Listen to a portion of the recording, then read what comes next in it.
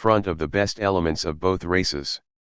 This type of front could only be built in opposition to the rising movement of Negro and white toilers, particularly against its leaders the Communists. Indeed, it was the white liberal elements within the U.S. bourgeoisie who launched the NAACP in 1911 and thenceforward held veto power over all its decisions. They intervened in the movement when the Booker T. Washington Tuskegee machine was under heavy fire from the Young Turks of the Niagara movement led by W.E.B. Du Bois and Monroe Trotter. Big business, alerted of the danger to sane leadership represented by an uncontrolled black movement, rushed forces to the danger spot. The young intellectuals of the Niagara movement were overwhelmed with new imperialist pleaders for its cause. They were subject to sustained wooing by humanitarian millionaires, backed up by hard cash in the form of subsidies to black education, health, and religious projects. Wealthy white liberal philanthropists like Joel Spingarn and Mary White Ovington held decisive positions of leadership in the organization.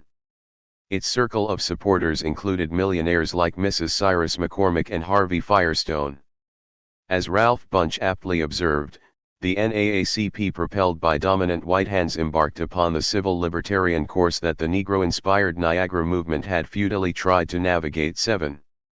The leadership of the NAACP is a self-perpetuating one with ties directly to Wall Street and social democrats like A. Philip Randolph, as well as in more recent years, to trade union bureaucrats. 8. This assimilationist stratum has not ceased to offer opposition on domestic issues, nor has it surrendered its claims to speak for blacks. But it is its support for monopoly capitalism and belief in the possibility of peaceful, legal, full integration into the system that determines the boundaries and character of its opposition. This is the core of Negro bourgeois reformism. From this flows its tactical line of reliance on bourgeois courts, legislative bodies, its treacherous compromises with the white ruling class, its reactionary sabotage of the revolutionary struggles for Negro rights. 9.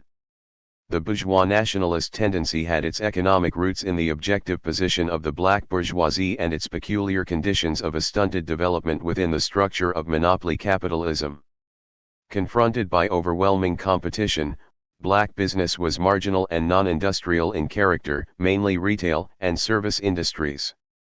Even here, it was restricted to the leftovers of the big capitalist chain enterprises and economically sounder white establishments. As a result of this peculiar position, the black ghetto bourgeoisie, mainly a petty bourgeoisie, found itself caught in an inescapable bind. On the one hand, it had what has been called a vested interest in segregation, upon which it was economically dependent for its market. At the same time, it found segregation the chief obstacle to its social development. It was torn between its immediate economic interest, which dictated maintenance of the ghetto as its main base of operation, and its desire for social equality. The result was a split personality created by mutually exclusive desires. As IRF in Negro liberation in 1948, the Negro upper class came late to the scene of American economic development, when the key points of the country's economic life were already torn in at by big business. 10. Its leaders sought to rally the masses through appeals to race solidarity, cooperation, and loyalty, for a buy-black policy. They attempted thereby to foster a kind of black exclusivism which would objectively run parallel to the segregationist policy of the white power elite. The less affluent sections of the petty bourgeoisie act as the most aggressive spokesmen of this type of bourgeois nationalism. The militancy of this stratum is very misleading and in fact posed a real danger to the party at the time. I felt it most important to point this out to the delegates. While apparently voicing opposition to the official bourgeois reformist leadership, these petty bourgeois nationalist leaders objectively represent the interests of the bourgeoisie. Therefore, objectively these movements reflect an attempt on the part of the petty bourgeois leaders to seize the leadership of the rising movement of the Negro masses against oppression in order to throttle it by diverting it into reactionary utopian channels, away from revolutionary struggle and hence back into the fold of the bourgeois reformists.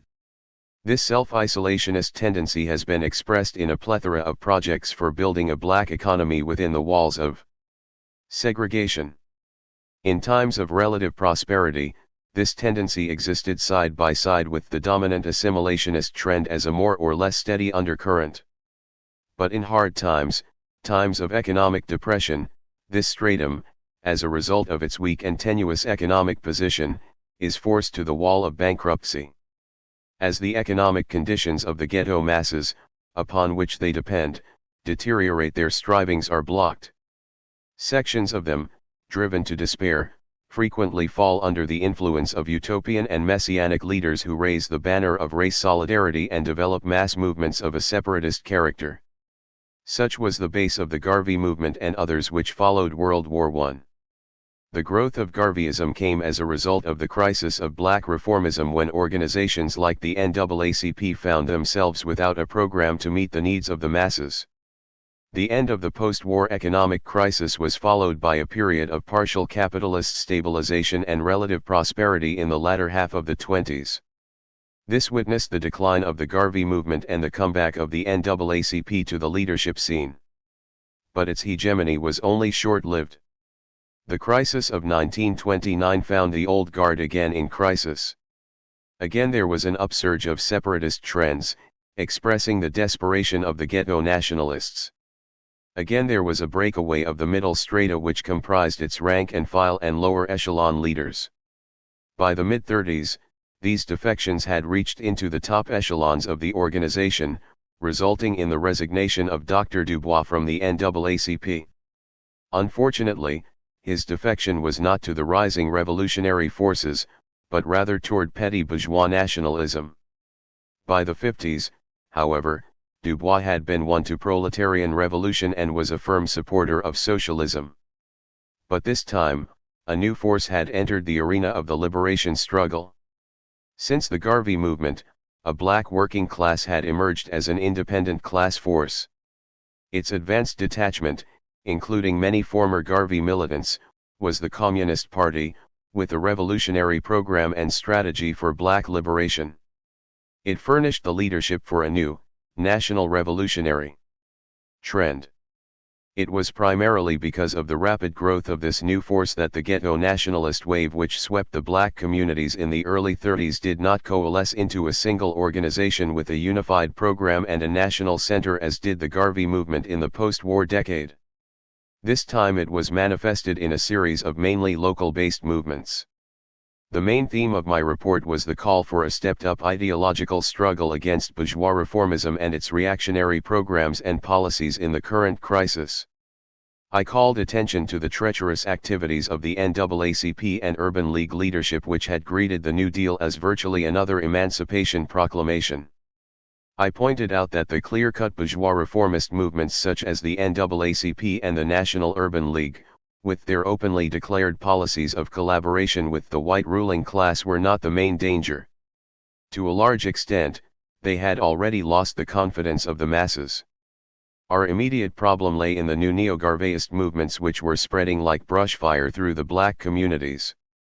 These appealed to the nationalist mood among the masses and advocated the wildest reactionary schemes as a way out of the misery and suffering of the ghetto masses. I briefly analyzed some of these movements against which we would have to direct our fire in the coming period. I noted three types of such movements. For example, the nationalist movement for the establishment of a 49th state, headquartered in Chicago. The leaders of this organization held that black oppression and racism in this country were natural and inevitable. Therefore they proposed that the federal government acquire a territory from the existing states, adequate in size and fertile in soil, and dispose of this land its resources to Negroes willing to settle.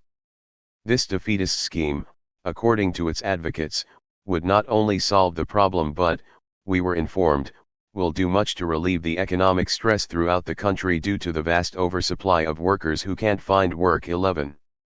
Another movement of this type, also originating in Chicago, was the peace movement to Liberia. The leaders of this organization claimed 4 million members who had signed a petition addressed to the president, asking that the government pay the expense of blacks' transportation to Liberia or Ethiopia to settle. The signers of the petition, according to the leaders, stated that they hold themselves in readiness to be eliminated from the impossibly competitive labor market here by transportation in government transports to Africa. 12. Further, they stated, an exodus of the poorest people would benefit both races, improve labor conditions for those remaining, and promote the long-deferred economic recovery. Emphasizing the peaceful, non-revolutionary character of the movement, its tighter subservience to imperialism, its advocates asserted that their me entailed no complication with foreign imperialist powers and they were not out to set up an independent state but to become law-abiding citizens in their newly adopted countries. It was clear that these schemes fit precisely into the whole program of the most racist and reactionary elements, such as the infamous Senator Bilbo of Mississippi. We considered that perhaps the most dangerous of these movements was the so-called Jobs for Negroes movement. It cropped up in many different cities under different names. In Harlem it was called the Sufi movement and was led by the notorious Abdul Hamid Sufi. In Baltimore it appeared as the Costanai movement. In Washington, D.C., it was the Negro Alliance. The local nationalist leaders, and very often these leaders saw the movement as a remunerative hustle, all followed a similar plan. They focused their struggle for more jobs on the small white-owned businesses and shops which refused to hire blacks. The policy of a small firms excluding blacks from employment while selling products in the ghetto created a great deal of anger and animosity among blacks. The Jobs for Negroes movement thrived on this justly felt anger. But by directing the struggle exclusively against these small establishments, which had only a small fraction of jobs, the broad struggle of black unemployed was diverted away from the large corporations which were located mostly outside the ghetto. These movements tended to quickly become anti-white, seeing the enemy as the white workers who held jobs in the ghetto. Demands such as all jobs for blacks in Harlem were common. The ruling class was overjoyed with this type of movement. It did not attack the real enemy nor raise demands for jobs, equality, and the end to discrimination where the main masses of blacks worked and where the majority of the jobs were. Instead they sought to divert the struggle for jobs from the real enemy to white workers and aggravated racial divisions precisely at a time when conditions and potential for a united struggle were very great. Even more sinister was the Pacific movement for the Eastern world. It had as its main slogan United Front of Darker Races under the leadership of Japan. The movement developed directly in connection with the threat of war between the US and Japan, and was basically the work of the Japanese imperialist agents who were attempting to divert the growing national liberation movement of blacks into support for Japanese imperialism. Its program for race unity, as opposed to working class unity and the unity of all toilers against imperialism, found support among some sections of black petty bourgeois intellectuals and even some workers. This movement was particularly poisonous because of the racial and chauvinist propaganda, attempting to convince blacks that Japan was the champion of the darker races. In practice this movement ran counter to the real interests of the black masses and, in many cities, was an obstacle to the organization of struggle for immediate demands. A good example was in St. Louis where leaders of the Pacific movement were active in attempting to defeat a strike of black and white nut pickers. The third tendency was the Liberian American Plan, which was a clearly bourgeois expression of Pan-Africanism. Under the guise of assistance to Liberia, their slogan was Freedom for Liberia. It was a plan of the aspirant black bourgeoisie to participate in a comprador role in the colonial exploitation of Liberia. This can be seen in the statements of one of its leaders: "We are beating our hearts and souls trying to break through thick walls of prejudice which bar us from the higher brackets of big industry here in America, when there is a virgin field which we could develop in Africa." 13. The so-called plan to free Liberia carefully avoided any mention of the role of U.S. imperialism. Firestone owned huge rubber plantations in Liberia, in the exploitation of the Liberian people. This plan received a large amount of publicity throughout the black-owned media. Its appeal to the impoverished black masses was mainly that a free Liberia could show the way to improving the conditions of colored folk throughout the world. The propaganda was aimed at the ghetto petty bourgeoisie themselves driven into poverty by the Depression. The movement found its own theoreticians to justify such a scheme, cloaking it in pseudo-revolutionary terms designed to appeal to poverty-stricken blacks.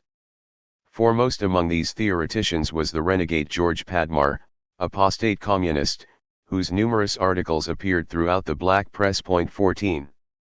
It is a credit to the party's correct strategy and tactics in the Black Freedom Front, along with our revolutionary line, that these tendencies remained as scattered, local organizations, never able to unite nationally as Garvey's UNIA had.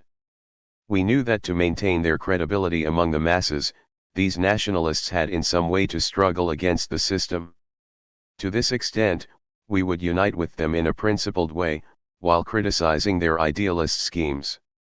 Our purpose in this was to better be in a position to lead the broad masses, many of whom, having genuine national aspirations, were temporarily taken in by these utopian escapist nationalists. Petty bourgeois nationalism in the party.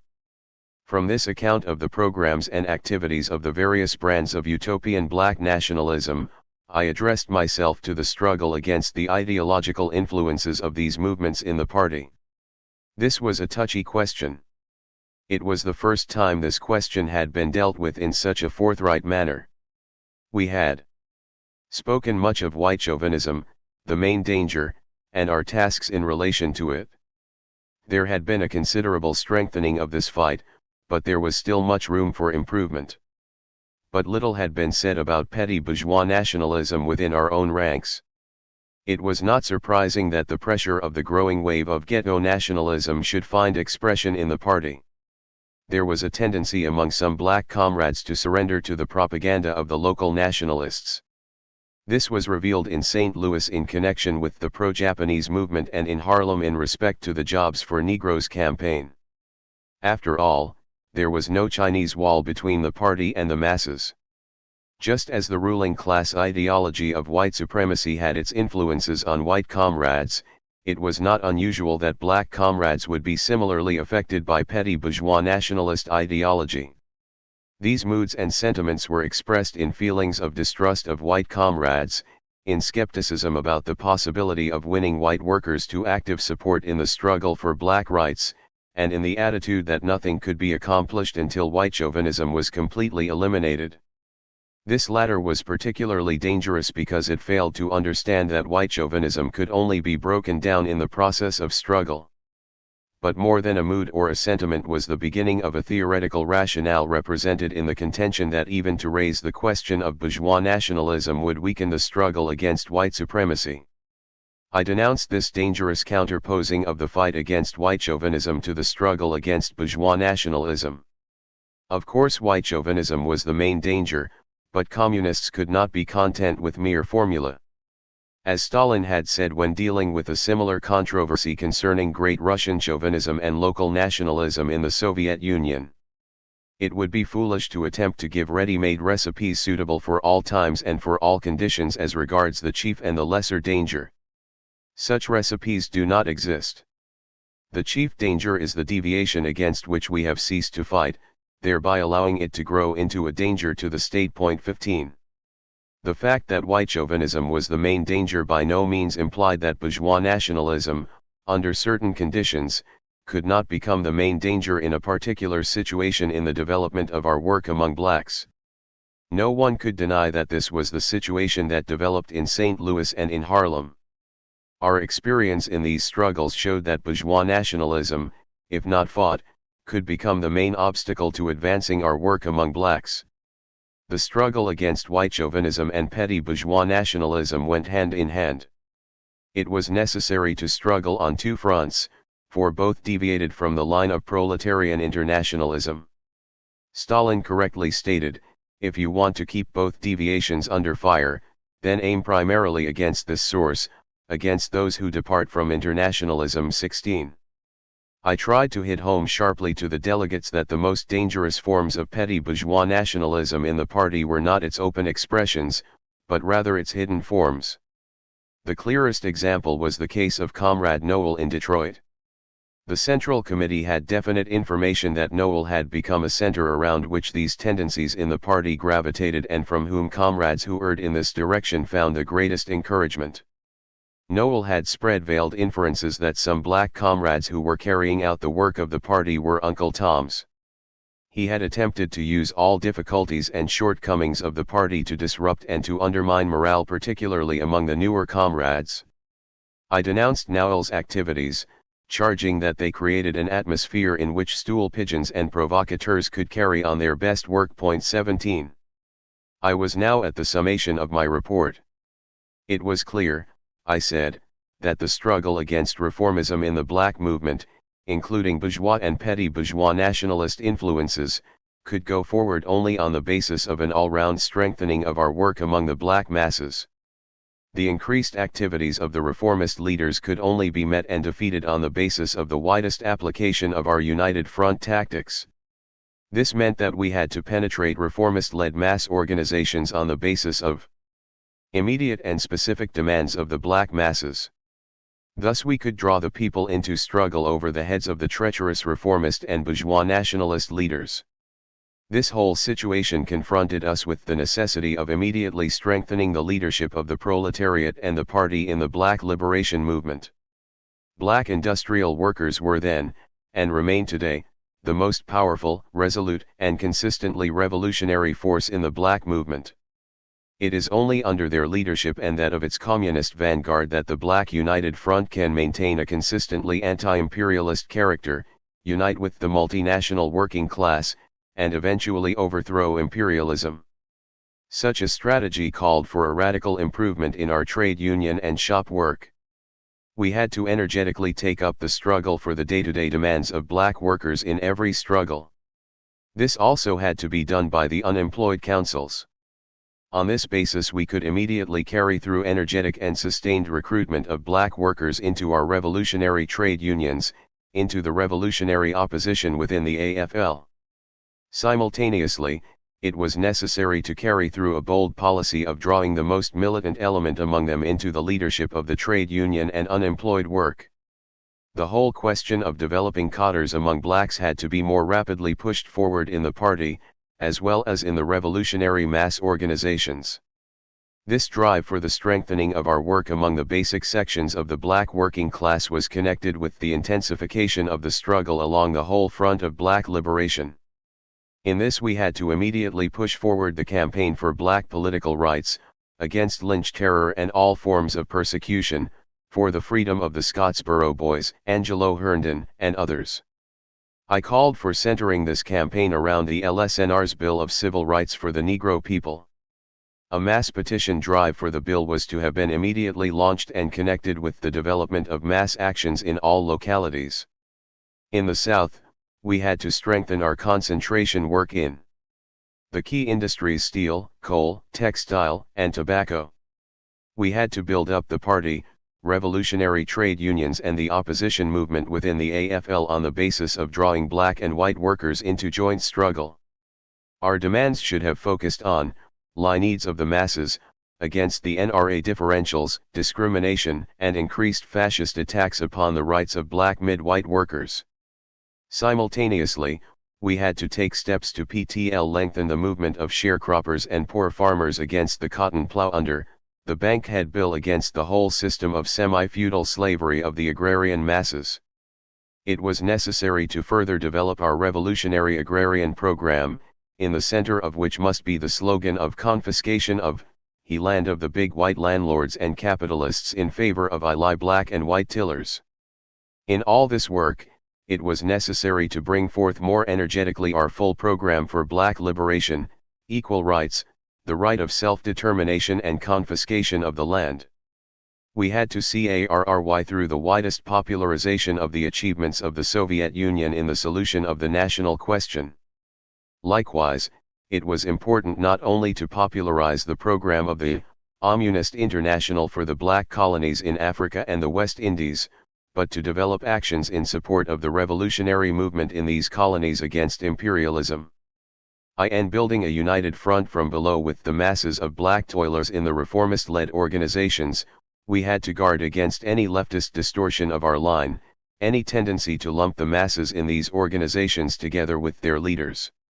This would play directly into the hands of petty bourgeois and bourgeois misleaders, inevitably leading towards our isolation. On the contrary, it was absolutely necessary in our approach to these masses to make a clear distinction between them and their leaders. At the same time, we had to be equally alert against the right opportunist tendency to underestimate the class role of black reformism. Such a tendency would lead to lagging at the tail of reformist and reactionary nationalist leaders, weakening proletarian hegemony and party leadership of the black liberation movement.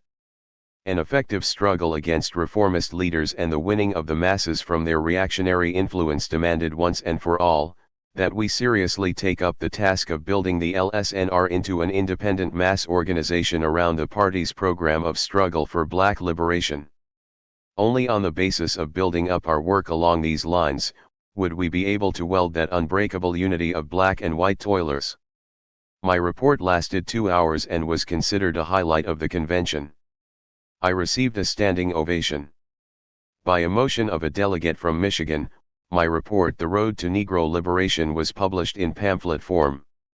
I was later placed on the Politburo as a result of this speech.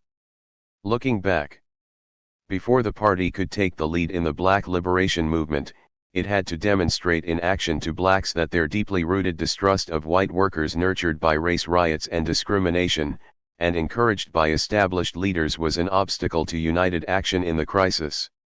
The party was able to do this because it had a comprehensive program to deal with the crisis and the other groups did not. In Scottsboro, the party effectively discredited the legalistic strategy of the NAACP, its reliance on courts, lawyers and liberal politicians. It was in our day-to-day work in the northern ghettos, the unemployment demonstrations, the campaigns against evictions and police brutality, and in struggles to organize non-discriminatory unions, that the party won hegemony over the local bourgeois nationalist organizations. Such movements were springing up at the time in Chicago, New York, Baltimore, St. Louis, Washington, and Detroit. These nationalist and separatist organizations exploited the antagonisms which inevitably developed between blacks and white immigrants in neighboring ghettos. This was further exacerbated by the presence of white immigrant shopkeepers in the black community. But the nationalists failed to take two factors into account. First, that the Depression was driving many of these white immigrant groups into desperation and moving them to the left, and second, that the party was waging a relentless struggle against white chauvinism in its own ranks and in the mass organizations it participated in. The unemployed councils, the TUUL unions and the ILD, all active in the early Depression, enrolled large numbers of whites in struggle on the platform which proclaimed full equality for blacks and resistance to all forms of discrimination in employment, in distribution of relief and in the courts. Moreover, the Scottsboro campaign demonstrated, as Adam Clayton Powell pointed out, that there were hundreds of thousands of white workers throughout the country and the world who would go to meetings and demonstrations, and even get arrested to protect 8 black youth from illegal lynching. These actions helped to demonstrate that the white workers were willing, under party leadership, to struggle against their own chauvinism and support the special demands of the black liberation struggle. But equally important was the fact that the party's program was far more effective than that of the nationalists in winning relief for the black community in the face of unemployment and high rents. The nationalists struggled for the right to all jobs in the black community, but MPST blacks worked outside the ghetto. Even if the nationalists succeeded, the number of jobs they could win would only reach a fraction of the black unemployed. In contrast, the party's demonstrations, such as sit-ins at relief offices, won immediate relief for hundreds of thousands of unemployed blacks in cities throughout the country, in Birmingham, Richmond, New York, Chicago, in almost every major urban center. The party's mass demonstrations brought results, and along with our defense of black political prisoners and the struggle against white chauvinism, it won us the respect of the black masses throughout America. Large numbers of black workers and intellectuals were attracted to our ranks. In my position as the head of the Negro Department, I tried to guide this two-pronged ideological struggle against bourgeois assimilationism on the one hand, and petty bourgeois and bourgeois nationalism on the other. The success of this ideological struggle in the black community was dependent upon a relentless and continuous struggle against white chauvinism by white communists and effective practical mass work by the party in the North and South. From 1930 to 35, both of these conditions existed, and we became the single most effective and respected organization in the national black community. The Eighth Party Convention called for building the LSNR into a mass organization. We felt the need for a black-led revolutionary organization to counter the NAACP leaders who were attempting a comeback after Scottsboro. They wanted to divert the mass trend toward militant confrontation back into channels of reliance on capitalist courts and legislative bodies. Towards this end, they were trumpeting the Costigan-Wagner anti-lynch bill in an effort to regain their lost prestige. Not only did they seek to confine the struggle to legislative channels and bolster faith in the capitalist institutions, they sought support for a bill which in effect could be used as a weapon against the struggles of workers. Immediately upon my return to New York, we launched a campaign to rebuild the LSNR. We called a meeting of the National Council of the organization. At this meeting, Langston Hughes, who had recently returned from the Soviet Union, was elected president. I was elected national secretary, relieving Richard B. Moore, who was in ill health. Ben Davis, Jr., just up from Atlanta, was made the editor of The Liberator, formerly the Harlem Liberator, which now became the official organ of the LSNR. Davis was replacing Maud White, who was sent to Cleveland as a party section organizer. Detroit Scottsboro. As a first step towards rebuilding the organization, I went on a speaking tour of Midwest industrial centers and addressed successful mass rallies in Detroit, Cleveland, Chicago, and St. Louis. These rallies were sponsored by local LSNR groups, in some cases jointly with the International Labor Defense.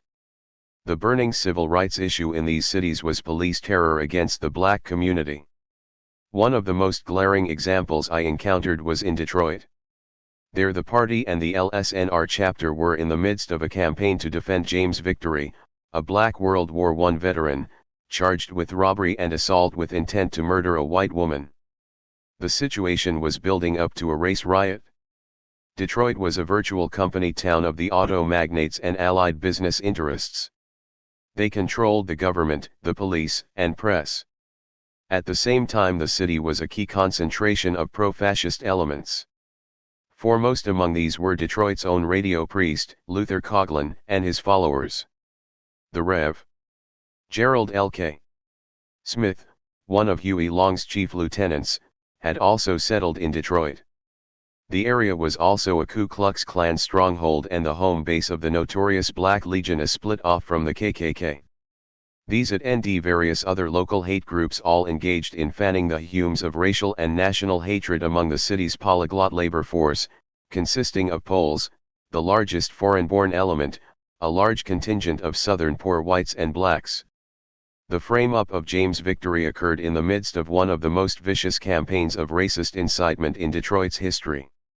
It was launched by the police department under the leadership of Colonel Pickard, in conjunction with the employer-controlled press of the city.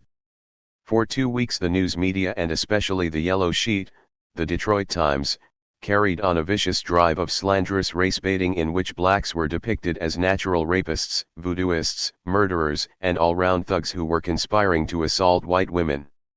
The police department issued special instructions to arrest on-site blacks found in white neighborhoods. Col. Pickard boasted that an average of 50 arrests a day were made. This frenzied manhunt finally culminated in the arrest and frame-up of James Victory, who was made a target for the whole campaign of lynch hysteria. The local LSNR and the ILD immediately came to the defense of Victory. When I arrived, they were in the process of building a United Front Defense Committee. From the outset, we saw that the terror campaign and the frame-up of the innocent worker Victory had a twofold purpose: on the one hand, to intensify the oppression of blacks, and on the other, to divide and split the workers, and in this way to forestall the growing tide of working-class struggle against the auto lords. The Defense Committee formulated demands which included an immediate end to the terror campaign and manhunt, immediate release of Victory, withdrawal of special police details from black neighborhoods, freedom of speech and movement for black people in all parts of the city, an end to discrimination in relief and on the job, and a call for united action of black and white toilers against the common oppressor. A series of meetings were called, resolutions and telegrams poured down on the city officials. A tremendous mass struggle developed to defend victory. I spoke at a large mass rally held at the Israel Baptist Church along with Rev. Graham, John Bollins of the Union Theological Seminary, and William Weinstone, district organizer of the Communist Party. I remember comrades at this meeting and activists in the campaign included Joe Billups, head of the LSNR chapter, LeBron Simmons, a young black law student and his brother John, and Nat Ganley, trade union director for the party. In my speech I placed the defense of James Victory in the context of the overall struggle for black rights, emphasizing that success could only be achieved through revolutionary mass struggle of black and white workers. I scored black reformists who stood aloof from the struggle and refused to say anything about the crying injustices and insults perpetrated against black people. The committee retained the famous labor attorney Maurice Sugar to defend James Victory. At the trial, Sugar made a brilliant and militant defense, breaking down the prosecution's lies and fabrications and exposing the flimsy character of the frame-up. The mass protest, combined with Sugar's legal defense, resulted in the freeing of James Victory. This important triumph was testimony to the need for mass struggle in defense of black rights, and stood in sharp contrast to the reformist treachery of the NAACP leadership. I left Detroit in high spirits. My next stop was Chicago, where I addressed a mass meeting called by the American Consolidated Trades Council. The meeting was part of a campaign for employment of black construction workers on the DuSable High School building project. Chicago was followed by stops in St. Louis, Cleveland, and Kansas City. Following the tour, there was a short spurt of activity by LSNR chapters, but this soon petered out. Soon the only active chapters left were in Harlem and the south side of Chicago.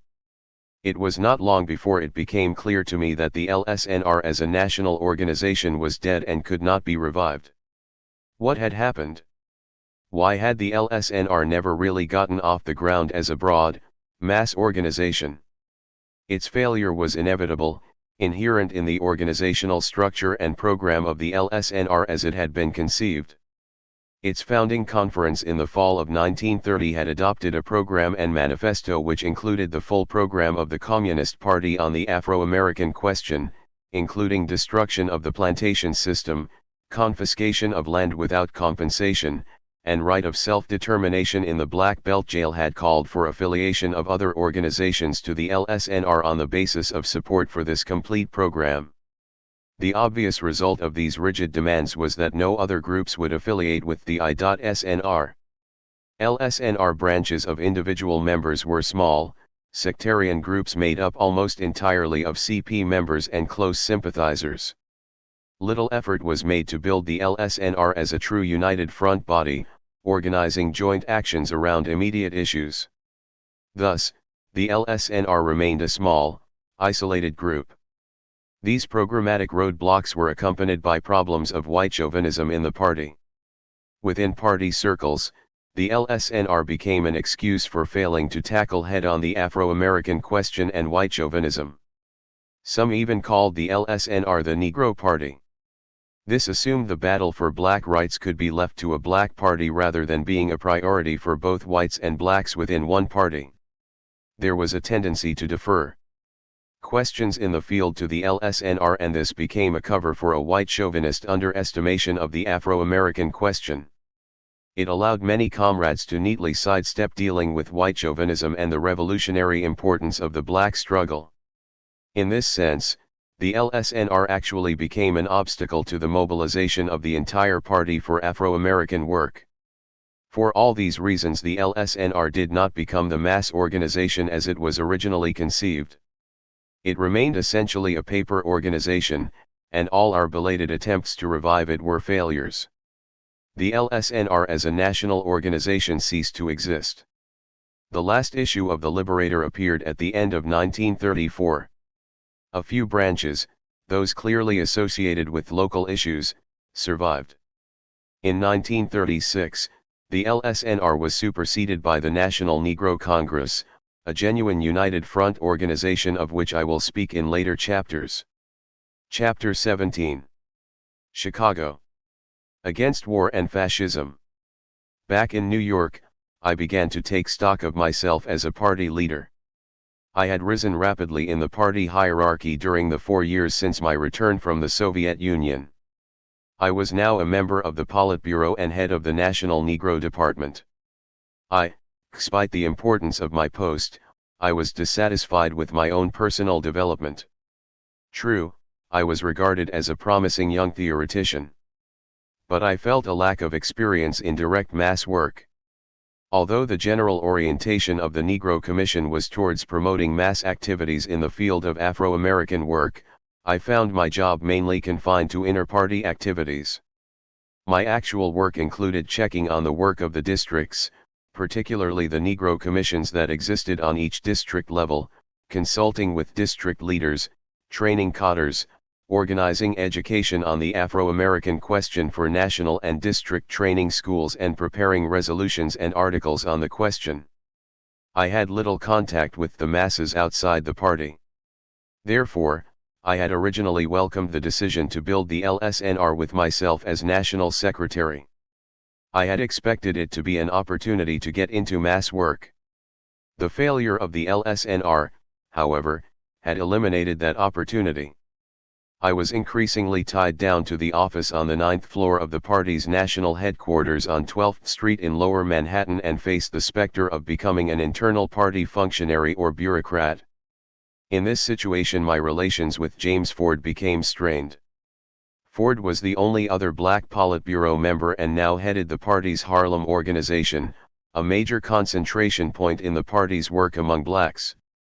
Ford and I had disagreements over such things as assignments of cadres, but I felt the main cause of friction was Ford's personal ambition. Ford was a man of considerable organizational ability, but Browder was able to play on his weaknesses and use him as a vehicle for winning the black cadre to his developing liquidationist line on the Afro-American question. Thus, Ford, supported by Browder, built a power base, almost a clique in Harlem. I felt it was impossible to work in this atmosphere.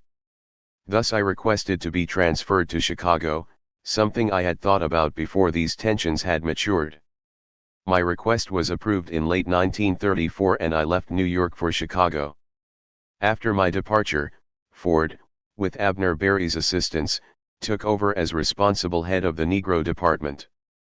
As head of the Negro Department, I had kept in close touch with the Chicago comrades. The party in Chicago was beginning to grow.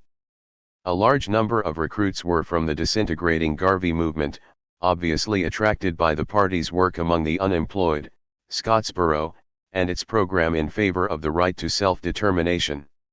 Chicago was the country's second largest black city and had the greatest concentration of black industrial workers. In the early 30s, the city was the scene of some of the fiercest battles of the unemployed. In the summer of 1930, the city was the site of the founding convention of the National Unemployed Councils.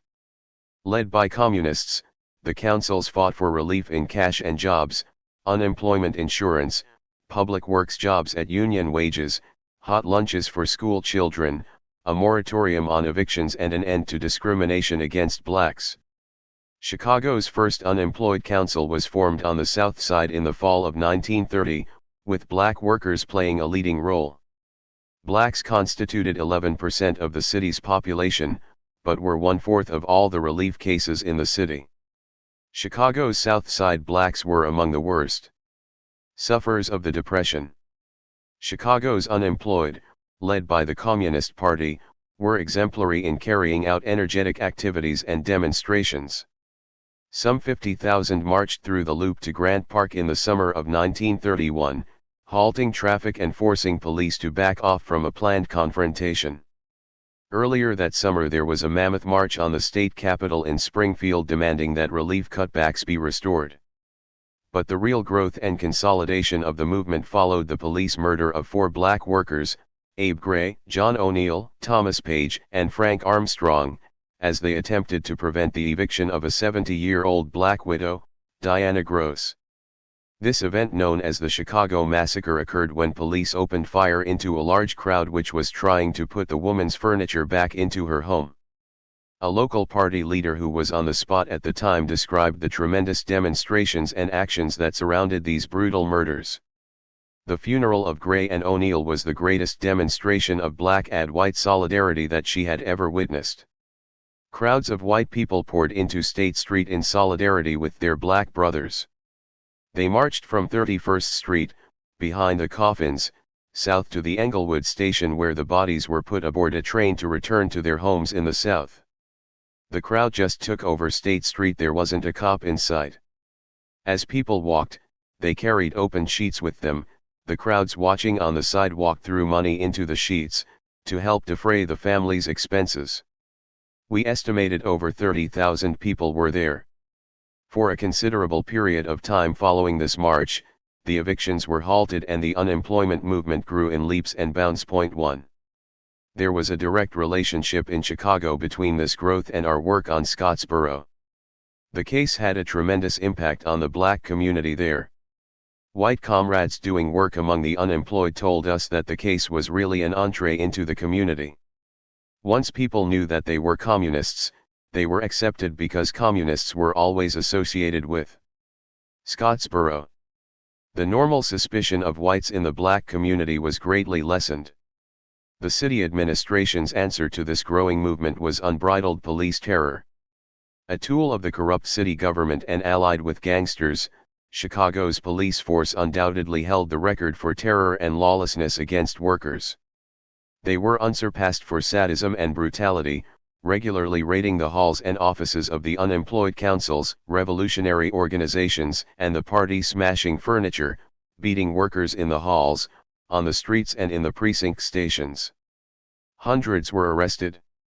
In 1930, the police murdered Lee Mason, a black communist candidate for Congress. Harold Williams, a party organizer in the South Side and an old schoolmate of mine from Moscow, was viciously beaten. Although hospitalized, he never fully recovered. Arid died a few years later in New York. It took courage and on occasion ingenuity to thwart the police terror aimed at forcibly stifling and demoralizing the workers' movement. One example of both was Herbert Newton, a black member of the Central Committee and party organizer in the South Side. On one occasion he was speaking before a large crowd in Ellis Park. The police arrived, determined to stop Newton from speaking and to break up the meeting. But Newton, moving quickly, climbed up an old oak tree and kept right on talking.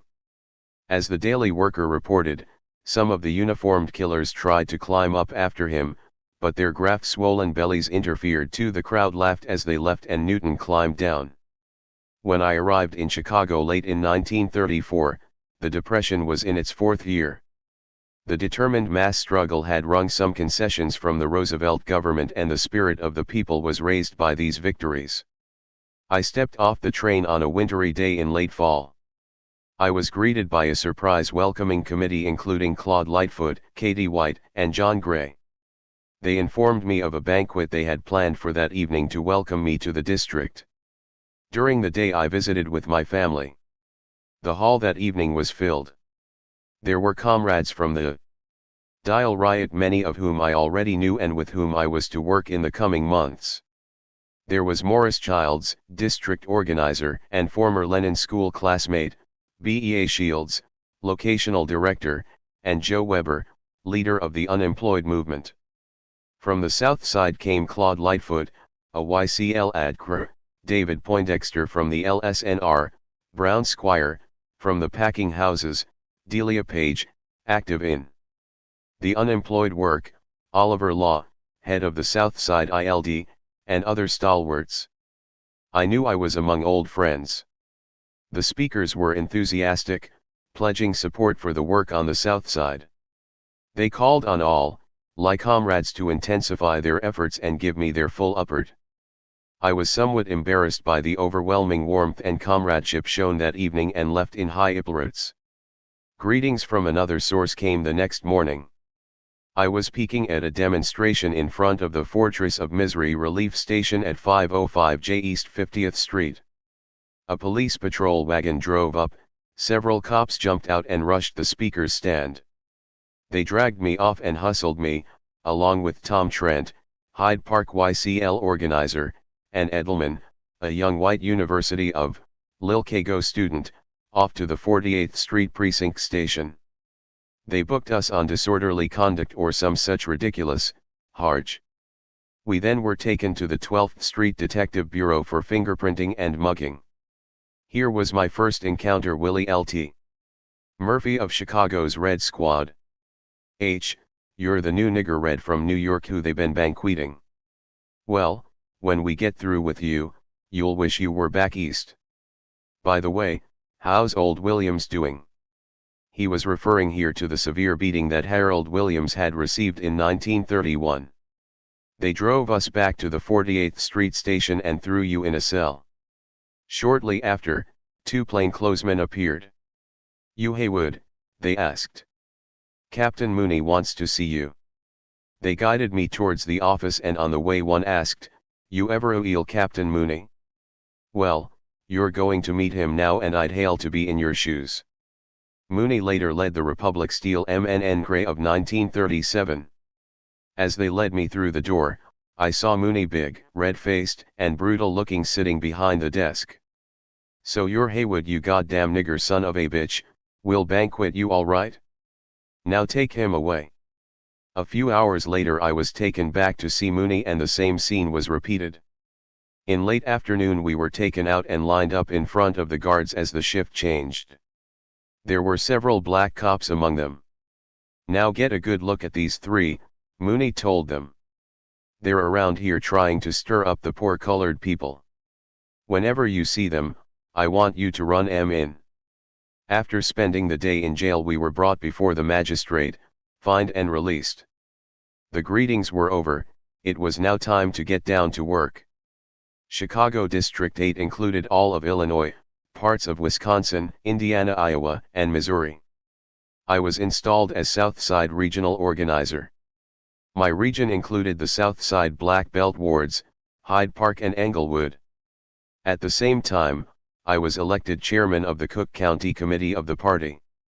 When I first arrived the mass struggles, particularly of the unemployed, had ebbed from the peak reached a year or so earlier. Strikes and unemployed marches throughout the country had wrenched limited concessions in the form of the first round of New Deal legislation, the National Industrial Recovery Act, Agricultural Adjustment Act, etc. The national economy had improved somewhat, profits had risen significantly, production was 15% higher than the low point of 1932, and unemployment had dropped 3 million, although over 13 million remained jobless. These factors all helped to ease the situation of the masses somewhat. But this upturn didn't affect South Side blacks much. Last hired, 50% were unemployed, as compared with only 24% of whites. At the same time, these improvements signaled a new offensive by monopoly capital. With the depth of the crisis behind them, they were now confident they could put an end to the reforms they had temporarily accepted and move the country in a fascist direction. The Supreme Court declared key New Deal programs unconstitutional. Roosevelt chose to move a little left of center. To strengthen his position among the workers, and presented the Congress with a second round of New Deal legislation, Works Progress Administration, WPA, the Wagner Act, National Labor Relations Act, which guaranteed labor's right to organize, the Social Security Act, which established small federal benefits for the aged and the unemployed. The lull in mass activity, the growing conflicts in the ruling class, and the rapidly changing international situation marked the beginning of a new period. All the struggles of the future would be marked by the growing threat of fascism at home and abroad, and our tactics would change accordingly. We felt that what was needed was a clear program of action embracing the black masses together with white toilers, aimed at building a broad united front movement. After much discussion in the region, a plan of action was adopted. It called for concentration on the three most pressing issues of the time: relief, high rents, and the high cost of living. We called for a special focus on the rights of blacks for WHQLRN, because of Jim Crow, suffering was particularly sharp. we organized around the slogans of drive down rents, abolish rent differences in Negro and white neighborhoods, increase cash relief, smash Jim Crow methods of relief distribution, hands off Ethiopia. On July 25, 1935, the historic 7th Congress of the Communist International opened in Moscow and met in session until August 21. The U.S. party sent a strong delegation, including an impressive group of black comrades. Among them were Ben Khari, others, Pittsburgh's Rock of Gibraltar, Claude Lightfoot. I was happy to see him go to further his political experience, the sharecropper leader and organizer A1 Murphy. From Chicago, we followed the proceedings of the Congress closely. How to prevent fascism, and how to overthrow it where it already had come to power, were the questions facing the Congress. In his main report, Georgy Dimitrov, hero of the Reichstag fire trial, defined fascism as the open terrorist dictatorship of the most reactionary, most chauvinistic, and most imperialist elements of finance capital 3. The Congress called upon the parties to build broad people's fronts against war and fascism. These anti-fascist fronts would include workers and farmers, intellectuals. And all democratic sections of the population. The parties were urged to take into consideration the changed conditions in the world situation, and to apply the united front tactics in a new manner. While pointing out the need for such broad unity, at the same time Dimitrov warned against the communist parties losing their independence and freedom of action and abdicating their leading role within the anti-fascist front. In February 1935, Italian troops were already massing in Eritrea, obviously preparing to invade. By summer, Italy openly proclaimed its goal of annexing Ethiopia. The fascist threat to Ethiopia aroused deep anger in the black communities throughout the country. Anticipating the call of the 7th Congress, we Southside Communists seized the initiative to build a broad united front struggle against the growing threat of war and fascism.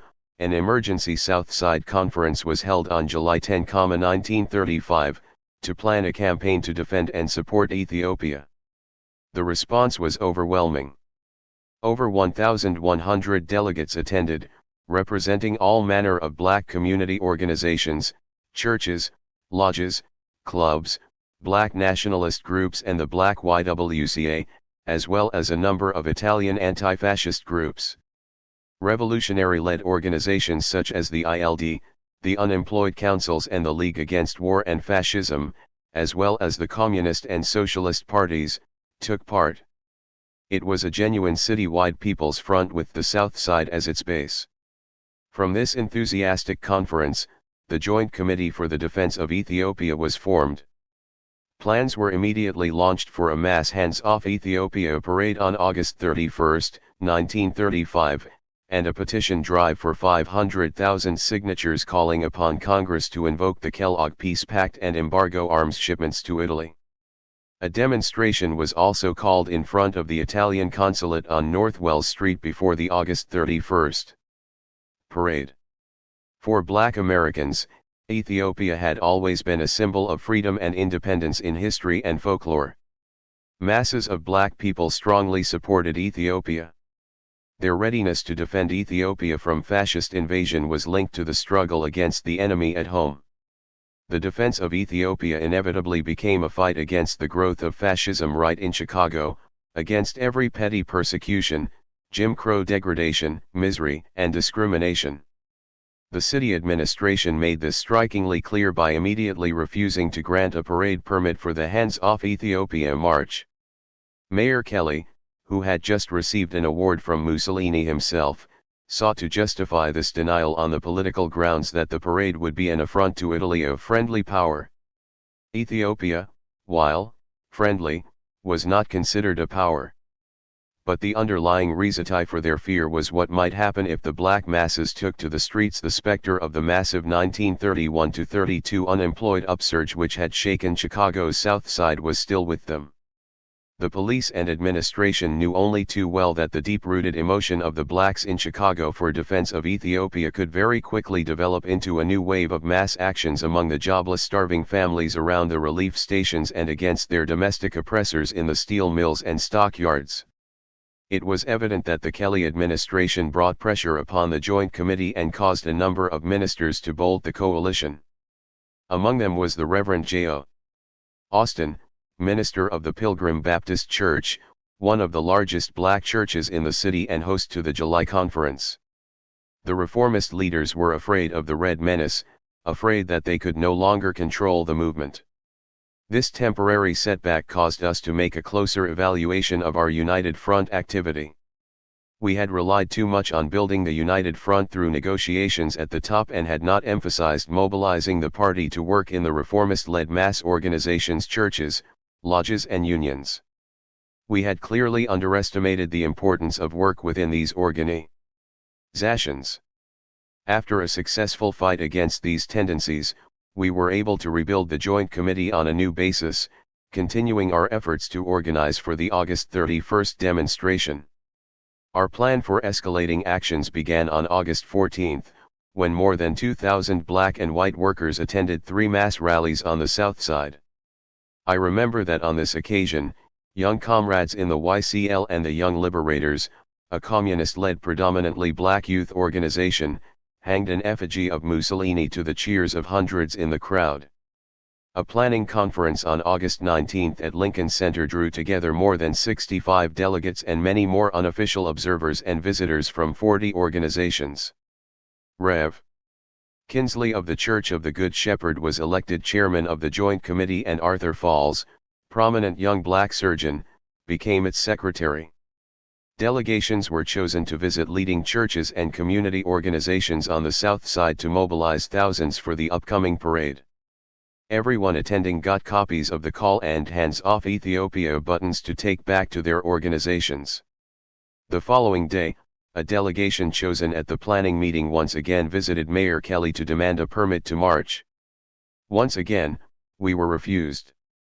The coalition had by now received the endorsements of the local Socialist Party and Executive Council of the Chicago AFL. The actions continued with a protest at the Italian consulate. I was among a delegation who met with the consul to demand immediate withdrawal of Italian troops from Africa. The young comrades on the outside who were very adept at this type of dramatic action carried on a demonstration during lunch hour. 2 young girls, one white and one black, were handcuffed to a light pole in front of the consulate. They wore white sweatshirts on which were printed the slogans, "Down with Mussolini, Hands Off Ethiopia." It took the police 10 or 20 minutes to file through their chains, enough time for a huge lunch hour crowd to gather and for them to make speeches and shout slogans. Sidewalk as well as street traffic was blocked. To add to the confusion of the police, others showered the crowd with leaflets from the nearby elevated station. We had other flash actions in the downtown area. 100 or so of us would blend in with the crowd in the busy loop area and at a signal from the leader would draw out hidden placards and leaflets. I could see the looks of amazement and disbelief on the faces of the cops when this happened. Having received no instructions from their superiors, the police were shocked to see a full-sized sidewalk parade suddenly materialize seemingly from nowhere. After a few blocks, the demonstrators would discard their signs and disperse. All of these were billed UPS for our August 31st parade. This groundwork was successful.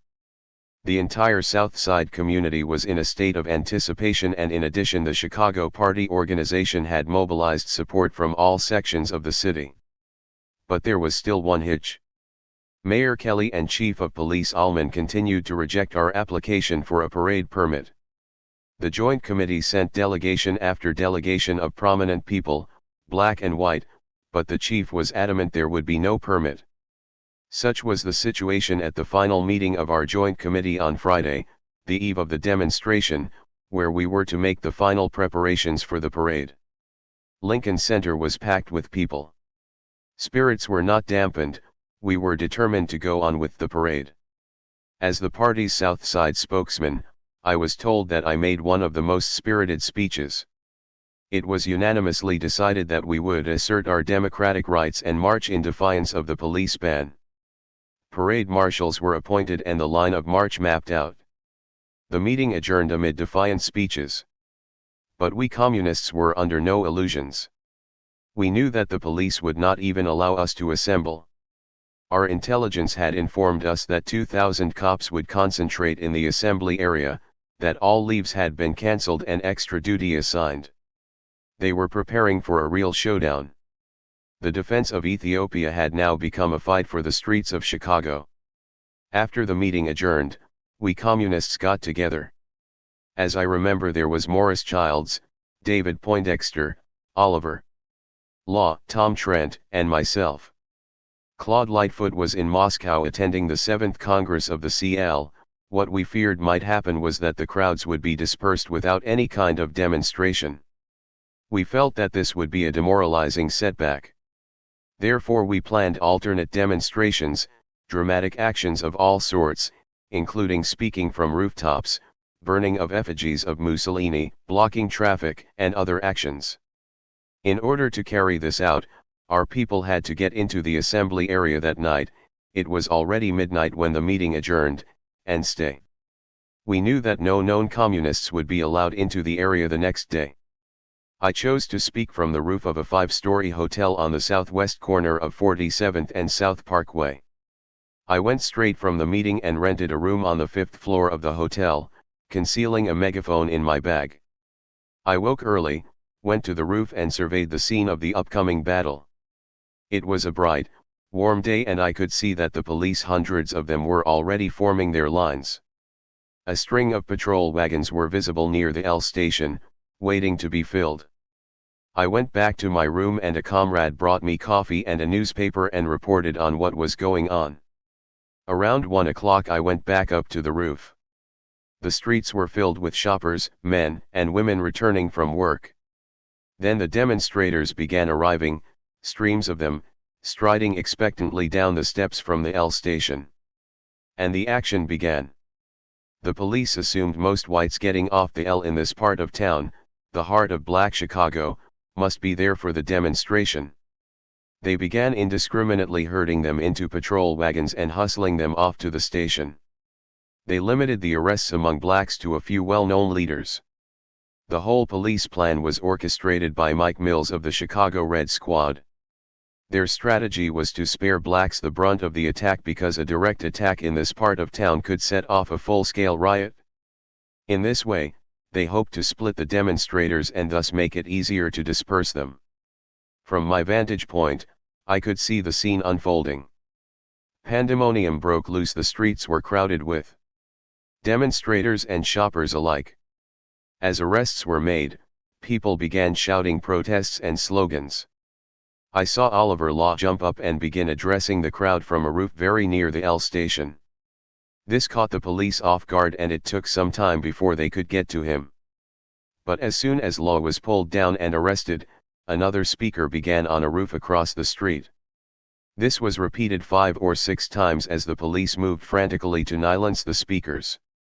By this time, the crowd had grown considerably and the streets and sidewalks were jammed.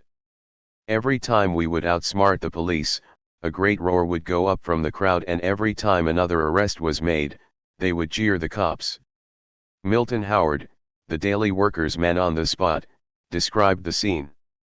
There were 2,000 uniformed police with revolvers and clubs lined up through a quarter-mile radius from the corners where the demonstration was to have begun.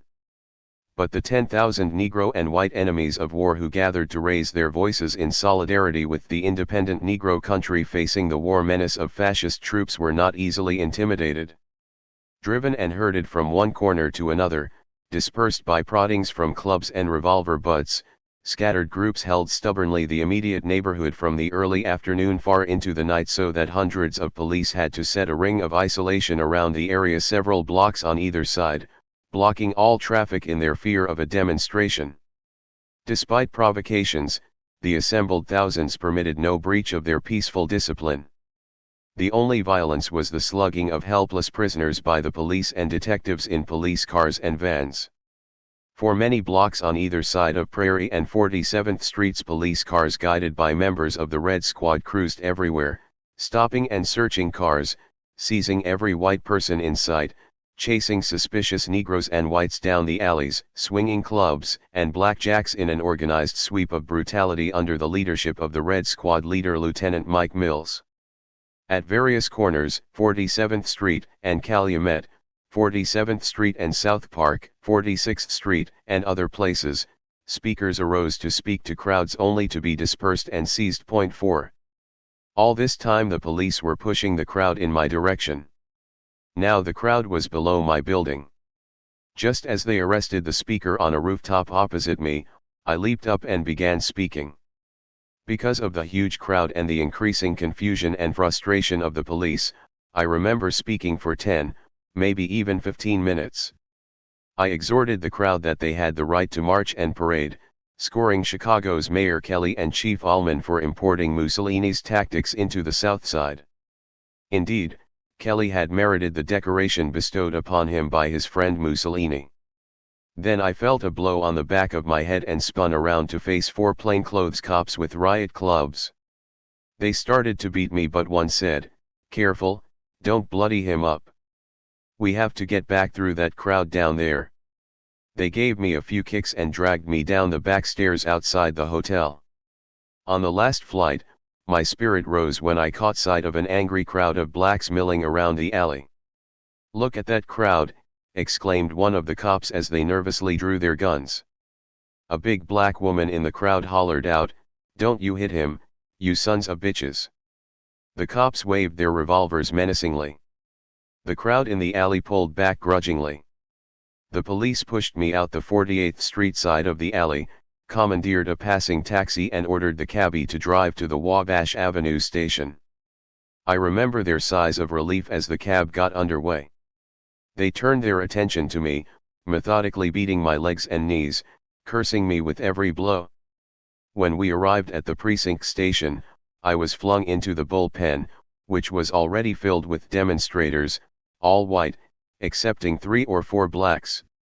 I received a few parting kicks as the cops shouted, "Here's Haywood, your leader." To one side, I could see bloodied people staggering and limping through the door. They were being herded from the patrol wagons, forced to run through a gauntlet of club-wielding, sadistic goons. I glimpsed a woman named Anna, our Chicago district office manager, with blood cascading down her forehead. A Chicago Defender reporter witnessed the incredible scene. If the people who saw the police break up the parade were surprised at the brutality that went on all afternoon on 47th Street, they would have been astonished at the downright savageness with which the police amused themselves at the Wabash Avenue station. The patrol wagons gathered in such numbers in front of the station to hold up traffic on 48th Street. Prisoners were unloaded in the middle of the thoroughfare. On each side of the wagon formed a long double line of 15 to 30 police. The unfortunate prisoners were pulled out of the vehicle and forced to run the gauntlet. Their heads, shins and bodies were clubbed by policemen who yelped in glee at the bloody sight. 5. In the cell, my legs suddenly fell out from under me. It was a delayed reaction to the beating I had received in the taxi. I could no longer stand. My fellow cellmates began yelling and chanting, demanding that they take the more severely injured out to the hospital. Finally we were taken to the city hospital. Expecting some relief from my injuries, I was greeted by another hellish scene. The emergency room was filled with people injured in the demonstration. The student doctors attending the injured were having a great time. "Hey, look at this one. What a beaut. Hey, you have to give them cops credit, they sure know how to swing a billy. Look here, cut wide open but no skull fracture, perfect." I was given a quick going over. I was unable to walk, but the doctor mumbled, "He'll be all right, now get him out of here." I was taken back to the cell block. By this time the Red Squad was busy screening out the over 500 arrested.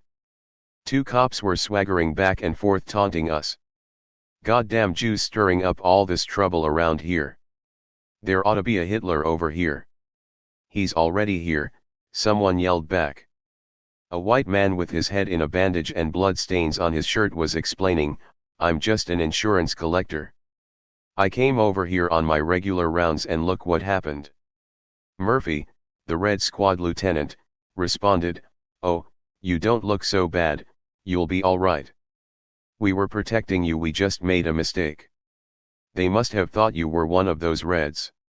You can go. But there must have been a lot of mistakes that afternoon. When they finished, only 35 of us were charged with an offense. Late that night, bail was made and we were released. A Russian comrade, a huge man, picked me up and carried me like a baby to a waiting car and then to my apartment. I was released on Saturday night.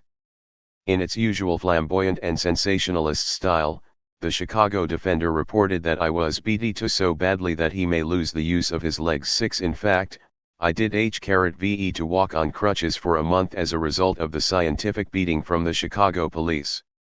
The party immediately took the offensive against this attack, linking it directly with the growing fascist menace abroad. Morris Childs, the district organizer, made a militant statement to the press in which he declared that the people of Chicago were against the imperialist plunder of an independent country, and would stand up for their right to say so freely. He called for a united people's front against fascist reaction in the city, 7 and urged the people of Chicago to flood the city with telegrams demanding the release of all demonstrators and an end to police suppression of political activity. The party called for a huge protest meeting the following Wednesday at Boulevard Hall on 47th Street. Despite the Red Squad's attempts at intimidation, it was packed with people. Speaking to the audience from a chair, as I was unable to stand, I told the audience that our demonstration had been a brilliant success in showing that the people of Chicago were ready to unite against war and fascism, both foreign and native, and in defense of their right to speak for peace. Committee of prominent citizens, including Dr. Arthur G. Falls, chairman of the Interracial Commission, attorney Edith Sampson, who later became a member of the U.S. delegation to the United Nations, A.L. Foster, secretary of the Chicago Urban League, and Robert Morse Lovett of the University of Chicago was formed to investigate the police brutality. The committee urged that people send protest letters and phone calls to the mayor and to prominent members of the city administration. The 35 of us who had been charged with inciting to riot demanded a jury trial. When we arrived in court, it was packed with our supporters. The prosecutor, on seeing the crowd, asked for the trial to be postponed. During the following weeks and months, the DA asked for postponements each time our case came up. It was clear that they were trying to drag things out, hoping that the momentum of our support would die down. This tactic of theirs imposed a hardship on us, for we had thousands of dollars tied up in bail which would not be returned until after the trial. The money was desperately needed for defense work elsewhere.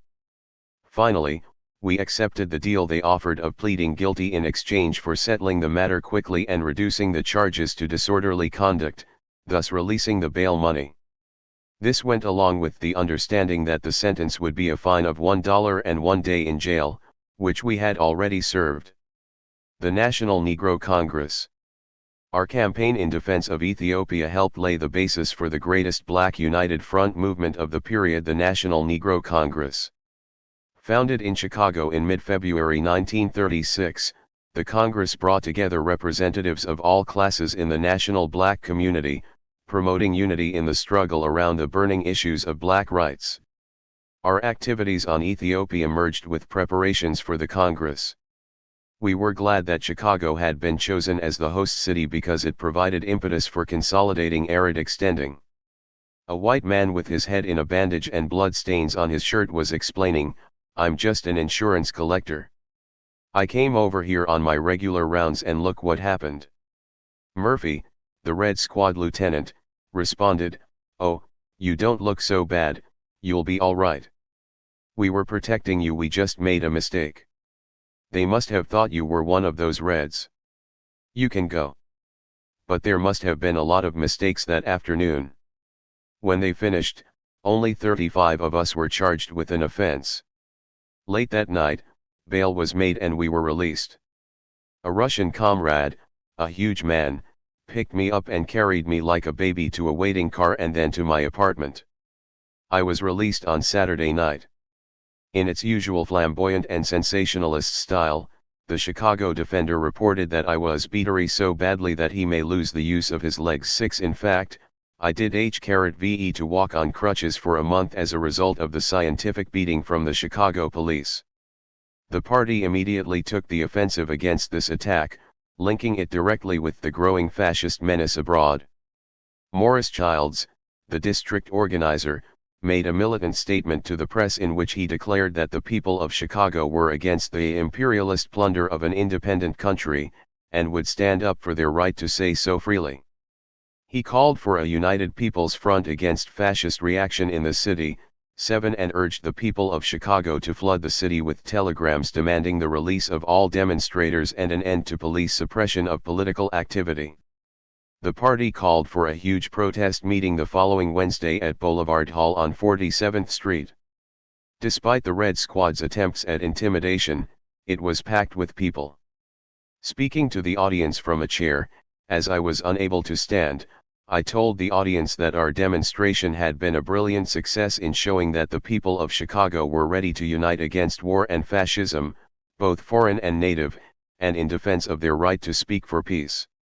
Committee of prominent citizens, including Dr. Arthur G. Falls, chairman of the Interracial Commission, attorney Edith Sampson, who later became a member of the U.S. delegation to the United Nations, A.L. Foster, secretary of the Chicago Urban League, and Robert Morse Lovett of the University of Chicago was formed to investigate the police brutality. The committee urged that people send protest letters and phone calls to the mayor and to prominent members of the city administration.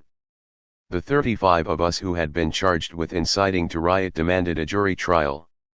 When we arrived in court, it was packed with our supporters. The prosecutor, on seeing the crowd, asked for the trial to be postponed. During the following weeks and months the DA asked for postponements each time our case came up. It was clear that they were trying to drag things out, hoping that the momentum of our support would die down. This tactic of theirs imposed a hardship on us, for we had thousands of dollars tied up in bail which would not be returned until after the trial. The money was desperately needed for defense work elsewhere. Finally, we accepted the deal they offered of pleading guilty in exchange for settling the matter quickly and reducing the charges to disorderly conduct, thus releasing the bail money. This went along with the understanding that the sentence would be a fine of $1 and 1 day in jail, which we had already served. The National Negro Congress. Our campaign in defense of Ethiopia helped lay the basis for the greatest Black United Front movement of the period, the National Negro Congress. Founded in Chicago in mid-February 1936, the Congress brought together representatives of all classes in the national Black community, promoting unity in the struggle around the burning issues of Black rights. Our activities on Ethiopia merged with preparations for the Congress. We were glad that Chicago had been chosen as the host city because it provided impetus for consolidating and extending our contacts and associations. The National Sponsoring Committee for the Congress, headed by John P. Davis, who was then Secretary of the Joint Committee on National Recovery, set up headquarters in Chicago. We also established a local sponsoring committee with Charles Wesley Burton, a well-known leader in Chicago's Black community, as chairman. An office was opened on Chicago's South Side. We set up a speakers bureau and organized canvassing teams which distributed throughout the city the Congress call and thousands of copies of the pamphlet "Let Us Build the National Negro Congress." We approached local organizations for delegates to the Congress.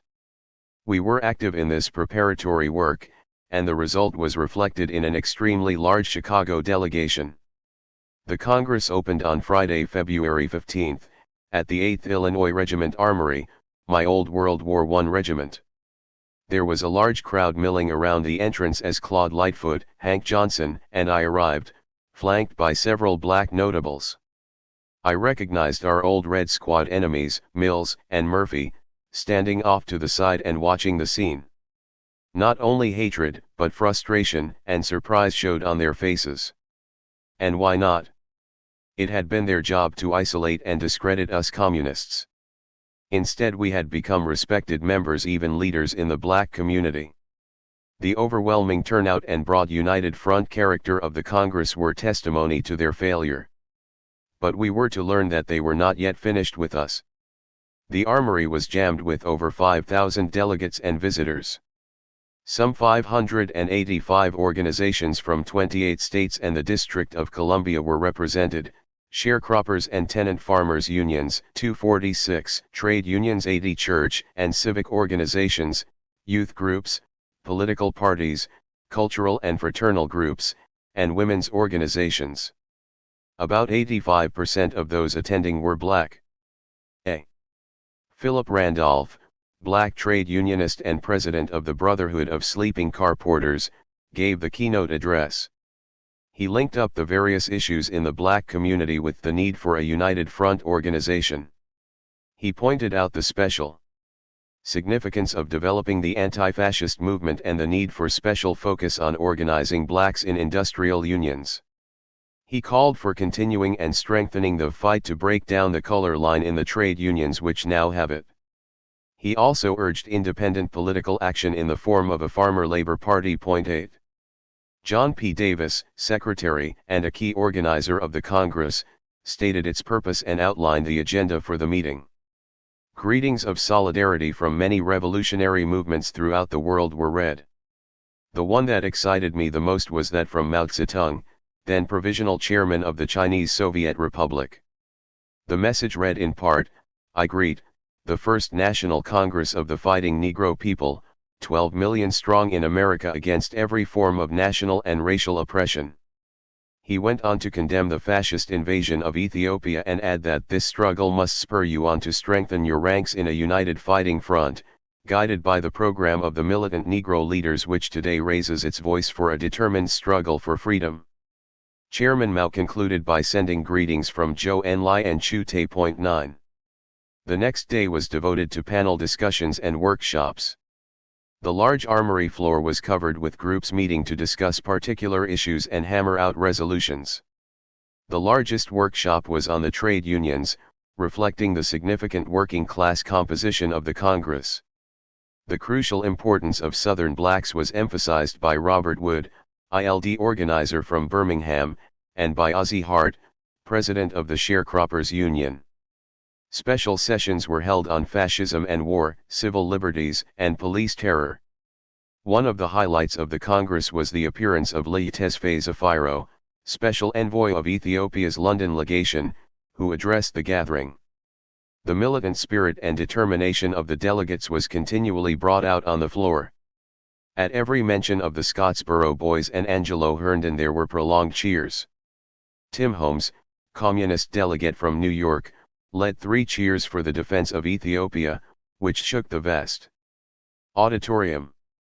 When a resolution condemning the Hearst press and urging its boycott was unanimously adopted, the delegates staged a spontaneous demonstration in which every visible copy of the local Hearst sheet, the Herald Examiner, was torn to shreds and tossed in the air. Silence greeted the telegram from Mayor Kelly, who conveniently found that he had scheduled an out-of-town meeting and would be unable to attend. When his replacement, Judge Burke, telegrammed that he was suddenly called to the bedside of his dying sister, the audience responded with prolonged derisive laughter. On Sunday, the closing session established the Congress as a permanent organization and called for the formation of local councils throughout the country. The thrust of the program was basically as outlined in the keynote address by Randolph, centering on active support of industrial unionism and the need to combat the growing threat of war and fascism. The Congress passed resolutions calling for the formation of Negro labor committees to oppose discriminatory practices in trade unions and to undertake organization of unorganized black workers.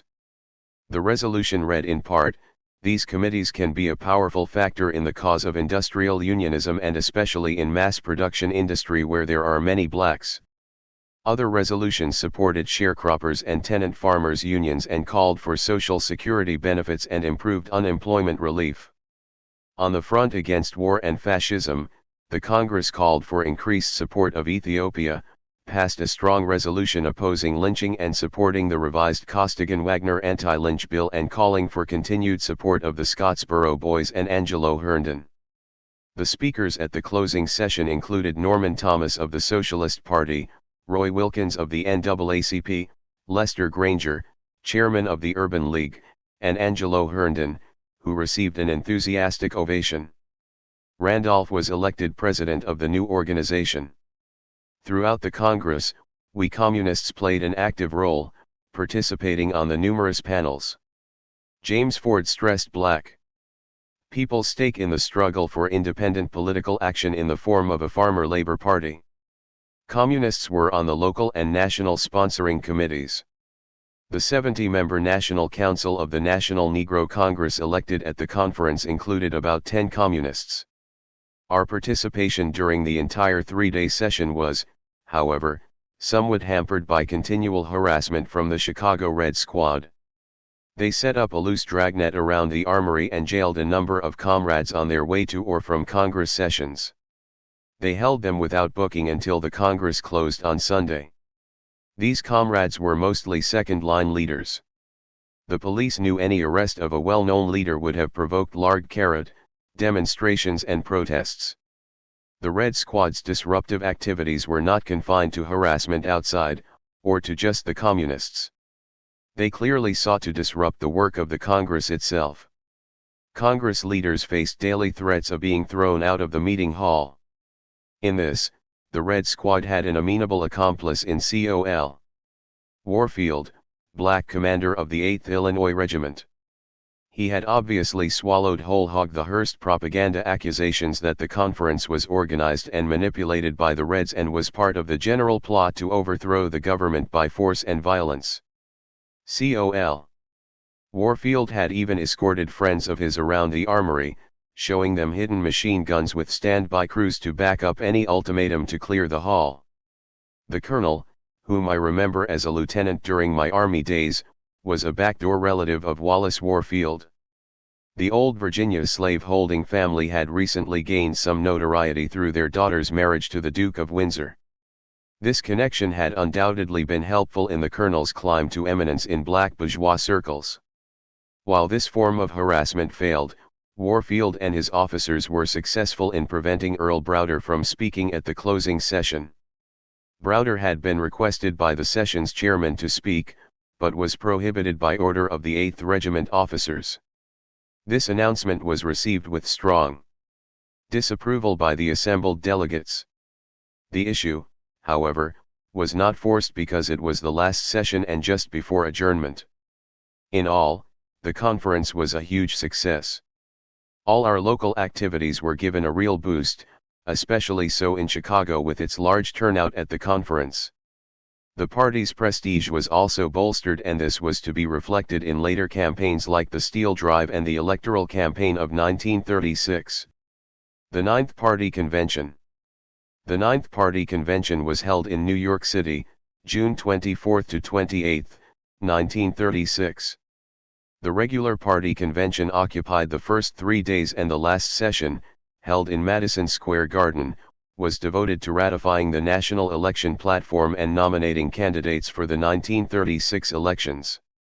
The 1936 elections, held in the midst of the continuing economic crisis, saw some of the most bitterly fought campaigns in American history. The dominant Wall Street monopolists, the Hearst papers, the most reactionary and fascist-minded sections of the ruling class, united behind the Alfred M. Landon/Col. Frank Knox slate in a determined effort to defeat Roosevelt and reverse the New Deal programs and gains made by the popular mass movement. At the same time, agents of big business formed the Union Party, which was designed to take votes away from Roosevelt and spread confusion among the populist-oriented voters. Self-declared fascists, Father Coughlin and Gerald L.K. Smith, were its major leaders, and William Lenk was its presidential candidate. Roosevelt, running on a pledge to continue the New Deal reforms, had substantial middle-class support and aid from more liberal-minded and anti-fascist sections of the ruling class. This sharpening of contradictions in the U.S. ruling class was a reflection of the growing threat of fascism on a world scale. The fascist offensive at home was part of a similar offensive abroad, the formation of the Hitler-Mussolini-Hirohito axis, the invasion of northern China, the invasion of Ethiopia, the strengthening of Hitler's power in Germany, and the growing threat of civil war in Spain.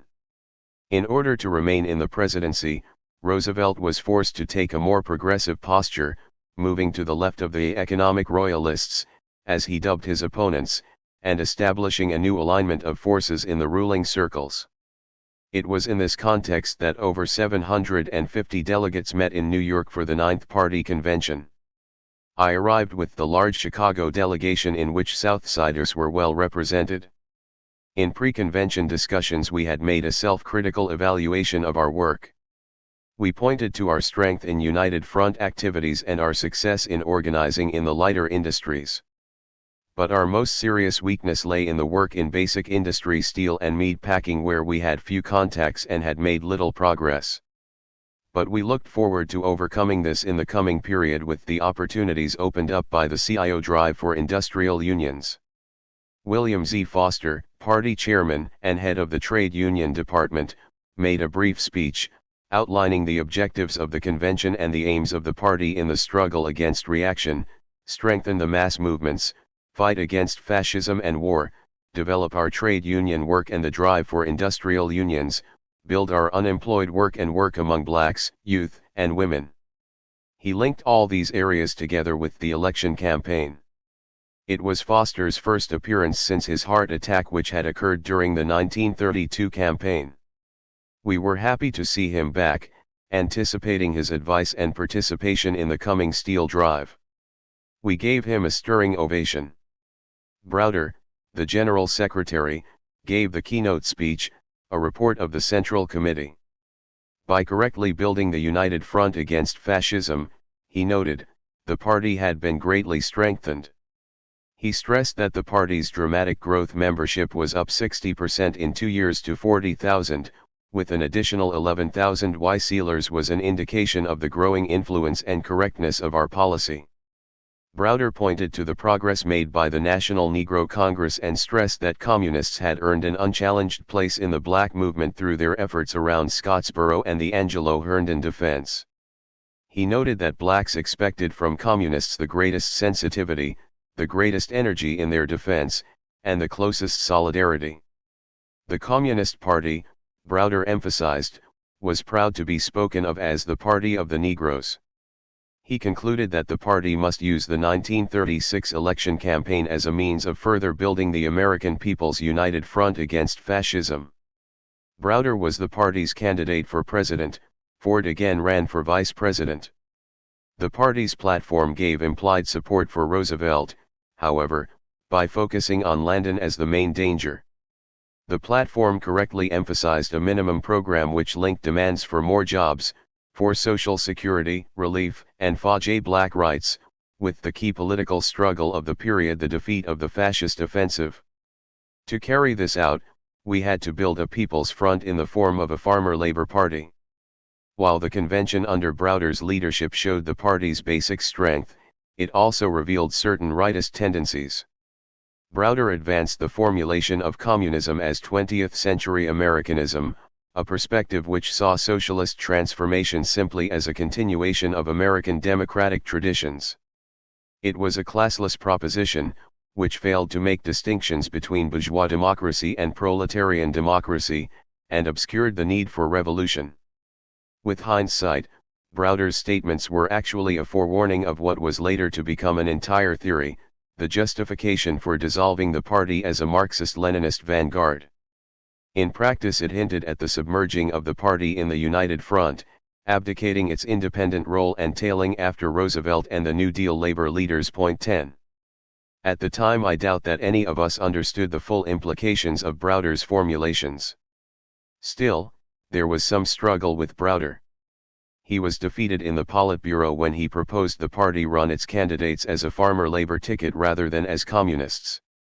I was concerned about a tendency to downgrade the importance of the right of self-determination. Browder failed to place it as the basic principle upon which we based our fight against black oppression and for black-white unity. Further, it was completely absent from the election platform.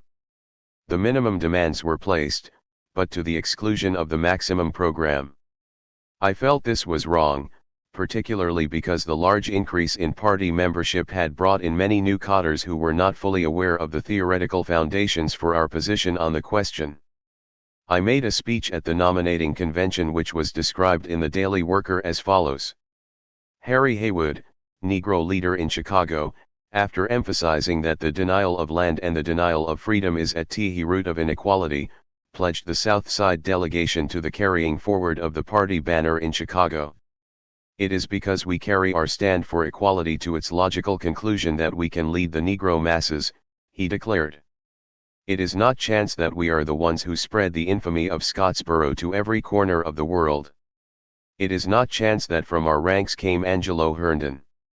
The education of party forces to a real understanding of the party position on the Negro question was urged by Haywood, who said that it is we who have to demonstrate in theory and practice how the struggle for self-determination is at the very heart of the struggle for unity of Negro and white. Self-determination must be explained, he stated, to white workers. Always on the basis of unity, on the basis of their common interests with the Negro people. We must convince them that the possibility of their own freedom depends on unity, and that unity demands equality in the deepest sense, self-determination.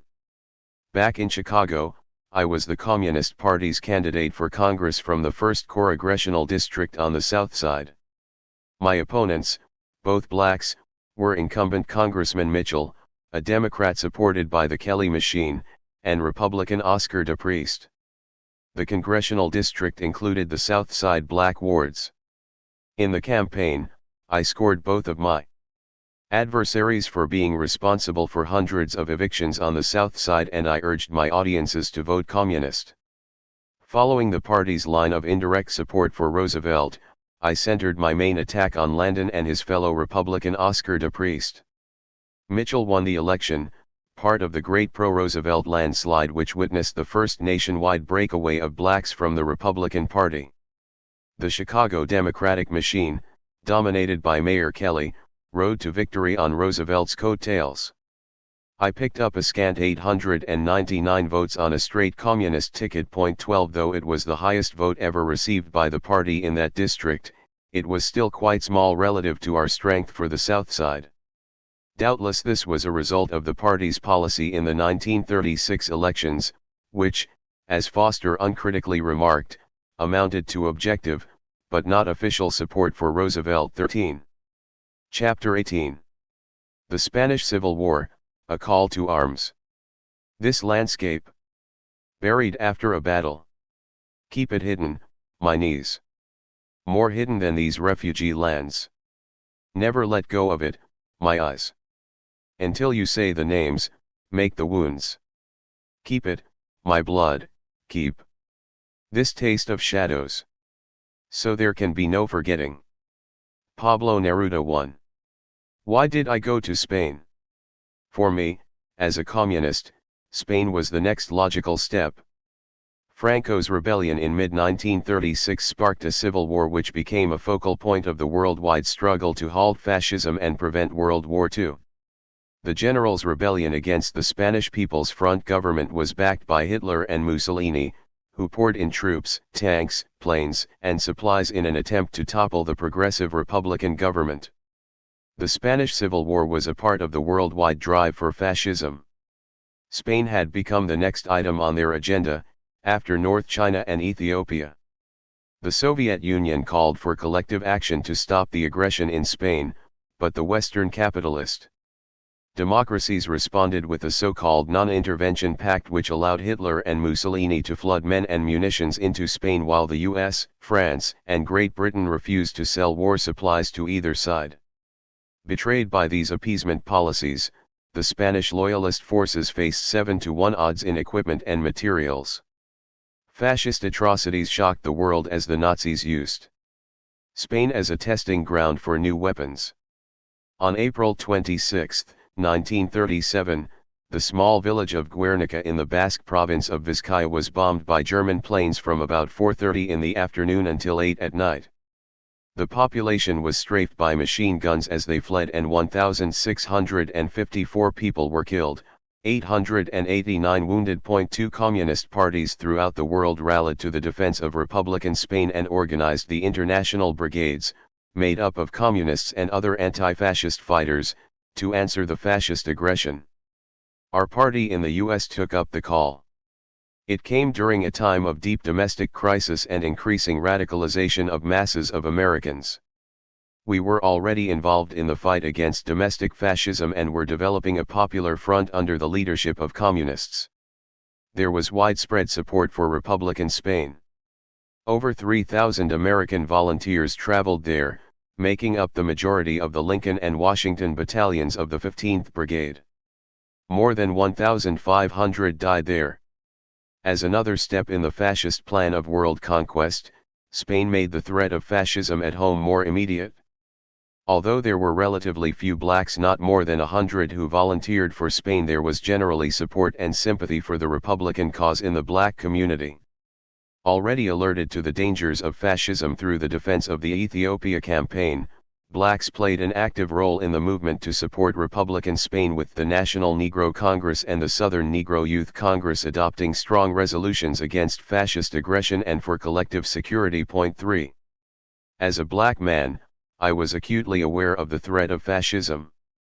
Blacks have always faced the most brutal, racist oppression in the United States, but fascism would mean a great heightening of the terror and oppression. I felt it was wrong to say that the conditions of blacks could not be worse under fascism. It was through this understanding that I felt the strongest solidarity with the Spanish people. I was eager to go to Spain. We had carried on an active recruiting campaign for the brigade. Many of my co-workers in Chicago had volunteered: Oliver Law, Tom Trent, Oscar Hunter, and others. Also, I felt it would afford me the opportunity to learn many lessons in revolutionary struggle which would be invaluable for our party and my people. Finally, I felt the presence of black communists in Spain would help emphasize the solidarity between the Afro-American and Spanish people in the struggle against fascism. I was reminded of this later on in Madrid when Bob Miner introduced me to La Pasionaria, Dolores Ibarruri, the great woman communist leader who embodied the whole sentiment of the Spanish people's struggle. She was happy to see me and related how impressed she had been when she had watched the parade of the international brigades through Valencia on the way to the Aragon front. Leading them was a handsome black youth carrying the American flag. How remarkable that black people, so oppressed themselves, see the relation of our struggles and are here to join us, she said. What happened to that young man? That was Milton Herndon, Angelo's brother, I replied. He was killed a few days later on the Aragon front. Despite heroic efforts, the civil war in Spain ended in a tragic defeat for the world's anti-fascist forces. The death of the Spanish Republic emboldened the fascists and led, 6 months later, to Munich, the invasion of Czechoslovakia, and with that, the inevitable outbreak of the Second World War in which millions died. While the people's forces were defeated in Spain, their cause was not. The fascists could claim this initial battle, but the courageous example set by the Spanish people and the international brigades, even in defeat, inspired millions across the world to stand up to the fascist tide. In the end, it was fascism that was crushed and the people's forces that triumphed. Those who fell in Spain were the vanguard of the victory. Personally, I also suffered a defeat, a setback which would affect my life in the party for some years to come. My experience in Spain was short-lived, lasting only about 6 months. It, and its aftermath, which I relate in the following chapter, focus on some of the more negative features of the international brigades. But they should not be allowed to detract from the overall epic struggle that Spain represented. I have not attempted to detail the political and military history of the brigades in Spain. This has been done in a number of books. Point 4. Late in the winter of 19,371 raised the question of going to Spain with Browder, and he tried to dissuade me. I would be the highest-ranking member of the U.S. Communist Party in Spain and the sole member of the Politburo. He had been receiving reports about the problems in the brigade and probably questioned my ability to handle the job. I was persistent, however, and Browder brought it up before the Politburo, where it was reluctantly agreed upon. Within the next few weeks, the party took steps to strengthen its leadership in Spain and sent over several top organizers.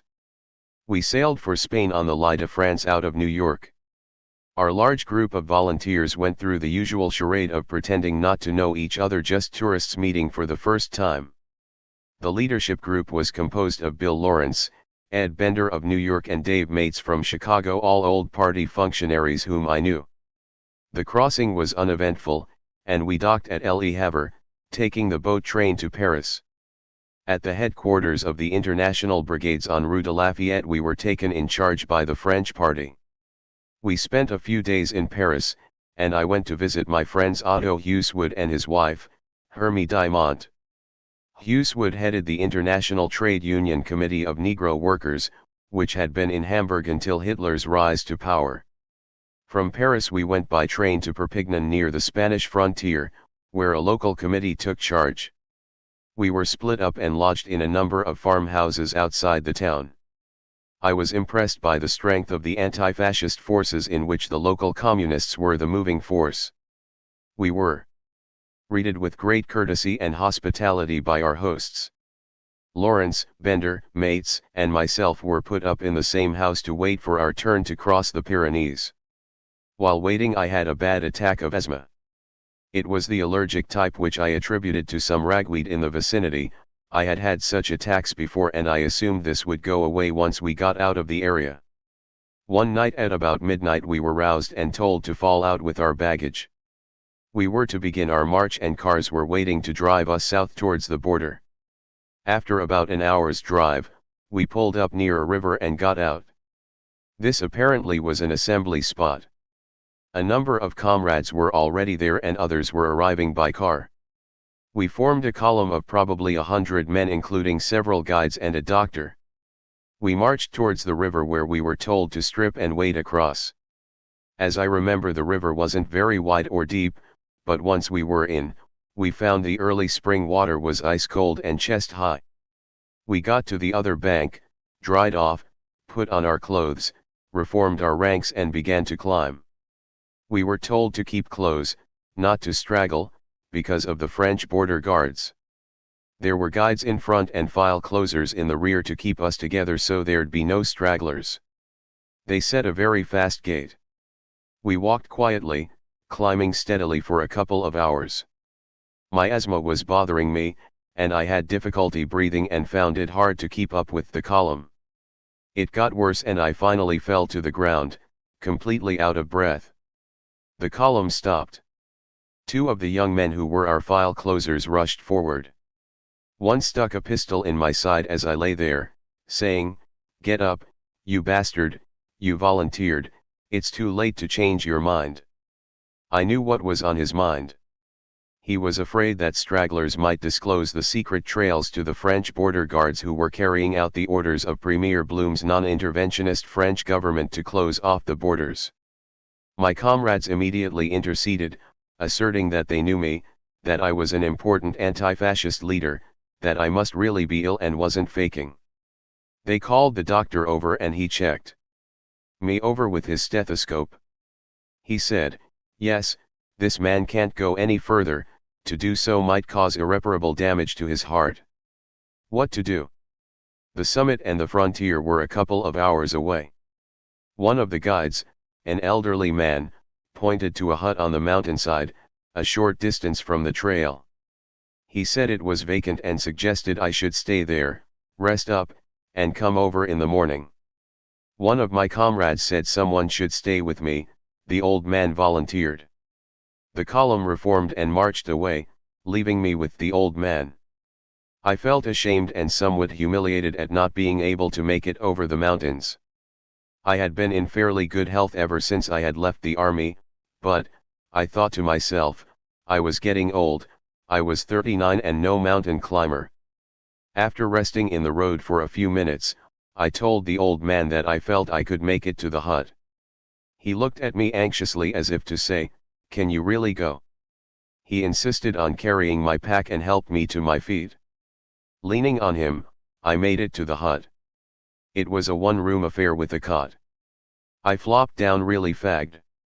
He told me to get some sleep, that he was going down the mountain to get some food and would be back shortly. I gave him an incredulous look. "You're going down there where we came from?"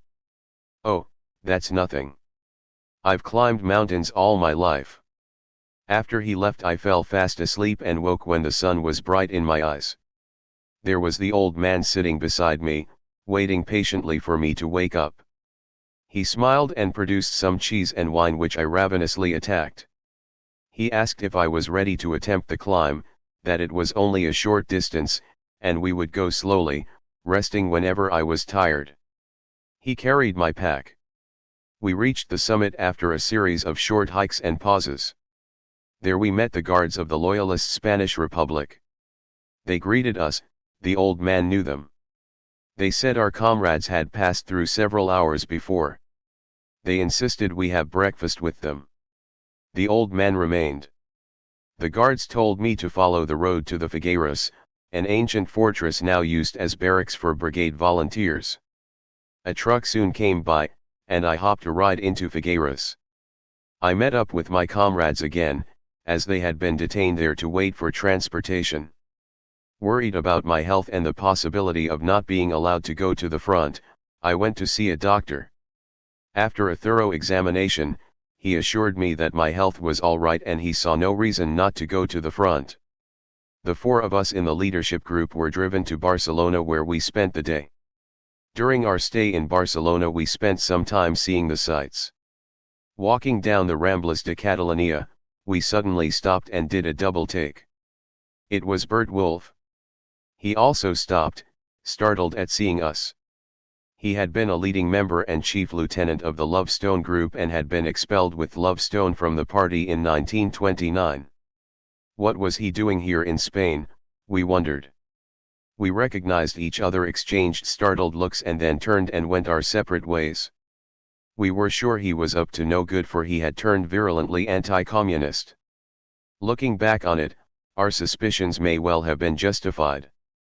For only a few weeks later, there was a counter-revolutionary putsch of the POUM, the Trotskyite Organization 5. It was reasonable to assume that Wolff would have made common cause in their struggle against the communists.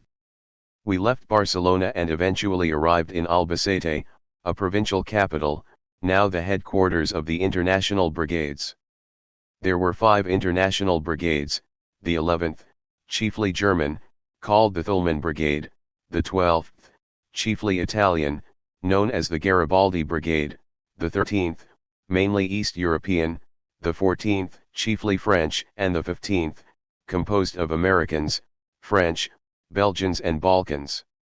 The 15th, due to the later predominance of Americans, was often incorrectly called the Abraham Lincoln Brigade. At this time, all the brigades were under the political command of a triumvirate based in Albacete. André Marty, leader of the famous French Black Sea Mutiny and member of the political bureau of the French CP, was commander. Luigi El Gallo Longo, second in command of the Italian party, was inspector general. He was later to become Togliatti's successor as party chief, and Giuseppe Di Vittorio was chief political commissar. The General Commissariat, under their leadership, was the multilingual command apparatus in which all nationalities were represented. Lawrence assumed the position as American political commissar of the Albacete base, Bender became his assistant in charge of Cotter, and Dave Mates left Albacete for Tarazona de la Mancha to become political commissar of the Washington Battalion, which was then in training. Even before we left the States, we had heard of the terrible losses suffered by the Americans of the Lincoln Battalion of the 15th Brigade at Jarama. Upon our arrival in Albacete, George Brodsky, the acting American representative, filled us in on the details. The situation was much worse than we had expected. The action of February 27 on the Jarama front resulted in a needless slaughter of American volunteers and their fellow battalion members, the Irish, Canadians and Cubans. Ill-equipped, largely untrained, and without the promised artillery, air or tank support, they were thrown against an impregnable fascist strongpoint, Ping Aran Heights, in their first engagement. This attack was carried through on the insistence of General Gal and Lt. Colonel Vladimir Kopek, and over the protest of Captain Merriman, the American battalion commander. Charging up the hill, the Lincolns were caught in a murderous machine gun crossfire. It was a virtual massacre. The results were that our battalion, which had entered the lines with 450 men, had 200 killed or wounded, leaving only 250 effectives on the line. The casualties included most of the officers. Douglas Secord, second in command, William Henry, commander of the 1st Company, and Adjutant Eamon McGrady were all killed in the attack. Captain Merriman was wounded, as was my old friend and schoolmate, the Englishman Springhalt. Springy was an assistant to Brigade Commissar and along with Merriman had led the assault. My good friend from Hyde Park, RYCL organizer Tom Trent, was also killed that day. The responsibility for this crime lay with General Gall, division commander, and Kopic, the brigade commander. Their incom. PCLCNCE was exposed further when it was later learned that a little lull down the line there were ill-defended enemy positions where a breakthrough could have been made. 1. But the handicaps and bungling by the brigade and division commands, the Lincolns fought with great heroism and determination. The international brigades played an important role in hulling the fascist offensive aimed at cutting the Madrid to Valencia road, the life artery of Republican Spain, and thwarted IR efforts to encircle the capital. After a few days in Albacete, I left for the front, accompanied by one Llorens and Bender. Our front lines were situated along the crest of a hill which rose in a gentle slope from the Morato road, about a kilometer away. About halfway up sat a small Spanish villa which was used as brigade headquarters. Entering the villa, we met Lt. Colonel Kopic. To my surprise, I recognized him as Sanko, an old Lenin school student from the Slav language group. He had been 1 year ahead of me and so I had known him only slightly. He seemed genuinely pleased that I was the brigade's new adjutant political commissar and embraced me warmly. I learned that he had been an officer in the Austro-Hungarian army and had received some Red Army training. He spoke English fluently. He introduced us to the members of the staff. There was Col. Hans Klaus, Chief of Staff, a former Imperial German Army officer, George Aitken, Brigade Political Commissar, my direct Naibkrier and a Scottish veteran of Passchendaele the World War I Holocaust of British and Canadian troops, Major Alan Johnson, on leave from the U.S. Army and the highest-ranking Army officer in Spain. He had come to the brigade after the February 27 disaster, and Lt. George Wattis, former British officer and now in charge of brigade staff mess. Kopic took me aside to give me his account of February 27. According to him, the attack on Ping Aran Heights was necessary and had to be carried out as General Gall had ordered. Of course it was difficult for the American volunteers to understand. After all, they were no soldiers, he said, but only raw recruits without, reigning pampered by easy living in the States and unprepared for the rigors of battle. He reminded me that it takes time to make a soldier. We all took a drubbing that day, the Americans were nothing special. I listened, growing angry at his disparaging remarks. Of course all of this was true, but it still didn't explain the suicidal assault on Ping Aran. These volunteers were not the do-or-die type. They were political soldiers, ideologically committed and they knew who was responsible. Kopic's account amounted to a disparagement of the American effort and a complete denial that the command was in error. We went up to the trenches to meet the men. I was struck by their youth. Many were YCLERS and I recognized only a few. Among those I knew was Oliver Law, a former Chicago comrade, head of the Southside ILD and one of the several American volunteers with military training. Law was a veteran of the 24th Infantry, a black regiment, and was now commander of the Lincoln Machine Gun Company. He had been an important member of our Southside leadership. I remember him running the police gauntlet at the 48th Street precinct during the Ethiopia demonstration. He had been a victim of Red Squad sadism during the unemployed struggles in the early 30s when he was beaten up and deliberately kicked in the groin. It seemed right and logical that Oliver should be in the front lines in Spain. I was happy to see that he had survived the February 27 ordeal, but saddened when he told me that the young Irishman, Tom Trent, was among those who had perished in battle that day. I also met Martin Hurahan, battalion commander, a former regular army cavalryman, teacher, seaman, and trade union leader. The fellows were happy to meet us and glad the U.S. party now had some leading members in Spain. In hopes that we could be of some help, they poured forth their complaints. They were beefs concerning poor equipment, food, and clothing. They suspected some of these problems arose with the Spanish Premier Largo Caballero.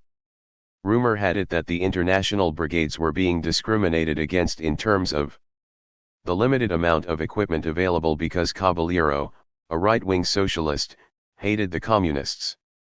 But the men's bitterest complaints were directed at the brutal incompetence and irresponsibility of Coppoc and Gal. The men had absolutely no faith in their leadership and were particularly angered by the fact that they had had no relief in 4 months. They wanted adequate American representation on the brigade staff. I then spoke with Alan Johnson. He was very impressive and struck me as a first-rate officer, a graduate of the U.S. War College who had been a regular Army captain assigned to the Massachusetts National Guard. Though he arrived at the front after the Jarama battle, he felt the men's complaints were justified. He was particularly outraged at what he considered to be the incompetence of the brigade and division leaders. He felt that they had failed to exercise common sense. His opinion was that something had to be done, at least the removal of Coppoc, because the colonel had lost the confidence of the men of the Lincoln Battalion. Lawrence, Bender, and I talked it over and agreed that something had to be done. The two of them returned to Albacete and made an appointment with Marty's adjutant, Vidal. He was sympathetic and advised us to return in 2 weeks. We returned, and he explained that it was impossible to remove Coppoc. Vidal assured us that the men would be given relief, new weapons, clothing, and equipment. Also the brigades would be reorganized and divided into 2 regiments with Chopov to lead the Slavic group. He then asked who we thought should lead the English-speaking battalions. I answered him immediately. Jock Cunningham was my choice, a well-respected rank-and-file leader. Johnson probably would have been our first choice, but he had left Spain on a special mission to procure weapons for the Loyalist government and was not to return until September. Vidal agreed and asked if I would be Cunningham's political commissar. I accepted. Vidal also explained at this point that we would be drawn back from the front for a long-deserved rest, though not right away, and the plan would be implemented at that time. These changes would be an important victory for our men, but I unfortunately paid far too little attention to the possible repercussions. I had made an enemy of Coppoc. Our battalion was pulled back for a 2-day rest at Alcalá de Benares. We were to take part in the May Day celebrations. At this time, Steve Nelson came up to the brigade. I only knew him slightly, but he had a reputation as a veteran communist organizer and a leader in the eastern Pennsylvania anthracite coal mining areas. When I met him, he relieved Fred Lutz as commissar of the Lincoln Battalion. Shortly thereafter, on May 5, Bob Miner came over as a representative of the Politburo for a short inspection tour. We filled him in on the events with Coppoc. He spoke to the men on the May 3 attempted coup of the POUM, criticizing Caballero very sharply for his attitude toward the brigades, and left a new dodge for my use. In the middle of May, I accompanied A1 Tanz, brigade supply officer, to Valencia on a matter of supplies, and we learned more about the coup. At that time, the Popular Front government was in a crisis as a result of the POUM action. Caballero had been hesitant to take military measures against the counter-revolutionary coup.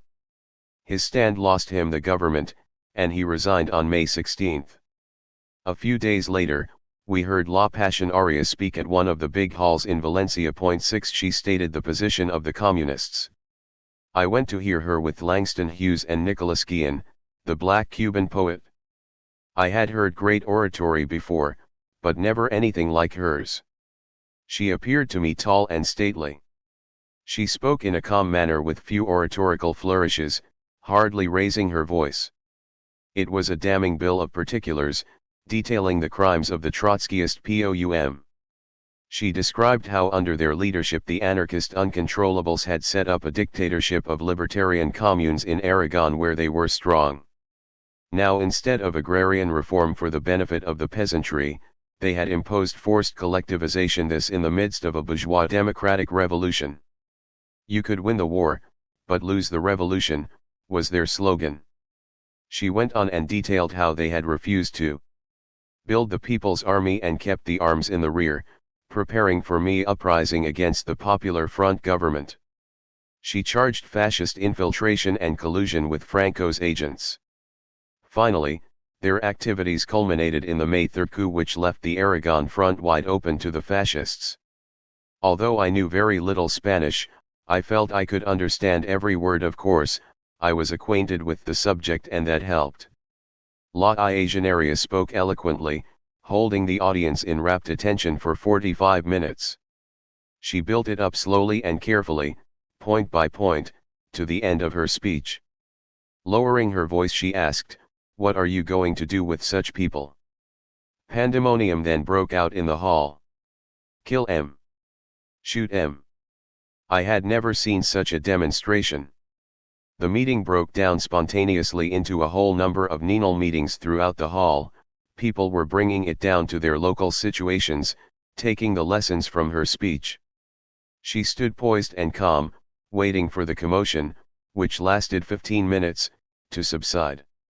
And then a unanimous resolution of support for her and the Central Committee of the Spanish Communist Party was passed. I returned to the front and pursued my duties as Deputy Brigade Commissar. A political commissar's main job was to inspire morale, the highest spirit of discipline and loyalty among the men for the Republican cause. A crucial task was to establish a mutual confidence and close comradeship between officers and men. It was not a militaristic discipline, but rather one based on the conscious realization that the interest of the people and the army were one. Our duties required keeping the men fully informed as to the progress of the war and our current military objectives. Our work extended to the smallest detail that contributed to the physical and mental well-being of the men: food, clothing, supplies, mail, rest, and leisure. Our jobs were an integral part of the brigade command structure. Political officers held parallel rank with the military command, and all orders to the troops needed the signature of both. The responsibilities and difficulties of the job were tremendous, and we could not always live up to them. Our 15th Brigade Commissariat was under the direction of Aitken. We published a daily memo sheet, Our Fight, in English and Spanish. There was also a larger periodical, The Volunteer for Liberty, which was published in French, German, Italian, Polish and English. We used sound trucks for propaganda directed at the fascist troops, calling on them to join the fight against their real enemies. The heroic Frank Ryan, a flamboyant Irish journalist and former officer in the IRA, was assigned to work with us. On one occasion, we drove into Madrid together to check up on the printing of the Volunteer. As we were driving from Grand Via, a main street in Madrid, I realized it was almost deserted. I wondered what was happening. Frank noticed also and exclaimed, "Damn! I didn't realize it was so late. It must be 4 o'clock. Suddenly a shell whistled over our heads and exploded down the street. It was the regular daily shelling that the fascists used to demoralize the valiant citizens of Madrid. The shelling came faithfully every day at 4 o'clock. You could set your watch by it. It came from Mt. Garabitas on Casa de Campo and was soon to be the objective of one of our offensives. The men were finally withdrawn for relief to small villages near Madrid. The reorganization plan was put into effect and the men were given new equipment and clothing. After a few weeks' rest, our brigade was given orders to move to the new front. Our first objective was Villanueva de la Canada, a well-fortified town on the Brunt Road. On the road to Villanueva, we passed many of the listers and campesinos, crack troops of the Loyalist army, lined up by the side of the road ready to move out. We realized this was to be a major battle. We met with stiff resistance and became pinned down. The British battalion in the 15th Brigade circled to the west to cut the road leading south to Brunt. They crossed just to the right of us under machine gun cover directed by Walter Garland, the young black commander of a machine gun company.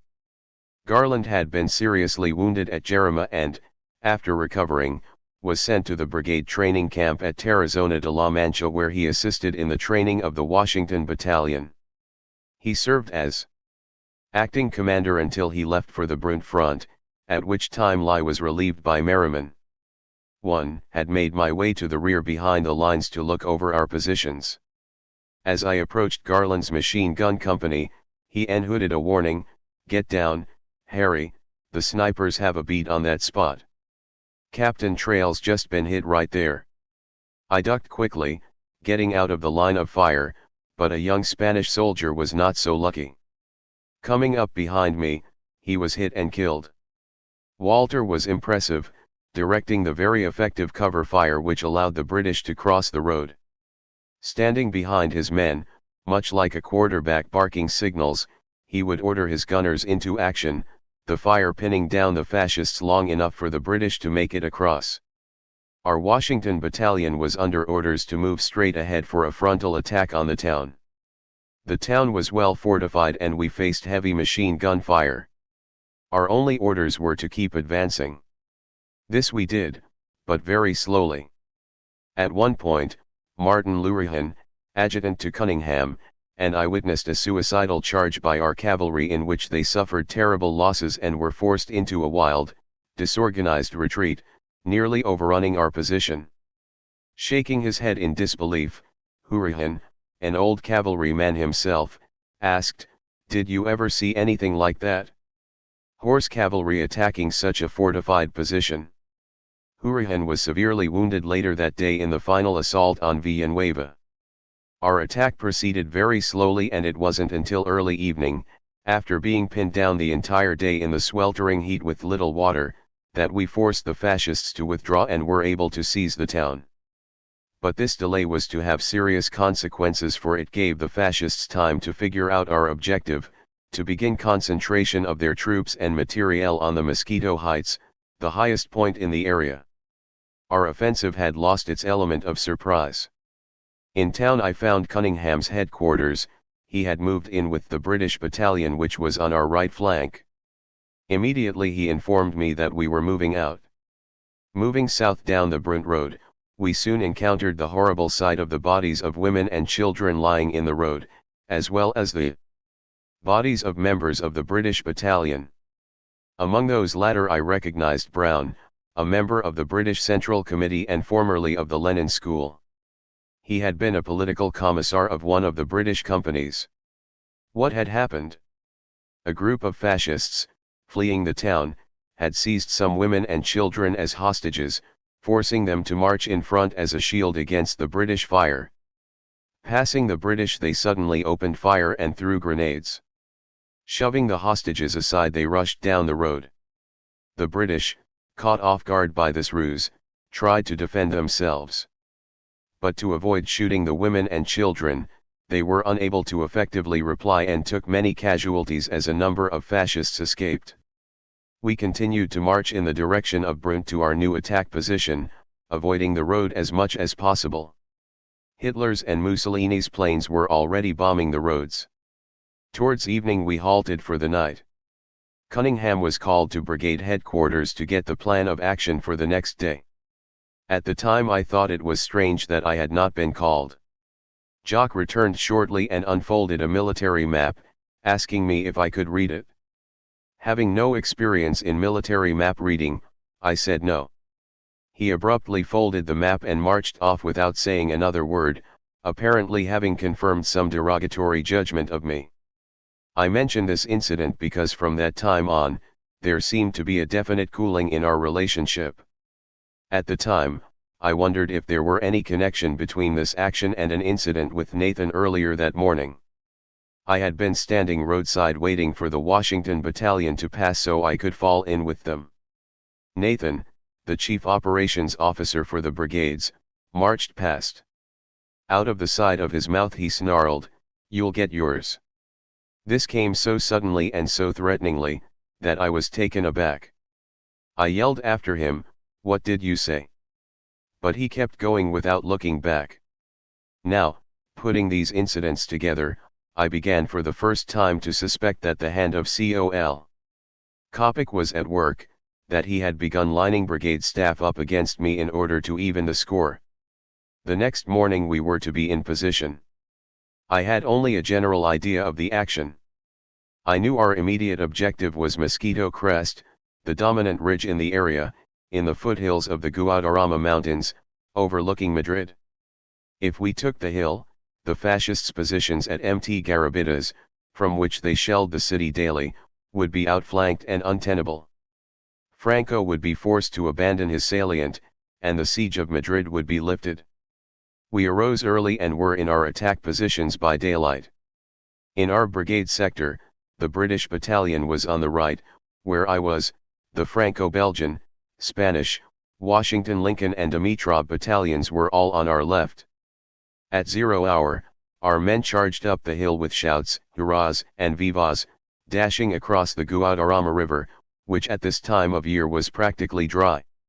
Under cover of machine guns, we took the first ridge. By this time, however, the surprise element in the offensive was lost. The enemy had decamped, moving back to the heights beyond. We stood looking east, ahead of us, beyond a series of ridges, and probably 3,000 meters away, loomed Mosquito Crest, our objective.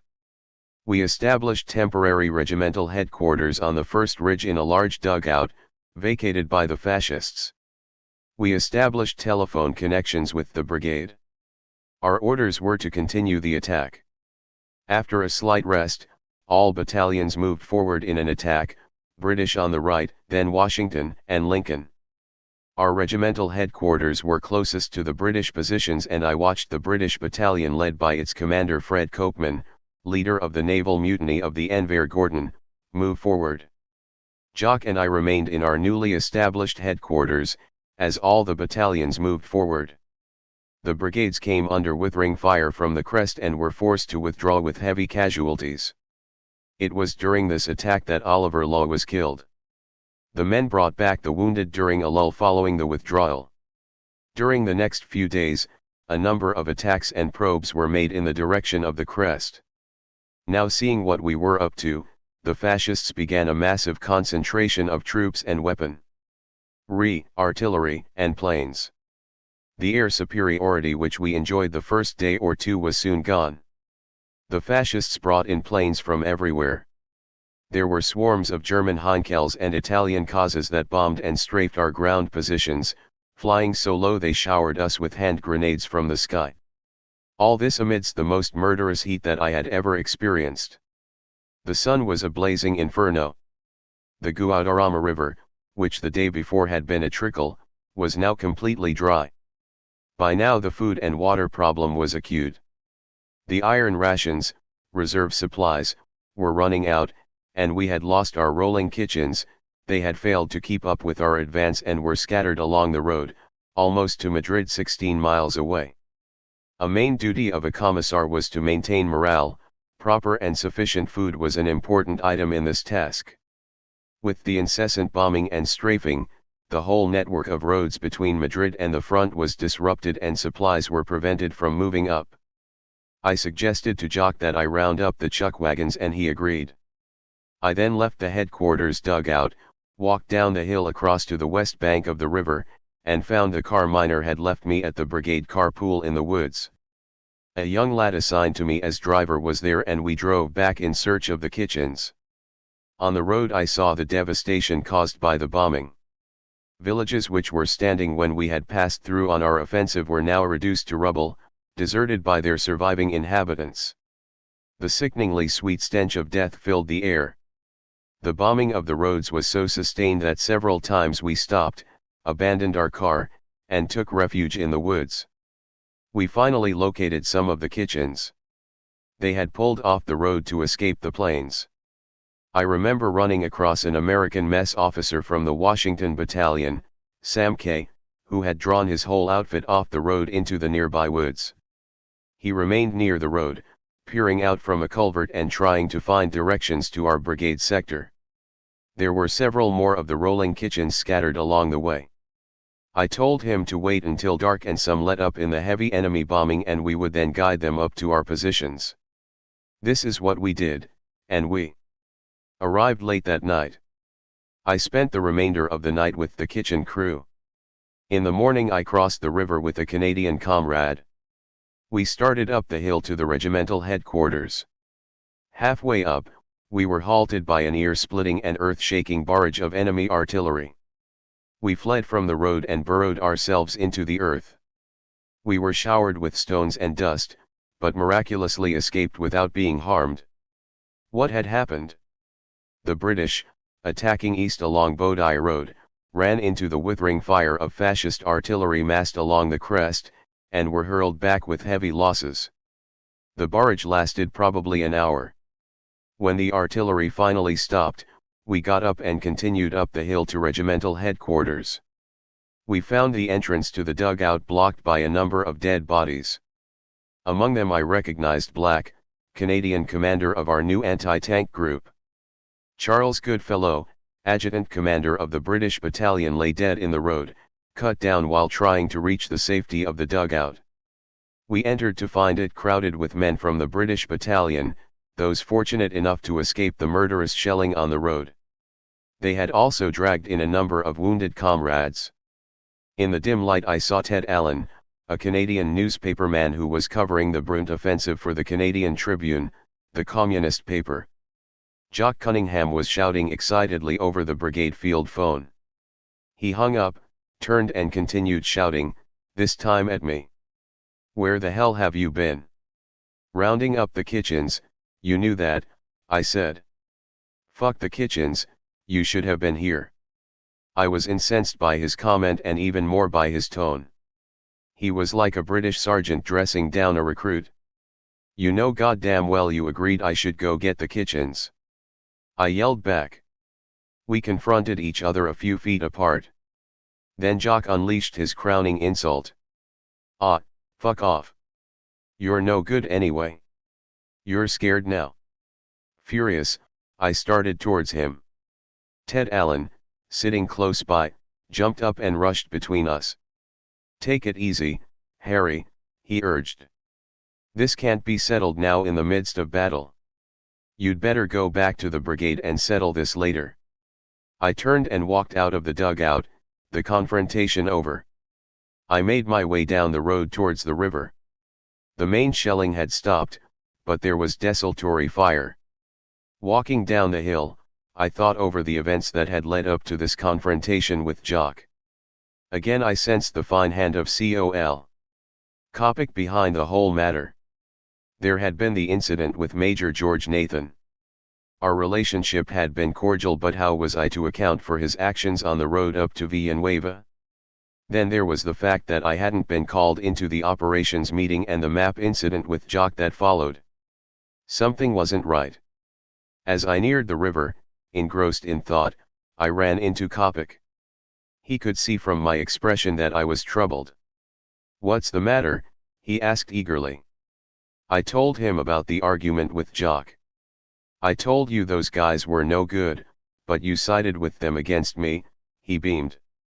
What are you going to do now? I told him I was on my way back to see Steve Nelson. I found Steve at the Lincoln Battalion headquarters. He had had his own troubles, the Lincolns had also suffered heavy casualties. Oliver Law had been killed. Law's adjutant, Vincent Yuzera, an ex-Marine officer, had left his post without permission and had been dismissed from the battalion staff by Steve and the other officers. 7 Nelson now assumed command of the battalion. I informed him about my quarrel with Jock. His opinion was that it couldn't be settled then in the midst of battle. He suggested that I return to Albacete, pick up Lawrence and Bender, and bring them up to the front within the next few days. Then we could find time with leading American comrades at the front to have a meeting on the situation and decide what to do. This made sense. The meeting took place a few days later, when the battalion was given rest and drawn back on the other side of the river. Present were Steve Nelson, Mirko Mercavis, commander of the Washington Battalion, Dave Mates, 2 or 3 other comrades from the front, Bill Lawrence and George Bender from Albacete, and myself. In the meeting, Steve repeated what he had said earlier. The issue couldn't be settled at that time, in the midst of battle. Jock Cunningham, he pointed out, was in effective command of the regiment. Thus he felt that I should be withdrawn from the front and things worked out later. This was unanimously agreed upon. On my own part, I felt it was the only possible decision that could be made under the circumstances, but nevertheless, I didn't like it. I left the front bitter and frustrated. But now I had time to understand how this situation had come about. I had led the fight for improvement of conditions for the Americans and the removal of Coppock. The main responsibility for the February 27 slaughter at Jerima was Gal's, the division commander. Coppock, however, shared in it as brigade commander and became the main apologist for Gal. Consequently, he was the immediate target for the men's anger. The struggle for changes in the brigade brought about improved conditions, reorganization, and a marked boost in morale. It also meant a loss of prestige for Coppock, even though he remained as commander. Coppock was aware of my role in all of this. At the front, where his power and influence were greatest, he was at last able to move against me. Johnson had been the only American on the brigade staff. When he left the front on a special mission, Nathan took his place. Coppock easily brought Nathan into his inner circle, which, I reasoned, enabled him to clear the way to isolate me in the brigade leadership. My confrontation with Jock was undoubtedly the end result of this effort to regain his lost prestige. Shortly after the meeting at the front, Bob Miner arrived back in Spain, this time as official representative of the CPUSA. I was happy to see him. He listened sympathetically to my side of the story and told me that they heard I was having difficulties. Browder had said that if I couldn't see my way through, I should come back home. He agreed that my withdrawal was the only thing that could have been done at the time, and that at some future time it might be possible to work me into some position at the front. In the meantime, he suggested that I might consider taking over as political commissar in Madrid. I rejected this latter proposal, considering it a demotion. By this time, I was already beginning to feel that I was getting the short end of the deal. Rather than go to Madrid, I stayed in Albacete with Lawrence and Bender, accompanying them on their rounds of hospitals, checking up on Americans. Bob Miner took me to Valencia and introduced me to leaders from other countries and from Spain. The Battle of Brunt ended on July 28. Of the 360 men in the British battalion, only 37 were left on the line. The remainder were either killed or wounded. The Franco-Belgian battalion had 88 left. The Dimitrovs had 93 left from 450. Only 125 Spaniards remained effective out of 400. There had been 2 American battalions with a total of 900 men. Now there were 280 effectives who were merged into one battalion.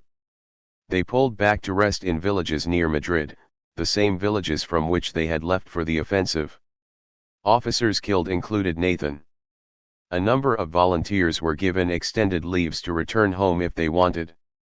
Among those repatriated were Jock Cunningham and Aitken. There was now, for the first time, an American ascendancy in the brigade. Although Coppock remained commander, Steve Nelson replaced Aitken as political commissar. Merriman, now a major, became chief of staff, replacing the German Col. Klaus. Gal was dismissed. Johnson returned to command the training camp at Tarazona. The brigade went on to Teruel and then to the Aragon front. It became clear to me that after all this reorganization, all of which passed me over, there was no place for me in the brigade. Miner raised again the question of repatriation and I agreed. The fighting in Spain continued for nearly 18 months after I left. The Internationals fought many more battles and their heroism and fighting spirit became legendary. But loyalist Spain was not able to overcome the military superiority of the fascists, a condition forced on it by the Non-Intervention Pact. On March 28, 1939, Madrid fell, ending the 3 years of bitter fighting.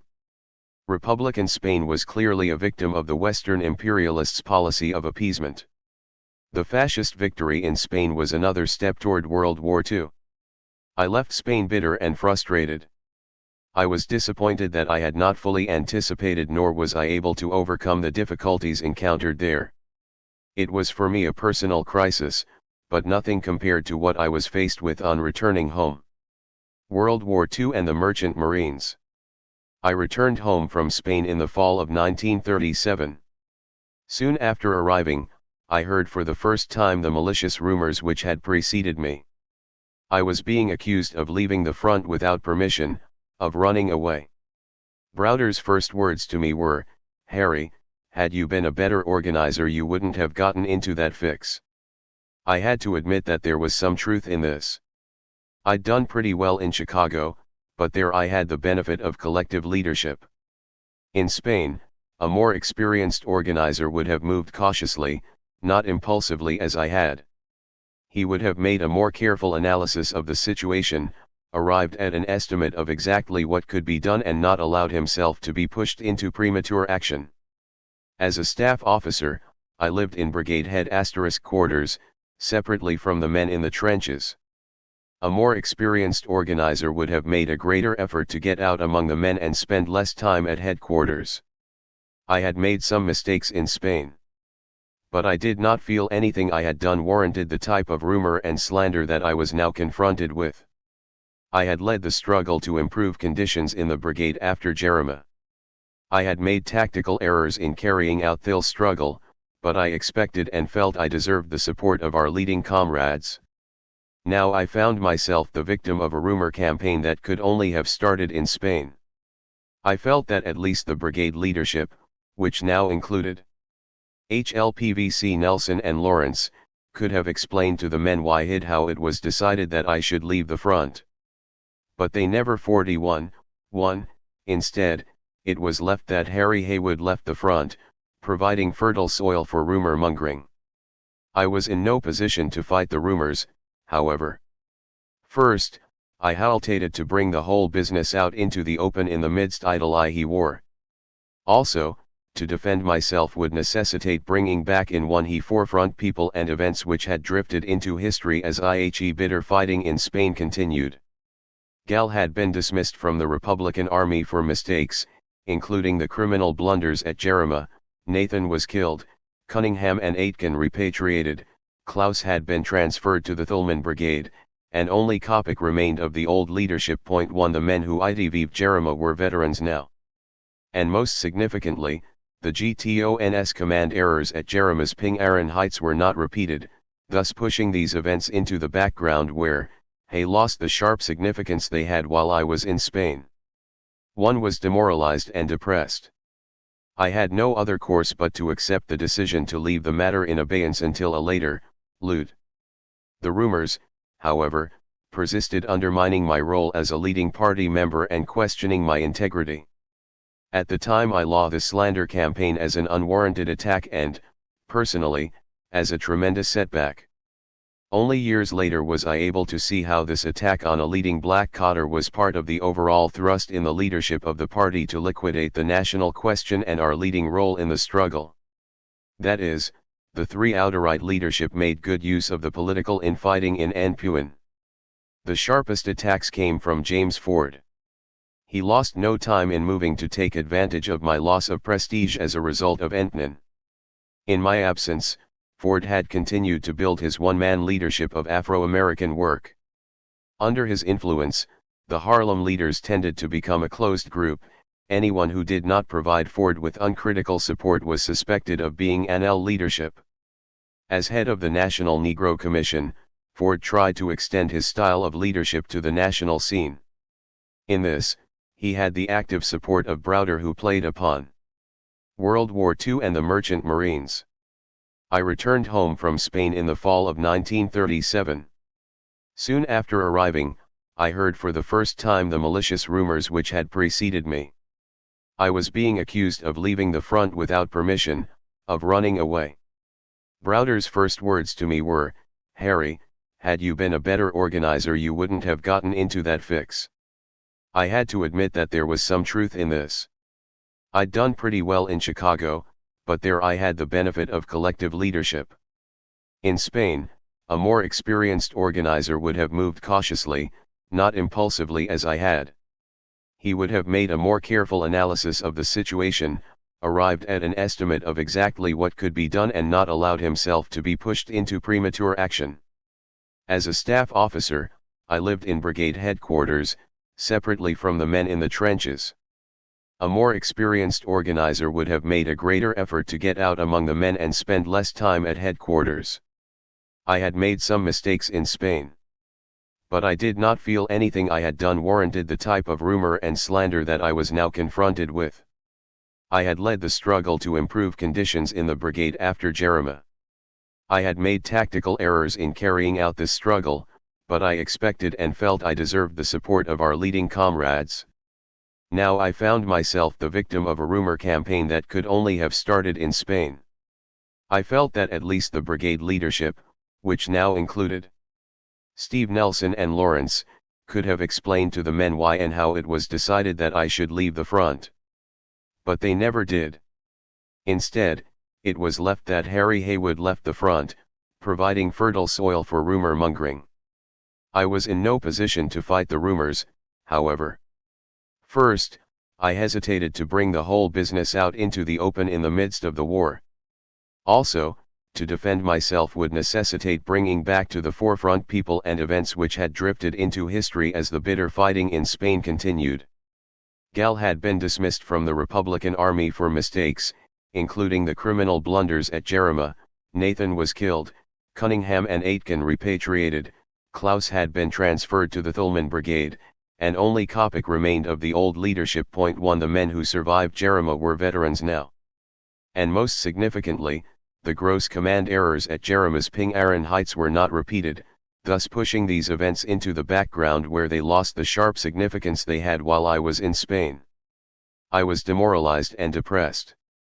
I had no other course but to accept the decision to leave the matter in abeyance until a later date. The rumors, however, persisted, undermining my role as a leading party member and questioning my integrity. At the time I saw the slander campaign as an unwarranted attack and, personally, as a tremendous setback.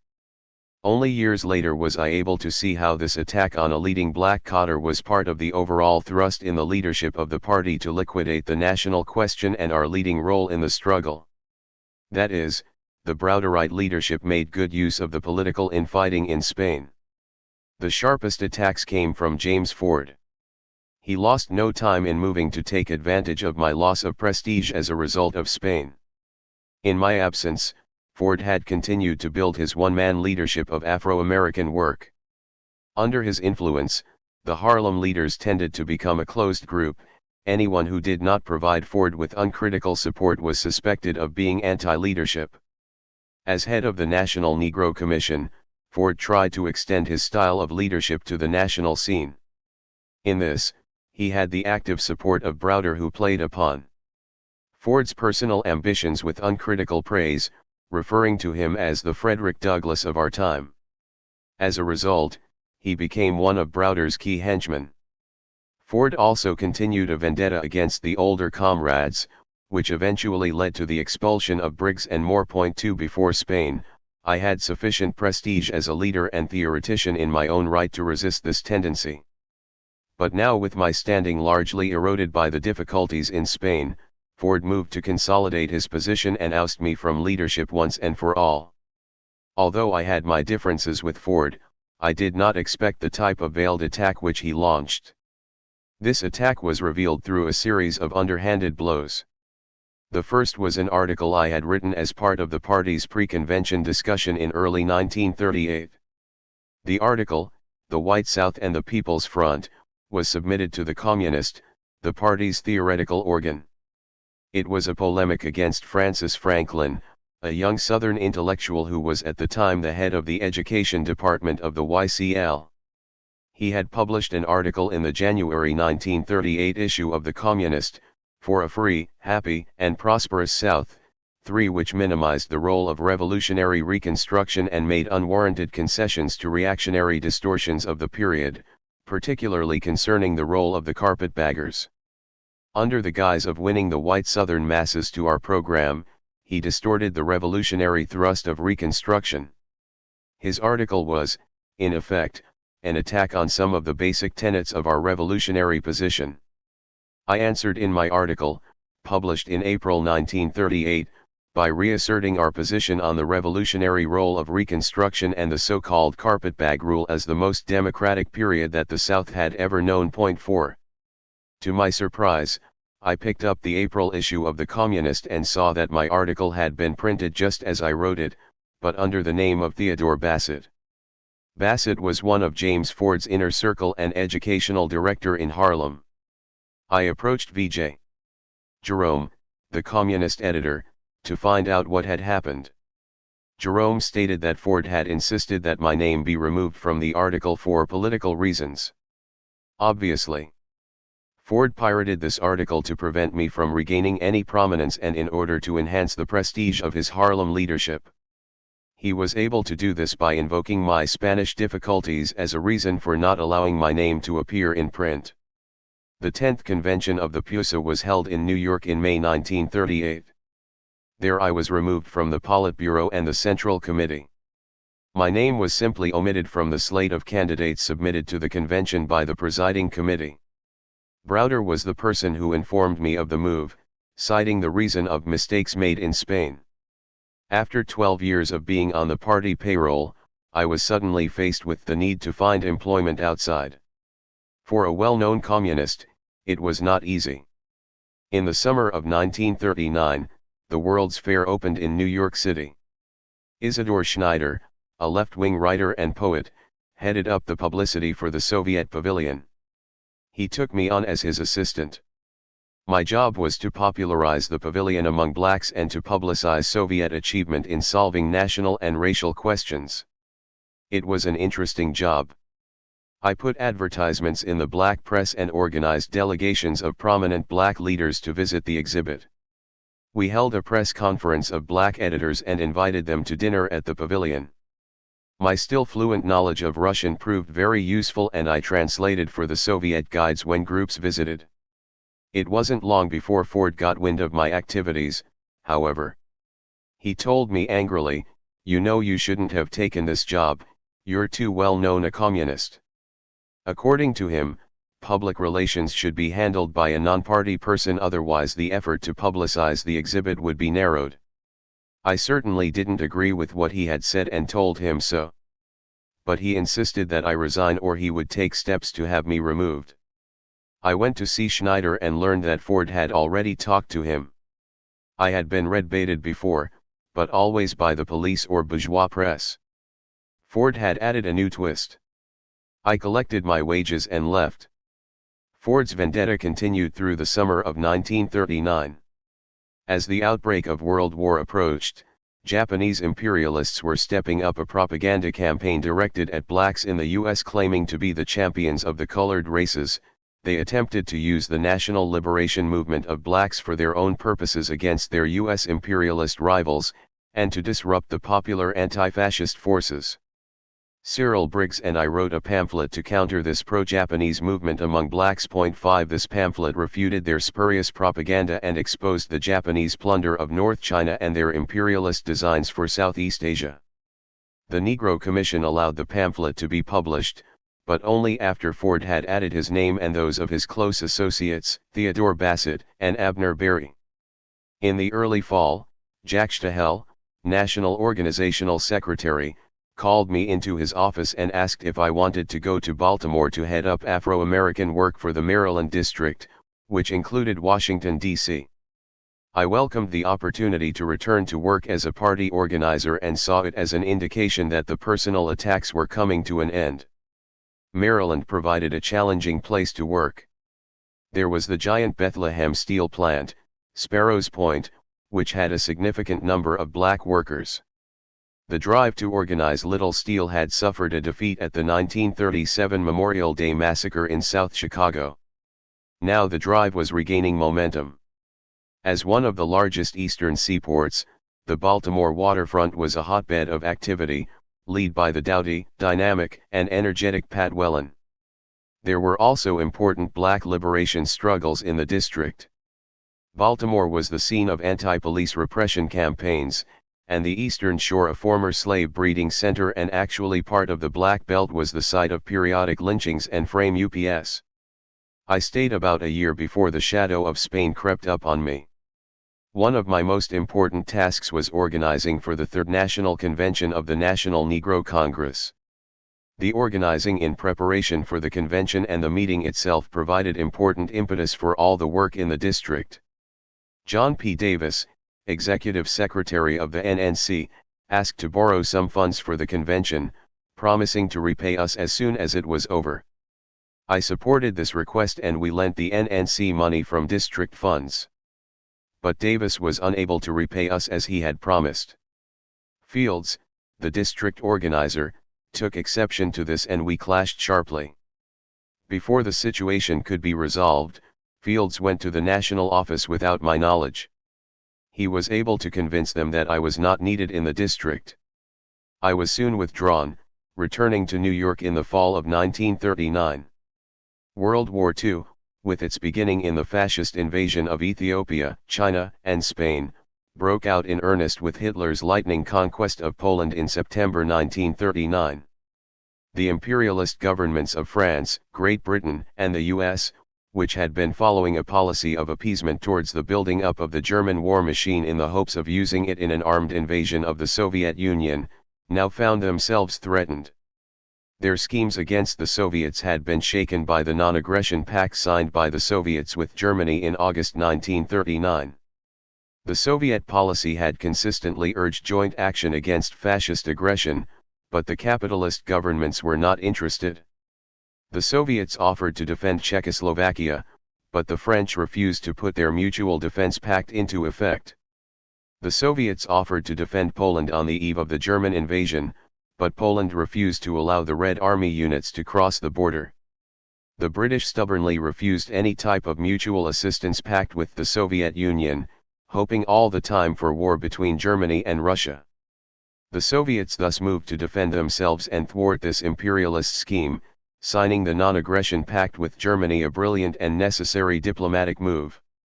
Despite the fact that France and Britain were pledged to assist Poland, they did nothing in response to Hitler's invasion.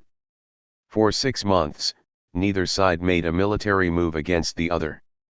This period, the phony war, was used by the Western imperialists in a final attempt to turn the war against the Soviets. On November 30, 1939, war broke out between the Soviet Union and Finland. The immediate cause was German-inspired Finnish incursions into Soviet territory, greatly encouraged and fostered by attempts by the British and French to foment war against the Soviet Union.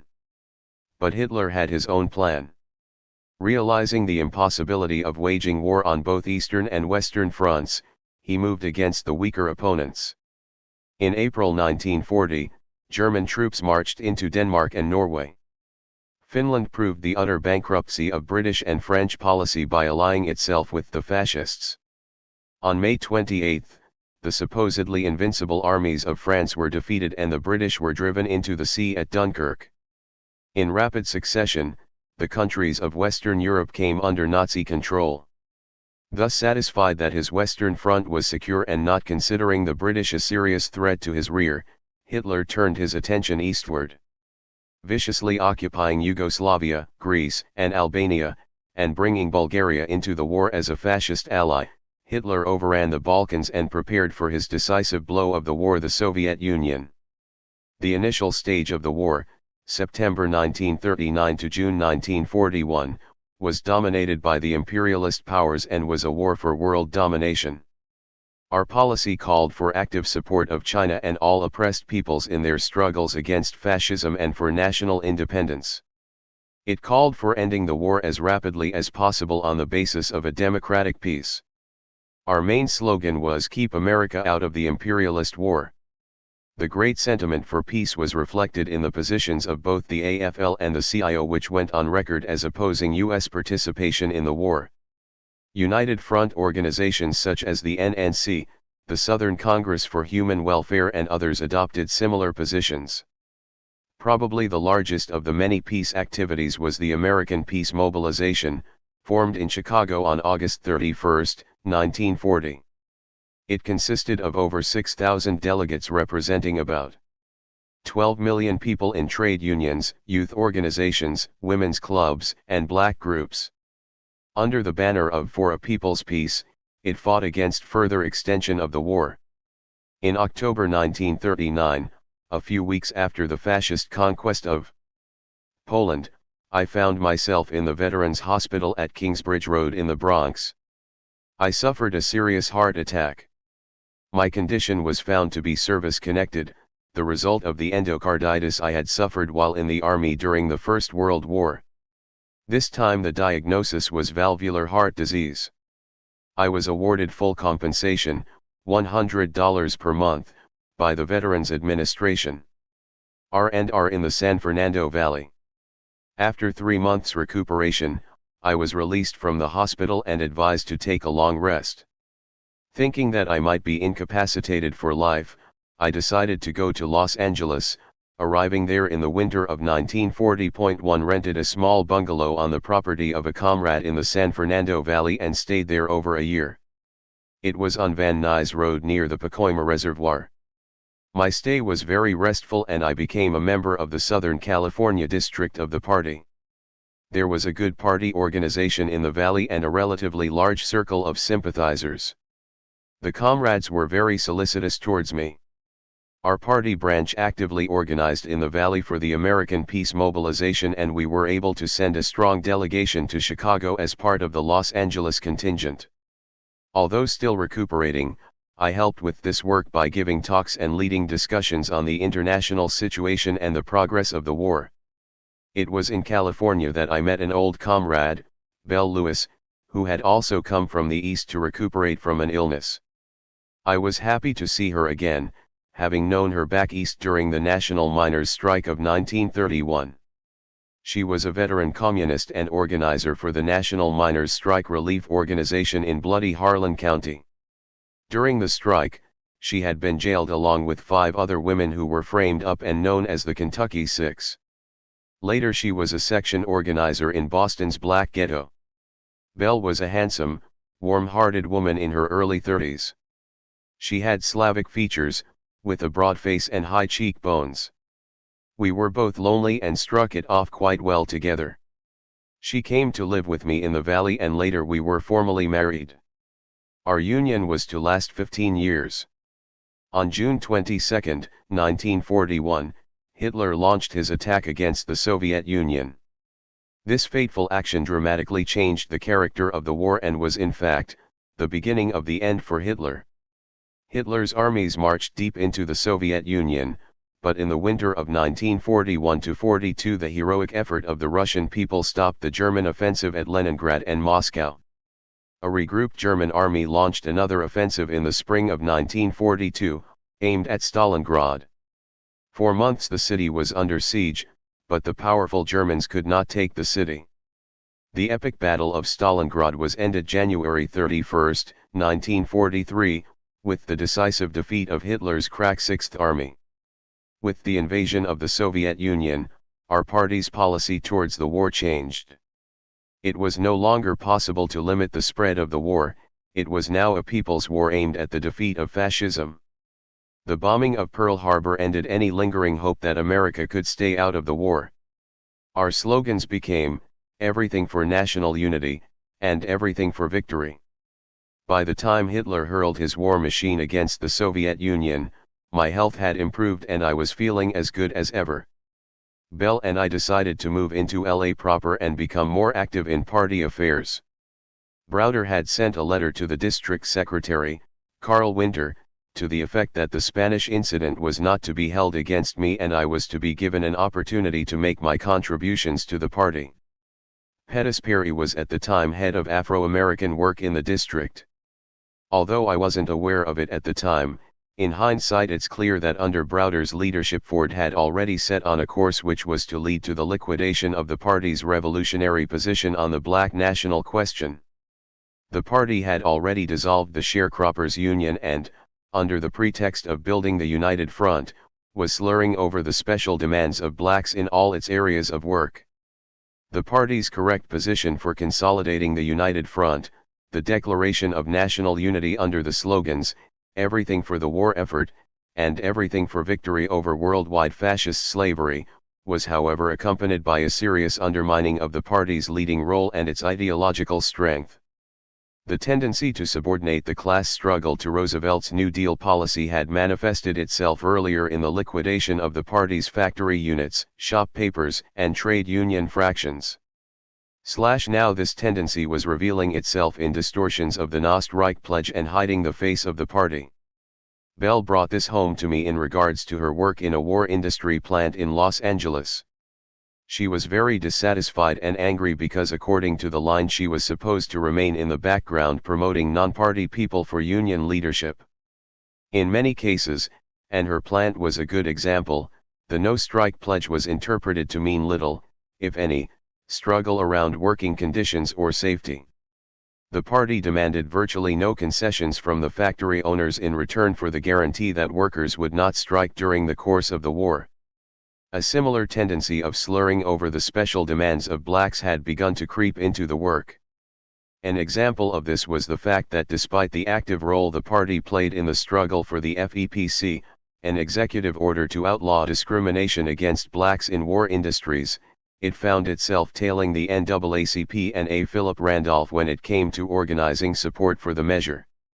I saw these tendencies as deviations or individual mistakes which would be corrected not as symptoms of a developing opportunist line, a pattern of abdicating the leading role of the party. Somewhat divorced from the struggle going on in the party, Bell and I moved into an apartment on 42nd Street and Crocker in the Central Avenue district, the heart of Los Angeles's black ghetto. We immediately got to work, and in no time we were able to build up a party branch of about 50 blacks, some of the finest young people I have ever met. Most were from Oklahoma, Arkansas, Texas, and Louisiana, part of the first wave of migrations to the new war industries in and around Los Angeles. The branch secretary was one of the local people, with Bell as membership director and myself as education director. We held discussions and meetings on national and international problems, as well as questions confronting the community. We were elated with our success, but it was not shared by the district office downtown. Pettis Perry had tried to direct the Afro-American work from his office, rather than establishing a base in the community. The work obviously suffered from this isolation and he was jealous of our success. Our house was always open to comrades and quickly became a center for activity in the area. It wasn't long before we began hearing rumors which referred to Bell and myself as the Uptown Brain Trust and accused us of establishing a second center. Angered and fed up with those false charges, covert accusations, and innuendos, I decided to get a job. Although my health seemed excellent, I was wary of my heart condition. I went to the state rehabilitation office for a checkup to see if I was fit to work. To my surprise, I passed the examination with flying colors. The examining doctor told me my heart was in good condition and he saw no reason why I couldn't do anything I had done before. Encouraged, I asked if I could go to sea. Certainly, but I wouldn't advise you to be anything like a stevedore, he said. Still, I was told I was unable to join the army. Signing up with the NMU. In June 1943, one enlisted as a seaman in the Merchant Marine at San Pedro, California, the port of Los Angeles. Just as millions around the world, I wanted to make some contribution to the fight against fascism. I knew the history of struggle of the National Maritime Union and had long been an admirer of the militant Seamen's Union. The NMU was the largest of all seamen's unions, reaching a membership of about 100,000 during the war. Its forerunner had been the Marine Workers' Industrial Union, organized by the SU, an AFL-dominated seamen's union. The TUUL union dissolved and sent its membership into the SU. They later helped to lead the rank-and-file revolt against the bureaucratic leadership of the SU. This revolt led to the founding of the NMU as a CIO union in 1936. Its history was marked by bloody strikes in 1936 and 1937 in which several members were killed by thugs and police. Through this fierce struggle and with the party's correct leadership, the NMU became one of the most militant, dedicated and highly organized of all the CIO unions. The Union was in the leadership of the anti-fascist movement both at home and abroad. It actively supported the anti-lynch bill, demanded full employment and a permanent FEPC. When Italian fascists invaded Ethiopia, NMU seamen refused to sail ships to Italy. Later they refused to sail steel-laden ships and tankers for Japan. In the midst of very important Union struggles, some 800 Union members left their picket lines for Spain. Over 200 died in the attempt to defeat the fascist offensive and prevent a new world war. NMU seamen were known as worldwide emissaries of labor. They would contact local unions wherever they docked, offering assistance and support and often participating in labor marches and demonstrations. 6. As head of the party's Afro-American work, I had known many of the old-timers in the Sioux and had worked with some of the men who helped to found the NMU. These included A1 Lannon, Patty Wellen, Tom Ray, Johnny Rogan, Herschel Alexander, Roy Hudson, George Mink, Josh Lawrence, and Ferdinand Smith. The latter two were blacks and both were on the national board of the Union. Smith became the national secretary and Josh, a bosun, became port agent for the Great Lakes. A few days after I enlisted, I signed on the Union Oil Company's tanker, La Placentia. I had no training besides as a waiter, so I chose the job of crew messman, serving the crew at meals and cleaning up. I was the only black in the crew. We were bound for Pearl Harbor and Honolulu. Our tanker served as mothership for a dozen or so PT boats on their way to the Pacific War Zone, refueling them on the voyage across and relying on them to serve as our escort. These boats, patrol torpedo craft, were small, fast and heavily armed. They carried a minimal crew of 3 officers and 11 men. Armed with 4 torpedoes, 2 rocket launchers, 20mm anti-aircraft guns, 37mm cannon and 50 caliber machine guns, PT boats were pound for pound the most heavily armed ships in the war.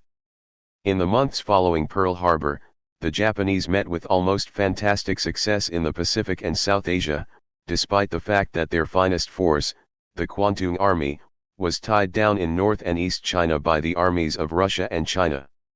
By May 1942, most of the major islands in the South Pacific had fallen to Japan, either wholly or in part. Bangkok, Hong Kong, Java, Wake, Guam, and the Philippines were among the territories incorporated into Japan's Co-Prosperity Empire. Australia was threatened with invasion from the north. Darwin, a northern port city, had already been attacked by the Imperial Air Force. When Burma fell to the Japanese, land supply routes to embattled China were effectively cut and Japan had a base from which to launch an invasion of India. It wasn't until May 1942, at the Battle of the Coral Sea, that the Japanese met their first big setback.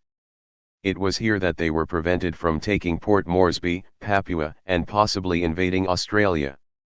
In the next few months, they suffered major defeats at Midway and Guadalcanal. As we headed into the Pacific War Zone, 10 months after Guadalcanal, the Allies were preparing to launch their major offensive in the South Pacific. After 2 weeks at sea, we landed at Pearl Harbor. In December 1941, it had been the scene of the massive Japanese raid on the Pacific Fleet. Now, a year and a half later, the wreckage of Admiral Kimmel's once proud fleet was strewn over the harbor. Thousands of victims still lay in the hulls. I went ashore with some shipmates. We took a bus to Honolulu, a few miles away. I found wartime Honolulu pretty drab. The streets, buses, and amusement places were crowded with U.S. military and naval personnel. We went into a bar on Bishop Street in downtown Honolulu and the white bartender proprietor refused to serve me. He apologetically said that he had nothing against blacks personally, but that there had been a bloody fight between black and white soldiers there just a week before. For that reason he had decided not to serve blacks at all. My white shipmates started to protest, but I said, come on, don't bother. It wasn't worth the hassle. We just walked out and went to another bar. The Marines and the Navy, serving as shore patrol in Pearl Harbor at the time, were generally arrogant and belligerent toward us civilian seamen. They called us draft dodgers, dollar chasers, reds, and slackers. We had to swallow hard and just take it. If we fought back, we'd be thrown in the brig where we'd suffer even more abuse. We developed a real hatred for the Navy and the Marines. Their hostility and the racism the military had brought over with it tended to sour my impressions of Hawaii. I had no regrets when, in a couple days, we were on our way back to San Pedro. We returned without escort, having left the PT boats at Pearl Harbor to supplement the Allies' Pacific Fleet. 2 weeks later we left San Pedro again, retracing our last voyage back to Hawaii. By this time, the Allies were engaged in fierce battles to retake the Japanese-occupied territories on New Guinea and the Solomon Islands. In 6 months, as the result of these and later actions, Japan's eastern front would be wide open. We brought with us another escort of PT boats. Again we dropped the PT boats at Pearl Harbor, but this time we headed southwest to Pago Pago in the American Samoas. It was not a busy port, we were the only ship in the harbor. The Polynesians there were among the friendliest people I had ever met. They had light brown skin and looked like any mulatto that one might see on the streets of Harlem or Chicago's South Side. Families would invite us to visit their homes.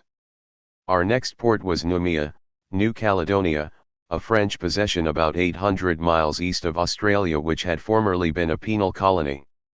The New Caledonians were Melanesians, big fine-looking blacks with woolly hair. My interest in anthropology had led me to read extensively about these Asian Negroes, and I was glad to have the opportunity to meet them firsthand. After about 10 days there, discharging our fuel and refueling small naval craft coming in from the Solomons, we finally sailed out past the coral reefs and were on our way home. At that time, merchant ships were more heavily armed than they had been earlier in the war. Our tanker mounted 2 3-inch cannons, fore and aft, and several 20mm rapid-firing Swiss anti-aircraft guns. On our ship these guns were manned by a Navy gun crew of 18 men commanded by a lieutenant junior grade. We merchant seamen performed a vital support role for the armed guard detachment. I served as assistant loader on one of the anti-aircraft guns. In the early morning, about 2 days out of Noumea, a general alarm was sounded. An unidentified ship had been sighted on the horizon off the port bow. We all rushed to our battle stations and waited. In wartime, we had to maintain radio silence to avoid disclosing our position. We waited for the ship to come close enough to identify it. We knew we wouldn't have a chance against a Japanese warship, it would have blown us out of the water. We were all relieved when the alarm was finally called off. The vessel had been identified as the U.S. troop ship West Point. Back home after a couple of weeks in Los Angeles, we got the news that a big troop ship was crewing up in San Pedro. It was the Uruguay, a former luxury liner on the New York-Buenos Aires run that had been leased to the military by Moore McCormick Lines. She had now been converted into a troop ship and had been carrying troops from the East Coast to Oran and other ports in North Africa. Now she had come through the Panama Canal and around to the West Coast. Scuttlebutt had it that she was now to transport troops to the Pacific War Zone. When they got the news that she was being transferred to the Pacific, half the original crew had gotten off in New York. She made the New York to San Pedro run with only half of her 450-man crew. She was carrying no troops at the time, so it posed no big problem. San Pedro was mainly a freighter and tanker port, supplying crews of between 40 and 60. The NMU local was hard put for men to fill out the Uruguay's large crew and for the new crew ratings required for a large troop transport. The local had to send to San Francisco to help fill out the crew. The NMU port agent in San Pedro at the time was Oliver Butty, a progressive-minded black from New Orleans. The chief Union patrolman, the number 1 port union official under the port agent, was Neil Crow, a tough, experienced seaman and a well-respected communist. The Union was determined to put together the best possible crew for the Uruguay and started by lining up a solid nucleus of good Union seamen. One reason for the special effort was the rumors of racketeering aboard the Uruguay. It was a good opportunity to clean up the ship. Racketeering on board ships, mainly gambling and selling illegal liquor to troops, was a crucial issue for the National Maritime Union. It was a matter of principle. The honor of the Union was at stake. In spite of the Mew's 100% backing of the war effort, merchant seamen were often the target of the kind of slanderous remarks I have already mentioned. Shipboard racketeering played into these slanders. Racketeering also prevented the Union from handling legitimate beefs about ship conditions. It divided the crew against itself and made it difficult to wage effective struggles to improve intolerable conditions, crowded and inadequately ventilated quarters, unsanitary heads, poor food, and arbitrary disciplinary treatment from officers. Shipboard racketeers were strongly anti-union, undoubtedly often the result of deals made with the officers to look the other way from the rackets. Having never worked on a big ship, I was, at the time, only dimly aware of these problems and what they meant for the Union. Rounding the Cape. When the day arrived to crew up the Uruguay, the hiring hall was crowded. I recognized some familiar faces. Red Herrick was there, a veteran communist seaman and artist who had made the maiden voyage on the Booker T. Washington. The Washington was the first merchant ship to be commanded by a black captain, Hugh Mulzac. Red was a fireman on the ship. I was surprised to see Herschel Alexander, a well-known black communist leader from Los Angeles who had never sailed before. I stood in the crowded Union Hall, reading the long list of ratings that had to be filled. There were openings for cooks, bakers, waiters, pantrymen, utility-men, and others in the steward's department. I knew my skills were limited, but I had no desire to take another messman job. Neil Crow approached me and said, "We really want you on that ship, Harry. Take the chief pantryman's job," he told me. I hesitated, wondering why the job was posted when the third and fourth pantryman jobs were not. Why hadn't anyone from the old crew wanted to move up to chief pantryman? I didn't know if I was qualified. The job would put me in charge of about 10 men, responsible for preparing salads and hors d'oeuvres, setting up and serving at steam tables and making beverages, coffee, tea, and desserts for 400 to 500 officers. Several friends of mine standing nearby also urged me to take the job. A young man whom I had just met in the hall, Herbert Jeffries, said, "I'll support you, Harry. I'll throw in my card for first pantryman." With the promise of their support, I agreed. When the dispatcher called out, "Chief pantryman," I stepped forward and threw in my card. No one else applied, there was no contest. I felt uneasy all over again, but I had the job. Upon boarding ship, my ability to perform the chief pantryman's job was immediately challenged by the chef. He was an Argentinian, an old chef from the Uruguay's days as a luxury liner, and a rabid white chauvinist.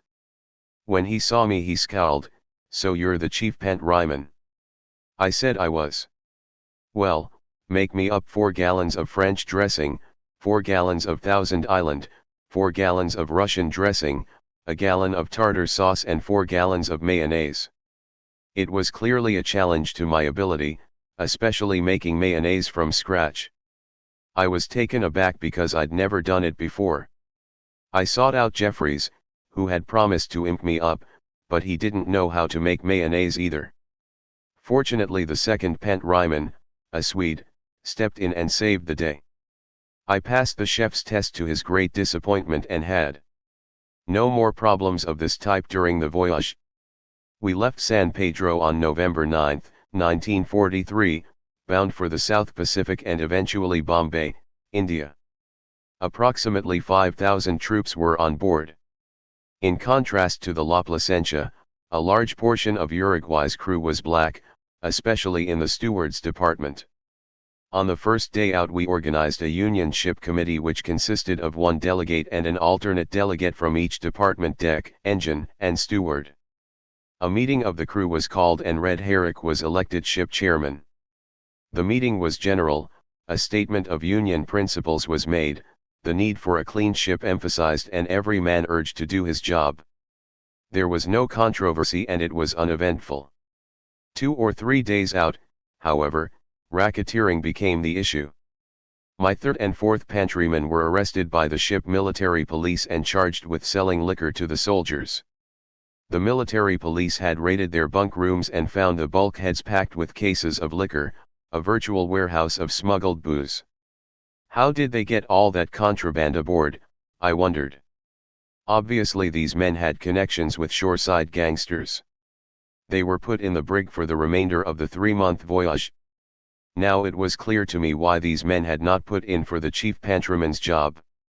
They didn't need the extra pay and didn't want the extra responsibility. But this was not all. The ship was swarming with a number of rackets. There was a cigarette racket, controlled by a storeman. He smuggled aboard entire cases of cigarettes and, when we reached Bombay, sold them at fantastic profits. But the greatest of all the rackets was the nightly crap and poker games. They were run by 2 glory hole, crew's quarters, stewards, the lowest rating on the ship. The stewards were big-time professional gamblers and had the entire operation well organized. They were surrounded by toadies and sycophants who covered their jobs for them and even served them special food and the best scotch while they lay around all day in their bunks. These men and their circle of cronies were corrupting a significant section of the crew and represented the main obstacle to any united action to improve conditions on the ship. In ship meetings they always were the greatest patriots and red-baited the Union, warning against communists that were out to disrupt the ship. We struggled against these phonies during the entire 3-month voyage and after several tense incidents were finally able to isolate them. Our first port of call was Hobart, Tasmania, an island southeast of Australia on the Tasman Sea. A few days before arriving, we picked up 2 army transports which continued sailing with us all the way to Bombay. Our stay was short, only 24 hours, but a welcome break after the long, lonely Pacific crossing.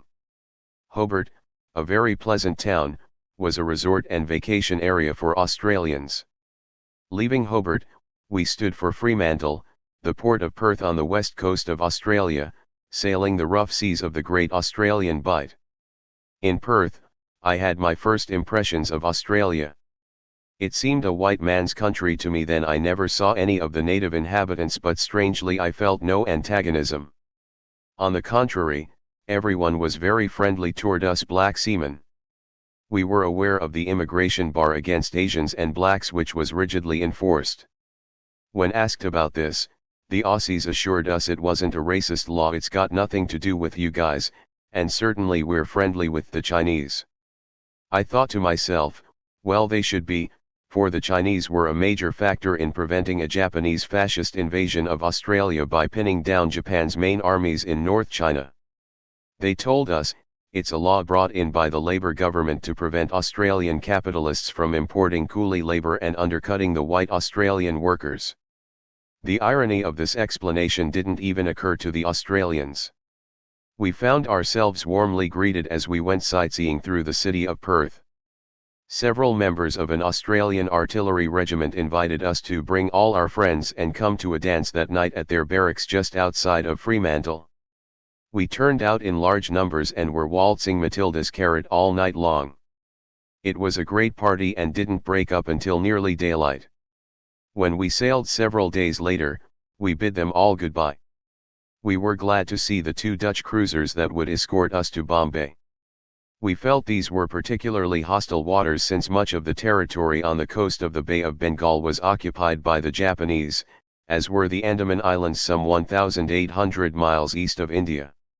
Even now, as we sailed through the Indian Ocean with our cargo of U.S. troops bound for Bombay, the Japanese were massing their forces in Burma preparatory to invading eastern India. 6 weeks out of San Pedro, we docked in Bombay. I wanted to find the Communist Party headquarters to see if it would be possible to meet with some of the Indian comrades I had known at Kutba. This proved to be a simple task. I asked a longshoreman who gave me directions to the party headquarters. Several comrades, Herschel Alexander, Red Herrick, and I went downtown and found the party headquarters. It was an impressive 4 or 5-story building on a main street, a red flag with hammer and sickle flying from its roof. Walking in, we identified ourselves to the first person we saw, a young man who turned out to be a member of the Central Committee of the Indian Party.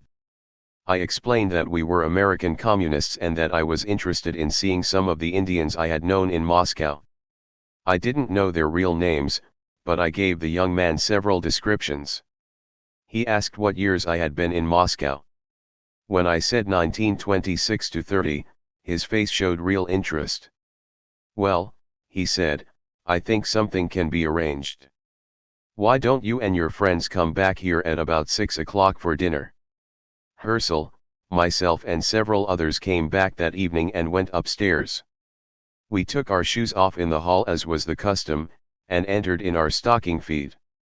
There they were, my old friends from Moscow.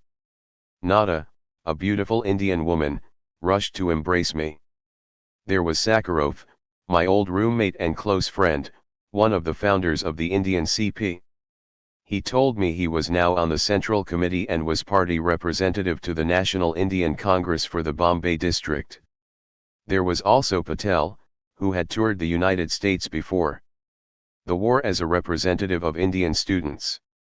His tour had been sponsored by the American Youth Congress.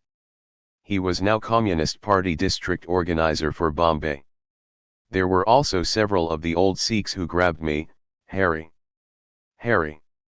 My friends sat us down and we all ate and swapped tales about old times and about the political situation in our respective countries. Ocean ever watchful for Japanese submarines which had been reported off Madagascar. As we neared Cape Town, a notice appeared on the ship's bulletin board, something to the effect that the people of South Africa have certain customs and laws as to race. While they are not ours, we should all respect them. Remember we are in their country and don't start any trouble. A bunch of us, about half black and half white, got off the ship together and went straight into a dockside bar. No sooner did we get in than the bartender started yelling, "Now wait a minute, fellows, the blacks over here and the whites over there." Some of our white shipmates started to protest, but we blacks said, "What the hell, we want a drink, man. We know this is South Africa. Damn it, you know we can't fight this thing now, let's get a drink." We settled for salutes across the bar. I went up to the 6th District, Cape Town's black ghetto, with some of my black shipmates. I was never so depressed in my life. The oppression of the people was complete. I'd seen nothing like it, even in darkest Mississippi. Their blacks at least had some kind of cultural institutions, churches, lodges and so forth. Here they had nothing. They had been forced from the land and pushed into oppressive native reserves. These reserves in turn served as labor reservoirs for the city, where blacks were crowded into ghettos and their tribal structures and institutions completely destroyed. Their culture had been stolen from them. Whites were warned not to go into the area after dark, as a number of whites had been murdered there. This seemed like a kind of spontaneous rebellion to me. As I walked down the street, I heard two blacks speaking in a strange and beautiful language. I stopped and asked them what it was. They answered in perfect English that it was Xhosa, their tribal language. It sounded almost musical to me. Back downtown, I went into a restaurant for natives, but the white owner refused to serve me. "But I'm black," I protested. "Yeah, but you're not one of ours." I made my way to the Communist Party headquarters and was surprised to find that, like in Bombay, it was located on a main street downtown. There was a young white woman at the office to whom I introduced myself. She seemed to recognize my name. She was the wife of an Indian member of the Central Committee. She said, "It's so unfortunate that you came through at this particular time. All the Central Committee people are in Joburg. There's a big plenum going on this weekend. I'm sure my husband and others would have liked to have met you." I asked about some of the South Africans I had known in Moscow. She said that Bunting had died and that Roo was no longer in the party, but still friendly. "What's this I hear about the party in America?" she asked. I said that I didn't know what she meant. "Well, it came over the radio last night that your party is dissolving itself." This all came as a great surprise and shock to me. It was hard to believe. I knew there had been some backsliding and a general move to the right. But dissolve the party? I wondered if there could have been some misunderstanding. Before we boarded ship, we all met at the USO by the docks. This was the first time since we had come ashore that black and white shipmates had been able to get together. We made the most of it, drinking beer and swapping stories. Herb Jeffries, a very light-skinned black man with blondish hair and blue eyes, was a target of a lot of kidding. Herb's brother, Howard, was a nationally known singer with the Duke Ellington Band. When we had split up on leaving the dockside bar, Herb had no choice but to go with the whites. Now we had some fun at his expense. "You goddamn white son of a bitch," you ratted on us. "You left your own race. You ran out on us at the docks, man. I don't think we'll let you back in the race," said Herschel. Herb was embarrassed and kind of felt bad. "What was I gonna do, man?" he asked. "They wouldn't serve me with you guys." Herschel winked at me and we kept putting poor Herb on for some time. What he said was true, though. In South Africa, he couldn't pass for black. The struggle against the racketeers had been going on since we left San Pedro, and by the time we left Cape Town we had them pretty well isolated. We had the goods on them and they knew it. We had built up a core of about 25 guys who played a leading role in the fight for better conditions and against these crooks. Things were tense though. One evening I was on deck, leaning on the rail, when Red came up from the engine room. "Harry," he said, "be careful about getting too near that rail at night. We're in the middle of a hell of a fight and those bastards would love to dump you over." The ship's committee met to draw up charges against the racketeers. 2 or 3 of them were direct accusations. Clearly, we said, the racketeers were literally robbing the soldiers with their fixed games. They were obstructing the fight for better conditions on board by setting shipmates against each other. And finally, they were besmirching the name of the Union. As we headed up the South Atlantic, we called a general meeting to present the charges. A group of us got together beforehand to talk over the issues. Red Herrick, the ship chairman, was there, as was Herschel Alexander. Herschel was short, not more than 5 feet 4 inches, with broad shoulders and a big roaring voice. He'd been one of the party's finest orators. Red said, "After all these points are made, I want you to sum it up, Herschel. Really stir the crew up. Then, when you're through, I'll call for a vote right away." Red chaired the meeting and read the charges.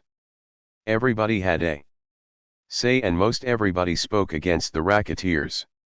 As I recall, they weren't there, but their toadies did their red baiting for them. The discussion went on for a considerable time.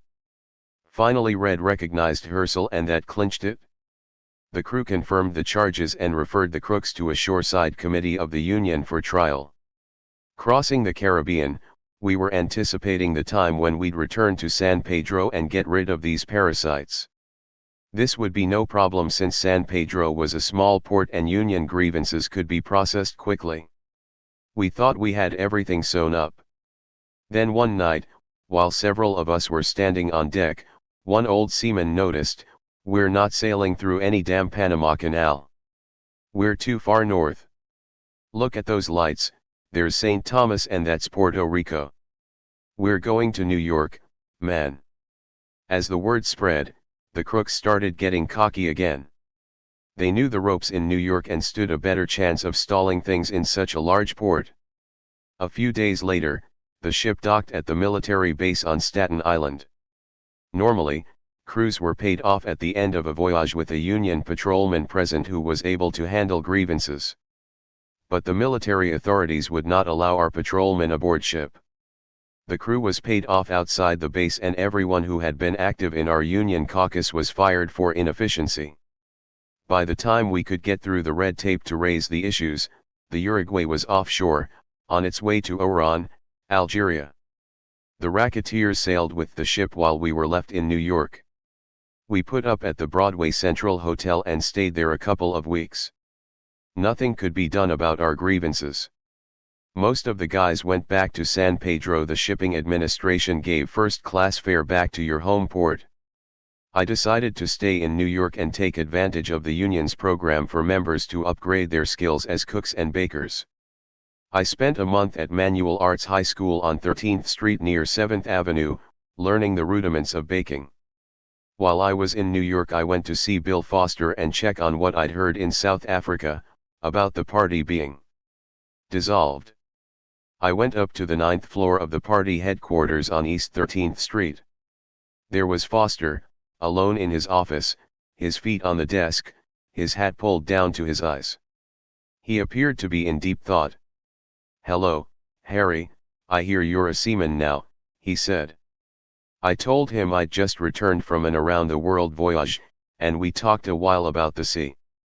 Foster had years before been a sailor himself. Finally I told him what I heard in South Africa about the party being dissolved. "Yes," he said, "that is what Browder has in mind." When I asked what he planned to do about it, he said, "Let's take a walk, the walls have ears." As we walked down University Place toward Washington Square, Foster explained how he saw Browder's line. "It's a rightist line," I recall him saying. "One that just tails behind the bourgeoisie. He thinks they will voluntarily stick to the Tehran agreements. Browder is pushing the line that the American capitalists for their own best interests will continue the unity of the Big Three, the US, USSR, and Great Britain after the war is over. He wants us to continue the no-strike pledge, and is saying that there won't be any more economic crises or wars or class conflicts, only peace and prosperity." Foster told me how Browder was then proposing to change the party into an association, for this was in line with his view that the two-party system is adequate. What it all came down to is that he not only wanted to dissolve the party, he wanted to liquidate Marxism. Again I asked Foster what he was planning to do. I remember that his greatest concern was to avoid a split in the party in the middle of a war. "But," I asked, "isn't Browder going to dissolve the party in the middle of the war? There certainly is an opposition, why not lead it?"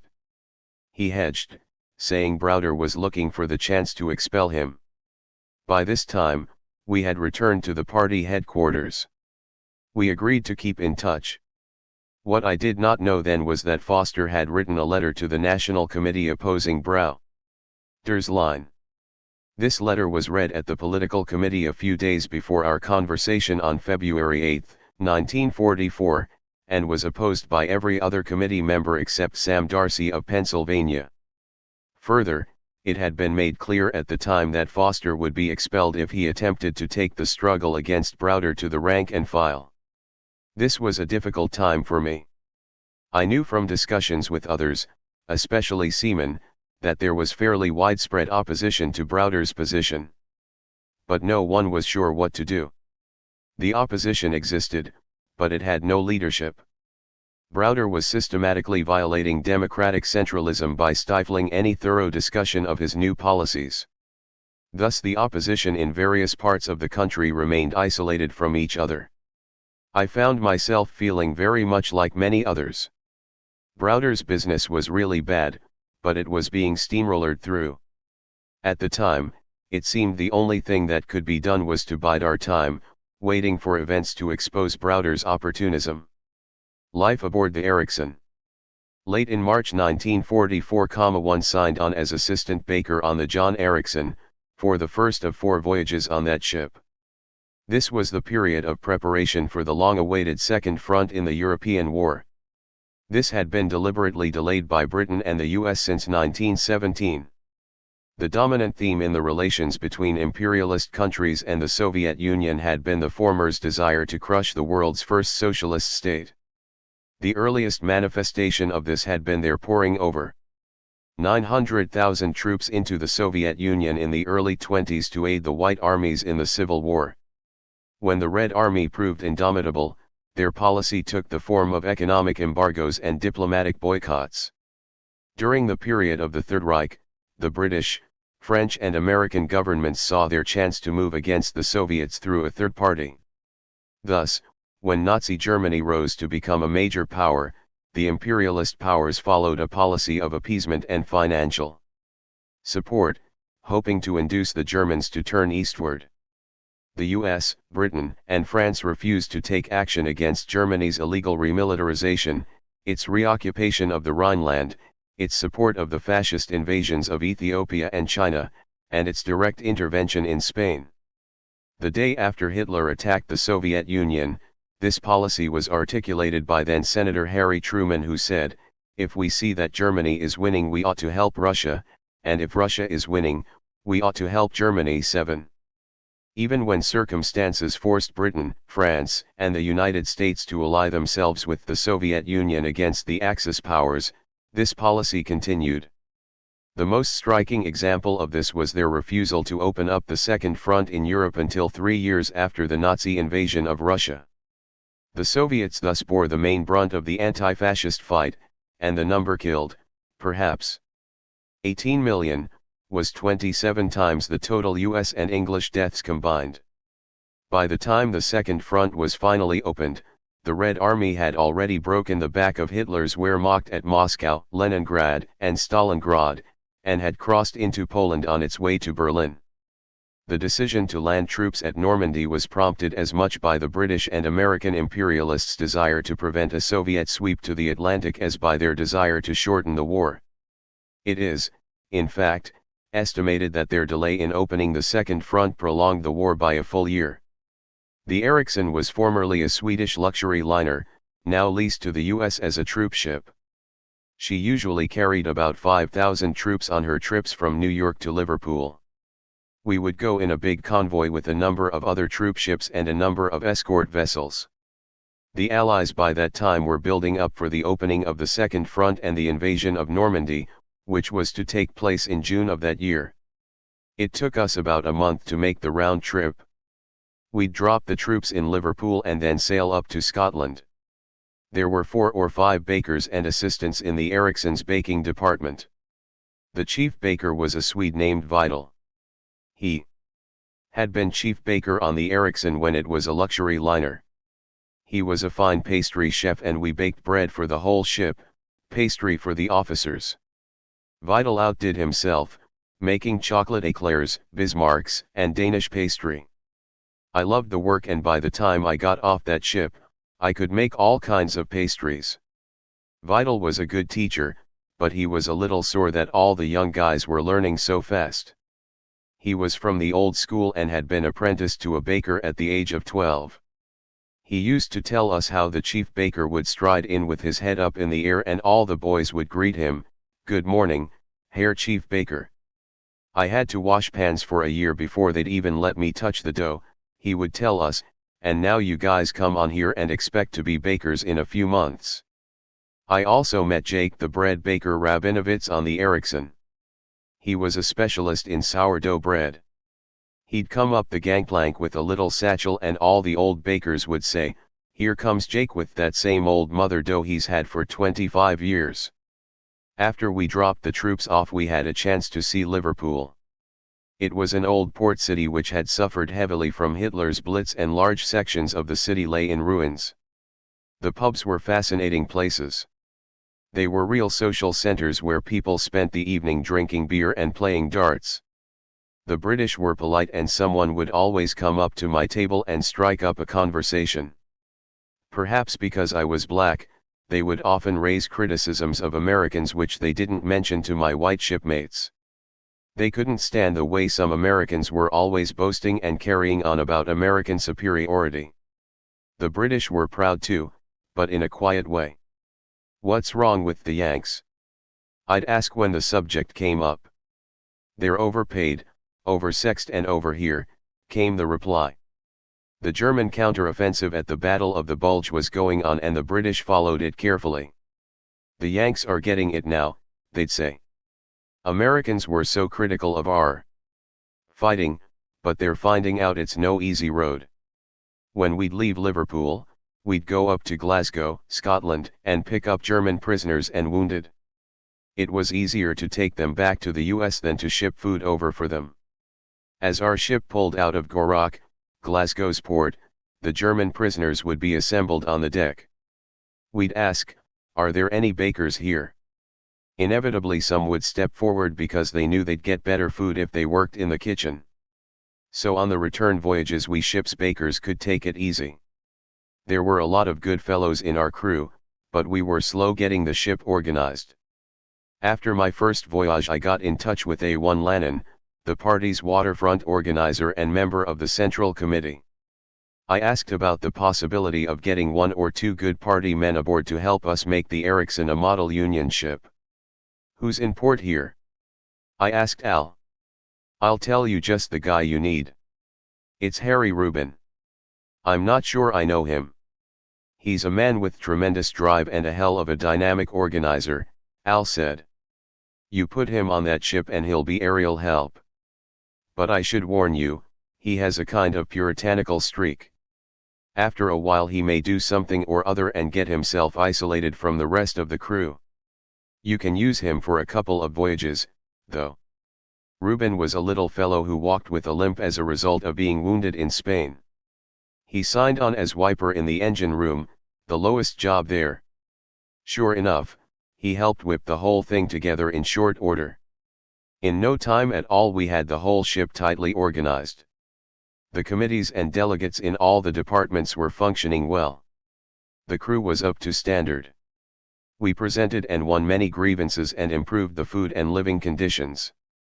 There were classes for the crew on Union history and improving technical skills. As educational director, I taught a course on the nature of fascism. A couple of voyages later, there was an incident which proved Lannon's cautions about Rubin to be correct. Rubin charged 2 Puerto Rican crew members with selling a couple pints of liquor to 2 of the soldiers on board. The Union had a strict policy on this sort of racketeering, but the attitude of most of the crew was, "We don't want to press this too hard. It's just a small case. Just tell them they can't do it anymore." There were no big racketeers aboard. But Rubin took a hard line. He insisted that charges be brought against them and that they stand trial before the Union Port Committee in New York. There was a division on the ship's committee and many of us thought we should be a little flexible in this situation, but in the end we followed Rubin's lead. The incident made for hard feeling among the crew and divided the ship which we had worked so hard to organize. The Union meeting on board which we called to discuss the charges was very heated. The defendants claimed the charges were an example of discrimination against Puerto Ricans. There were about 50 Puerto Ricans in the crew and about the same number of blacks. The defendants were able to line most of them up on their side. In truth, Puerto Ricans and blacks had some real grievances. They were mostly in the steward's department and many lived way down in the glory hole, the worst section of the ship. Also, the evidence against the defendants was flimsy and consisted of 2 affidavits signed by 2 soldiers long gone from the ship.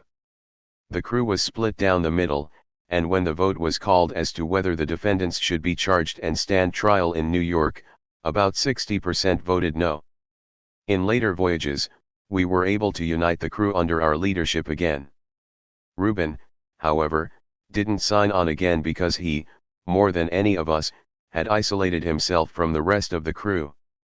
I quit the Ericsson in early September, 1944. Planned to return to Los Angeles, but I had followed the Soviet counteroffensive with intense interest. The victories at Stalingrad and Leningrad and in the Crimea had pushed the Germans back beyond the border. Thus, I was determined to make the Murmansk run before I returned to the West Coast. I went down to the Union Hall on West 17th Street. No one told where a ship was bound during the war, but when the dispatcher called out, "Here's that cold run. Get your heavy underwear on," everyone knew what he meant. I wanted to sign on as second cook and baker, but that job was already taken. The only rating I could take was crew messman, so I threw in my card. The ship was the Winfred L. Smith, docked in Jersey. I packed my bag, being sure to include my Russian grammar book and dictionary, and a Russian edition of Tolstoy's War and Peace so that I could bone up on my once fluent knowledge of Russian. I then hurried to New Jersey and signed on. We sailed on September 26, 1944, for Halifax, Nova Scotia, where the convoy assembled. We had a heavy escort of destroyers, cruisers, and corvettes as we headed for Glasgow, Scotland. After docking at Gourock on the Clyde, we headed north along the Scottish coast to Loch Ewe, where we reassembled for the last leg of the Murmansk run. A British Commodore took over command of the convoy, calling a conference of captains to explain the procedures and route for making the dangerous run through the Norwegian Sea, around the North Cape to the Kola Inlet and Murmansk. Leaving Loch Ewe, we were a formidable convoy of about 30 ships in all. Our escort vessels included frigates, destroyers, corvettes and baby aircraft carriers, escort carriers. The cargo ships were also armed. Our Liberty ship had, in addition to the normal crew of 44 men, a Navy gun crew of 18 which manned the two 3-inch 50 caliber type cannons, several 20mm Ehrlichen anti-aircraft guns and lighter caliber machine guns. The convoy, we understood, was also given distant cover by a British battleship and cruiser of the home fleet, which lay just out of sight. Further protection was afforded by the winter solstice which provided virtually 24 hours of darkness. The crew's quarters were midship, the portholes looking out on the aft deck cargo. There were several narrow-gauge train engines lashed to the deck. Heading northeast, we entered the Norwegian Sea, one of the world's stormiest seas. It didn't take much imagination to visualize the engines breaking loose and crashing through our bunks. It certainly didn't make for a relaxed voyage. But then neither did the Germans. German sub-packs hounded us throughout the voyage. Our reminder of their presence was the constant dropping of depth charges which shook everything and everyone on ship as the bulkheads quivered and the deck plates rattled. But we were lucky. It was later revealed that no less than 18 U-boats were lying in ambush for our convoy. When we arrived in Murmansk, we learned that only one escort frigate had been damaged by a torpedo. Our convoy was routed unusually close to the Norwegian coast, probably not more than 75 miles offshore. The normal route took convoys far from German-occupied Norway. It was understood that we were attempting to lure the battleship von Tirpitz out of the fjords. A year before, her sister ship, the Scharnhorst had slipped out to attack a similar convoy and, after a long chase, was sunk by the British Navy. But this time the von Tirpitz did not accept the challenge and remained in the fjord. Off North Cape we were attacked by a formation of 16 German torpedo bombers. General alarm was sounded. I rushed to my position as assistant loader on the Ehrlichen gun, life jacket slung around my neck and rubber suit under my arm. The engagement lasted only a few minutes. Heavy fire from our entire convoy quickly brought down 3 planes and drove the others off. They did manage to drop a few torpedoes, but they went astray, doing no damage. We finally dropped anchor in the Kola Inlet in early November. Half our convoy, including our ship, unloaded our cargo in Murmansk. The remaining ships sailed across the White Sea and onto Archangel. Our first sight of Murmansk was the badly battered dock and railroad spurs. It was a prime target for the Luftwaffe, which had a base in Petsamo, Finland, barely 60 miles from Murmansk. By the time I got there, the Soviets had installed so many heavy anti-aircraft guns and had brought down so many planes that the bombing was greatly reduced. At last we were ashore in Murmansk. Formerly the Russians had given a $125 bonus to each seaman for making the run. This was a gesture of appreciation and provided money to spend in port. But at the behest of the US government, they had stopped this practice. We drew money from the captain to spend ashore. At last ashore, the Russian language sounded beautiful to me. On the voyage over I had spent several hours a day boning up on my Russian. Once ashore, I became fluent again and found myself translating for my shipmates. There was no doubt Murmansk was a front-line town. There were only 2 places to go for relaxation and diversion. There was the International Seamen's Club and the International Hotel. At the club there were often American movies and dances on a Saturday night. The crews from the convoy crowded into the Seamen's Club and were soon drinking the good old Russian vodka. But we soon discovered that vodka, unlike whiskey, was not a liquor to be drunk neat as was the American custom. Under the influence of the vodka, the meekest fellows soon became roaring lions. Several fights broke out. The Russians looked on with amazement at this. "What's the matter with you Americans?" they asked after finding that I could speak Russian. "Can't you take your liquor?" "Ah well, they're just blowing off steam after the terrible tension of the voyage," I answered. Thereafter, the Russians restricted the Americans to 1 drink of vodka in the club, which was equivalent to a double in our measure.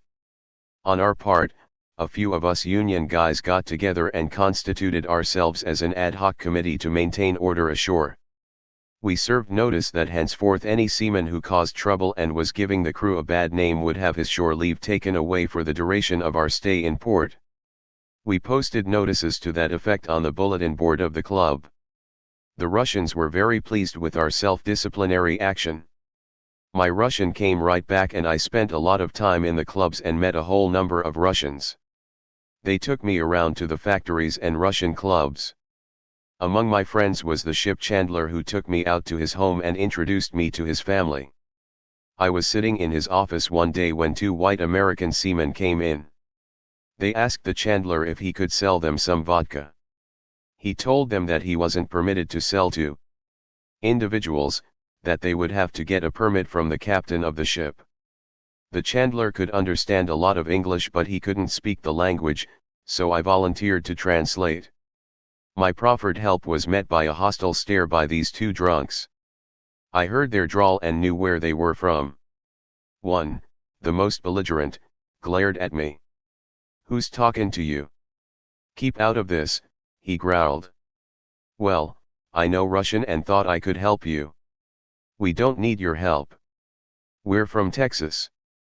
"Well, good," I rejoined, "some of my best friends are from Texas." I stood up and put my hand on the water bottle on the chandler's desk. They turned and walked out of the place. The chandler was taking it all in, apprehensive that something was going to happen. "Comrade," he said, "I'm so glad you didn't allow yourself to be provoked." He told me that a year ago, a black seaman had been killed right there in Murmansk by white seamen. "Do black people always have to fear for their lives in the United States?" he asked, puzzled. "Well, one can expect attack at any time, but not all whites are hostile. And blacks have their own communities." He seemed puzzled by the whole thing. "I guess it's like the Jews under the old regime," he said. "Precisely," I agreed. I went over to the International Hotel and joined some of my white shipmates sitting around a table. I told them about what had happened at the chandler's. Just then the 2 fellows came in and sat down at the next table. One of my mates, a reconstructed Southerner Texas Red we called him, got up and started talking loudly about goddamn rednecks. The 2 slunk out of the bar and that was the end of it. We figured they were members of the Sioux, a Jim Crow seamen's union. Another night I came into the International Hotel and after checking my boots and coat, I saw a group of young Russians, men and women, standing in the lobby. It was on the eve of the anniversary of the Russian Revolution. They saw me speaking Russian to the attendant, so one young Russian approached me. He was a small fellow, dressed in the Georgian manner with long coat, hat, and soft Caucasian boots. "I think I know you," he said. "Weren't you in Moscow some years back?" "Yes, I was," I answered, surprised. "Don't you remember my sisters Vera and Era?" Vera and Era were 2 young women in our circle. "Oh yes," I said, "how are they?" "I was just a small boy when you would come around." Vera married Patterson, the American black man who came over with the film troupe. He died in the evacuation from Moscow. "Oh, I'm sorry," I said. "How is she doing now?" "Fine," he said. "She has a nice apartment and her 2 sons are coming along well." I was just about to ask about Ina, who had also been a part of that same circle, when he broke off, explaining that he had to go to a performance as he was a member of a dance troupe. "Meet me back here tomorrow night," he said. I came back to the hotel the next night, but he wasn't there. He probably had another performance. I didn't know his name or how to ask for him. Sadly, I never saw him again. Not too long after we arrived in Murmansk, we received word that the von Tirpitz had been sunk, November 12, 1944, in a successful attack by 28 Lancaster bombers of the Royal Air Force. This was certainly welcome news, for it meant the end of the major German naval threat to convoys on the Murmansk run. We were relieved to know our return trip would not be threatened. The human enemy was more or less taken care of, but the old enemy, the sea itself, was there to be reckoned with. The Norwegian Sea was a brutal sea, particularly rough at that time of year. Terrible gales buffeted the convoy and dispersed it over the whole area.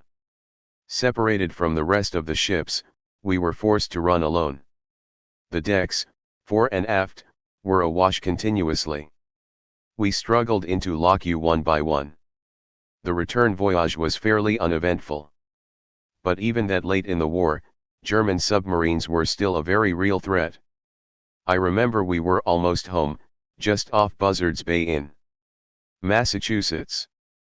There was a submarine scare, and depth charges shook the whole ship violently. One of our mates, a fireman, was down in his quarters counting up his hours. He came up frustrated as hell. Every time I started counting, a depth charge would go off and I'd have to start all over. It was 17 below when we docked in Portland, Maine, on January 11, 1945. That night we took the train to New York City. The Russians had given every seaman at Murmansk a gallon of good vodka.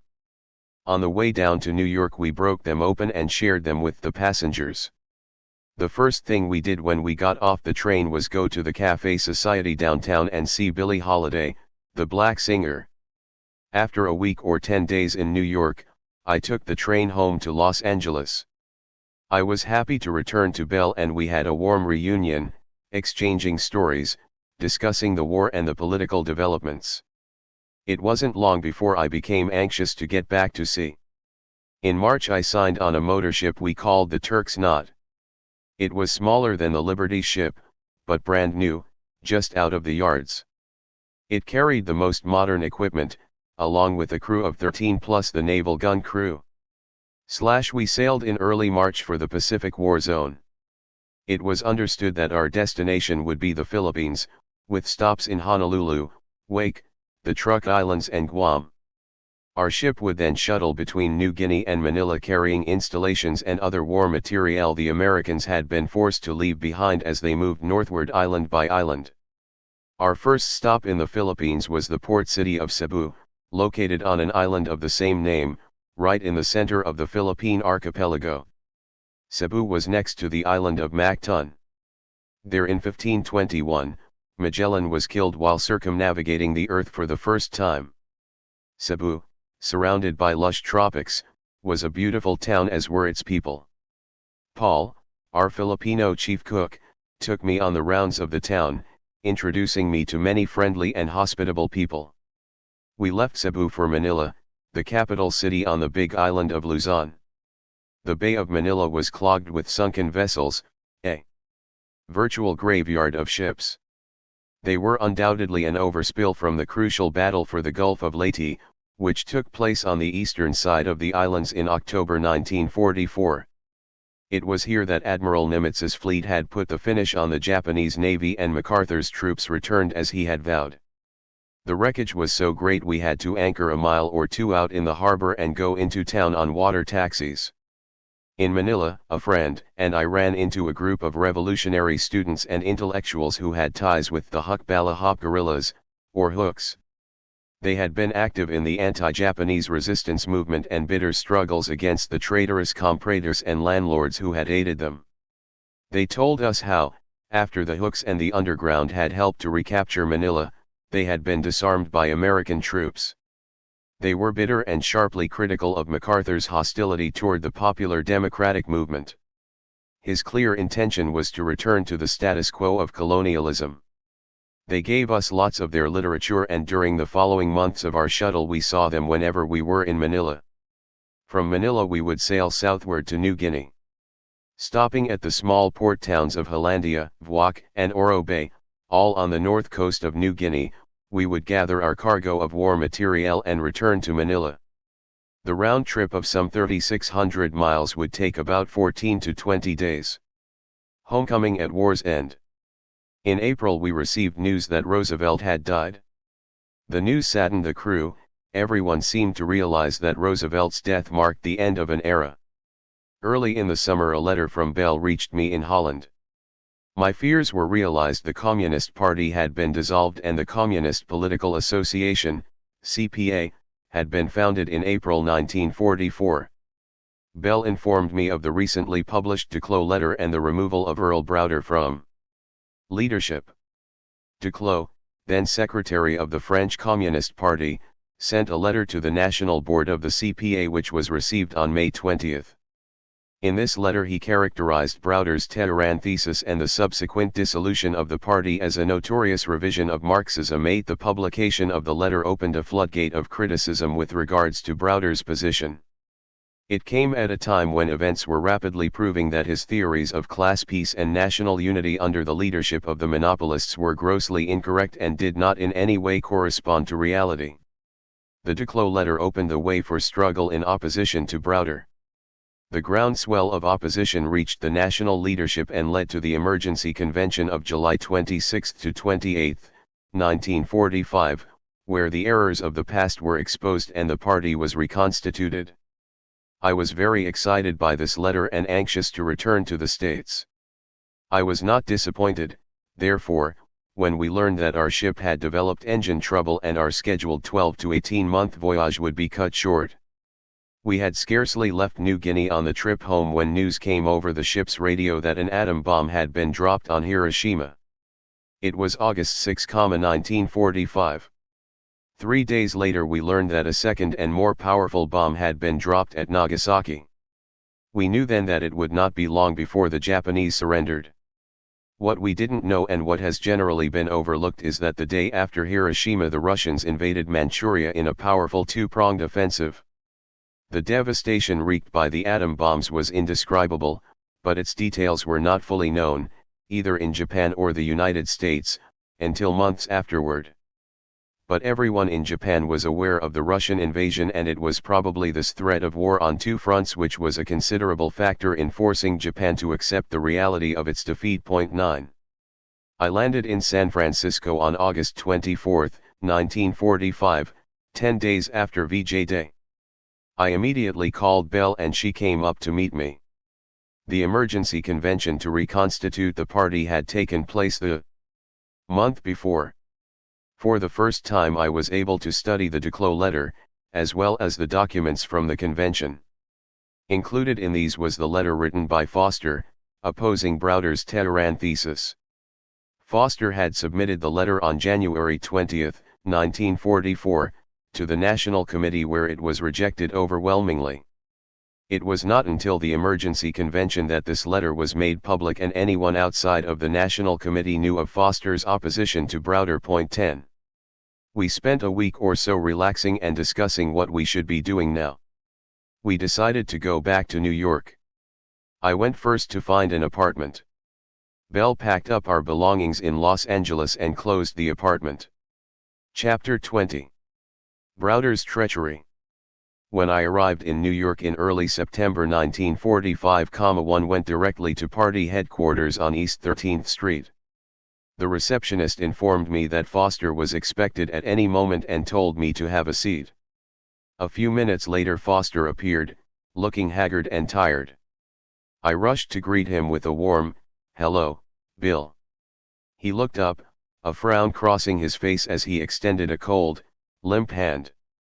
"Hello, Harry, what are you doing here? I thought you were out on the coast." "I just got in from 6 months in the Pacific," I explained. "I came east to see what the party wants me to do in this fight against Browderism, what my assignment should be." His frown deepened. "You had trouble in New York. You had trouble in Baltimore. You had trouble in California. Now I suppose you've come here to make some more trouble," he said accusingly. I was taken aback, flabbergasted, but before I could protest he snapped, "I don't have time to talk now, I've got a meeting. You'll have to come back later." He turned and strode away. Stunned by the brush off, I left the office. I didn't know what to make of it.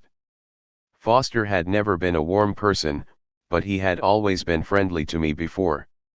I guessed that his cold reception reflected a change in the internal party situation. The emergency convention to reconstitute the party had taken place a little over a month before, and undoubtedly the new national board had discussed the party cadre. I suspected Foster's remarks reflected a hostile attitude on the part of the new leadership toward me. I decided to find out what was going on. Throughout the war, I had been pretty much out of touch with the developments in the party and felt strongly it was time to get back into things. When I discussed the party's situation with friends, I found most were dissatisfied with the manner in which the struggle against Browderism was being conducted. But it was not until a decade later that I and other comrades were able to fully understand the effect of Browderism on the party.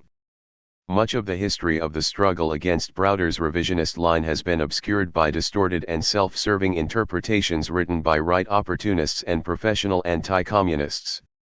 I want to trace this history as I now see it from the point of view of the left, that is, the tendency which fought for a Marxist-Leninist line against the revisionism of the time.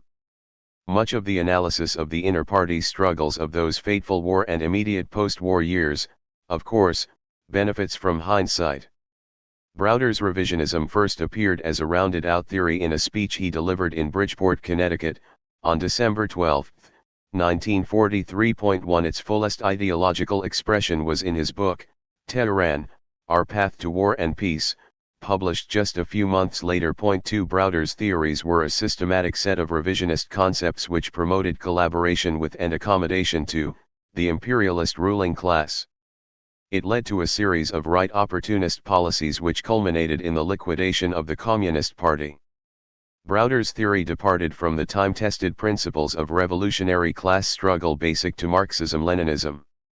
His views emphasized liberal, reformist forms of struggle and left the party tailing after the bourgeoisie, eventually abandoning entirely the road to revolution.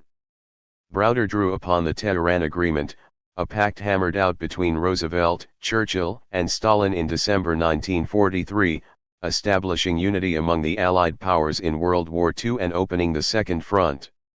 He transformed concepts of an international and diplomatic character, important in the war against Fascist Germany, into a full-fledged domestic program. Browder declared that a harmony of interests had been established between labor and capital. He called for a new national unity to bring full employment, peace, and an end to periodic economic crises.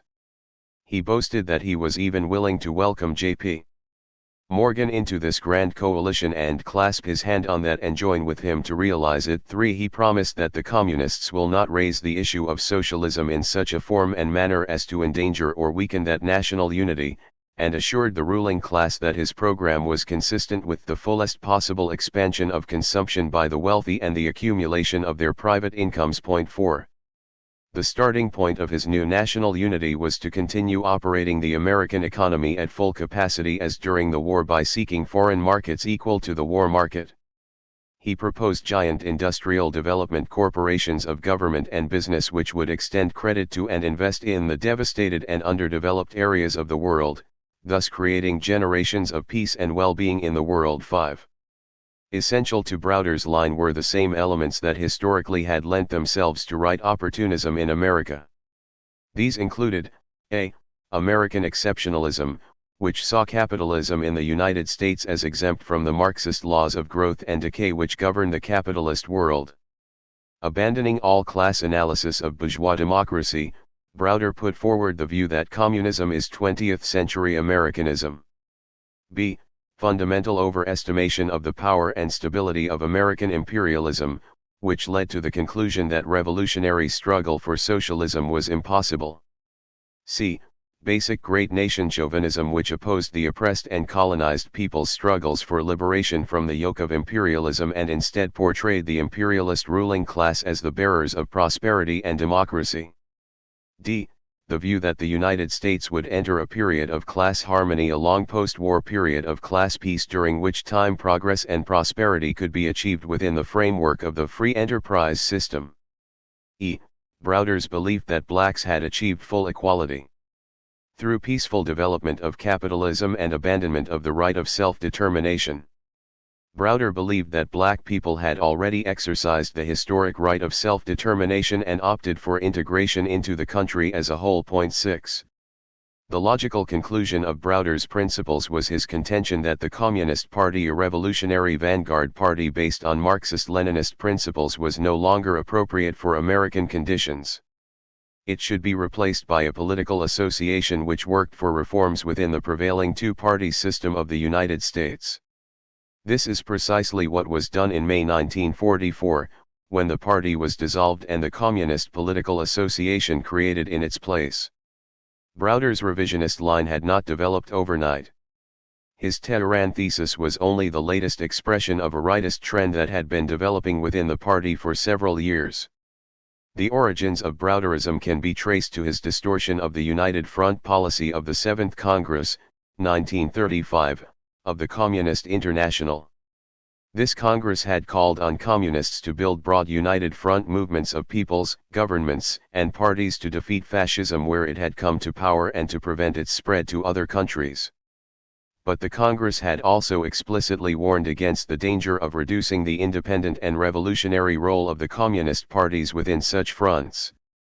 Despite these warnings from the Communist International, the PUSA slipped into serious right reformist distortions of the United Front policy under Browder's leadership. Browder led the retreat from the principles of class struggle which affected all areas of the party's mass work. The party's work in the Black Liberation Movement felt the first effects of this retreat. Scarcely a year after the 7th Congress called on communists to strengthen their own ranks and maintain the initiative within the United Front, the U.S. Party moved to liquidate a main revolutionary strongpoint of its work in the South, the militant and communist-led Sharecroppers Union. In the years that had followed my visit to Alabama, the Sharecroppers Union had continued to grow. In 1936, it had a membership of roughly 10,000, spread over 5 counties in the Alabama Black Belt. It was growing throughout the Lower South with 2,500 members in Mississippi, Georgia, Louisiana, and North Carolina. 7 But in October 1936, the SEU was dissolved and its membership merged into the Agricultural Workers Union and the Farmers Union of Alabama. 8 This latter was an organization of predominantly white small farm owners and tenants based in the northern part of the state, outside the plantation area. This union was strongly influenced by the racist and right-wing Coughlinite forces. 9. In retrospect, I believe that those responsible for liquidating the Sharecroppers Union were motivated by a sort of crude trade union economism, a desire to restrict the struggle of black soil tillers to economic issues, as if this were possible, and a feeling that the existence of an independent and mainly black union with the explosive potential of the Sharecroppers Union would frighten off our new Democratic Front allies, the Roosevelt New Dealers, the Southern Moderates and the CIO leadership. As Camp Hill, Reeltown, and Dadeville amply demonstrated, even the smallest move to change the status quo could lead to armed conflict. In fact, any demand to give blacks a voice in determining sharecropping conditions or wages was essentially revolutionary as it threatened the existing setup. One could almost hear the opportunists sighing with relief upon the union's dissolution. I recall in the late 30s listening to a garbled report by one of our agrarian specialists in which he tried to explain the reason for the move. The problem of black soil tillers in the Deep South was just a part of the general agricultural problem, a matter of getting blacks and whites together against the common enemy. The Sharecroppers Union with its militant program mainly emphasizing black grievances had become an obstacle to the unity of black and white Southern farmers. I took issue with this chauvinist position, pointing out that it contained a crass underestimation of the national character of the struggle of the black peasantry in the South. I expressed surprise to hear, 10 years after the adoption of our revolutionary line on the Afro-American question, what amounted to a reiteration of the old social democratic position which ignored the special position of blacks in the name of unity. The problem of the black peasantry in the South was not exactly the same as that of the poor white farmers in the South or in the rest of the country. It was a struggle against semi-slave conditions reinforced by racist barbarism, and in the long run, for the completion of the land revolution left in default by the betrayal of Reconstruction.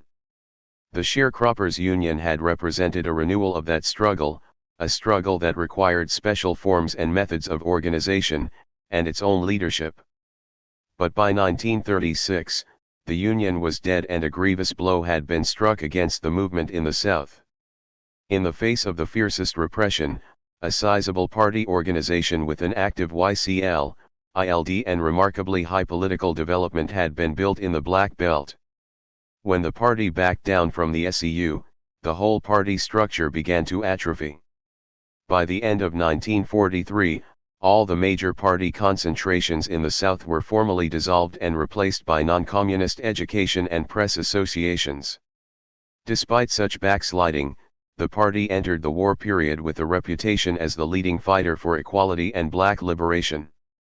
Yet as Browder's line developed, it continually pushed us into a position of tailing after black reformist leadership. In the 30s, the Communist Party had often been looked upon as the party of the Negro people. In the 40s, however, our line led to repeated betrayals of the struggle. For a broad assortment of black reformists, it was just the opportunity they had been waiting for. Still smarting from defeat in the Scottsboro campaign, they jumped in to fill the tremendous void left by our retreat. When A. Philip Randolph called for a dramatic march on Washington to protest discrimination, the party leadership backed away from the issue and urged unity in the face of the fascist enemy. The party declared that the march would create confusion and dangerous moods in the ranks of the Negro people. 10 black newspapers and the NAACP popularized a mass slogan of the Double V, victory over Hitler abroad and victory over Jim Crow at home, but the party leadership rejected the slogan on the grounds that it detracted from the war effort. Occasionally the Browder revisionists would give lip service opposition to discrimination and segregation in the armed forces. When it came down to a concrete situation, however, their support was considerably less vigorous. For example, 4 black WACs at Fort Devens, Massachusetts, were court-martialed for protesting their commanding officer's demand that they should do all the dirty work. Outraged churches, unions, newspapers, and civil rights organizations quickly organized and forced the army to reverse itself. The party leadership, however, reprimanded the WACs. Ben Davis stated, "The U.S. General Staff has on many occasions proved that they deserve the full confidence of the Negro people. We cannot temporarily stop the war until all questions of discrimination are ironed out." 11. The slogan of the right of self-determination was officially dropped in 1944. But it was clear that the revolutionary line it symbolized had been suppressed for some years. James Ford explained the new perspectives for black equality to the party. He stated that the economic expansion which Tehran promised would open up the South for unprecedented development that will raise the standard of living from the degradation and poverty which have held back the entire Southern people. According to Ford, not only would reactionary Southern congressmen be driven from office under such conditions, but American democracy as a whole will be strengthened and the Negro people will be fully integrated into our American society. These advances will be irrevocably secured, providing the Democratic, win the war forces, including the Negro people, stand solidly behind our Commander-in-Chief. 12. The party's work in the trade union movement also suffered from Browder's opportunist distortions of the United Front. 13. In 1939, the party dissolved its system of trade union fractions, factory nuclei, and shop papers as a concession to the CIO's leadership, a move which seriously weakened the party's strength in basic industry. This move also accentuated the tendency to hide the party's face. In the UAW and TUA, Textile Workers Union of America, the party retreated from situations where it had the support to elect one or more of its members to leadership and supported other candidates. During World War II, the party supported the No Strike Pledge. While it was a generally correct policy for the situation, the party refused to fight for reciprocal pledges from business to curb war profiteering and ensure the workers' standard of living. Browder opposed any struggle to extract such agreements from business, viewing them as a disruption to war production. He attacked slogans like equality of sacrifice, which was being raised by some party trade unionists as stemming from narrow factional considerations. Thus, the party found itself tailing behind the labor bureaucrats on the day-to-day issues of safety, speed up, and overtime pay for overtime work. Browder's revisionist theories extended into the field of foreign policy, resulting in nothing less than his approval of American imperialism. 14 He argued that the peoples of Latin America should place their trust in the Roosevelt administration and the continuance of the good neighbor policy. He urged the Chinese Communists to trust America, and in 1945 openly endorsed U.S. foreign policy as pressing toward the unity and democratization of China. 15 Browder abandoned support for the struggles of the oppressed and colonized peoples, arguing that they should rely on the good intentions of the great nations to gain their liberation. The ascendancy of Browder's revisionism was based upon both objective and subjective factors within the party. Objectively, bourgeois ideology had long penetrated the working class movement in the United States, had been nurtured during the reformist years of the Roosevelt era, and had thrived in an atmosphere of inadequate Marxist-Leninist training of party members and leaders. The liquidation of shop units and trade union fractions greatly weakened the party's base among the industrial workers, and weakened the leading role of the proletariat within the Communist Party. Combined with a large influx of professionals and white-collar workers, this greatly broadened the social base for revisionism in the party. The situation was further aggravated by the leadership's ousting of some 4,000 party members who were foreign-born because of a desire to Americanize the party. This chauvinist move turned away many of the most experienced and ideologically steeled U.S. communists from party activities. Finally, a distortion of democratic centralism developed inside the party under Browder's leadership. Democratic discussion, collective leadership, criticism, and self-criticism, and ideological struggle were abandoned. Browder consolidated an encrusted and entrenched bureaucratic machine under the direction of his chief lieutenant, Eugene Dennis. Democratic centralism gave way to, as V.J. Jerome later put it, dictatorial centralism. Browder himself was glorified as the greatest living American and became increasingly infatuated with contacting influential persons while actually isolating himself from the working class. By May of 1945, however, Browder's visions of an all-class post-war alliance were already beginning to clash with the harsh realities of everyday life. Even before the war ended, layoffs and strikes had occurred in a number of areas. Led by the U.S., the Western Allies made no secret of the fact that their main target in the post-war period would be the Soviet Union and the so-called communist menace it represented. Under such conditions, Duclos' letter had a sensational effect on the membership of the PUSA. Upon its publication in May of 1945, the rank and file were plunged into a series of discussions and debates. Discussion bulletins were written and distributed internally, clubs and whole sections engaged in heated struggle. It was an honest attack on bureaucracy, and for many this was the first time they had experienced such open political struggle inside the party. 16. Opposition to Browder gained rapid support and soon resulted in the Emergency Reconstitution Convention, which was held in July of 1945. At this convention, the party was reformed and Browder's opportunism exposed. 17 Threatened by the growing rank-and-file revolt, the party, and especially the leadership, were forced to make self-criticisms. The convention was significant in that it reflected the two trends which were to mark the future history of the party's struggles against revisionism. On the one hand, there was the rank and file spurred to action by the Duclos letter and with at least a partial understanding of the seriousness of the party's rightist errors, but as yet without any clearly defined leadership. On the other hand, there was the firmly entrenched Browderite leadership who saw their main task as the squashing of the rank and file upsurge and holding on to their positions at any cost. One day they spouted Browderism, the next day they were repudiating his line with little genuine self-criticism in between. Tome and many of my friends, such self-criticism seemed to be mere breast-beating and verbal recantation. It is no wonder, therefore, that there was much skepticism in the ranks as to the ability of the old leadership, particularly of Browder's ex-lieutenants like Eugene Dennis and John Williamson, to successfully wage a struggle against revisionism.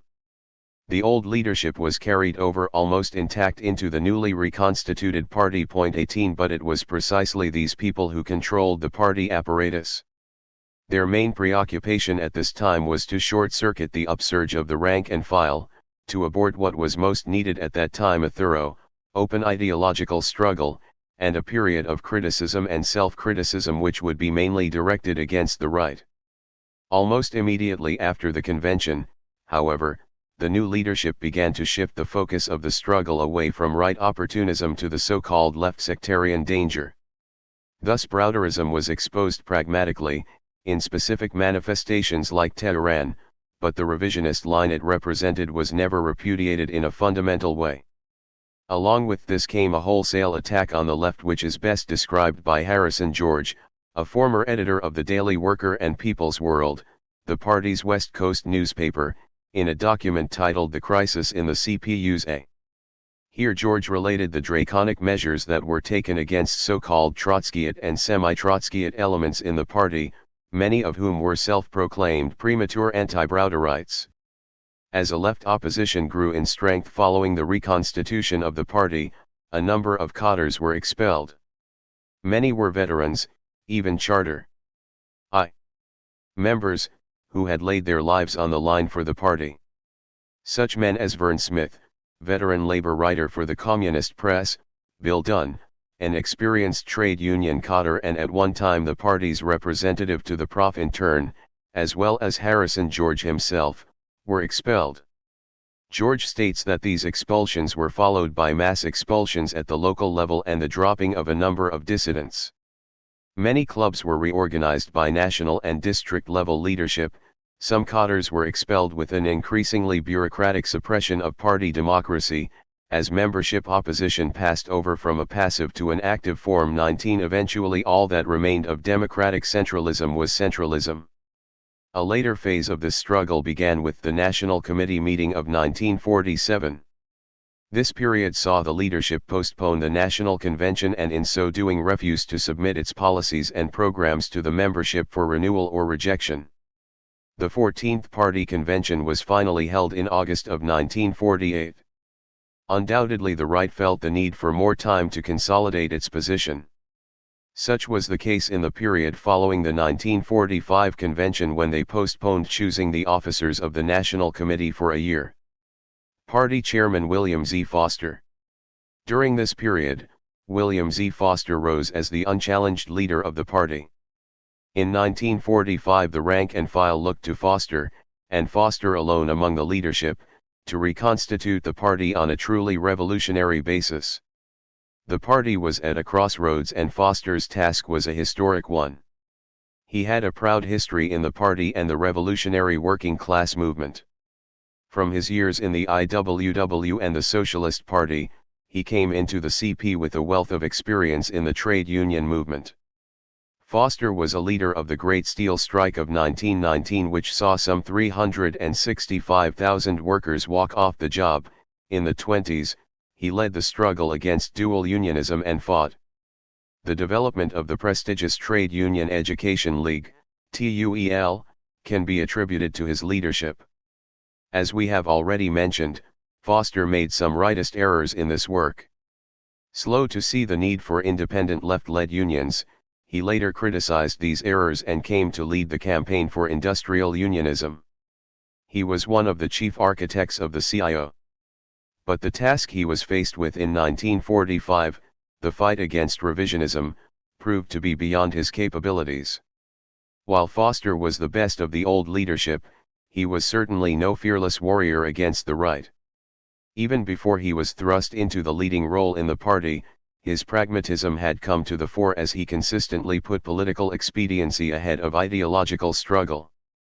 For example, he and Sam Darcy had been the only two members of the National Board to criticize Browder's line before the fateful arrival of the Duclos letter. In January 1944, he submitted a letter to the National Committee which criticized Browder's line. Duclos himself had liberally quoted Foster.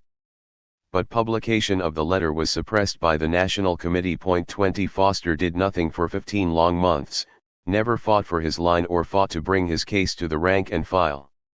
During the pre-convention discussions of 1944, a period which, according to the party constitution, is supposed to be marked by the most open and frank discussions and scrutiny of the party's line, Foster maintained his silence.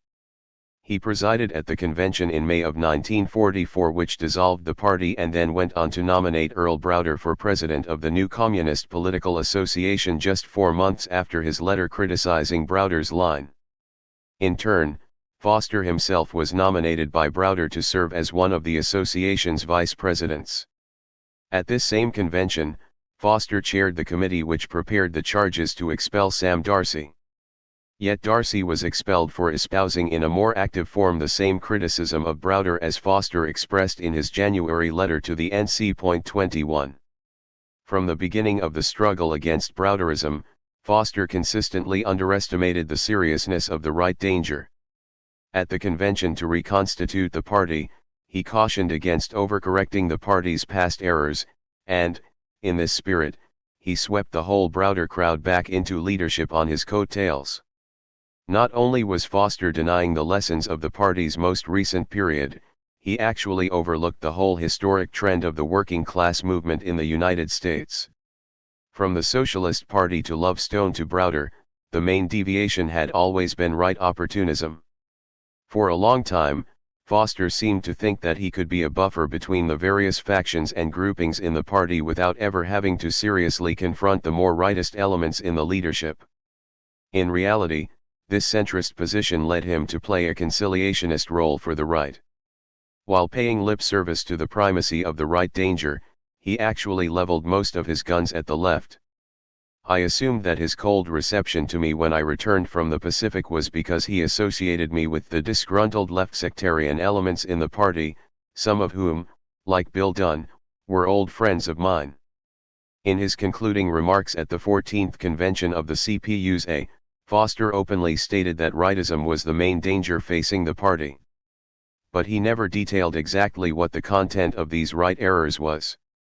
At the same time, he informed the membership that our party has had to conduct a fight on two fronts and that there were dangerous leftist moods and leftist renegade grouplets in the party, that this could be seen in the revolts in a number of districts, including New York and California. 22 He was referring to areas where some of the strongest opposition to rightism developed and where many cadre and clubs were either expelled or dropped out. It is clear that Foster considered the threat from the right to be in abeyance once Browder had been removed from leadership. He saw the political struggle, the fight to oust Browder, as being primary. In effect, he didn't understand the importance of fighting the ideological influence of Browderism, which still had a firm grip on the party. What led Foster to so seriously underestimate the right danger and to tacitly accept the expulsion of so many genuine communists? It can be safely asserted that these errors were rooted in his own tendency towards rightism. Like Browder, he underestimated the leading role of the vanguard party. In his 1944 letter criticizing Browder's line, there is no mention of the dissolution of the party. Foster wrote a postscript to this letter, and the two were published in the July 1945 Political Affairs. In this postscript, Foster said that he had opposed the dissolution of the party at a board meeting, but didn't actively pursue the matter because he thought it was a lost cause. He ends with these words, "So I left the whole question out of my letter to the National Committee. The immediate task, as I saw it, was for me to help to keep the CPA, in fact, if not in name, the Communist Party." 23 Foster obviously believed that the party could continue to play a leading role even when it was liquidated organizationally. Again, while Foster correctly criticized Browder for overestimating the progressive aspects of the monopoly capitalists, he himself overestimated the role played by FDR and the Liberal-Labor combination. In the same letter in which he criticized Browder, Foster writes, "We must understand clearly and definitely that the basic forces of a progressive national unity are those grouped, in the main, around Roosevelt's banners, and we must fight to help them extend and solidify their ranks." 24. Foster was indeed a product of the times of a period in the party's history when the attack on Marxist-Leninist theory, rightism, and bureaucracy had seriously undermined the inner workings of the party. In all fairness, it must be said that his ability to lead the party was also greatly affected by his poor health. Following a heart attack in 1932, Foster's activities were seriously limited and he was forced to spend much of his time at home removed from the operative leadership of the party. In the final analysis, however, it was his pragmatism, empirical and superficial methods of evaluating conditions in the party and the country which led him to agree with the main tenets of the right, most importantly the possibility of a peaceful transition to socialism. It was this view that the struggle is everything, the final aim nothing, along with an unwillingness to rock the boat, which most consistently guided his actions. His failure to fully break with the right opportunism of Browder, with revisionism, left the door open for the resurgence of a line which eventually liquidated the Communist Party as the revolutionary vanguard of the working class once and for all. His continued vacillation and conciliation to the right helped to lay the groundwork for the final victory of revisionism in the U.S. Party. It is a sad note that this outstanding leader of the American working class was in the last years of his life putting forward such revisionist theories as peaceful transition to socialism. No one who lived through the years 1945 to 1948, with perhaps the exception of Harrison George or a very few others, had a full understanding of what was going on in the party at the time. I know that I observed right errors, but I merely saw them as mistakes and tendencies which could be corrected, not as reflecting a whole line that would lead to liquidation of the party. I didn't really trust the leadership, especially Eugene Dennis, though I had little actual personal contact with the man. He seemed to me to be the kind of guy who could never make a direct statement. I knew that he had been Browder's right-hand man and one of the leaders of the whole right deviation. Once all the breast-beating was over, he became General Secretary of the party, nominated by Foster. I wondered then how he had managed to weather the change so well. When the struggle first began against Browder in the latter part of 1945, one was withdrawn, still reluctant to become involved in the inter-party struggle. But I had seen an article by Claudia Jones, a young black woman communist from the West Indies who had challenged Browder's line on the right of self-determination. The article had greatly stimulated my interest. 25 I knew that the ideological struggle inside the party was far from over, and I thought that I could play a role in restoring our position on the Afro-American question. But I was still leery of plunging into the struggle because of the self-doubts that hung over me after my battlefield experiences in Spain and my work in Baltimore. My heart attack also held me back somewhat, and Foster's brush-off had renewed some of the deep personal wounds that I felt. I was therefore somewhat apprehensive when in December 1945, Charles Crum Bain, my old Lenin school friend, and then district organizer for New York, called me into a meeting. When I arrived, I found in addition to Crum Bain, Bob Miner. I had always had warm feelings toward Bob which I thought were mutual, despite his close association with Browder, Steve Nelson, former brigade commissar in Spain, and James Ford, one of the few casualties from among the Browder leadership. Charlie began the meeting by saying that they wanted to discuss my future work and resolve the Spanish problem once and for all. As I recall, he said that he did not believe the rumors that I had left the front without permission, and that Bob and Steve were in Spain and could substantiate this. It seemed to him that the rumors had been irresponsible accusations directed at one of our leading Negro comrades. One can just look, although it certainly isn't necessary, at Harry's World War II seaman's record and see that the rumors were not true, he said. He concluded by saying that he felt it was time for all disparaging rumors, none of which were ever made into direct charges, to cease. And that Harry should be encouraged to make the kinds of contributions to the party we all know he is capable of. Bob Miner said a few words along similar lines and Steve Nelson agreed. Only Ford expressed reservations but did not make any specific charges. Bob suggested that a restatement and elaboration of a revolutionary position on the Afro-American question was urgently needed. It had been nearly 10 years since such a presentation had been made. 26 I agreed.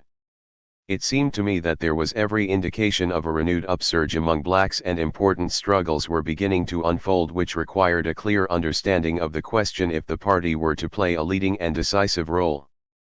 The rank and file, especially the young black cotters, were aware of the crucial place the question held in the struggle to root out the influence of Browderism. For all of these reasons, I anxiously took up the task of writing such a book. I felt at the time that Bain and Miner were surely not acting on their own, but rather as a committee of the Politburo set up to investigate the matter. Therefore, I considered this meeting as an official clearance of all accusations stemming from Spain, and felt free to concentrate all my efforts toward writing the book. For the next 2 years I spent the major portion of my time working on the manuscript and did a great deal of reading and research while I was still sailing. I had decided then to concentrate on developing an exhaustive examination of the agrarian situation in the South as a basis for the restatement of the correct position on the Afro-American question. But in the meantime, I still had to earn a living. Belle had come in from Los Angeles and set up a small apartment on West 138th Street. She had gotten a job in a shoe factory and I decided to sign on another ship. Cuba. In early March 1946, I signed on the motor ship the Coastal Spartan, bound for Havana, as a cook and baker. She was a small freighter of the same class as the Turk's Knot, the ship I had sailed on my last voyage in the Pacific. This was my first trip to Cuba. When we docked in Havana, a young mulatto police sergeant who was in charge of the dock area came aboard. The chief cook, a Filipino, introduced me to him as Sergeant McLaren. This was not the cook's first trip to Havana, and he whispered to me that McLaren was a good fellow. He looks after our people ashore, he confided. And to show our appreciation we always make sure he gets a couple of pounds of butter, which costs a lot here. The sergeant was a tall strapping fellow who spoke fluent colloquial English. He explained to me that he had spent 2 years in the United States at the Cuban pavilion of the 1938 World's Fair. Curious, I asked how he got his name. "Oh, my old father was a Scotsman," he said, laughing. On hearing that this was my first time in Havana, he offered to show me the city. We walked out of the harbor area and along the Prado, the main street. We sat down at a sidewalk cafe and ordered some food. While we were talking the sergeant rose and hailed a nattily dressed man with a military bearing. He introduced me as a writer from the US and we exchanged pleasantries. The man passed on and I asked who he was. "Oh, last month he was chief of police. I don't know what he's doing now. I never liked him, he was a real reactionary, one of the hangovers from Machado's times."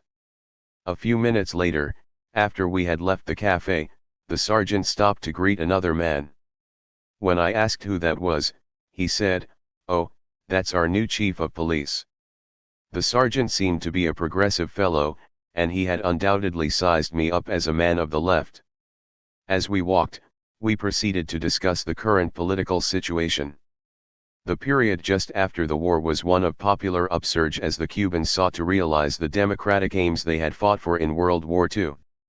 Grau San Martin's People's Front government was in power and the Popular Socialist Party, communist, inspired and led many struggles of the period. It was just prior to the reactionary offensive, sparked by the Cold War, which swept Latin America. I told the sergeant that I was a veteran of the Spanish Civil War and he insisted on taking me to a bar where some Cuban veterans hung out.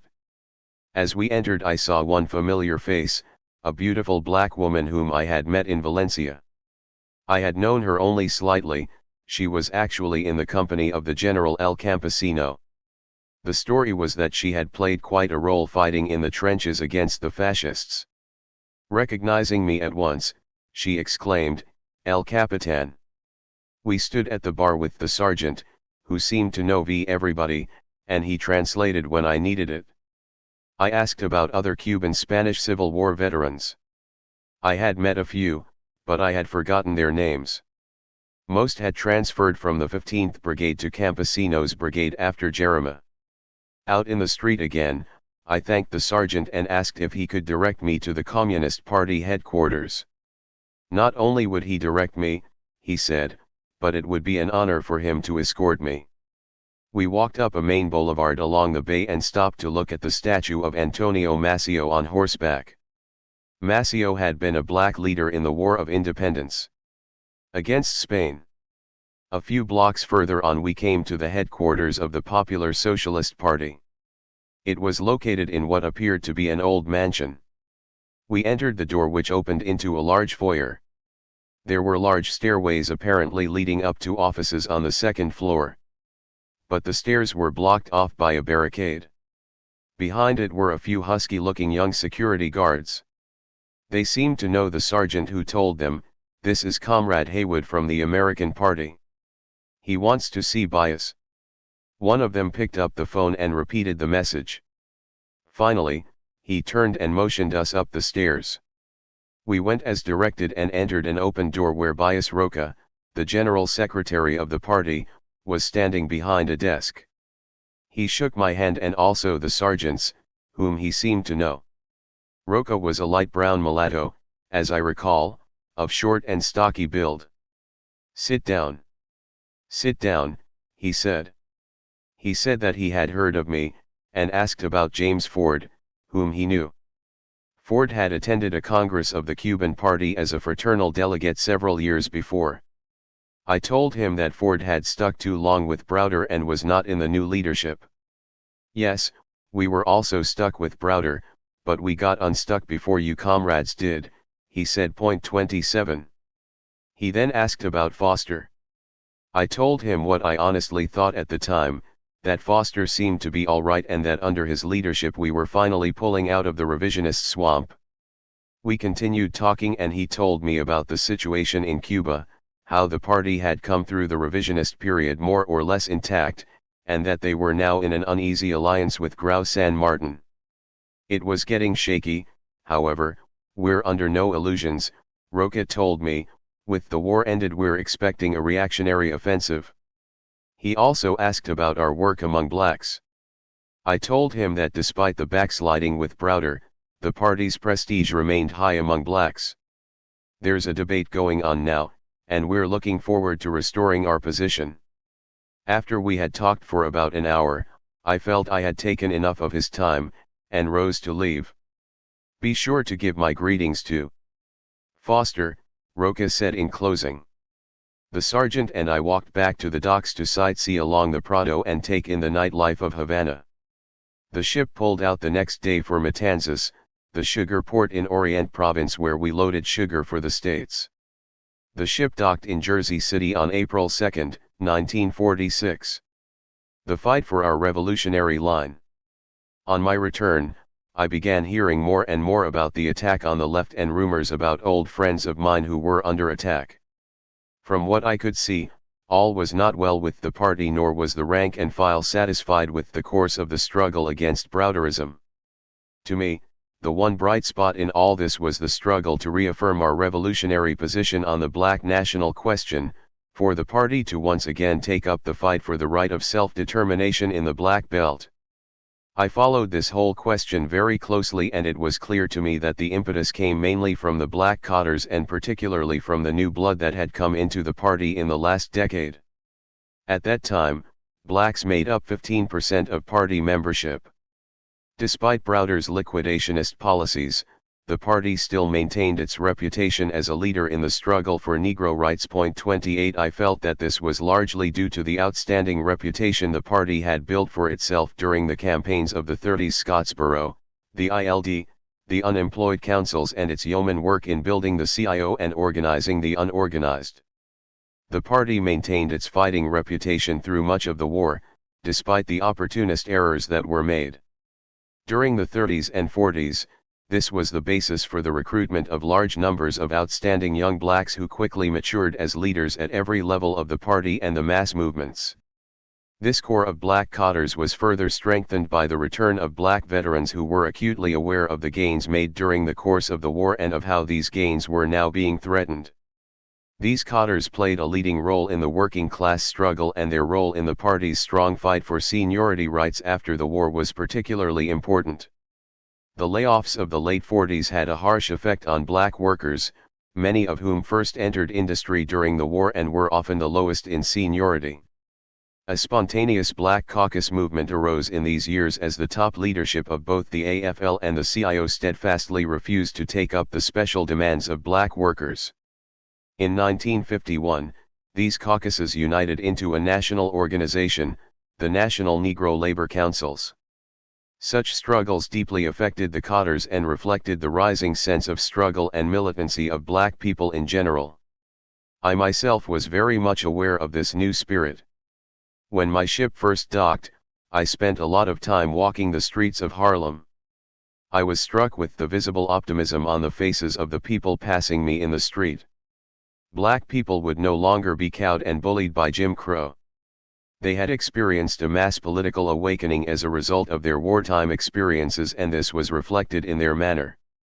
The war served to break the historic isolation of the Afro-American people from the struggles of the peoples of the world.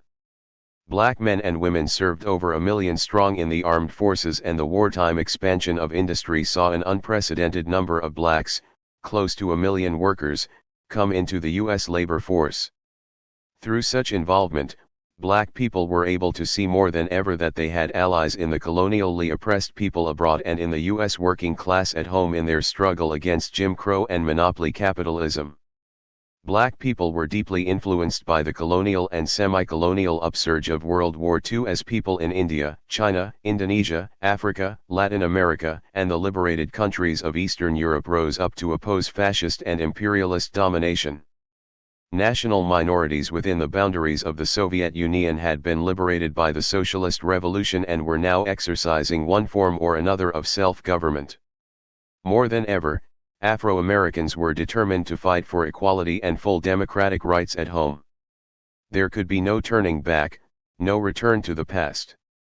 During the course of the war, momentum had been building toward an upsurge in the Black liberation movement, and it burst into full bloom once the war ended. There was a firm commitment by blacks to carry on the fight against Hitler at home. The post-war period saw the largest strike wave in history, and black workers played a leading role in it. In militant strikes and actions led by the Negro Labor Councils, black workers demanded jobs, upgrading and training into skilled jobs, along with greater representation in unions and in the leadership thereof. At the same time, they played a very important role in the liberation movement as renewed struggle developed against lynchings, frame ups, police brutality, and the general denial of equality and democratic rights. As early as 1946, the Civil Rights Congress, CRC, was formed to replace the ILD, which had largely been liquidated under Browder.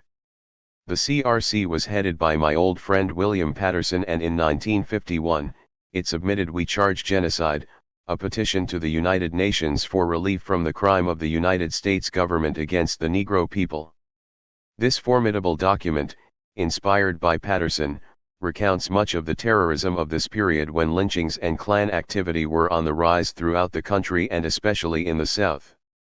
The frame-up in the case of a self-defense slaying and subsequent life sentence of Mrs. Rosalie Ingram and her sons in Georgia, the burning and destruction of the entire black community of Columbia, Tennessee, and the frame-up on rape charges and execution of the Martinsville 7 are but a few examples. Point 29. This spontaneous upsurge made it all the more pressing that the party once again take up the fight for the right of self-determination. Without such a revolutionary program, the party would never be able to play a leading role in the struggle or to unite black and white workers. Many veteran black Cotters played an important role at this time, but I especially remember the young people. For instance, as I have already mentioned, Claudia Jones's discussion article that kicked off a huge debate in the summer of 1945, attacking Browder's ideological and political stand on the black national question. Jones contended that Browder's line on self-determination was based on a pious hope that the struggle for full economic, social, and political equality for the Negro people would be legislated and somehow brought into being through reforms from on top. 30 Jones upheld the revolutionary position as a scientific principle that derives from an objective condition and upon this basis expresses the fundamental demands, land, equality, and freedom, of the oppressed Negro people. 31. the debate began as an important phase of the struggle against Browder. It continued in the clubs, the sections, and the districts for over a year. Almost every issue of the PA from the middle of 1945 through December 1946, carried an article relating to some aspect of the struggle. Under the cover of a ringing denunciation of Browderism, the right came forward to continue his liquidationist line on the black national question and to oppose the right of self-determination.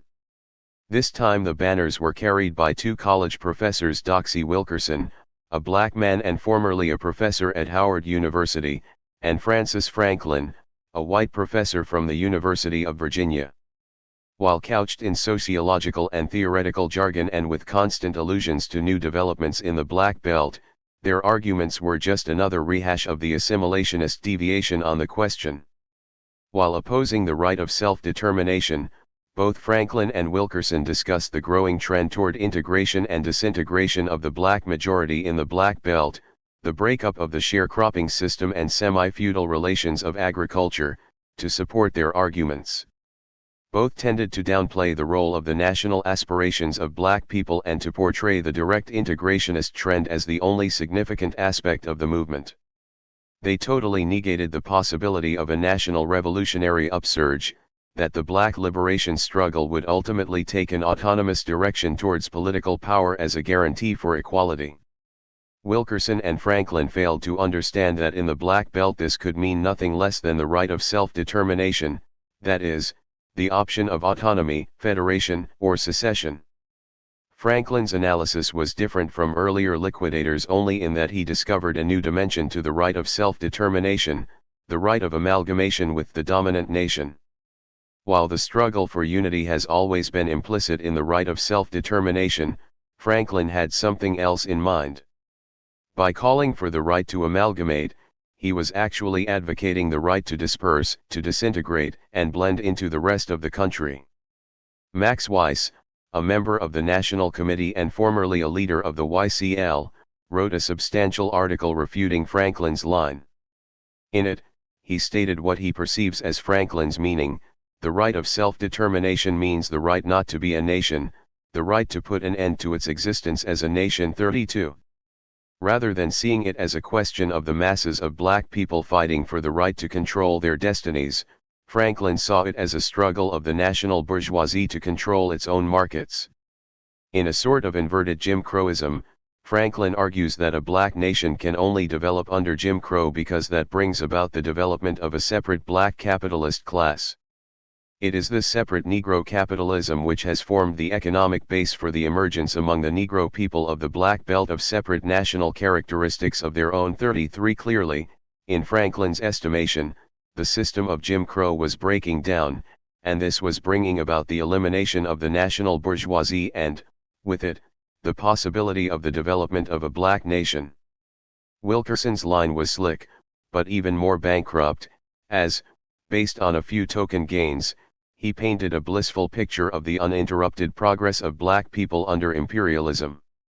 Wilkerson's perspective on the question is that the nation is new and embryonic, and it is therefore possible for it to develop in any number of directions.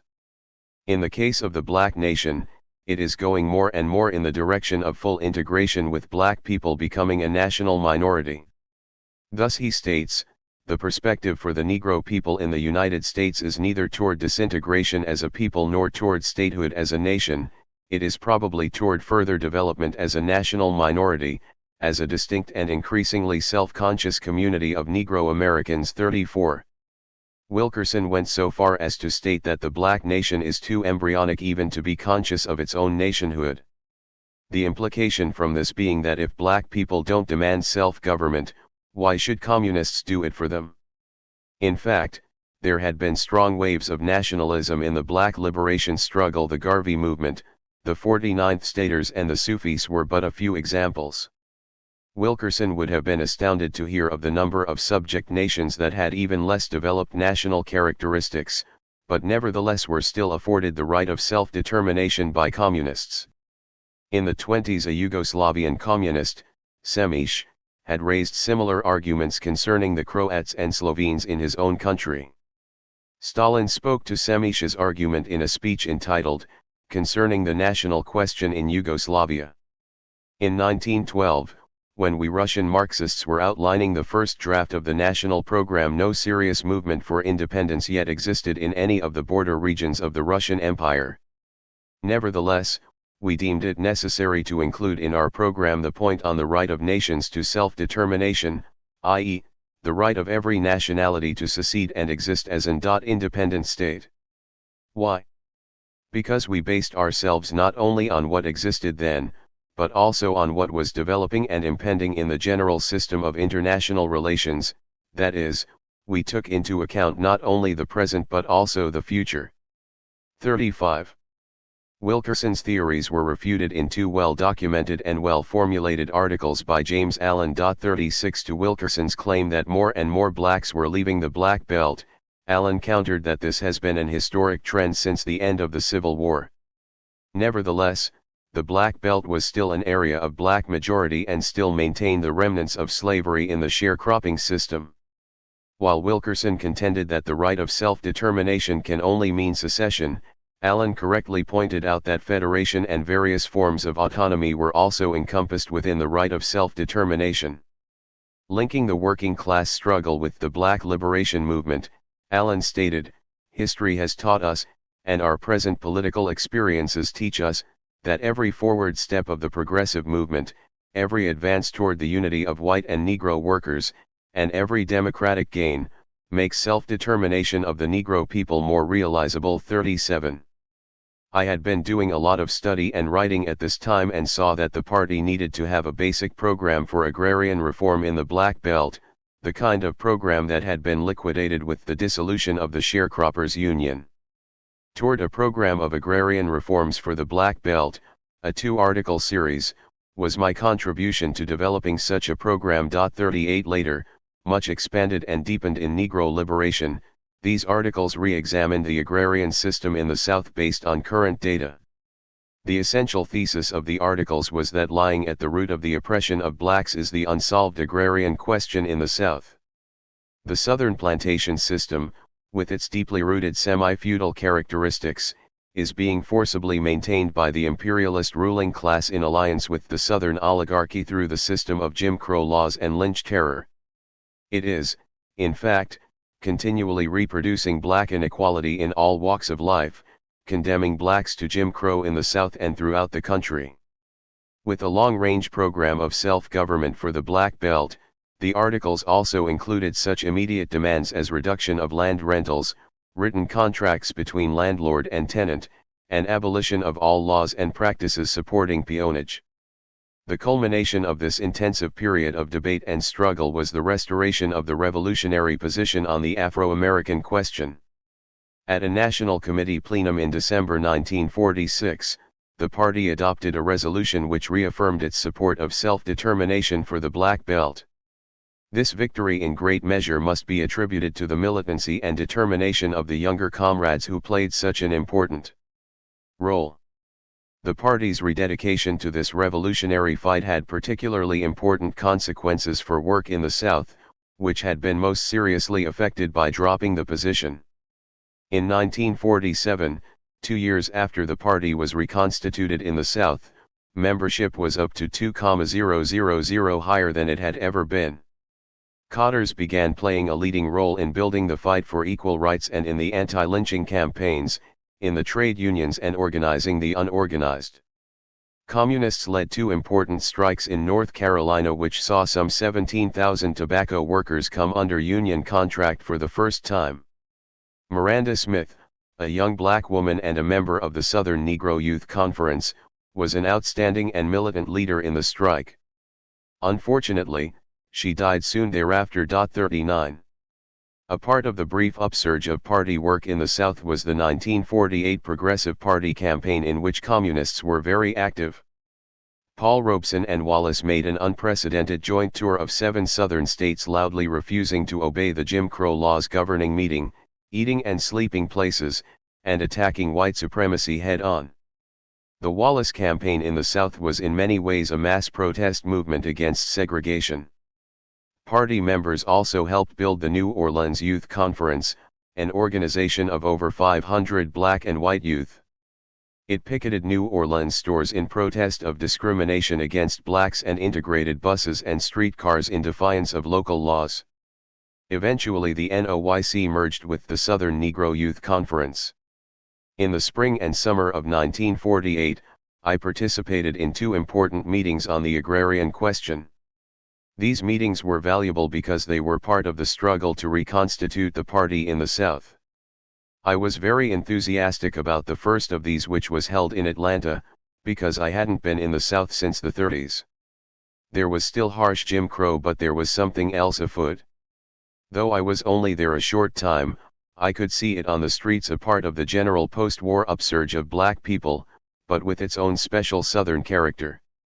Buses were still segregated, but black people no longer waited until all the whites were on board before they themselves got on. This was a small step, but I knew it wouldn't stop there. The meeting, which was attended mainly by Southern cotters, was to summarize some of the past mistakes and begin to draw up a program.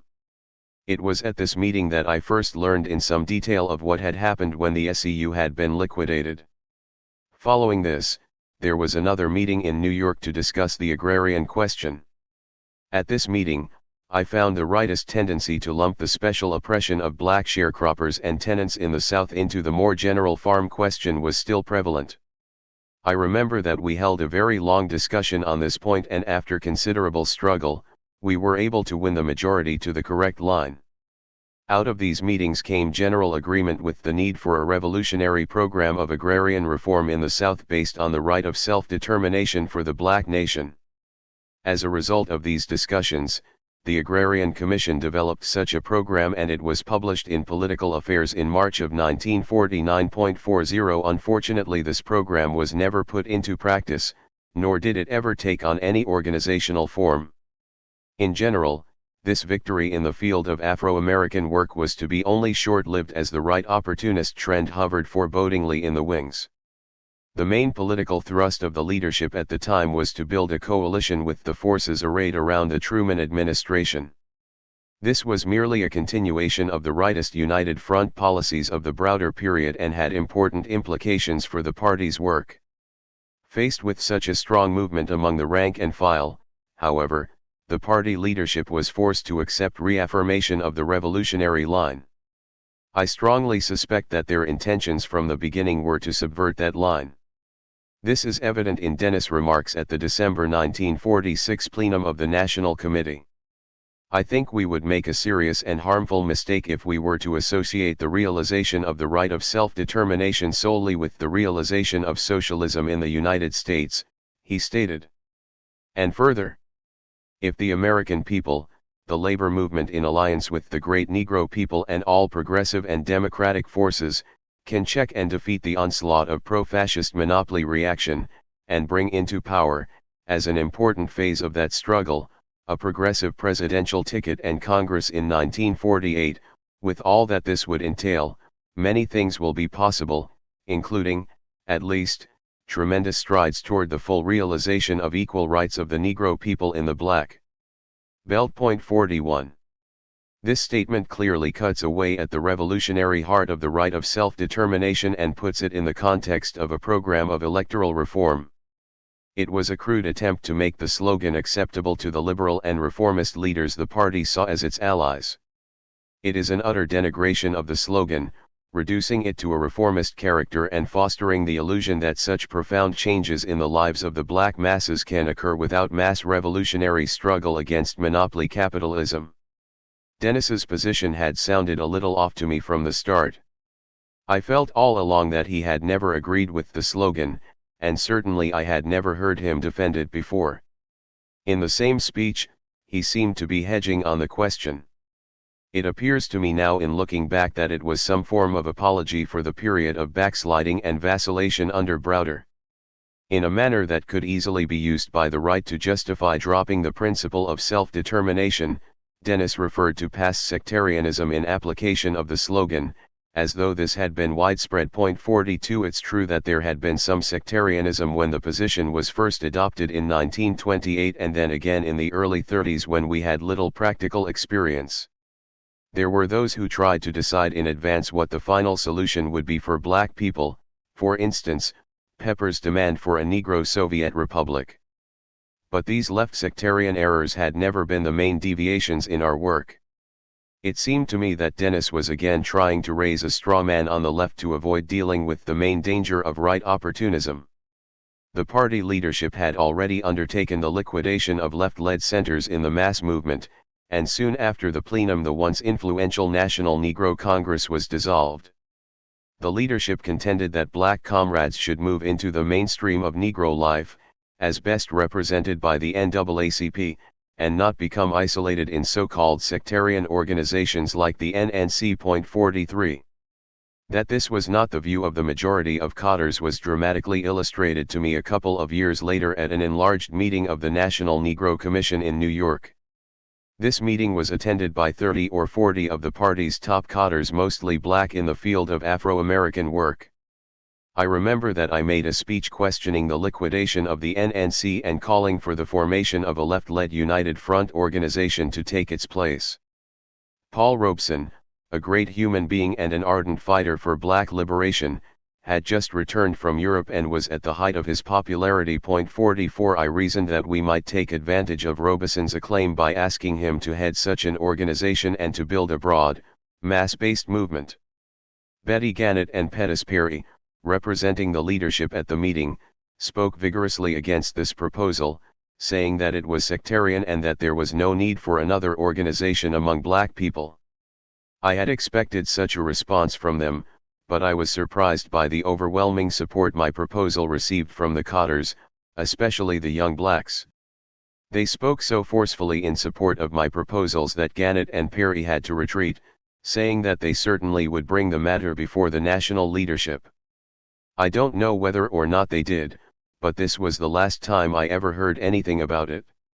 Despite the important gains made in the field, the rightist tendency remained very persistent. It expressed itself mainly in the form of the coalition concept and affected not only the work among blacks, but all areas of mass work, the trade unions in particular. This policy was actually an extension of Browder's liquidationist line, which was never thoroughly rejected by the new leadership and left the party tailing the liberal and reformist leaders. The political basis for such a concept could not be found in the harsh realities of the Cold War and the attack on communism worldwide, but only in the minds and hearts, and the most wishful thinking of those who propounded it. The 1945 Reconstitution Resolution states, "The Truman administration, like the Roosevelt government from which it is developing, continues to receive the support of the Roosevelt Labor Democratic Coalition, and responds to various class pressures." 45 Not only does this reflect the party's classic overestimation of the Roosevelt forces in particular, but also a failure to understand the role of such forces as representatives of the imperialist class as a whole. Underlying this outlook was the failure to recognize the realignment of class forces, especially the sharp swing to the right on the part of the top leadership of the CIO and labor generally, as well as the old-line reformist leadership of the NAACP. 46 While the party remained spellbound by this line, seemingly oblivious to the world around it, anti-communist resolutions were passed in the trade unions.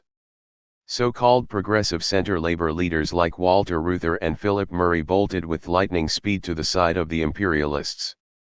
The NAACP leaders involved themselves in a vicious red-baiting campaign, as the government began gearing up the machinery for full enforcement of the Smith Act. 47 All such measures were fully backed by the courts, the police, federal agents and all levels of government.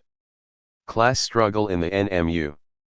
I could see the obvious effects of this policy in the National Maritime Union, NMU.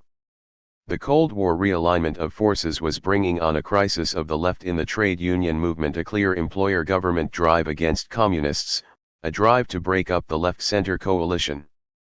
While this shift had already begun before the war ended, it was clear that they really meant business at the 1946 CIO convention in Atlantic City, when the CIO Declaration of Policy on Communism was passed. The statement held that the convention delegates resent and reject efforts of the Communist Party or other political parties and their adherents to interfere in the affairs of the CIO. 48. This move signaled the first round in the post-war attack, on the wages and living standards of the working class, and was a clear victory for the monopoly capitalists. In fact, there was no organized opposition to the right-wing bloc, which was led by Social Democrats, Trotskyists, Christian Frontiers, and Coglanites. The CP delegates also voted for the resolution, while the party press took an "it could have been a lot worse" kind of stand. This left the masses of delegates a confused and easy prey to the demagoguery of the right wing. Thus, sacrificing democratic rights for unity, and an independent stand for coalition at any price, the party suffered blow after blow at the hands of the Ruthers, Mays, and Currans. When in 1948 it had become clear that the trade union bureaucrats were unalterably lined up against the left, the party half-heartedly tried to shift gears, calling for a rank-and-file upsurge in support of the communists. But this move was unsuccessful in that the party refused, even in the face of vicious reaction, to fully break with its policy of tailing the bureaucrats, leaving large sections of the rank and file to become consolidated behind the right-wing leadership of the unions.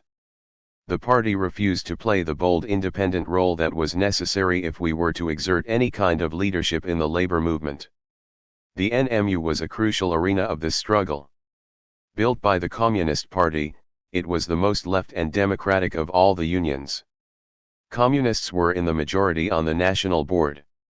NMU ships were a school for ideological and political struggle, not only around the day-to-day issues on the ship, but on the broader political questions as well.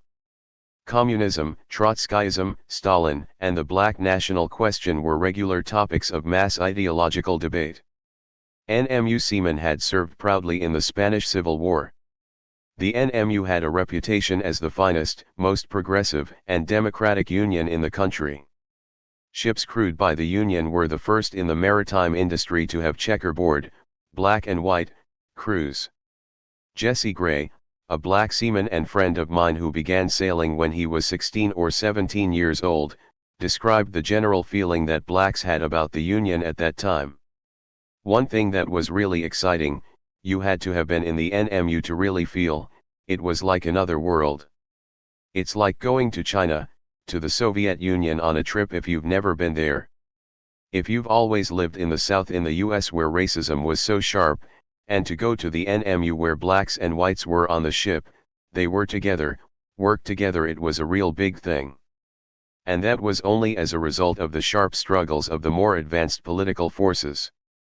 49 As to the role of black workers, Jesse said, black workers in particular gave leadership to the NMU, and arose then as a tremendous, conscious force. Black workers and their allies were the most powerful bloc on the waterfront. 50. One would have thought that we communists were so strong that we could never have been driven out of the Union. We built it, we fought for it, but we reckoned without our host. They had a plan which had been developed over a number of years and which included the use of government training schools to develop cadres of seamen. This was an organized attempt to create a split among members in the Union with payoffs to right-wingers and Union thugs. While the party vacillated and refused to take a stand against such chicanery, the ship owners and the government scored victory after victory. And NMU President Joseph Curran was their man. Curran had been a leader of the Union since its founding days in 1936 as a militant split off of the bureaucratic and corrupt Seamen's International Union, SU.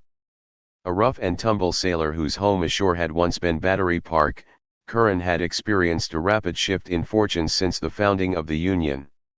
He had once been a militant fighter, and before the breakup of the left-center coalition had been counted among the left in the Union. The party was very slow to understand what was happening and to change its strategy accordingly when Curran began shifting to the right in late 1945 and 1946. I noticed this changed atmosphere as soon as I got back on ship in the fall of 1946. We were sailing on the USS Washington. She had been a troop ship during the war and had been reconverted by her owner, United States Lines, to her old status as transatlantic passenger liner. She traveled the New York-Southampton Le Havre route, sometimes stopping at Cobite, Ireland, in County Cork. It was a 16 or 17-day voyage and I stayed with it off and on for a year, while I was writing my book. She was a big old ship, damp and drafty, with a crew of about 700. Conditions in general were poor and seamen were always being injured. Accommodations in the crew's quarters, the glory hole, were unbearable. Under such conditions there was quite naturally a good bit of struggle on board. And here is where we clearly saw the new alignment of forces. It was the rank and file against the Curranites all the way. Curran's men would faithfully tail the company's line. At that time the ship owners had a major campaign to put all their ships under foreign flags in order to enjoy cheap wages and get rid of the Union.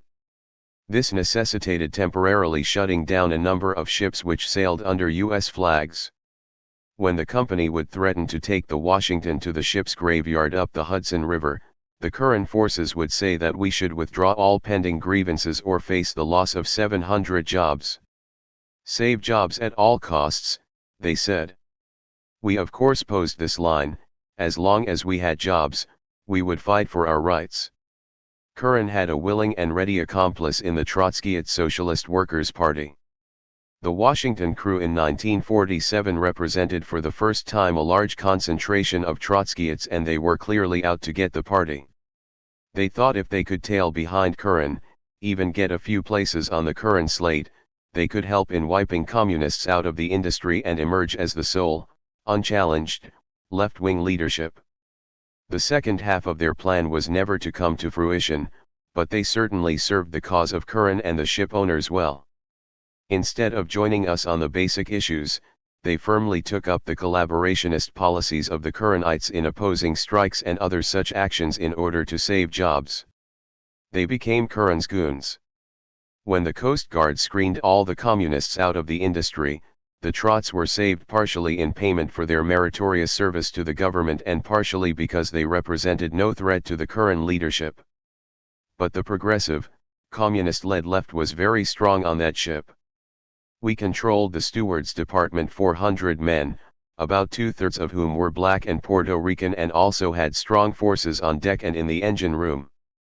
The right couldn't openly oppose us, so they had to resort to more underhanded tactics. Often they would use guys like Frank Ryan to try and infiltrate our ranks. An able-bodied seaman and a very capable bastard, he had been around the trade union movement for quite a while and had been port agent in San Juan, Puerto Rico. Ryan was elected ship's chairman for one voyage of the Washington. Later he became a lieutenant of New York City Transit Union boss, Mike Quill. As far as the right was concerned, he was a flaming radical, but when it came down to brass tacks, he was just another Curran man in disguise. He caused a lot of trouble, but he never fooled us. Jesse Gray, who was then about 21 years old, was chairman of the steward's department and, on one or two voyages, had been elected ship chairman. He was a militant organizer and a great strike leader, as I recall. Many years later Jesse and one reminisced about all the many strikes we had on ship. We had all the workers joining us and we could tie the ship up in a minute, nail it to the pier, he said. I recall one occasion when the crew went straight to the Union Hall right up to the National Board to present their grievances. Curran was there and, as could be expected, opposed the strike. After a lot of militant anti-Curran rhetoric, the board nevertheless went along with him and voted against the strike. I remember Jesse talking to the crew after that. He sure didn't want to go along with the board. But the majority voted to accept their decision and everybody went back to work. The NMU held a convention in October 1947 at the Manhattan Casino. It was a Curran sweep both locally and nationally, accomplished with the able-bodied support of the local police and Curran's own henchmen and thugs in the Union. He would carry his men from port to port, just to vote in and help supervise local elections. A friend of mine tells a story about a seaman meeting a shipmate of his in New Orleans. I thought you were just in New York the other day. How did you get down here so fast? He asked. I caught a fast freighter, was the terse reply. Despite this offensive, the left slate, which was headed by Blackie Myers and Ferdinand Smith, a black man, won 15,000 out of 60,000 votes nationally. 51. I was at the national convention and remember that there were a couple of dozen police scattered around the hall where the voting took place. Paddy wagons waited expectantly on the outside. A police lieutenant would from time to time take the microphone and warn the crowd against creating disturbances, as brawls between the Curranites and the rank and file broke out all over the room. Curran was at his demagogic, red-baiting best, foretelling the dire consequences of a communist takeover of the Union. He warned that the ship owners would never bargain with the Reds. With this election, Union democracy was thrown out the window. The Constitution was rewritten with the bureaucrats now firmly in charge of what had once been the most democratic Union in the country. The Coast Guard began backing up the attack on the left by issuing passes. It became mandatory for merchant marines to carry Coast Guard passes, and none were being issued to militants. By the late 40s, communists were effectively barred from shipping out of any port in the country. The 14th Party Convention. I stopped sailing on the Washington in March 1948, to devote full time to writing the book. This was made possible by Paul Robeson. I had met him through Bill Patterson. The two were close friends, and Bill had helped bring Robeson into the left progressive movement. Many tributes have been written about Paul, and I knew them all to be true. He was a great musician, singer, and actor. But more importantly, I knew him to be a great human being and an ardent fighter for black rights. We had often discussed the book I was working on. Robeson was sympathetic to what I was doing and anxious to see the book, the first of its kind by a black Marxist, in print. When Bill explained it would be possible to finish the manuscript in a few months if I could work full-time on it, Paul was more than willing to subsidize me, offering $100 a month. During the next few months I worked hard on the manuscript. I was very fortunate to have a good editor who was of invaluable help to me, and a very capable political consultant as well. The encouragement of my wife Belle and other friends was also most important and helpful to me. At the same time, I was teaching classes on the Afro-American question at the Jefferson School and party training schools in the district. I found these tasks complemented each other nicely. In the classes I was able to use material I was working on for the book. The lively discussions provided useful criticisms, and the questions helped to clarify my ideas and formulations. In the fall of 1948 my book, Negro Liberation, was published. 52 It received great acclaim in the communist press, both here and abroad, and was published in a number of languages: Russian, Polish, German, Czech and Hungarian. It came to be regarded by the party as a basic text in its field. Meetings and seminars were set up which discussed the book. Shortly after its publication, I spoke at mass meetings in Detroit, Ann Arbor, and Chicago. The position of the book was not new, but a reaffirmation of the revolutionary position developed at the 6th Comintern Congress in 1928. The heart of this position is that the problem is fundamentally a question of an oppressed nation with full rights of self-determination. It emphasized the revolutionary essence of the struggle for black equality arising from the fact that the special oppression of blacks is a main prop of the system of imperialist domination over the entire working class and the masses of exploited American people. Therefore, the struggle for black liberation is a component part of the struggle for proletarian revolution. It is the historic task of the working class movement, as it advances on the road to socialism, to solve the problem of land and freedom of the black masses. What was new in the book was the thorough analysis of the concrete conditions of black people in the post-war period.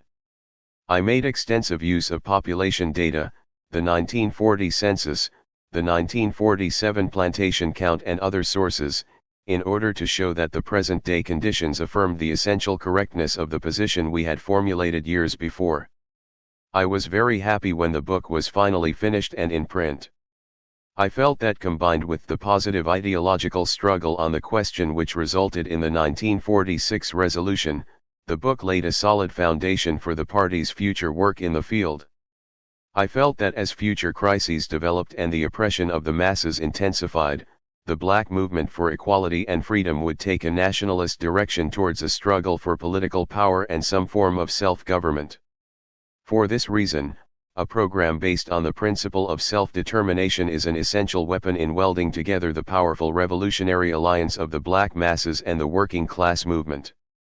Just prior to the publication of Negro Liberation, the party's 14th convention was held in New York City. The convention took place in the midst of a growing reactionary offensive. It was a period of mounting Cold War, Taft-Hartley anti-labor legislation, loyalty oaths, and direct measures to illegalize and destroy the party. At the same time, every effort was being made to discredit and wipe out all progressive traces of New Deal legislation. The sharp swing to the right had just recently resulted in the expulsions of the left from the CIO unions, a crushing defeat for the communists. At the same time, top leadership sections of the black reformists were shifting to support for Truman's anti-communist campaign and imperialist designs as embodied in the Truman Doctrine, early 1947, and the Marshall Plan, June 1947. And if clearer indication of the growing attack on the left generally and the communists in particular were needed, the Justice Department provided it with the indictments of almost the entire party leadership. In July 1948, the entire National Board was indicted on violations of the Smith Act. 53. This was the setting for the 14th Party Convention held August 2 to 6, 1948, in New York. With the reactionary offensive intensifying, the party clearly needed to make a sober and accurate assessment of its strengths, of its base of support and its ability to rally the masses, especially workers and oppressed nationalities, against the ruling class attack. Rather than do this, the party leadership sank further into the illusions of the Grand Coalition which had so dominated their policies since the reconstitution of the party in 1945. There were of course a great deal of militant-sounding phrases to cover the retreat. Rhetoric about being the party of socialism, 54 building a fighting communist party, 55 and deepening our theoretical understanding of the role of the party, 56 was common in the speeches and reports. But underlying all of it was the fundamental rightist orientation that placed a premium on being in the mainstream of the People's Coalition. This was clearly seen in the grandiose assessment of the Wallace campaign. Wallace was not seen as representing the advocates of free enterprise, non-monopoly capital, nor was it understood that his campaign was the tail end of the wartime progressive coalition, the last breath of the dying liberal reformist movement. Rather, the convention's draft resolution portrayed the Wallace Party as a powerful movement on the verge of launching a sweeping attack on the monopolists' reactionary warmongering policies. The formation of this Hugh Party marks the beginning of the end of the two-party system through which big business has so long ruled. It represents a permanent structural force in American politics. 57. This obviously rightist assessment is furthered by Dennis's characterization of the Progressive Party as having a strong working-class base of support. The new Progressive Party is becoming a mass people's party, and already embraces the most active and politically conscious sections of the new Labor and People's Coalition. 58. In work among blacks, the party was still in the vice grip of the coalition concept. Despite the fact that most of the leadership of the NAACP had swung behind Truman's anti-communist demagoguery and launched a vicious red-baiting campaign, the party pursued a policy of conciliation to the reformists. In practice this meant the liquidation of any left-led organizations. Speaking at the convention, Ben Davis criticized left errors which were reflected in the failure to give main attention to aiding and supporting the NAACP. This organization is the largest, most authoritative, and most representative among the Negro people. It must be assisted and built. 59. No better example of the party leadership's inability to accurately assess its strength can be seen than Foster's concluding remarks in his discussion of the upcoming struggle to prevent conviction of the party's indicted leadership. There are tremendous powers arrayed against us: the government, the press, the trade union bureaucratic leadership, the Republican Party, the Democratic Party, the courts, and all the rest of the machinery of capitalism.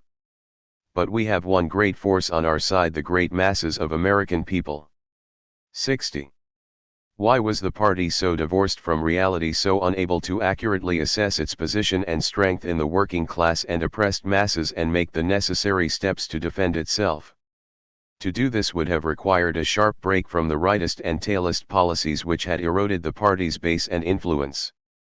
It would require a thoroughgoing self-criticism and struggle to break the grips of the rightism which had been carried over from Browder and still remained strong in the new leadership. This the party's leadership was unable to do, for they were themselves the architects of the policy. They had short-circuited the emerging rank-and-file struggle against Browder and had led the attack which brought the expulsion of the so-called disgruntled left, guilty of nothing more than attempting to complete the struggle against Browder. And now they were just as fervent in their refusal to re-evaluate post-war policies. Foster led the way by declaring that it was utterly false to say that at the 1945 Emergency Convention, the party had not carried through the struggle against Browder. He arrived at a centrist solution, attributing such a view to leftist renegade grouplets. He steadfastly declared that events since then have proved the correctness of the course we then took, and that any weaknesses stemmed from failures and shortcomings in carrying out a fundamentally correct line 61. Thus the 1948 convention set the stage for another inter-party crisis. The upcoming trials would provide the opportunity for expression of a full theoretical rationale that of peaceful transition to socialism for these basically liquidationist policies, and leave the party in the depths of a crisis from which it would never recover. Chapter 21. A party weakened from within. By the morning after the November 1948 election, the party's house of cards was already beginning to collapse. In a surprise upset over Republican Thomas E. Dewey, Truman was re-elected president, with Henry Wallace receiving a scant 1,000,000 votes. The illusions most party leaders had held of launching a third party on firm foundations of farm labor support were smashed, reflecting our gross overestimation of the whole Progressive Party movement. I and many of my friends wondered then what would happen to the leadership's designs for the Grand Coalition. It was in an atmosphere of increasing isolation and a rising Red Scare that the party prepared for the trial of the 11 indicted leaders, which began in January 1949. Since the end of the war, the government had been winding up the machinery for a full-scale attack on the left. The Smith Act, which had been passed in 1940, was now being fully enforced. Knowing full well that the party still had strong roots among the masses, the Cold War offensive became U.S. imperialism's response to the growing trend of world revolution. Imperialism emerged from World War II in a greatly weakened position, as the Eastern European countries joined the socialist camp and popular movements swept the developing countries. The popular forces of revolution were on the march in all countries without exception: Asia, Africa, Latin America, and the West Indies, said R. Palmatude. 1. The breach in the structure of world imperialism was widened by the emergence of socialist countries in Eastern Europe.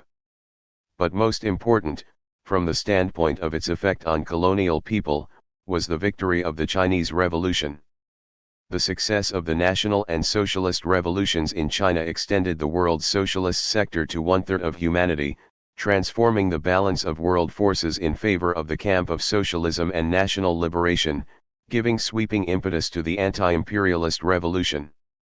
It was through this widening breach that the revolutionary movements of the Third World surged toward political independence and the establishment of new sovereign states. Objectively speaking, these developments could have greatly strengthened our position in the fight against the government's anti-communist offensive. The party should have boldly opposed this assault and done broad propaganda and agitation on the source of these attacks. Instead, the right-wingers chose the defeatist policy of furthering our retreat from the masses. Personally, I often found myself being trailed by FBI agents. I couldn't get a job and found it difficult renting a place to live without the FBI intervening. I remember my wife threatening to call the health inspector on one of our slum landlords. "Mrs. Hall," he said slyly, "I care about the health inspectors about as much as your husband cares about the FBI." Scores of communists and activists in the labor movement, the black movement and various anti-fascist committees were arrested, indicted, or brought before congressional and Senate committees to testify to. It was the era of deportations, the Taft-Hartley anti-labor law, the loyalty oath and blacklists. 3 Gerhard Eisler, a German who had been a Comintern rep to the U.S. in the 30s and a good friend of mine, was arrested and deported as a master spy. A group of 10 Hollywood producers, directors, and writers were blacklisted for their supposed communist leanings and served jail sentences for refusing to testify before HUAC. Eugene Dennis was convicted of contempt of Congress in June 1947 for refusing to testify. Bill Patterson was charged with contempt of Congress after being called a nigger son of a bitch in a Senate hearing and shouting "You're another son of a bitch," in response. Pat and I were good friends at the time and also did some political work together. One day in the summer of 1948, he called me up on the phone. "Come on over here, Harry, there's somebody I'd like you to meet." I went around the corner to the building where he lived and walked up to the apartment. Sitting there was Haywood Patterson, one of the few remaining Scottsboro frame-up victims who had not been paroled. He had just escaped from Kilby Prison. I recognized him right away because he looked like his mother, whom I had met in Chattanooga. He was a handsome young man about 33 at the time, well-built and above average in height, but his most outstanding feature was his big luminous eyes. Patterson told us the harrowing story of his prison escape and about his experiences while in prison. As we sat there talking, somebody, I don't remember who, got the idea that it would be a good thing to get young Patterson's story down on paper. Pat then suggested that we call Earl Conrad. I thought this was a fine idea. I knew Conrad and thought a lot of his work. As a young white man, he had done a good bit of writing about the black liberation struggle, even written for some black newspapers, and enjoyed wide respect among the masses. Conrad came over to the apartment and immediately agreed to work on the book. He took Haywood with him to his apartment and, in 2 weeks, they wrote the story of Scottsboro Boy. Haywood Patterson later went to Detroit to stay with his sister. The Civil Rights Congress initiated a campaign to stop his extradition, and Michigan's Governor G. Menon, Soapy, Williams refused to sign the extradition papers, saying that the man could not get a fair trial in Alabama. Unfortunately, Haywood Patterson was soon after convicted of a murder resulting from a barroom brawl. He was to remain in prison until he died in 1959. In January 1949, one was looking for a way to make some money and thought about sailing again. I wondered whether I would still be able to get on a ship, since communists were being screened by the Coast Guard. But I was lucky. They didn't seem to know me and I was able to get a Coast Guard pass. I signed on my old wartime ship, the More McCormick liner Uruguay, for a 38-day cruise to Buenos Aires as a waiter. It was my last voyage as an NMU seaman. As far as the crew was concerned, it was a different ball game. The Currenites were firmly entrenched by this time and dominated the ship. It was the first time I had sailed under such conditions and only knew a few old shipmates who hadn't yet been screened out. Congressman Bob LaFollette, Jr., a progressive of the Henry Wallace type, was a passenger on that cruise and was invited to speak to us. I guess it was a sign of the times that a man of such liberal reputation delivered as vicious an all-out attack on Reds as he did on that occasion. I pretty much kept to myself on the trip. It was a pleasant though uneventful voyage, the first time I had been in South America. We stopped in Trinidad, curved out around the coast of Brazil to Bahia, a city rich in the early history and culture of the Africans brought over as slaves.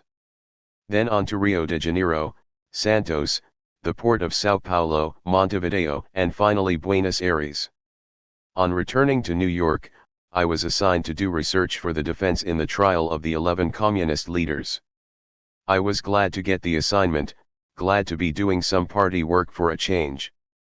My job was to help Benjamin Davis and Robert Thompson in preparation for their depositions and to anticipate questions that might be asked by the prosecution. We worked closely with their attorney, Harry Sacker, a very energetic and bright guy.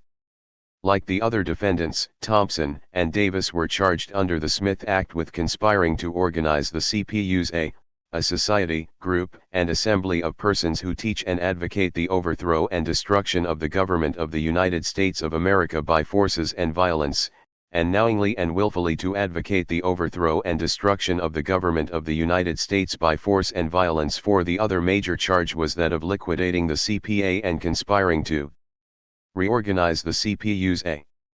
Bob Thompson was a war hero who had fought in Spain and in New Guinea during World War II, where he won the Distinguished Service Cross. At the time of his indictment, he was one of Foster's protégés and was secretary of the New York district. He was eventually sentenced to 3 years and, while in jail, was beaten severely by a fascist thug.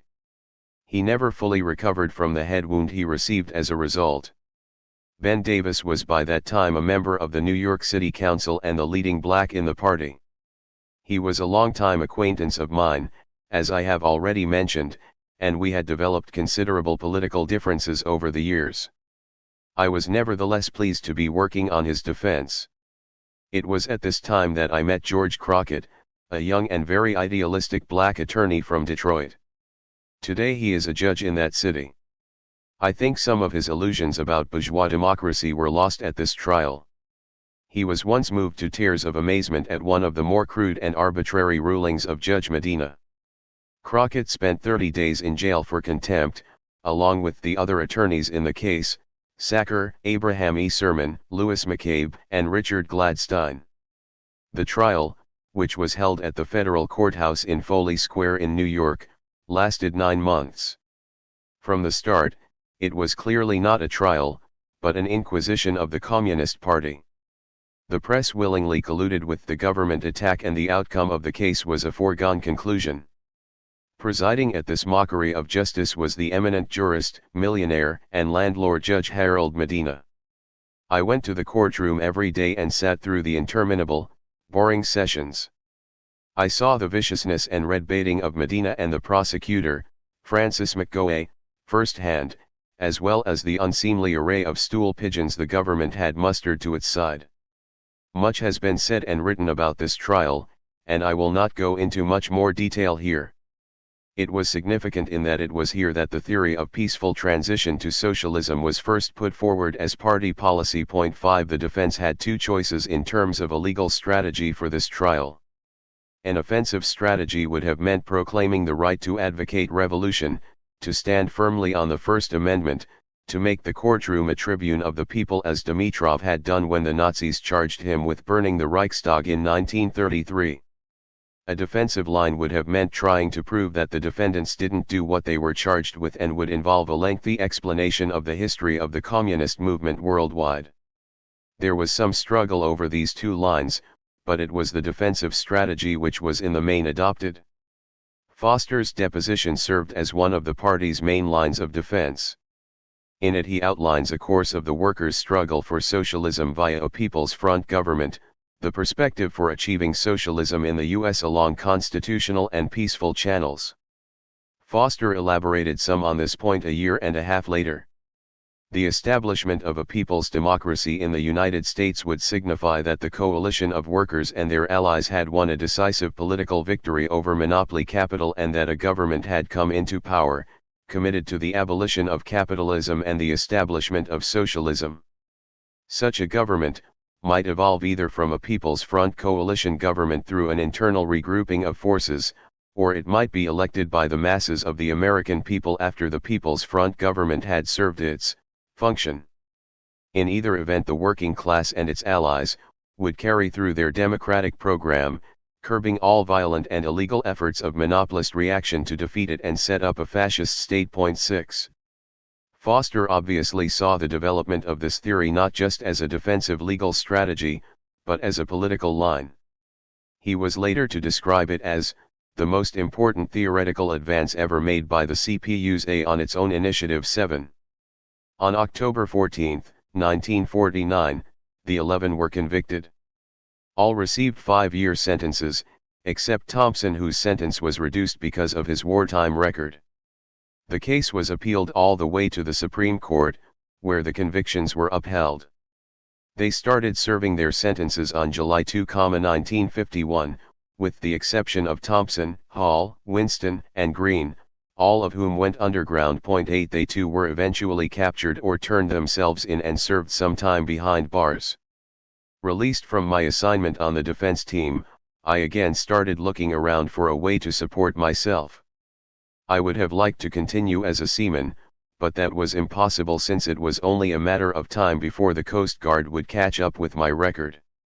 Some friends suggested that I write a sequel to my book, which had been translated in all of the European socialist countries with the exception of Yugoslavia. If I got to China, I was sure it would be published there.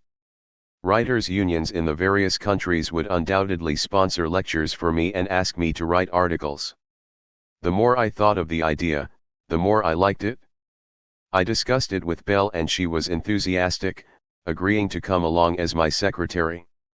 All we needed now was an okay from the party. I raised the matter in the Negro Commission, which was at that time headed by Pettis Perry. The project was approved and we were given a green light to raise funds. Everything went along fine. A few fundraising parties were given, one by Paul Robeson. Some affluent individuals were also solicited. Dashiell Hammett contributed $1,000 and said that he would be satisfied if I wrote another book as good as the first.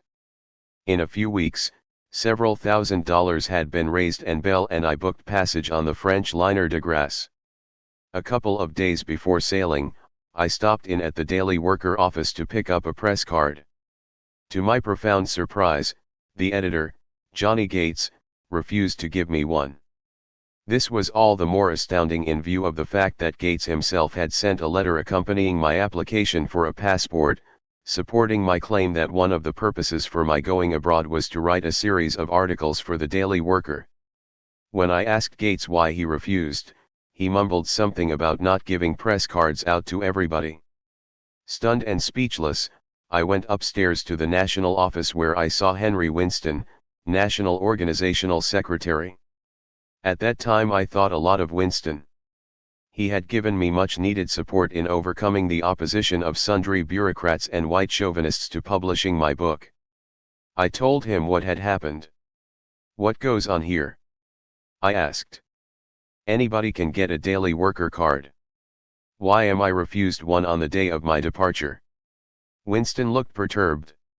He went back into the office, I presumed either to call Gates or to consult with other members of the Secretariat. He came back with an embarrassed expression on his face and said, "We can't do anything about it now." Evidently it was Gates's decision, and the Secretariat felt they could not overrule him at the time. He then said, "What's a Daily Worker card, Harry? You really don't need one." "At least it would be some kind of credential," I replied. At the time I only had a press card from the California Eagle, a progressive black newspaper in Los Angeles which was published by Mrs. Charlotta Bass, and a letter from the Council on African Affairs. Winston went back into the office again and upon returning he asked, "Harry, weren't you a friend of Bill Dunn?" Dunn was among those who had been expelled as a left sectarian. I was astounded. Sure. So a lot of people were friends of Dunn. William Foster was also a friend of his. Is that a reason for denying me a press card? He told me that I had been seen shaking hands with him recently. That's a lie, I said. Then I remembered. Some members of the staff of the Jefferson School had given a reception for me on the occasion of the publishing of my book. While speaking, I noticed Bill Dunn in the audience. As I stepped down from the platform, he rushed forward to shake my hand. Knowing it would put me on the spot in front of a lot of people, I turned my back on him. Later, I felt very bad about it too. I told Winston all of this and then asked if there were someone accusing me of a political association with Dunn. He evaded all my questions and said that the matter could not be settled then. "Go ahead, Harry, get on the ship." We shook hands and I left the office. I called up James Ford, who, since his fall from leadership, had become much friendlier to the left. I told him what had happened. He said that they were trying to keep me from going. I didn't know who they were, but I certainly knew that I had enemies in the party. Paris. We sailed at noon the next day, and a number of friends saw us off. Someone asked, "What are you looking so gloomy about? You should be happy." "I am," I lied. We were leaving under a cloud and I had a gnawing premonition that there were storms ahead. We were depressed during the voyage across despite the fact that our fellow passengers included Lena Horne, her husband, Lenny Hayton, Chico Hamilton and his band, and Kenneth Spencer, the well-known basso. All were friends of the left. It was April 1950, and our spirits rose at the sight of Paris in the spring. We put up at a small hotel on the Rue Montmartre and immediately set out to contact friends and people who would be of help to us in our project. Our most important contact in Paris was an old friend, Bill Gebhardt. Bill was Polish. He had been secretary of the Illinois district of the party and lived half his life in the United States, but he had not succeeded in getting citizenship. He had been among the group of foreign comrades who had been rounded up and deported a couple of years before. Returning to Poland, he was assigned to trade union work and had become a representative to the World Federation of Trade Unions, WFTU, and a member of its secretariat located in Paris. We were delighted to see each other. After giving him the lowdown on the situation in the US, I told him about my project and asked if he could be of help. He immediately picked up the phone and called the Polish ambassador, who invited all three of us to dinner at the Polish embassy the next evening. We met the ambassador, the well-known Polish poet, Jerzy Tramont, who after hearing about my project suggested that we make Poland our jump-off place. We were fortunate, he said, for a World Writers' Conference was to be held in Warsaw that summer. It would be easy for him to arrange for me and my wife to attend it as guests of the Polish Writers' Union. We could then stay in Poland while making contacts and arrangements for a visit to other socialist countries. He said that he would take the matter up immediately with the proper authorities and assured us there would be no difficulty. He asked us to come around to the Polish consulate during the next few days and apply for visas. He would personally see that they were put through. What a relief! At last we were on our way. It was at this time that we were introduced to Blackman, a West African poet and then editor of the English edition of the World Peace Movement magazine, which was published in Paris. He knew William Patterson and Paul Robeson, and later proved to be one of the best friends we had in Paris. We met Gabriel Marie d'Arbusier, a representative from the Ivory Coast, who was then vice president of the French Union, a member of the Chamber of Deputies and General Secretary of the African Democratic Rally, a liberation movement embracing the former French colonies of West Africa. It was through him that I met a number of black deputies and senators, including Felix Houphouët-Boigny, president of the rally. Although a millionaire and owner of a large plantation, he was then considered a progressive. Today he is president of the Ivory Coast Republic and quite conservative. Then there was a young Frenchman named Hervé, who was the editor of Action magazine, a progressive Parisian journal. He interviewed d'Arbusier, Bell, and myself for his paper. We had a very cordial discussion of the similarities and differences between the struggles of the colonially oppressed people in Africa and black people in the US. Stimulated by this discussion, I wrote an article on the condition of blacks in the US for the paper of the anti-colonialist youth movement at the Sorbonne. One of my most memorable experiences in Paris was the Bastille Day parade of July 14, 1950. Tens of thousands of people gathered to march through the working-class districts of Paris. Communist Party leaders like Maurice Thorez and Jacques Duclos shared the speaker's platform with black deputies, senators, and other dignitaries from the former French colonies with whom they had, through the post-war years, developed a close relationship. Bell and I were in the parade and it was a very exciting and invigorating experience for us both. The Korean war had just broken out and I remember the militant chants of La Corée Auxiliary Koreans, Korea for the Koreans. We saw thousands of Algerians lining up in the side streets and preparing to join the march. In Paris we were never bored. Our new friends took us everywhere. D'Arbusier took us to his home in the country. We also visited Houphouët-Boigny at his chateau about 30 kilometers from Paris. We met a number of African senators and deputies, and D'Arbusier was organizing a banquet in my honor. By this time, however, we began to worry about our project. It was drawing near the date of the Writers' Conference in Warsaw, and even some American delegates began passing through Paris on their way to the conference. For instance, we heard that Joe North, a well-known communist writer, was in town on his way to Warsaw. Others, like Mrs. Bass, were going to the World Peace Conference in Prague. Still, we had received no word from the Polish embassy. We had called there several times, and we were told that the visas had not come through yet. Bill Gebert was out of town on a long tour of Asia and North Africa for the WFTU, so we had no way of finding out what was behind all the delay. We had been in Paris almost 3 months now, and to add to our anxiety, we were pretty sure that we were being followed. When the conference convened in Warsaw, we knew very definitely that something was wrong. Then we realized that we hadn't seen D'Arbusier or Blackman in days. While sitting in our hotel room one night in deep depression, there was a knock at the door, and a good friend of ours, an African, whose name I won't mention in this context, entered. He was frowning, and we knew it was bad news.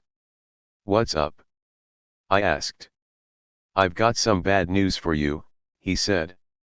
He then proceeded to tell us that a few days earlier he had been called in to see a representative of the Central Committee of the French Party, and had been told that they had it from reliable sources that Harry Haywood was a spy of the U.S. State Department. Our friend said that he had been horrified by the news and insisted that it could not possibly be true. I told him that I had known you only in Paris, but that you had come with letters of introduction from Paul Robeson, William Patterson, and others. Since then I had received letters from other friends, verifying your credentials and asking me to do everything to expedite your project. So I told him, he continued, that they were making a horrible mistake. But the representative of the Central Committee insisted that their sources were reliable, that they had the information from their security people. Furthermore, it did not originate from here, but from over there, in the US. He told me further that the French Central Committee had sent word out to all progressive organizations in Paris, warning them about me and requesting that I be barred from all of their offices as an enemy agent. He then warned me, under pain of disciplinary action, to sever my relationship with you, and under no circumstances was I to inform you of these charges. I thought about this a few days and finally decided to violate their discipline because I was sure that they were wrong.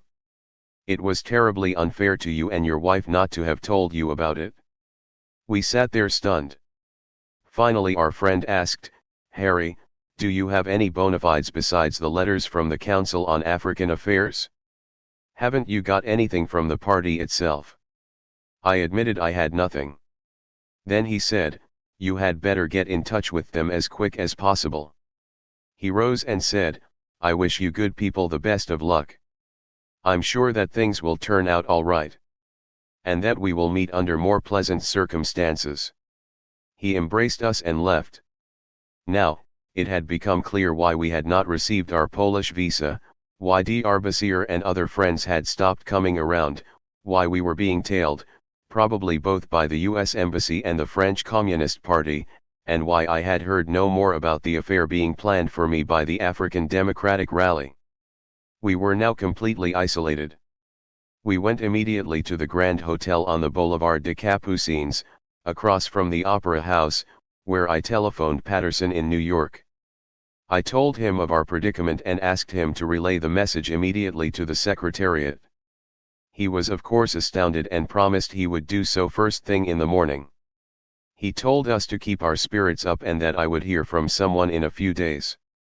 That night I had my first ulcer attack. The next morning, I called the WFTU to see if Gebert had returned.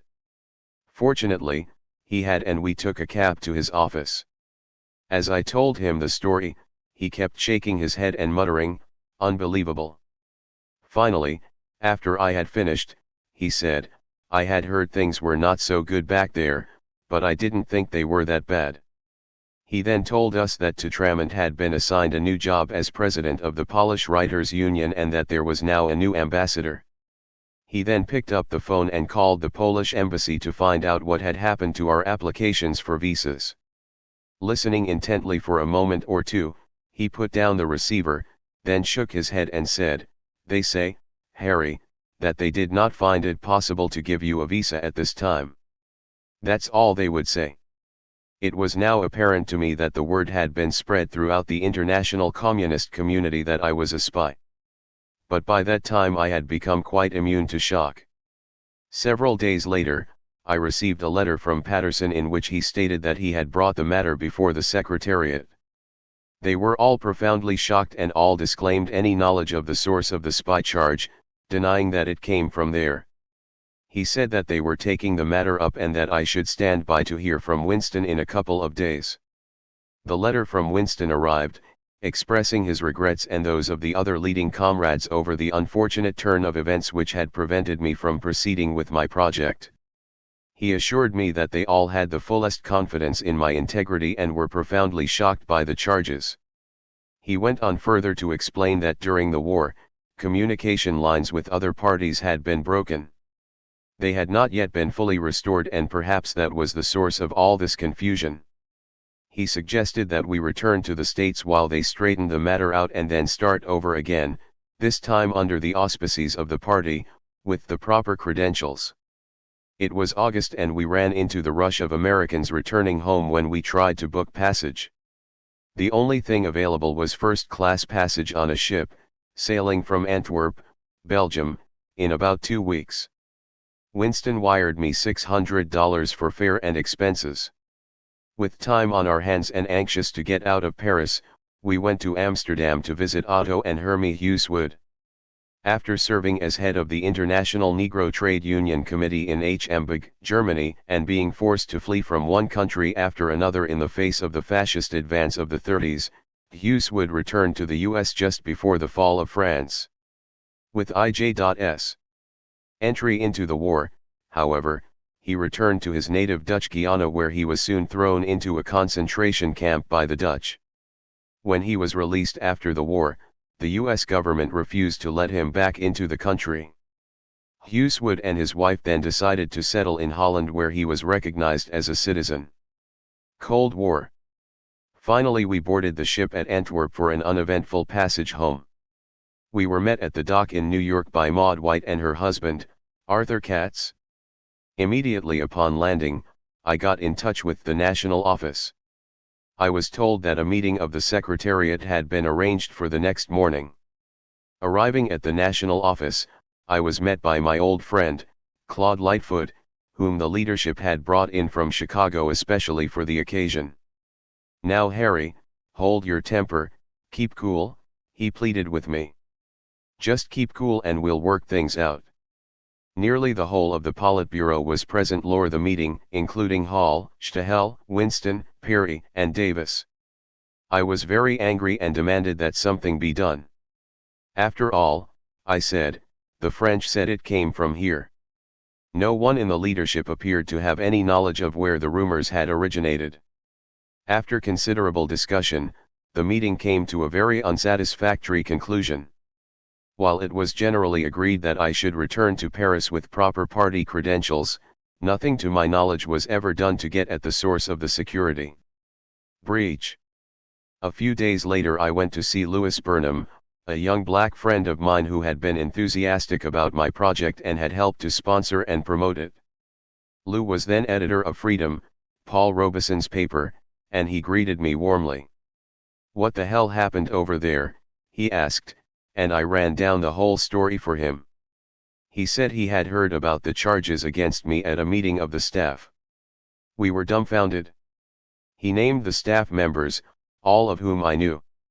Then with a thoughtful look he said, "One guy said, I am not surprised to hear that about Harry." "Who was that guy?" I interrupted. Lou suddenly clammed up and refused to tell me. I pleaded with him, but he only said, "It doesn't matter, Harry. It occurred in a staff meeting, and I can't go around circulating stories about what happened in staff meetings."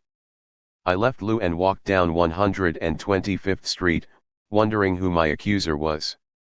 I never found out and never went back to Paris. On returning from Paris in the fall of 1950, one could see that the party was in a state of panic and hysteria, retreating in the face of the government's attack on the party and the left.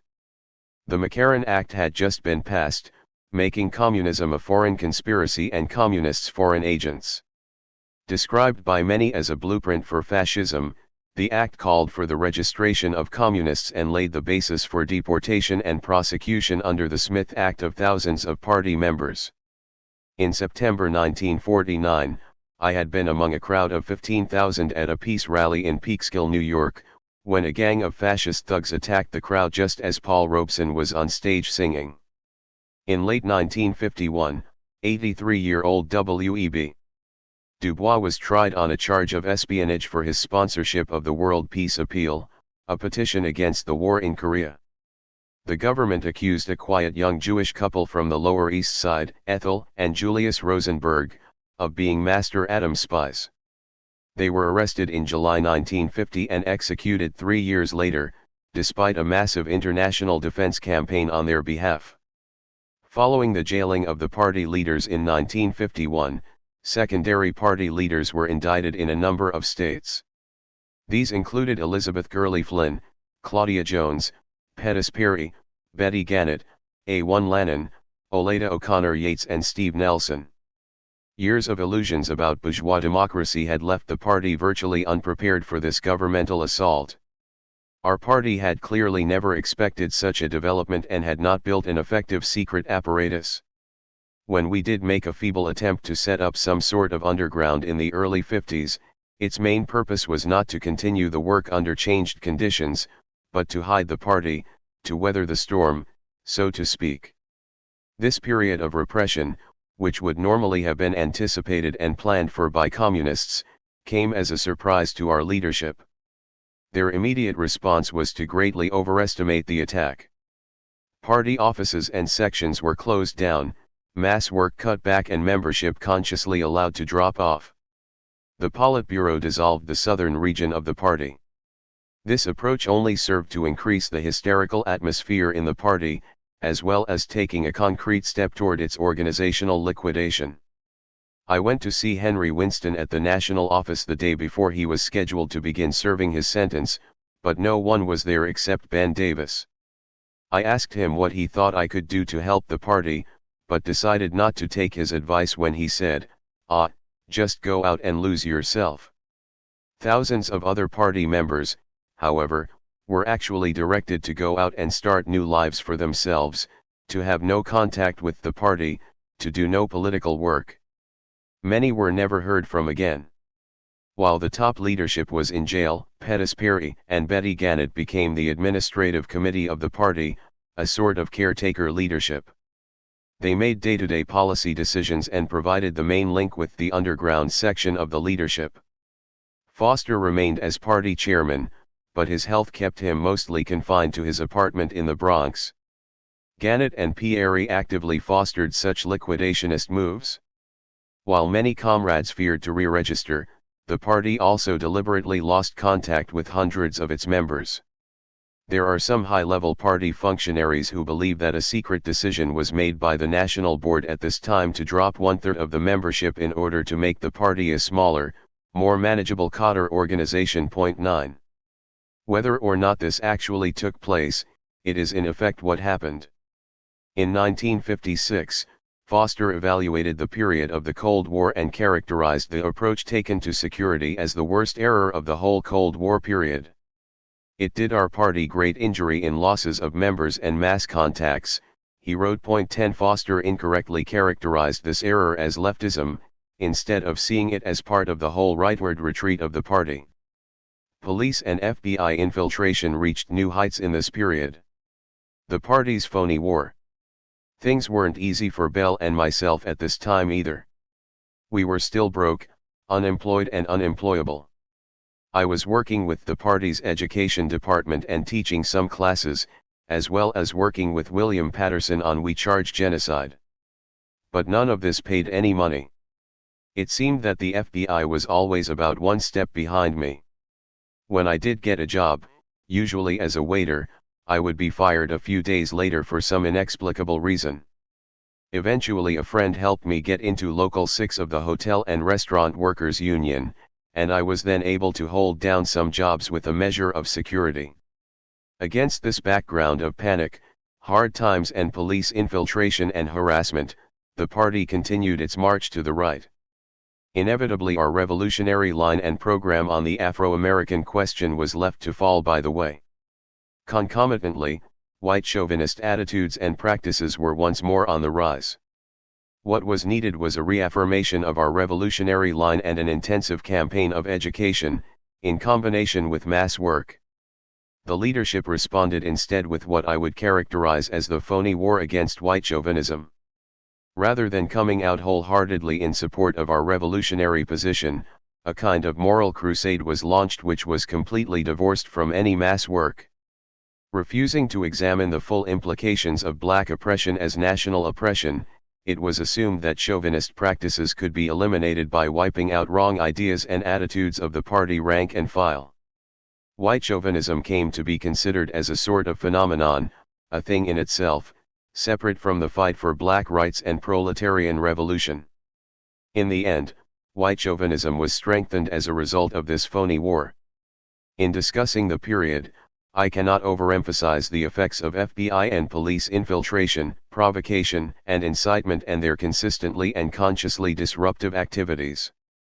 I am sure that agents were involved from start to finish on both sides of the fence, although none were actually exposed through the campaign. The struggle began with an article in the June 1949 Political Affairs which was written by Pettis Perry, newly appointed head of the National Negro Commission. 11 Perry pointed to numerous manifestations of white chauvinism which undoubtedly the party had to overcome in order to play a leading role in the rising civil rights struggles of the time. But Perry was not capable of giving correct leadership to the struggle since he shared the general rightist orientation of the National Committee. In fact, all this activity on his part, it seemed to me, was a cover for our failure to boldly take up or initiate mass struggle in the black movement, leaving us to tail the NAACP.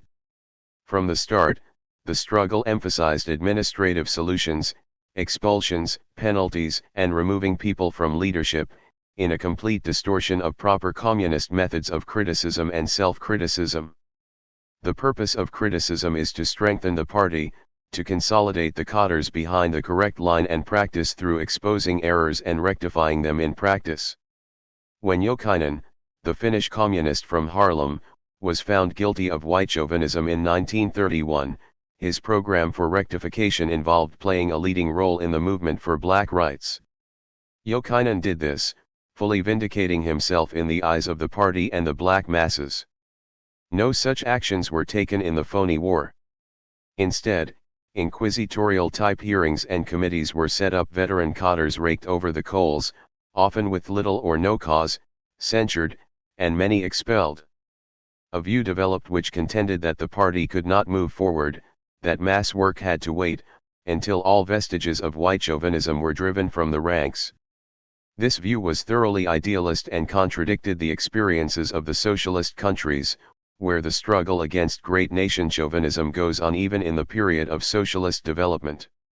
This purist approach led the fight to take on a sort of intramural character in which success was measured not by the organization of mass struggles in defense of black rights, but in the number of comrades against whom disciplinary action was taken.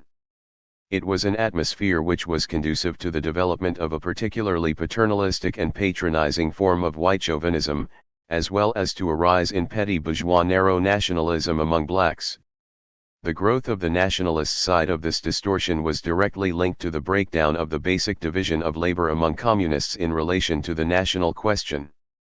This division of labor, long ago established in our party and the international communist movement, places main responsibility for combating white chauvinism on the white comrades, with blacks having main responsibility for combating narrow nationalist deviations.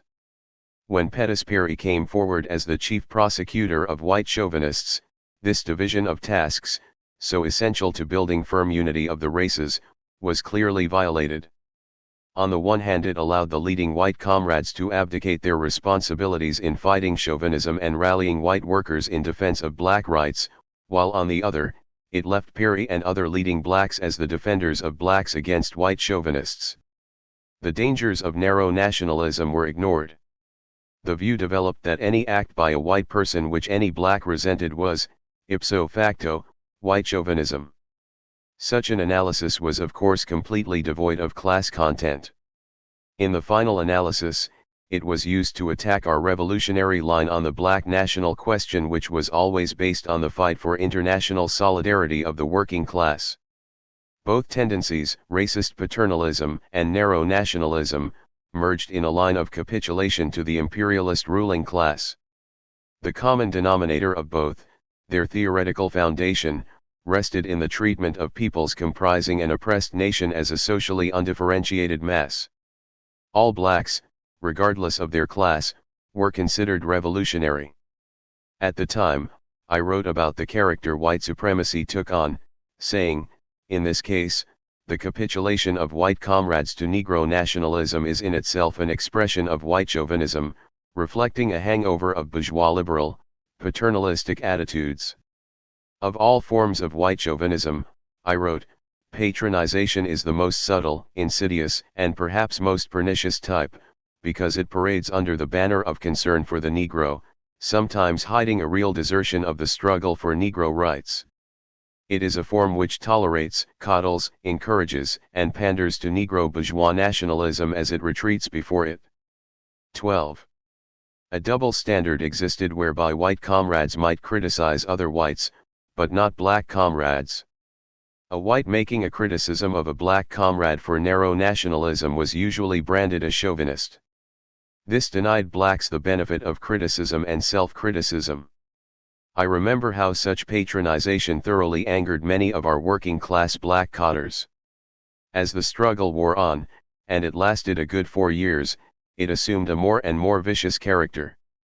I have no doubt that the FBI considered it a job well done. White comrades began to fear visiting black comrades, afraid they might do or say something that could be considered white chauvinist. The war was even carried into the realm of semantics.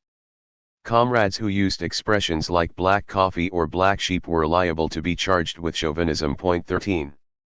I was at the wedding of a mixed couple when someone, whom I and others strongly suspected of being an agent, led a walkout in protest of the wedding cake. The bride and groom at the top were both white.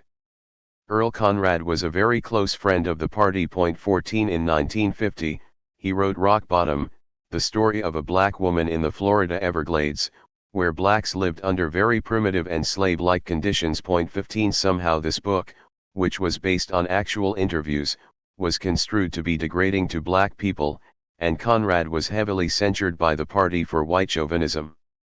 There were countless other incidents like these. The whole thing really struck home when Belle was accused of white chauvinism in early 1953. She had been working as a manager at the Jefferson School lunchroom. One day a young black man returned to the counter where she was serving and stated that she had given him 25 cents too much change. Belle thanked him and asked how she had made the error since she didn't want to repeat it. The young man opened his hand with change still in it and Belle pointed with her index finger, noting that she had given him too many quarters. Later that afternoon, the young man came back and told her he resented her act. "What act?" she asked. "The act of white chauvinism when you went into my hand." Belle explained that she had only meant to check herself and certainly intended no insult. The student refused to be mollified by this and insisted that it was white chauvinism. Belle refused to accept this view and they debated a few minutes, when suddenly he asked, "Who is your husband?" "What does my husband have to do with this?" she asked, refusing to answer his question. "You're a white chauvinist, like all the rest of white Americans," he shouted and left the cafeteria. Belle reported the incident to Doxy Wilkerson, who was on the staff of the school. At the time, he agreed with her that no act of white chauvinism was involved.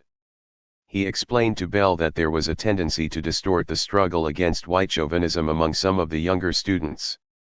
About a month later, however, a committee was set up to investigate the matter and found Belle guilty of 17 separate acts of white chauvinism stemming from the incident, and of developing an entire white chauvinist line.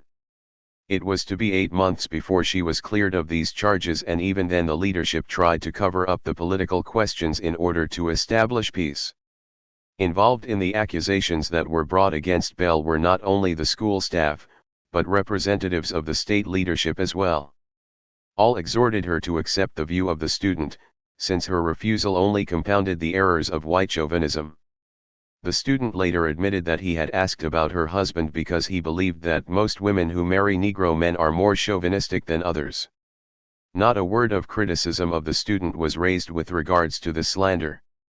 In fact, his position was openly supported by a black woman on the school staff and by the state representative. The attack on my wife was unmistakably directed at me as well. If Belle were a white chauvinist, then what must her black husband be? Surely the most base, groveling conciliator of white chauvinism. The incident clearly served the interest of the rising reformist trend in the party. Such situations were fertile ground for the enemy, whose infiltrations were stepped up both within and without the party. I'd often find two characters from the FBI waiting for me at my doorstep, and they would follow me down to the subway station a few blocks away at 103rd Street and Central Park West. "Hey Harry, how long are you going to stand for what they're doing to you and your wife?" they would ask. "Look what they did to you in California, and in Spain. Why don't you get next to yourself, man, and cooperate with us? We don't want you to take the stand." I would walk along, paying them no mind, until we reached the station entrance. It was early morning rush hour and hundreds of people, including many progressives and CP members who knew me, were entering the station. The agents would follow me right up to the rail and then holler, "Thank you for your cooperation, Mr. Haywood. Thank you very much." The idea of this kind of harassment was obviously to break down my defenses and add yet another recruit to their roster of informants and stool pigeons. I got to know this pair quite well, as they were my regular tails for several months. In the meantime, I became more and more concerned with the party's so-called war on white chauvinism. The whole method and atmosphere surrounding Belle's case, the persecution of a devoted working-class coder, smacked to me of the most crass form of opportunism and stool pigeonry. During all the meetings concerning the matter, there was no attempt to get at the substance of the charges, only to convince Belle that she was guilty. It amounted to no more than political bullying and a bureaucratic stifling of all criticism. I prepared a document in protest of the frame-up and presented it at a meeting where the charges were finally dropped. In the paper, I discussed not only Belle's case, but the broader implications such distortions had for the unity of black and white students at the school and in the party as a whole. I was convinced that something more had to be done about the situation and went to talk about it with Foster at his apartment in the Bronx. He and Belle were old friends from the miners' struggles in Kentucky and Pennsylvania. He was concerned about her case, as well as the general situation in the party. He told me that the party in Denver had been virtually liquidated through just such distortions. I showed him the document I had prepared and he invited me to attend a meeting of the National Board to discuss the matter. When the topic came up on the agenda, Pettis Perry began his usual ritual recounting of yet another incident of white chauvinism. But I took the wind out of his sails when I pointed to the many distortions in this struggle. "Yes," I said, "there is white chauvinism in the party, but it has combined with petty bourgeois nationalism and we must wage a fight on both fronts." I was very angry when Foster cut me off. True, the party had to stop this campaign, it had gone too far, he said. There were too many excesses. But there was no danger of petty bourgeois nationalism. What was involved here, according to Foster, was that old perennial party menace, left sectarianism. This line seemed absurd to me, but Foster was able to win over the National Board with it. Following the meeting, Foster wrote an article, "Left Sectarianism in the Fight for Negro Rights and Against White Chauvinism," which was successful in putting an end to this most vicious and destructive campaign. 16. Foster's line of attack, however, effectively took the heat off the right and capitulated fully to the bourgeois reformists in the party. Foster failed miserably to understand how the whole campaign served the right all along the way, from the further physical liquidation of the party to pulling back from a leading role, or any role, in the mass movement, to substituting petty bourgeois nationalism and demagoguery for our revolutionary line. White chauvinism was actually strengthened, becoming increasingly entrenched in the party. I tend to think that a number of honest comrades were not able to take a correct stand in this struggle because of a failure to understand the class basis of petty bourgeois nationalism and the potential threat it posed to the party. The view was then prevalent that narrow nationalism was only a reflex, a subjective reaction to white chauvinism. To combat it, one need only take up the fight against white chauvinism. This view is fundamentally incorrect, although chauvinism certainly does stimulate such tendencies. Narrow nationalism has its own social and economic base among the ghetto nationalists of the black petty bourgeois and bourgeois strata. The nationalism of these sections reflects, in the main, the struggle of the small black entrepreneur or the middle-class professional whose market and sphere of activity is confined almost exclusively to the ghetto. Such strata find themselves in competition both with small and medium-sized white business in the black community, as well as with the monopolists. The nationalism of these strata has two aspects, one expressing their aspirations for social equality and against Jim Crow, the other expressing the tendency to retain the segregated market. Thus their stand toward imperialism is continually vacillating. I think too many comrades tended to confuse the progressive national aspirations of black people for liberation, with narrow nationalism as an ideology. I can now see in retrospect how well all this fit in with the growing attack on the party's revolutionary line, which based itself on the fighting, principled unity of black and white, and the leading role of the working class in the struggle for equality. As manifested within the party, the petty bourgeois nationalist deviation reflected a lack of faith in the working class and its communist vanguard. How, the pessimists wondered, could the inherently racist white working class ever be rallied to support the fight for black liberation? This pessimism was extended even to black comrades who seriously fought for the internationalist position in the party, as was evident in the attack on Bell and myself. This position is actually one of retreat before the ideology of white chauvinism, equivalent to giving up to the white supremacist enemy. The phony war created hostility, bitterness, and distrust among formerly close comrades. This was reflected in the breakup of the party organization and individuals into hostile camps. The constant pressures of outlandish charges, unprincipled accusations, police harassment, and seemingly unresolvable antagonisms, had a telling effect on many individual relationships, including my relationship with Bell. Such circumstances eventually led to the breakup of our marriage in 1955. A prime example of the ideological confusion and lack of clarity which accompanied the distorted struggle against white chauvinism was the Jefferson School Memorandum, whose principal author was Doxey Wilkerson. This document originated as papers prepared for an educational conference on race theories held by the school in the fall of 1951.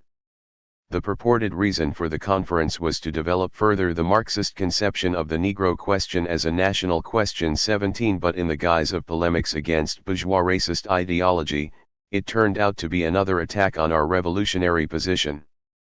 The author's position was cloaked in a lot of pseudo-scientific verbiage, but boiled down to the outlandish argument that race and racial characteristics had nothing to do with the special oppression of Afro-Americans.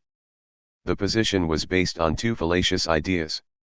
The first was that there are no races of mankind and the term Negro race has no meaning and should be abandoned. The second was that the definition of Negro referred to a person who shares the common psychological makeup of the Negro people of the United States. 18. I was quite alarmed when I first read this memorandum. Coming as it did in the midst of the destructive campaign against white chauvinism, I felt it would further distort the struggle and introduce new confusion into an already poorly understood area.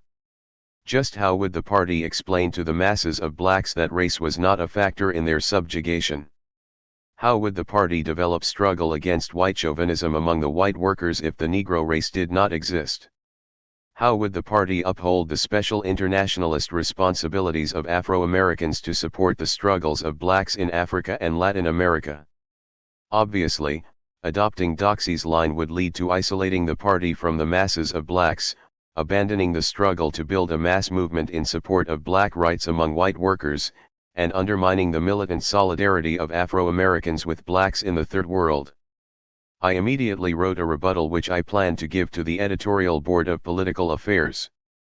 I argued that racial persecution of the Negro people is a particular form and device of national oppression, and that it was wrong to counterpose the two. 19 It was clearly idealism and not Marxism to try to overcome the phenomena of racial differences and white chauvinism by discarding the term race. This denial of reality was one of the more bizarre forms taken by assimilationism. The publication and circulation of the Wilkerson Memorandum touched off considerable debate and discussion, which would last for almost a year. When I submitted my article to Political Affairs, I felt it would add to this discussion and help clarify the issues. I found, however, that Doxey and the co-authors of the memorandum had a protector in Betty Gannett. She was very reluctant to publish my article, for its sharpness might discredit these important leaders, members of the party's educational department. After all, she said, the matter was still being discussed and meetings were scheduled to clarify the matter. Despite its timeliness and my insistence, the publication of my article was postponed. I attended several of the meetings to discuss the position put forward by the memorandum. Even with the sharp discussion and the difficulty the authors had in defending their position, many comrades were reluctant to characterize the position for what it was: a harmful deviation which undermined the struggle against white chauvinism.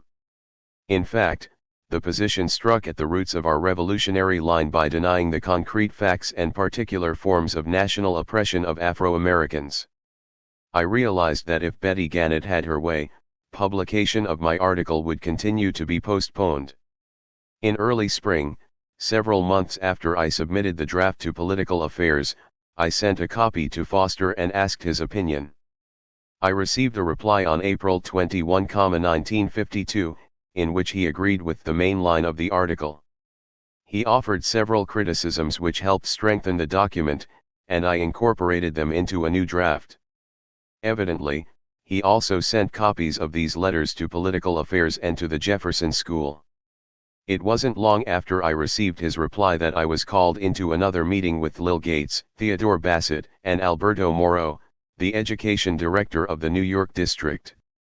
Doxey, Howard Selsom, and David Goldway from the Jefferson School staff were also present. I made a rather lengthy presentation at this meeting, reading my document. Doxey attempted to defend his position, but quickly found that those present no longer agreed with him. At one point Selsom exclaimed, "Doxey, you're talking like a bourgeois professor." Doxey's position was thoroughly rejected, and it was agreed that my article would be printed in the PA.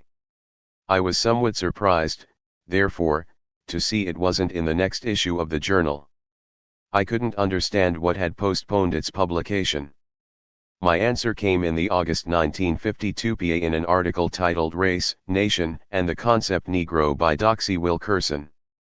The article was a lengthy self-criticism, rejecting his earlier formulations and characterizing it as a theoretically unsound and politically harmful deviation. I found that he had adopted most of the criticisms I had made of his position. This recantation had been long in coming, and its timing took much of the sting out of my polemic, rendering it as a rather anticlimactic part of the struggle.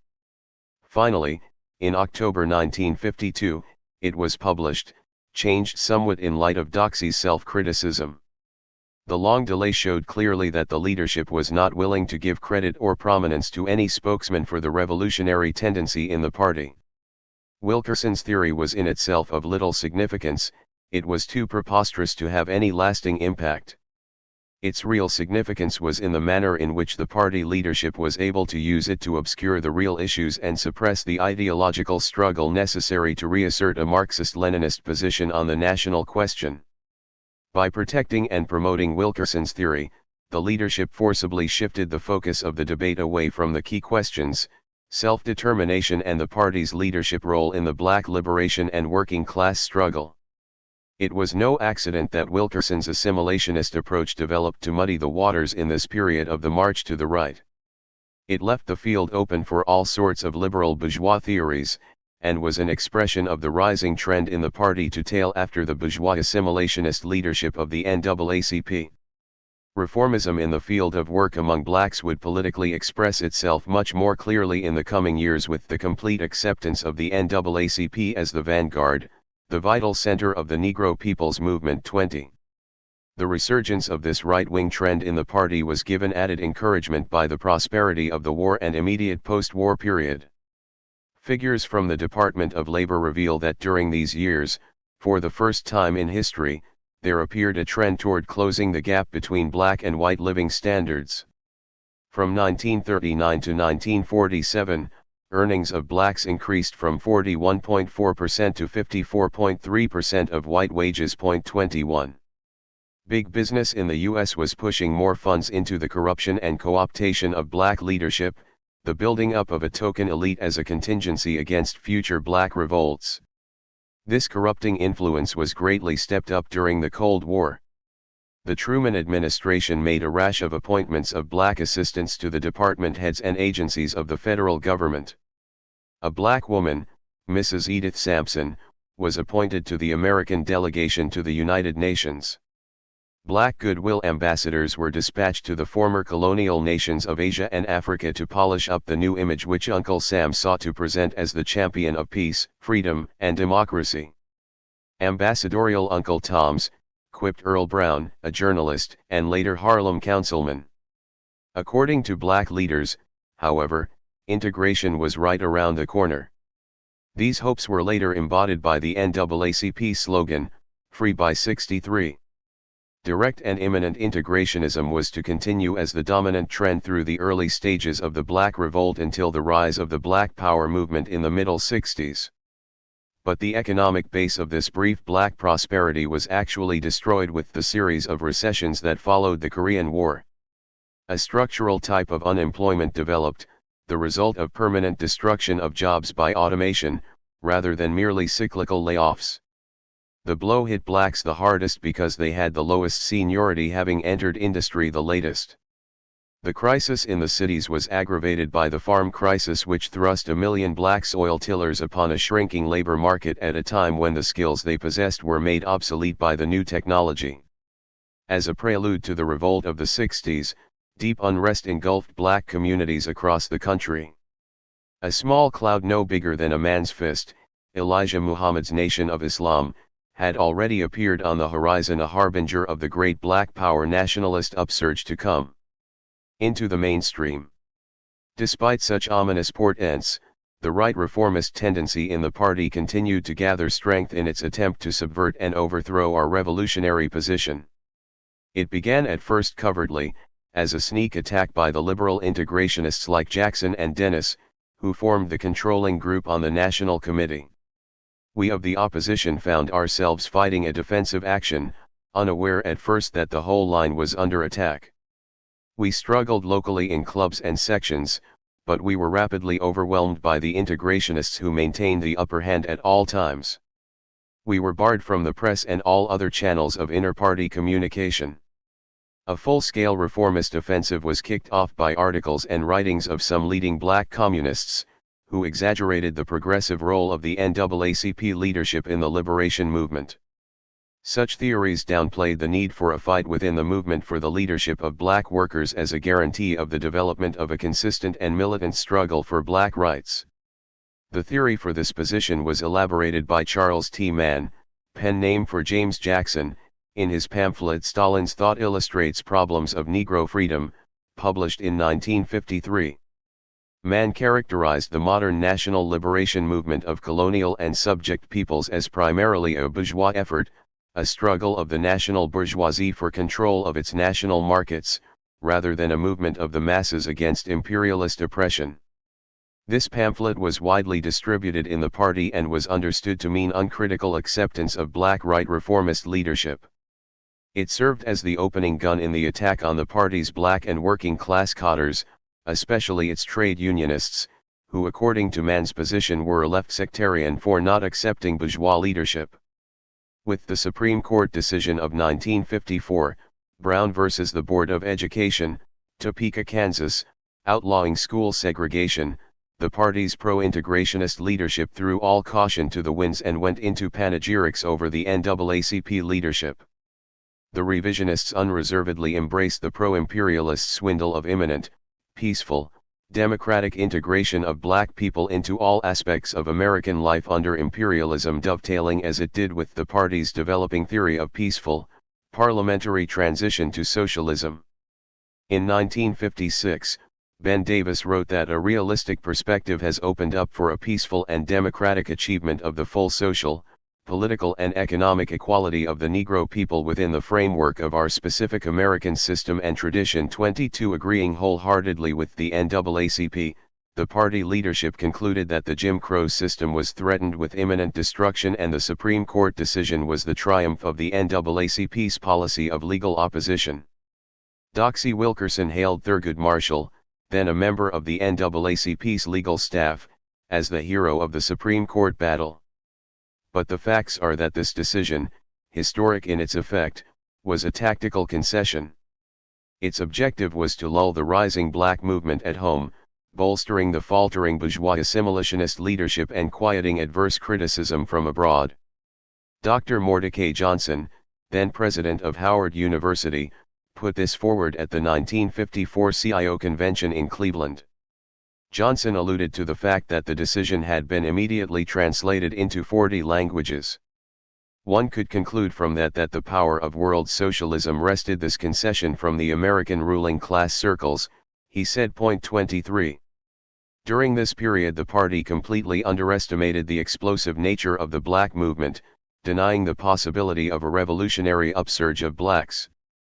According to the revisionists, the black struggle did not have an independent character, but was simply an offshoot of the larger workers' movement. Just 2 years before the bus boycott in Montgomery, Alabama, James Jackson wrote, "To the Negro masses in the South who have yet to win their elementary democratic right to vote, to remove the Jim Crow pale in the streetcars, to sit in the public parks, such a slogan of action would be rejected, considered utopian." 24. In the year of the boycott, Jackson actually went so far as to compare left centers in the black movement with dual unionism. 25. These influential left centers were actually liquidated in the course of the general retreat of the rightists. The thinking behind this policy was that the NAACP covered the field, and there was no need for us to intervene. It was at this time that the Civil Rights Congress was dissolved, despite the militant mass campaigns it had waged on behalf of Dixie lynch victims and the impact of We Charge genocide.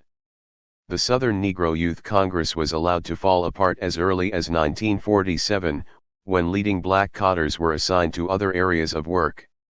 The liquidation of the Council on African Affairs, which was headed by Dr. Dubois, Dr. Alpheus Hunton and Paul Robeson, immediately followed the historic Bandung Conference in 1955. 26. Freedom, the sole organ of the left in the black liberation movement, was also closed down at this time. By the mid-50s, the party in the South had, for all intents and purposes, once again been liquidated. The National Negro Labor Councils, NNLC, was the largest and potentially the most influential organization dissolved by the party in this period. The NNLC drew about 1,000 delegates, mostly blacks from the basic industries, to its first 3 conventions and led numerous mass struggles against discrimination on the job. 27. After the war, there were large concentrations of black workers in auto, steel, the packing houses and other heavy industries. These workers demanded leadership in the fight against company and union discrimination. The NNLC, calling openly for unity between the black freedom struggle and the labor movement, supplied this leadership in successful campaigns to get blacks hired at Sears and many other companies. The councils mobilized blacks and some whites to oppose the chauvinist leadership in unions like UAW Local 600, Ford's River Rouge plant.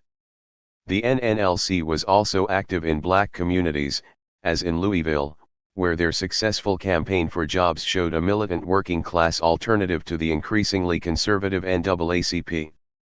When the black movement surged forward in 1955, it cried outlaw black working-class leadership that the CP, the NNLC, and Freedom could have provided.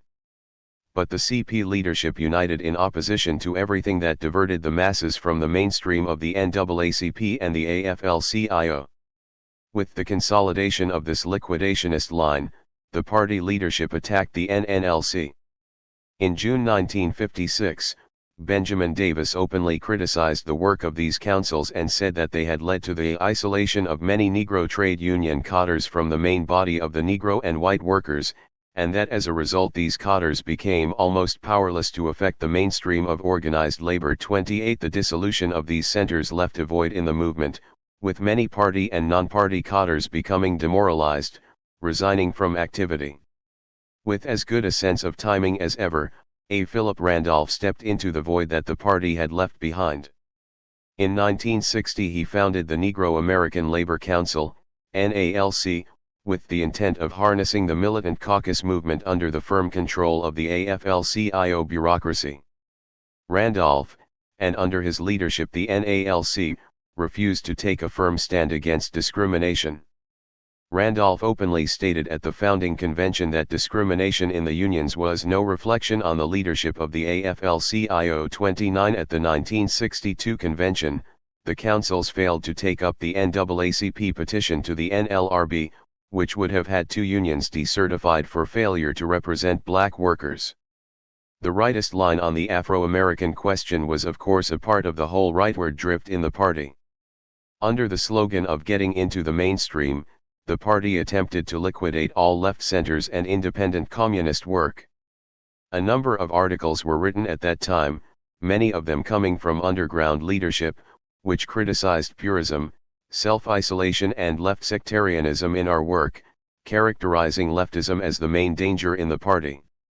In December 1952, the draft resolution on the situation growing out of the presidential elections authorized by the National Committee stated that it was incorrect to have favored departure of Wallace forces without the masses of the Democratic Party. 30 According to the resolution, the major, if not exclusive, hope for progress was to be found in the Democratic Party.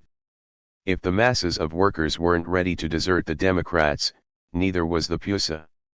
This move also signaled the beginning of the destruction of the American Labor Party in New York State, where it still maintained considerable strength. Consequently, the party lost influence among many progressives. A more mature expression of this revisionist line came with the draft program which appeared in April 1954, a month before the historic Supreme Court decision. The major slogans of action put forward in the document called for a new Congress in 1954 and a new administration in 1956. The draft program boldly asserted that what is needed is a new administration which starts to build again where the New Deal left off. 31. This document excluded all mention of the right of self-determination. I questioned this at a meeting of the program committee prior to the passage of the resolution. I asked Betty Gannett what had happened to the right of self-determination. Why wasn't there a mention of it in the program? True, we were discussing the party's minimal program and self-determination certainly wouldn't be fully laid out and explained in such a document. Yet it was a strategic slogan which, like socialism, had to be mentioned in relation to the party's minimal demands. Neither Gannett nor Pettis Perry, who was also present, knew what to say. They didn't seem prepared to discuss the question at the time. It was at this meeting that I first began to suspect that the leadership might once again try to liquidate the right of self-determination and the revolutionary program for black liberation. In the face of such open reformism, it isn't difficult to see why all attempts to do independent mass work were attacked and labeled left sectarian. I was working in Harlem with my old seaman friend, Josh Lawrence, and his organizational secretary, Pat Lumpkin, a very energetic and forceful black woman. We had a hell of a fight with Lil Gates and Blake Charney, New York's organizational secretary, who tried to liquidate our work. We waged a good battle against them, but in the end very little was accomplished. As a result of the internal struggle, we did little mass work, and this was a general tendency in the party at the time. It was in this period that all proposals for mass work in the mainstream or anywhere else and any attempt by communists to play a leading role were discouraged, condemned, and fought against by the leadership. Those of us who did try to do mass work were not helped or encouraged in any way, but rather castigated and beaten down, accused of being left sectarian.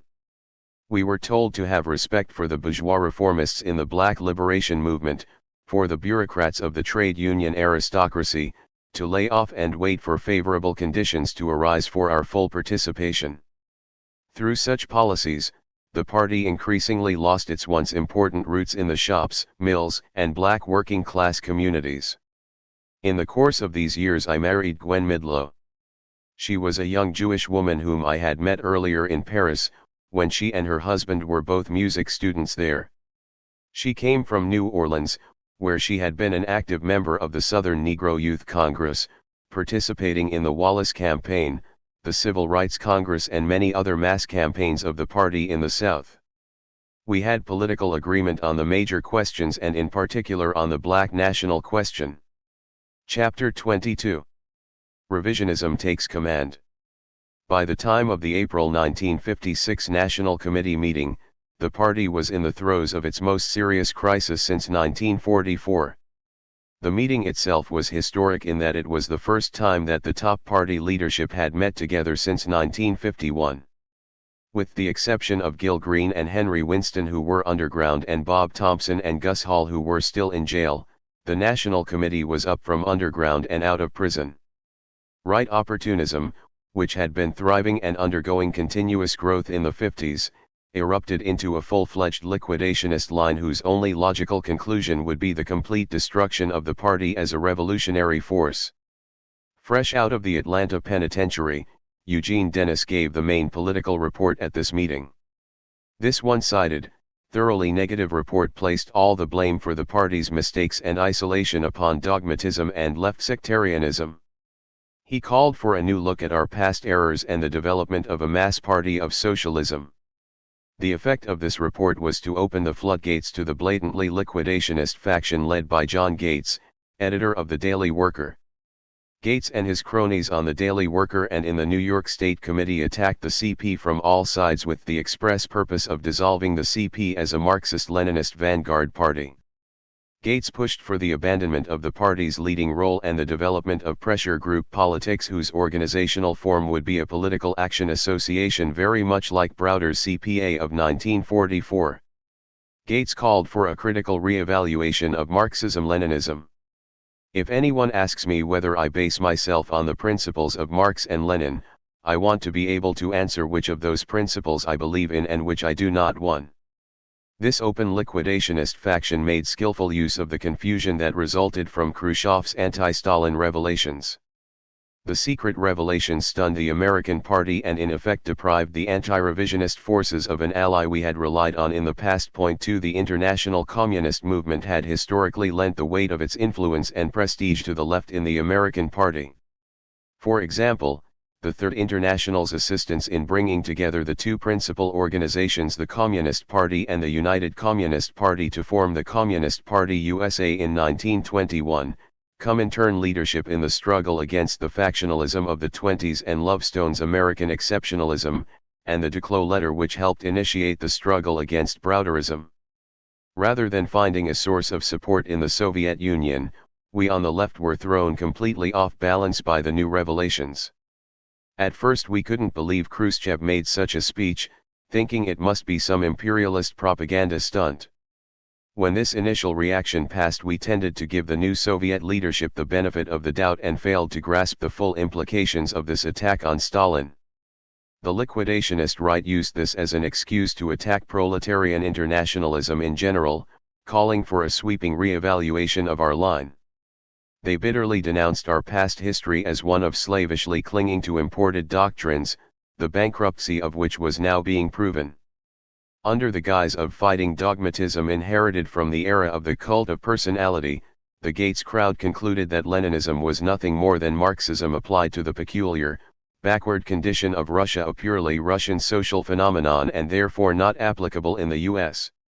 They found Lenin's theories of the bourgeois state as an instrument of class rule to be particularly outmoded under U.S. conditions.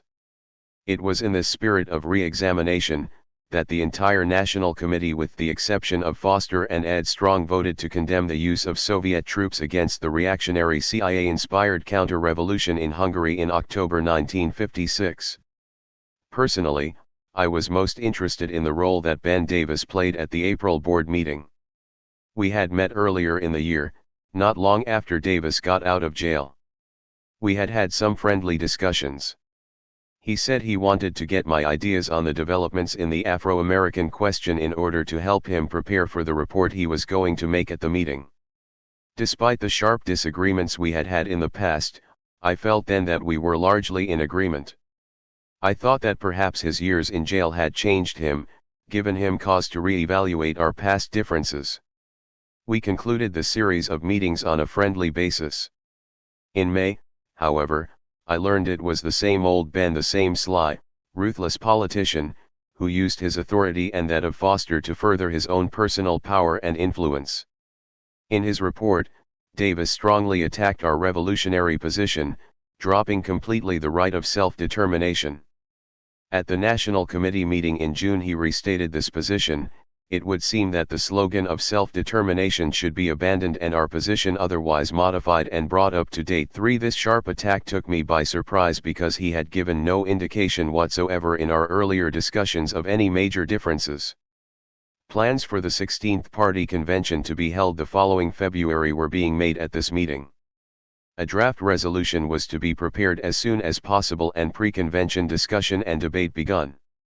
But the draft resolution was not published until September 1956, providing little time for adequate discussion and rebuttal from the opposing points of view. Dennis, who had come under attack from the Gates faction, had made some amendments to his April report. But the draft resolution was still more or less a restatement of his position at the April meeting, characterizing left sectarianism as the main danger in the party. The draft carried the hallmarks of much of what we know today as the liberal and reformist program of the PUSA. Central to a peaceful, parliamentary, constitutional transition to socialism would be the development of an anti-monopoly coalition through labor and popular forces gaining decisive influence in key Democratic Party state organizations and even liberal Republican political movements. Thus would develop the American road to socialism. The Communist Party would remain on the sidelines to support and endorse such progressive campaigns. On the Afro-American question, the right of self-determination was completely omitted and the party urged wholehearted acceptance of the NAACP slogan of Free by 63. Working class leadership and proletarian revolution were entirely excluded from this document. The National Board voted in favor of the resolution, Foster and Davis voting a qualified yes. In October 1956, Foster, who had been vacillating all along, changed his mind and voted against the resolution. In an article entitled On the Party's Situation, he outlines the reasons for this change. 4 Citing the development of a new Browderism and a re-emergence of American exceptionalism in the party, he attacked the attempts to openly liquidate the party, to drop Marxism-Leninism from the preamble of the Constitution and the failure to see rightism as a cancer to the party. Foster also attacked Dennis's support of a mass party of socialism. 5. The article for the first time indicated to the rank and file the nature of the factional split then going on in the leadership and stimulated much debate over the genuine criticism of rightism that it raised.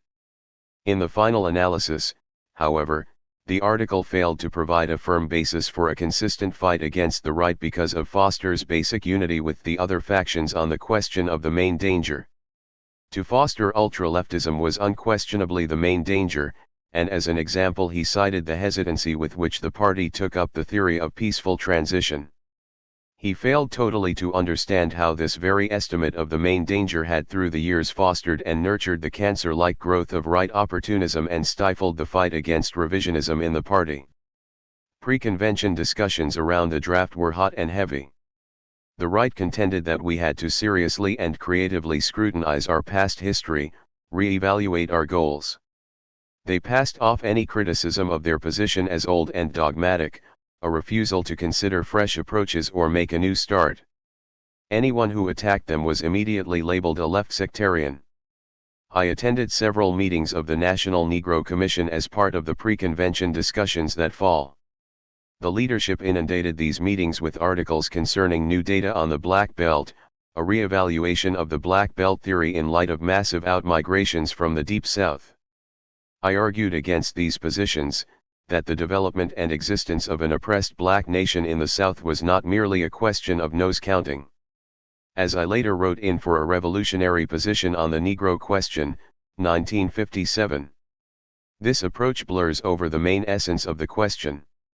Even with the outmigrations of the war and post-war period, the old majority Black Belt area contains the greatest concentration of the Negro people in the U.S. Approximately 5 million Negroes, nearly a third of the entire Negro population in the country, 17 million, and nearly one-half of the Negroes in the South are still concentrated in the old Black Belt majority area. The fact is that the Negro population in the Black Belt is larger than the total population of 34 countries who are members of the UN. 6. I was heartened to see that I was not alone. A number of black comrades were opposed to this re-evaluation by the right and the dropping of our revolutionary position. I remember particularly Ed Strong, a stalwart young black man who spoke very strongly in defense of our position. Ed was then a member of the NC, and it seemed to me that he had great potential as a leader of the left. As a young seminary student in Chicago, he came into the movement in the early 30s through the National Youth Congress. He became national secretary of that organization and was a founder and first executive secretary of the Southern Negro Youth Congress. He eventually was elected chairman of the Youth Committee of the National Negro Congress and, at the time of these discussions, was organizer of the Eastern Pennsylvania district of the party. Unfortunately, Strong was never able to attend the 16th party convention. By that time, he was hospitalized with terminal cancer and died in April 1957. His death was not only a personal loss, but a blow to the left forces in the party.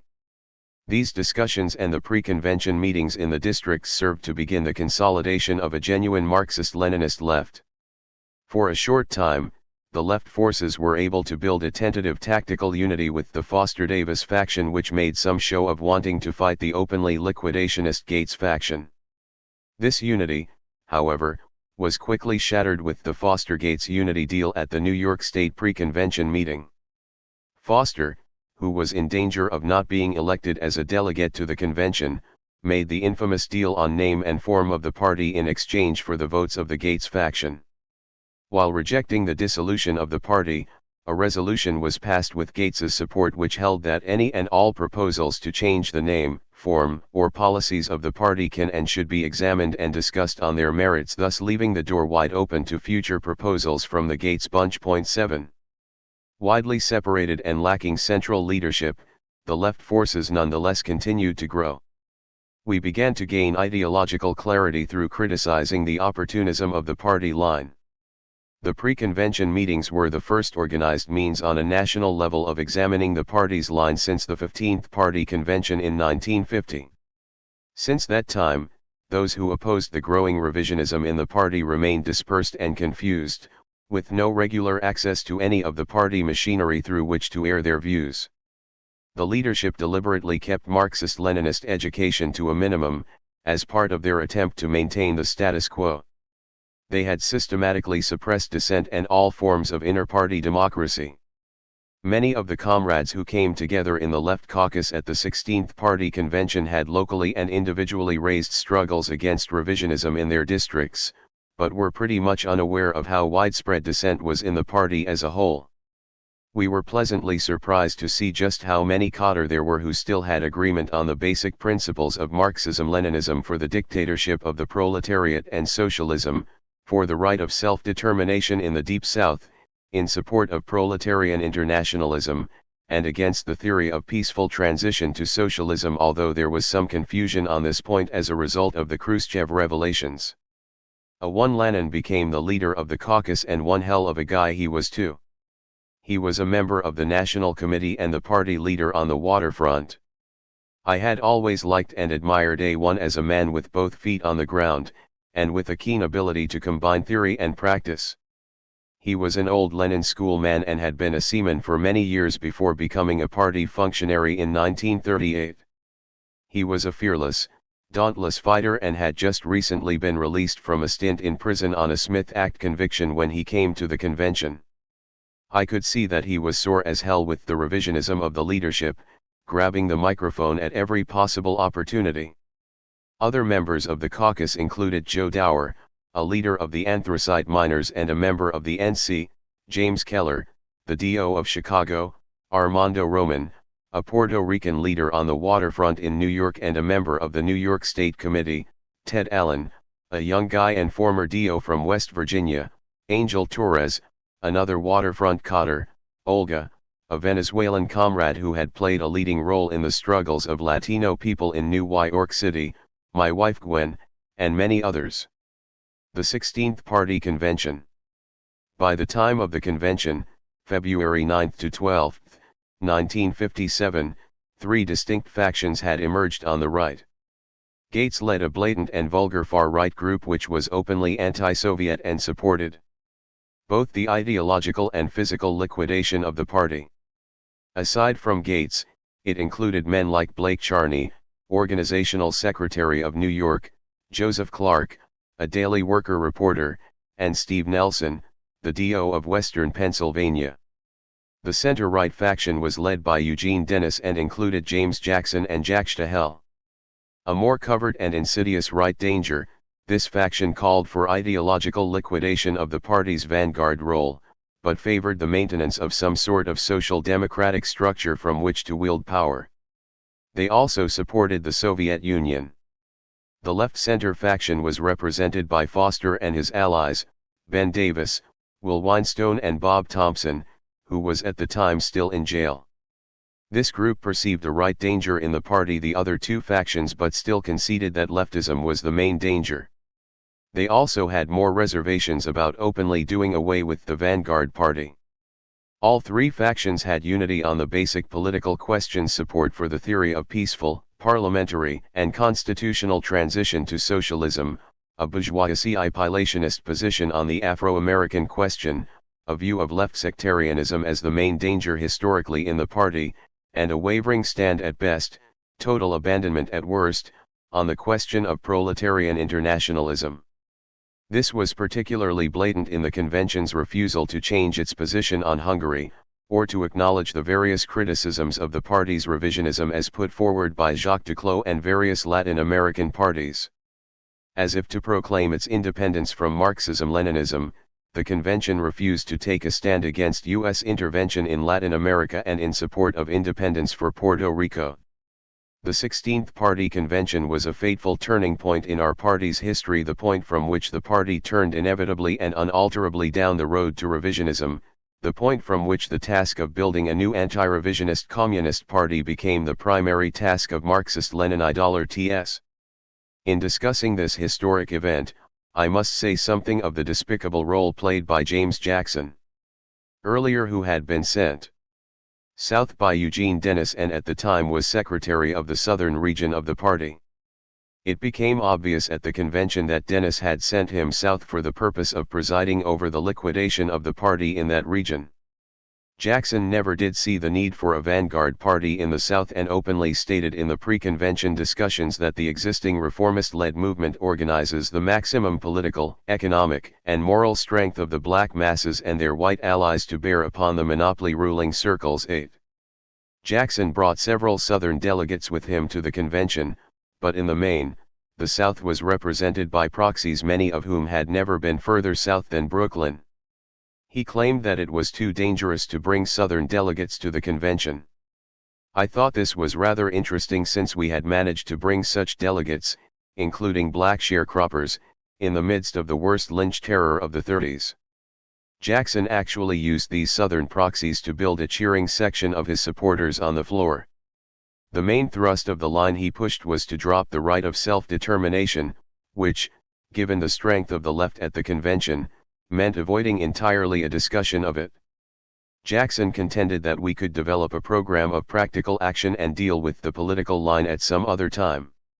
Together with Carl Winter and Doxey Wilkerson, a member of the Gates faction and soon to quit the party, he wrote the main resolution on the Afro-American question, a thoroughly reformist document that avoided any fundamental discussion of line or of the right of self-determination.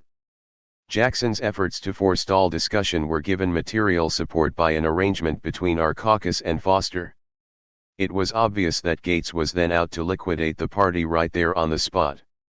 Foster approached us, seeking to block against Gates, and asked that we support a move to take the question off the convention agenda, postponing discussion and leaving settlement of the matter to a special national conference on Afro-American work to be held within 60 days of the convention.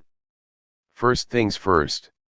The main question before the convention was to save the party from the open liquidationism of Gates. Foster argued that full discussion of the black national question would have split the conference wide open and played directly into the hands of the Gates faction. At the time, we thought it was the right thing to do and went along with Foster's deal. But, as we shall see, the promised national conference on Afro-American work was never held. There was a very widespread rumor about Ben Davis at the convention, and I have no doubt that it's true. The story goes that someone in the Dennis faction asked Davis why he and Foster were going around making deals with the ultra-lefts. Davis replied, "We've got to deal with Gates first. When we've dealt with him, then we can handle the left sectarians." The convention proceedings, which strictly followed Robert's rules, were characterized by extreme bureaucratic suppression of the rank and file. Even so, I thought we did pretty well on the floor. Lannon was the fastest on his feet and got the microphone more than the rest of us. The revisionists have chosen to print precious few of his speeches in the official transcript of the convention proceedings, but there were still a few important remarks included. For instance, on the question of social democracy, I think the effort here is to slur over and obscure the differences that exist between ourselves and social democracy. We are not discussing here what are the possibilities for a united front, that's one thing, but no united front is possible without a clear understanding of what our differences are. United fronts come about not by slurring over differences and hiding them. I'm for a united front with social democracy, but always making clear that we are not social democrats. We have a different program, and united front is based on certain common needs which both agree to while we disagree.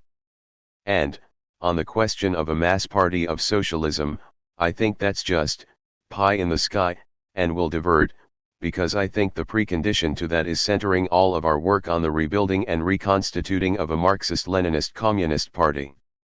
9. I was able to speak only once and used the little time I had to attack the party's line on the black national question.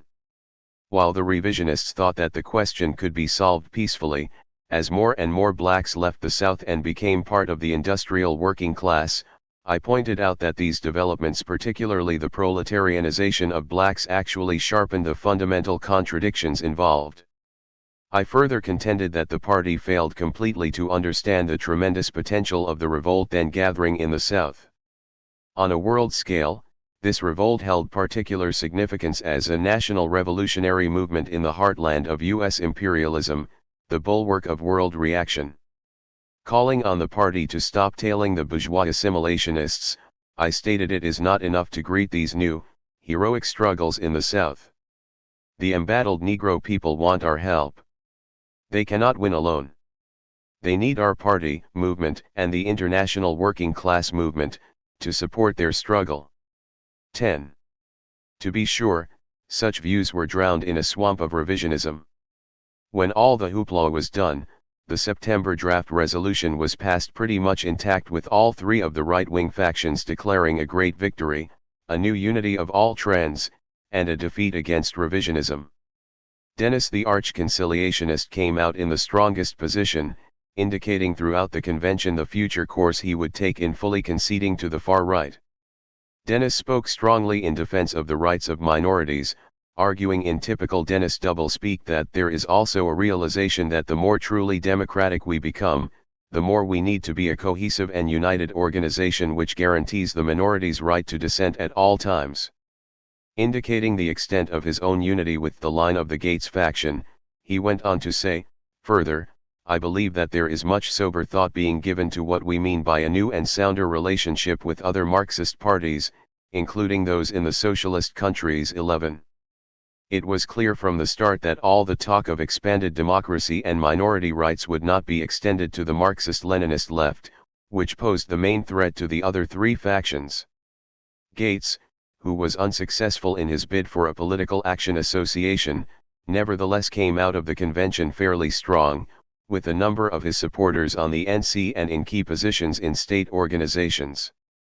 During the last session of the convention, he was moved to say that no matter who lost, the party has won. 12 Foster, who had initially expressed the strongest opposition to the line of the resolution, stated, "I too, want to support this recommendation.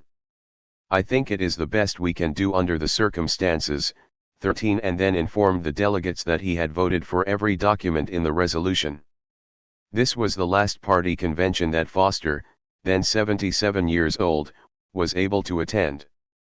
A New York Times article, which appeared to be based on inside sources, reported that William Z. Foster suffered a stinging humiliation yesterday, in the voting to elect a 17-member executive committee out of the 66-member National Committee.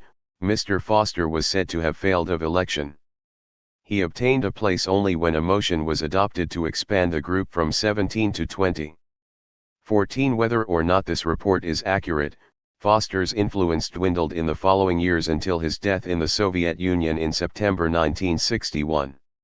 He wrote a number of articles in this period, among them The Party Crisis and the Way Out, 15, which indicated that revisionism had not been defeated at the 16th Party Convention, though ultraleftism still remained the main danger in the party. Foster suffered a stroke around the time of its publication, but recuperated sufficiently to write several other articles. In collaboration with Ben Davis, he wrote Notes on the Negro Question, 16, which supported the party's assimilationist line.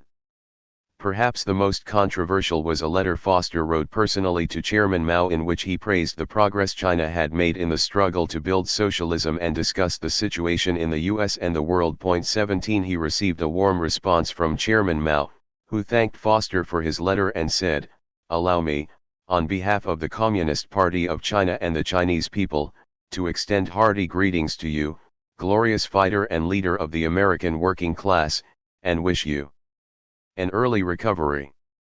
18 The letter had been sent in December 1958, without the approval of the party's secretariat. They would have liked to have overlooked the matter entirely, but were unable to do so when Foster's letter and Mao's response were published in the New York Times. 19 The party was finally forced to publish the exchange in the March 1959 Political Affairs. The so-called unity of all trends reached at the 16th Party Convention represented a compromise on fundamental questions and principles, arriving at a formula which legalized the open liquidationist Gates faction within the party and stifled the necessary ideological struggle against revisionism. Thus, although the party avoided an open split, it was saddled with a conciliationist line in a period when ideological confusion was rampant in the ranks. The 16th Party Convention was characterized by the total abandonment of revolutionary line and principle on all questions in favor of a sham unity of the right wing, with each of the three right factions scrambling for position. A gallop to the right under the guise of unity followed the convention, with Dennis putting into practice the thoroughly revisionist program adopted there. The liquidation of the party as a Marxist-Leninist vanguard was further intensified as Dennis made repeated concessions to the open liquidators. In an effort to keep peace with the Gates faction, democracy and public criticism of the party was greatly expanded. Freedom of criticism in this case meant the freedom to further hasten the conversion of a communist party into a social democratic party of reforms, the freedom to counterpose bourgeois theories to communist theories. While the leadership cried unity of all trends, they actually meant the unprincipled unity of the three right factions in opposition to the Marxist-Leninists. We in the left attacked this phony unity at the reconvened district conventions and played a major role in upsetting the unity slates at the New York State, Brooklyn, and Manhattan County conventions. However, we were unable to prevent the Davis-Charney unity deal at the New York State Convention. Ben Davis became state chairman, while Charney, a Gates man, became executive secretary. The tactics of three groups, the open liquidators, the right center and the left conciliators, were very similar. They kept trying to forestall any kind of meaningful discussion. The revisionists continued their effort to separate a program for mass work from any basic, fundamental discussion of line.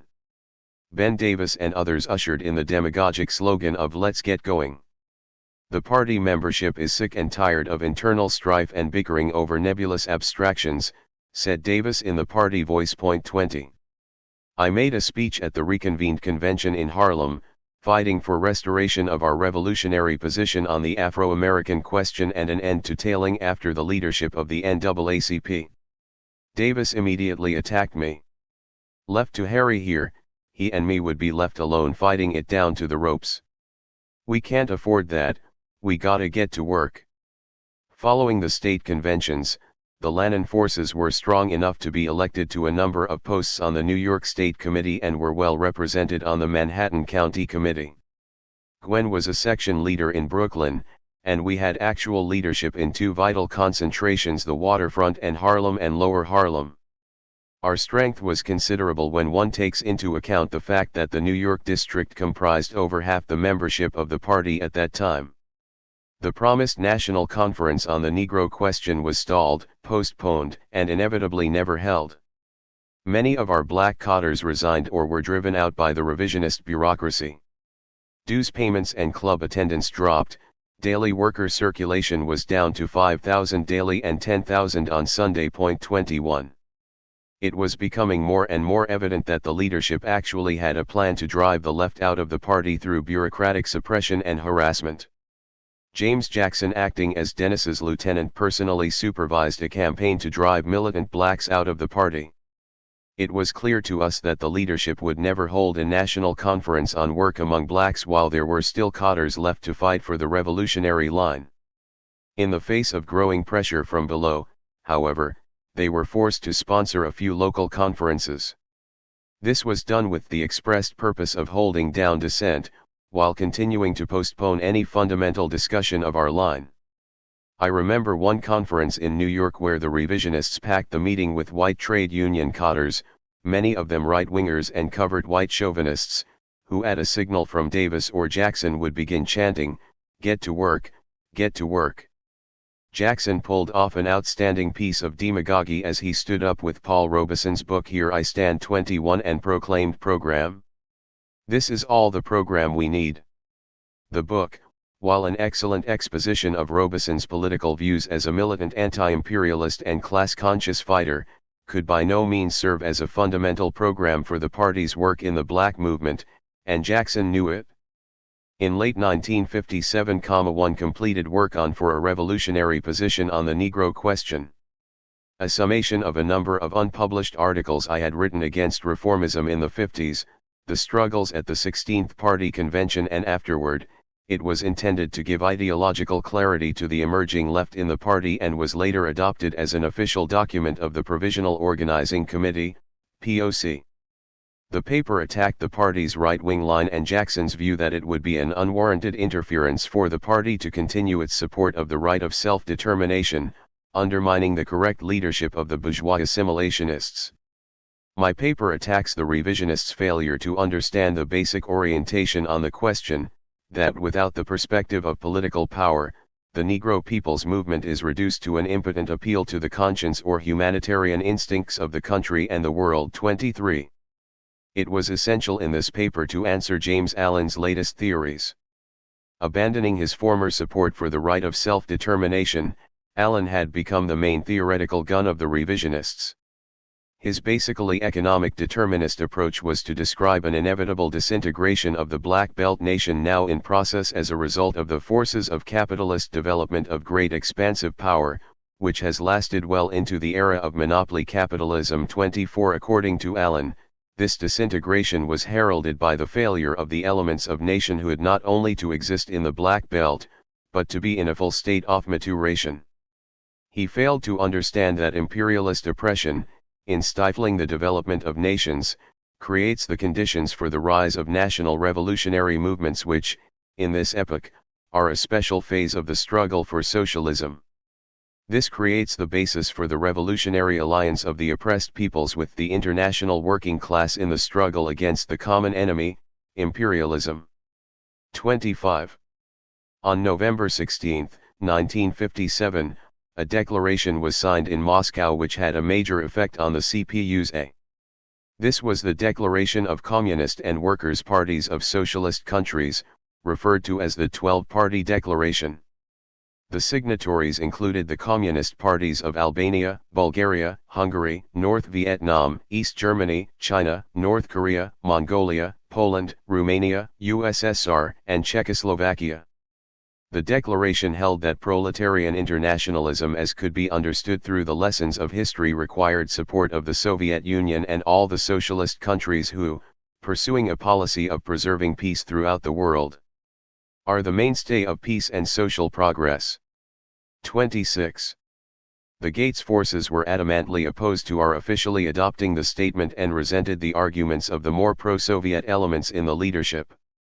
The debates surrounding our adoption of the declaration and the threatened liquidation of the Daily Worker, which by this time consistently carried anti-party, anti-Soviet and anti-communist propaganda, brought the resignation of John Gates in January 1958. The declaration was adopted at the next NC meeting in February 1958. A stream of his supporters resigned following this. The whole incident brought a factional realignment in the leadership at the February 1958 National Committee meeting, with the Dennis Right Center and the Thompson Davis Left Center sharing the leadership, although Dennis was definitely the top man. Gates's departure signaled the end of all trends unity, the end to the era of freedom of criticism, and a new cry in the leadership for centralism. Factionalism was outlawed and Thompson issued an ultimatum to the left at the June 1958 NC meeting. Our party has the capacity to declare war on factionalism, whether from the direction of revisionism or the direction of dogmatism, said Thompson. 27 With the leadership slapping themselves on the back for their so-called victory against revisionism, the resignation of Gates and friends, it was obvious that the immediate task was to get rid of the ultra-lefts. Our strength and influence were growing, and with Gates's resignation, conditions were favorable for advancing the struggle against revisionism and conciliationism, for strengthening the leadership and prestige of the consistent Marxist forces. In spite of this situation, however, our left forces under the political leadership of Armando Roman fell into a series of ultra-left errors which in the long run led to the dissipation of our prestige and influence and eventually to our isolation from a large number of honest forces who were in agreement with us. We had gradually become more and more oriented towards the narrow, inflexible tactic of attack and exposure. Under these conditions, the fundamental political questions upon which the caucus was founded became relegated to secondary importance as we largely confined ourselves to attacking the party's position. Our purely oppositionist tactics, combined with a refusal to participate in mass work, enabled the party leadership to portray us as anti-party and disruptive elements. Some of the most blatant ultra-left errors of this period included a refusal to accept posts on the Manhattan County staff, particularly Armando's refusal to accept the key post of education director of the county, the boycott of the Daily Worker, even after the resignation of Gates, and the failure to fight for publication of articles stating our political position through the official channels of the party. I must admit self-critically that I tended to overlook these errors, thinking they were just individual mistakes of a tactical nature, not the reflection of an entire ultra-left line. After years of fighting arch-right-wingers, many other comrades in the caucus made the same mistake. With Thompson's ultimatum to the left, many of us began to think that we would very soon be expelled and agreed with Armando's view that we should openly split with the party, a decision which I now think was incorrect and played directly into the hands of the revisionists, who were able to isolate us even further from the rank and file. This decision resulted in the formation of the Provisional Organizing Committee for a Communist Party, POC, founded in August 1958. Some 83 delegates, mostly black and Puerto Rican working-class cadres, attended the founding conference in New York. There was much enthusiasm, even euphoria. At the conference we thought we were really on the way to building a new party. Joe Dower and myself were elected co-chairmen. Armando became the general secretary. Other members of the executive committee included Admiral Kilpatrick of Cleveland, Ted Allen from West Virginia, Angel Torres, and Lucille Bethencourt from Cleveland. For all our fond hopes, the POC continued under Armando's leadership in an isolationist line and soon deteriorated into an ultra-left sect. There was an absolute refusal to apply theory to practice and become involved in the day-to-day work among the masses, a rejection on principle of any compromise under any circumstances over any question, even over purely practical matters. Those who opposed such dogmatism were promptly labeled conciliators. The POC was rife with inner caucus witch hunts, personal slander, and character assassination. Armando set himself up as an infallible demigod who instinctively could sniff out not only the conciliators in our ranks, but the conciliators of the conciliators. There was, to many of us, the distinct smell of police agentry about all this. In October 1958, Armando called together a rump conference to have Gwen, myself and a number of other comrades expelled from the POC. This followed a number of splits with leading comrades like Lannon, Jim Keller in Chicago and Pat Lumpkin, all of which had been initiated by Armando. I had unwittingly allowed myself to be a part of some of this. It began to smell a little fishy to me though, and I demanded an investigation and the opening of all files. The result was a slander campaign against me, questioning my motives and charging me with abandoning principle and finally my expulsion. Our hopes for a new party went pretty much down the drain with this, and I was at loose ends. I wondered what I would do next. I hadn't yet been expelled from the CPUSA, though everyone else around me had been. I figured that they wanted to isolate me completely before they expelled me. I was then working as a waiter in a French restaurant in Greenwich Village and was quite happy with my wife and young son, Haywood, born in June 1956. Meanwhile, Gwen had lost custody of her son, Leo Yuspe, and their visits were restricted by the court to a few hours every other week in a public place. She lost meaningful contact with him and found the situation very painful. With all these problems converging on us at once, we decided to go to Mexico to get a fresh perspective on things, study, and write. I didn't know what else I could do. I flew down to Mexico and Gwen and Haywood Jr. followed me a few weeks later. We settled first in Cuautla, Morelos, and later in Mexico City, where our daughter Becky was born in 1963. We were able to eke out an existence living off my disability pension from the VA and a little money that Gwen had. I kept in touch with things at home through correspondence with my old friend Cyril Briggs in Los Angeles. Briggs was then about 72 and as a leading member of the party's local Negro Commission was waging a pretty staunch struggle against the revisionists. 28. Only in 1959, with most of the left out of the party, did the leadership fully expose their political positions in the draft resolution for the 17th Party Convention. The resolution represented the nearly complete victory of the right and an indication to me of just how insidious and dangerous an enemy revisionism is, having point by point, step by step, cut away at all our revolutionary principles in the name of fighting for them.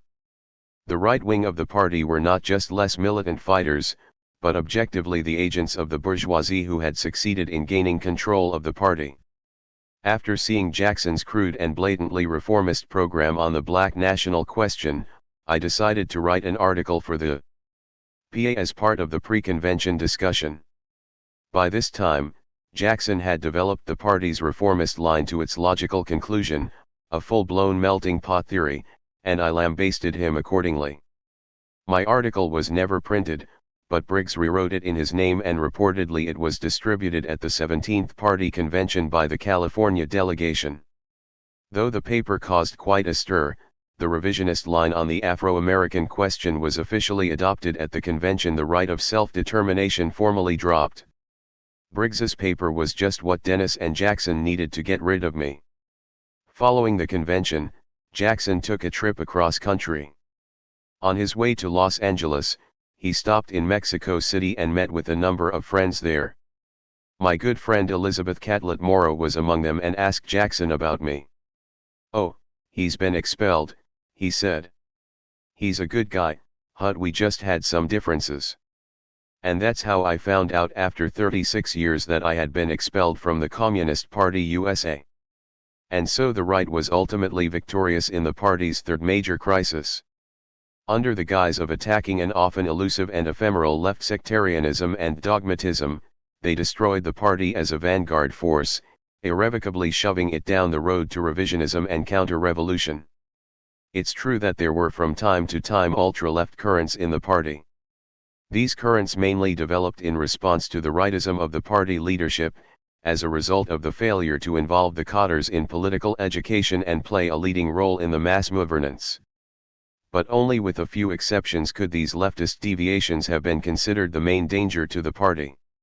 Most of what had been labeled by the leadership as left sectarianism were actually honest attempts to oppose the rightist bureaucracy, not the purism and isolationism, the running ahead of the masses which characterizes ultra-leftism. 29. In basing themselves on the thesis that left sectarianism constituted the main danger and was primarily responsible for the isolation of the party, the right obscured the whole history of class struggle in this country. It was right opportunism which destroyed the once powerful Socialist Party. It was, as we have seen, right opportunism, expressed in Lovestone's theory of continued prosperity and American exemption from economic crisis, which provoked the first party crisis in 1927. It was the crass opportunism and bourgeois reformism of Browder's theories of progressive capitalism and an extended period of harmony of interests between capital and labor which threw the party into its second major crisis. And once again, it was right opportunism, this time expressed largely in the slogan of peaceful, parliamentary, and constitutional transition to socialism, which plunged the party into its third and fatal crisis. In this crisis, the right successfully threw the party into a fervor over left sectarianism, exaggerating this error in order to obscure the history of the struggle against the right danger and prevent the party from carefully and thoroughly tracing right opportunism to its systematic maturation during the post-war years. The proposition that left sectarianism constituted the main historical danger in the PUSA ignored the constant pressures exerted on the party by the forces of bourgeois ideology and capitalist development. The particular conditions which American capitalism developed under a frontier, vast resources and natural wealth, bourgeois democracy, an ability to temporarily mediate economic slump and recession, relative periods of prosperity, all this has tended to act as a force which retards the class consciousness of broad sections of the labor movement, fostering illusions that basic change can take place within the capitalist system and inequities be solved through reform. The development of capitalism into monopoly capitalism, imperialism, and the corresponding plunder of the Caribbean nations, the Philippines and Asia, brought super profits into the coffers of the ruling class, enabling it to cultivate and encourage through money, prestige, and influence a labor aristocracy which serves as the lieutenants of capital within the labor movement. This small elite section of American labor, based among the upper strata of skilled and higher paid workers, has through its leadership in the trade unions, inundated the working class with bourgeois ideology, promoting reformism, narrow self-interest and rampant jingoistic chauvinism. This labor bureaucracy is particularly susceptible to the imperialist propaganda of white chauvinism and has served to intensify the antagonisms between white and black workers, dividing and splitting the working class into hostile groups, retarding the development of revolutionary class consciousness. These objective conditions combine together to provide fertile soil for the maturing of right opportunist class collaborationism and chauvinist ideas, outlooks, and policies which undoubtedly all heavily affected our party. It was out of these concrete conditions that right opportunism developed as the main danger in the working class movement. My experience in the party confirmed what the history of the working class struggle has shown, that in order to develop as a revolutionary vanguard, the CP must constantly struggle against the powerful pressures of bourgeois ideology within its own ranks. The party is not separated by a Chinese wall from the corruptive influences of the bourgeois world. In the post-war period, bourgeois influences within the party combined in effect with the pressures of imperialist repression upon the party. As a source of revisionism, illusions about the vitality of American imperialism were reinforced now by the imprisonment and terror employed by the government against the party. Under these circumstances, the shallowness of the correction of 1945 became apparent. Illusions about the possibility of continued alliance with the liberal bourgeoisie continued to be the center of the political orientation of the party leadership. Simultaneously, under the pressure of the Smith Act prosecutions, the party leadership developed the theory of peaceful transition to socialism. Without a thorough purge of browderism, the party preserved and built up a bureaucracy effectively insulated against the operation of the Marxist-Leninist practice of criticism and self-criticism. In this way, not only was the ideological level of our party forced to remain at a low level, but at the same time, unification, purification, and corrective replacements of leadership were made almost impossible. The end result is a party which today acts as a mouthpiece for Soviet social imperialism, the labor aristocracy and the pro-détente sections of the U.S. ruling class. Epilogue. The evil system of colonialism and imperialism grew up along with the enslavement of Negroes and the trade in Negroes, and it will surely come to its end with the thorough emancipation of the black people. Mao Zedong 1.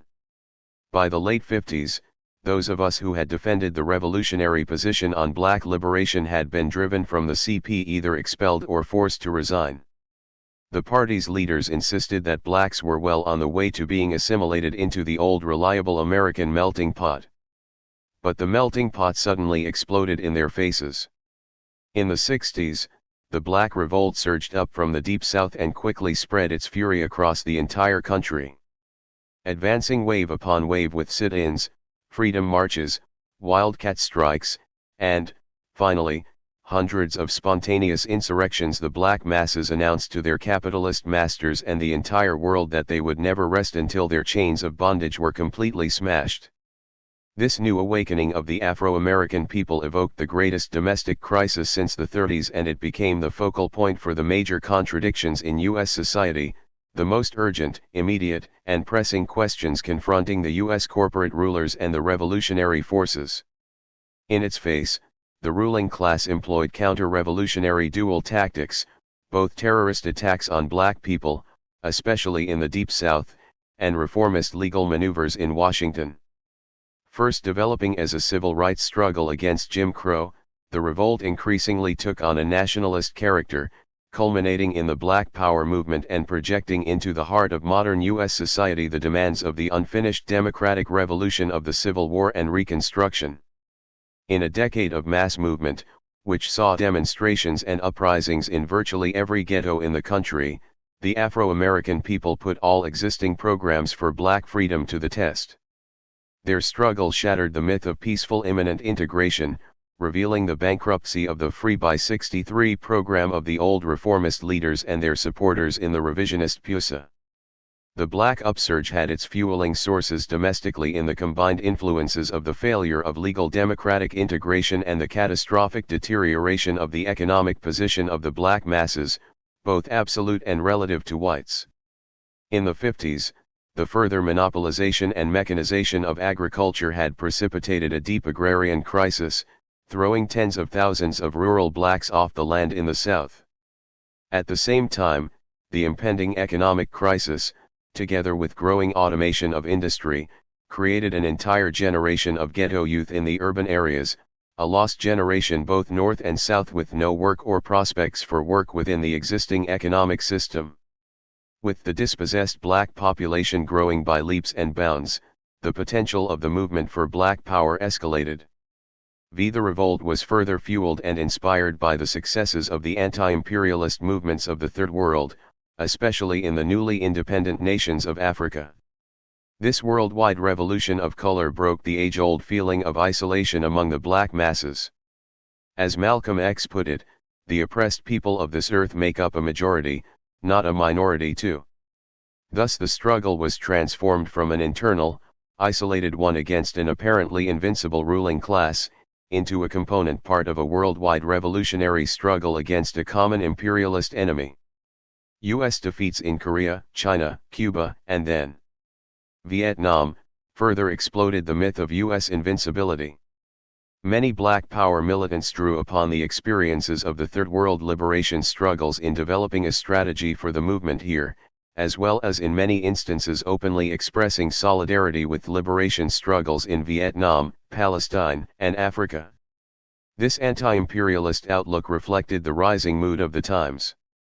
Thus the revolt's development confirmed our thesis that the black movement would inevitably take a national revolutionary, anti-imperialist direction, culminating in the demand for political power in the areas of black concentration. Far from being simply a fight for reforms, as the revisionists claimed, the black liberation movement became a spark, a catalyst pushing forward the whole working class and people's struggle in the U.S. This latter point underscored the treacherous depths of the revisionist betrayal. The PUSA did not even attempt to mobilize labor support for the black struggle, and the labor aristocracy maintained hegemony over the workers' movement. Thus abandoned to the leadership of the chauvinist bureaucrats, sharp divisions were sown between black and white workers. This was in clear contrast to the unity built by communists in the 30s, when the party and the working class had played a leading role in fighting for the special demands of blacks, making the Scottsboro Boys a household word from the tenements of New York to the ghettos of Watts. Though the revolutionary outlook and organization of communists never became the leading factor in the revolt, the movement nonetheless made considerable gains in the course of its development. As I see it, the revolt developed in three periods. The first began with the Montgomery bus boycott of 1955–56 and ended with the 1963 March on Washington. This latter protest event brought in its wake a widespread disillusionment with the reformist, legalistic and nonviolent strategy of such organizations as SCLC, the Urban League and the NAACP. The growing isolation of these responsible leaders and the breakup of the Kennedy-backed Civil Rights Coalition, the Big Five SNCC, SCLC, CORE, Urban League, the NAACP, and the NAACP Legal Defense and Education Fund, ushered in the second phase of militant open revolt. This period was marked by widespread rebellions in the cities and the demand for black power. But lacking a Leninist vanguard linked to the masses, the movement at this point was unconsolidated. Its nationalist leadership splintered into a variety of petty bourgeois tendencies: separatist, Pan-Africanist, cultural nationalist, and even some terrorist tendencies. Thus the bourgeoisie was able to usher in a third phase by buying off the right wing of the Black Power movement and establishing its own brokers within it. The 1969 Black Power Conference in Newark, which was generously funded by the Ford Foundation, was the signal that this phase of the movement had begun in earnest.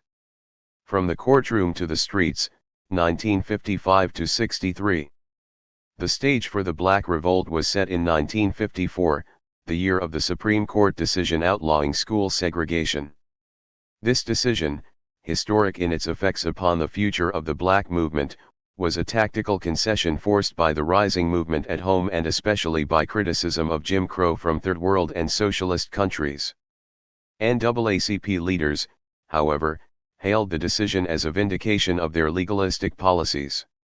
For its part, the federal government gave hardcore Southern reactionaries the opportunity to organize and unleash the most planned and purposeful campaign of anti-black terror since the defeat of Reconstruction.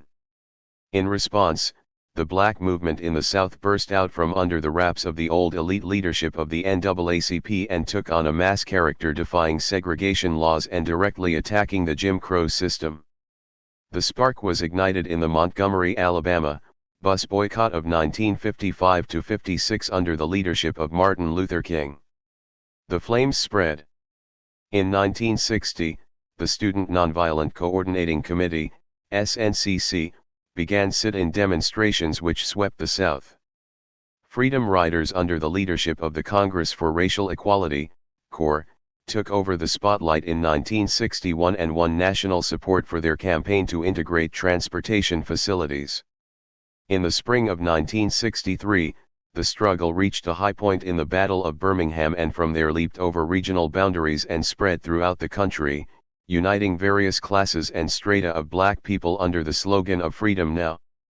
The movement exerted tremendous attractive power on all sections of the population, especially the youth, drawing sections of the white community into support and participation. The summer of 1964 saw hundreds of college students travel to Mississippi to participate in a voter registration project. It was also in the South that the armed self-defense movement was initiated in North Carolina by Robert Williams, whose NAACP local was suspended for these activities. Based upon black workers and war veterans, Other armed groups like the Deacons for Defense and Justice in Louisiana and Mississippi won important victories against the Ku Klux Klan in the mid-60s. It was during the Meredith March through Mississippi, which was protected by the Deacons, that the slogan of Black Power first gained national prominence in 1966. As Chairman Mao wrote, the movement became a new clarion call to all the exploited and oppressed people of the United States to fight against the barbarous rule of the monopoly capitalist class. 3 movements developed among students and women, Chicano, Native American and Puerto Rican people, as well as among activists against the Vietnam War. Alarm bordering on panic struck the ruling circles. Time magazine expressed the fear that the civil rights movement will crash beyond the framework of passive resistance into new dangerous dimensions. For U.S. efforts to build a neocolonial empire in the Third World were further impaired as the grotesque contrast between its high-flown moral posture and the brutal reality of an organized system of racist barbarism nurtured within its own borders was further exposed. Racist police employing such methods as electric prodding irons, police dogs, high-pressure hoses and the brutal beating of women, provoked angry outrage throughout the world. Its impact was especially felt in Africa, where concern about racism in the United States was expressed by Addis Ababa Conference of African Ministers. 5. The alarm of white ruling circles was also reflected among the LOP leadership of the NAACP and other reformist organizations. In order to maintain their role as honest brokers between the black masses and the white rulers, they had been forced to grant some autonomy to the Southern dissident wing led by King and SCLC. Representing ministers and the black bourgeoisie of the South, King favored a policy of nonviolent, mass action. But he in turn was faced with a growing challenge from the more radical demands of the movement, especially the youth of SNCC, sections of CORE and the NAACP youth, the shock troops of the revolt. It was among these front-line fighters that the inherent conflict between King's nonviolent philosophy and direct mass action first dimed to a head. Under conditions prevailing in the Deep South, direct mass action and civil disobedience campaigns could develop and grow only if accompanied by organized armed self-defense. In renouncing self-defense, the movement inevitably reached an impasse there. In situations like the heroic but unsuccessful Battle of Albany, Georgia, the moral and political bankruptcy of making nonviolence a principle was revealed. In Jackson, Mississippi, even neither the assassination of NAACP leader Medgar Evers, little or no progress was made. Similarly in Greensboro, North Carolina, 2,000 demonstrators were jailed over the integration of 2 restaurants. And in Birmingham, the South's most important bastion of white supremacy, it was 14 years until a token indictment was brought against a few of the child-murdering bombers. The upsurge of 1963 resulted in gains in other parts of the country, but practically none in the Deep South. Even the victories that were won in desegregation and legal reforms produced no improvement in the conditions of poor and working blacks. In the 15-year period between 1949 and 1964, the median annual income for non-white families increased from $1,650 to $3,800, while the median income for white families increased from $3,200 to more than $6,800 during the same period. The disparity between white and non-white annual income in 1949 had been less than $1,600. By 1964, the gap was more than $3,000. During the economic crisis of 1958-64, the government admitted that black unemployment was above the 10% mark and the black-white ratio of unemployment rate was boosted from 1.6 in 1948 to 2 or 2.5 from the early 50s on. Black youth were hardest hit of all. Between the 2 good years of 1957 and 1964, their unemployment increased 51%, at the same time that 1 out of every 6 young blacks was driven out of the official labor force. These experiences cast doubt on the whole program of peaceful democratic integration. Riding the tiger of the Black Revolt, King and fellow advocates of nonviolence were rescued by President Kennedy. Trying to walk a tightrope between the hardcore Dixiecrat defiance and surging black militancy, the administration sought to divert the mass movement back into legalistic channels by proposing a civil rights bill. The bill's declared purpose was to get the black movement off the street and back into the courtroom where the 100 years of litigation promised by the Southern governors could proceed. Instead of the militant protest originally planned, the 1963 March on Washington was converted into a peaceful demonstration in support of the president's civil rights bill. But even this much vaunted march could not succeed in diverting the rising tide of rebellion. It did, however, openly expose to the masses the collusion between the Kennedy administration and men like Whitney Young of the Urban League, Roy Wilkins of the NAACP and A. Philip Randolph. At the same time, the march leaders censored John Lewis's speech for SNCC because it attacked Kennedy's Civil Rights Bill. 6. Malcolm X showed how the government used bribery to bring these reformist leaders to its aid in controlling the masses in March on Washington. When the administration had found out that this black steamroller was going to come down on the Capitol, they called in Wilkins, they called in Randolph, they called in these national Negro leaders that you respect and told them, call it off. Kennedy said, look, you all are letting this thing go too far. And old Tom said, boss, I can't stop it, because I didn't start it. I'm telling you what they said. They said, I'm not even in it, much less at the head of it. They said, these Negroes are doing things on their own. They're running ahead of us. And that old shrewd fox, he said, if you all aren't in it, I'll put you in it. I'll put you at the head of it. I'll endorse it. I'll welcome it. I'll help it. I'll join it. 7. Black Power. Following this event, mass rejection of peaceful democratic integration became apparent in the growing wave of ghetto rebellions. There were 24 in 1964, 38 in 1966, 128 in 1967 and 131 in the first half of 1968, the year of King's assassination. These urban uprisings put into sharp focus the alienation of the black masses from the old line leaders like Roy Wilkins, A. Philip Randolph and Bayard Rustin. As the Kerner report lamented, those who come forward to discourage rioting may have no influence with the rioters. The report also contained another ploy of the bourgeoisie, designed to get itself off the hook. It charged, what white Americans have never understood but what the Negro can never forget is that white society is deeply implicated in the ghetto. White institutions created it, white institutions maintain it, and white society condones it. 8. By blaming everyone, including the masses of white working people, the ruling class in effect blamed no one and covered up their own crimes.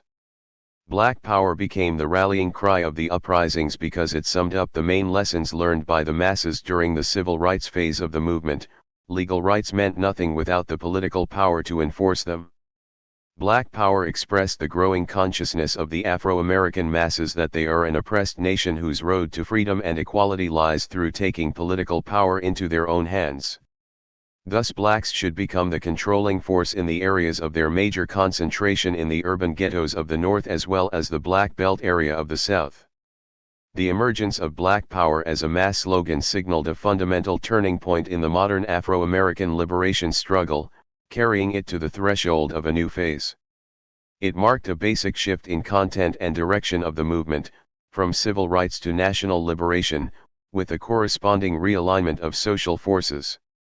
It indicated that the Black Revolt had crashed beyond the limited goals set by the old guard reformist assimilationist leadership of the NAACP and Associates, beyond the strictures of Reverend King's nonviolent holding operation, into channels leading to direct confrontation with the main enemy, the white power oligarchy of the imperialists. Inevitably, this struggle moved towards juncture with the anti-imperialist revolutions in the Third World and with the working class movement for socialism. The vehicle of the revolt was an indigenous grassroots nationalism, upsurging from the poor and working masses of the urban ghettos and the poor and dispossessed farmers and sharecroppers of the Black Belt.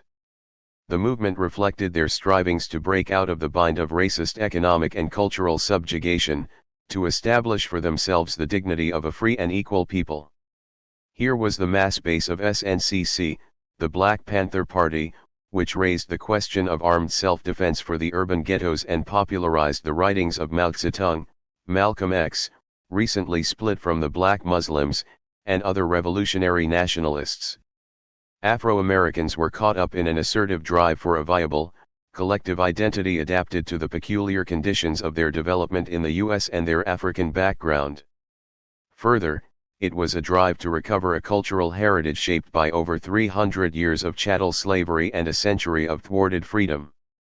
This quest for identity as a people in its own right led ever greater segments of the Afro-American community to a fundamental reassessment of their actual status as an oppressed nation, virtual captives in the metropolitan heartland of one of the world's most powerful and predatory imperialist powers.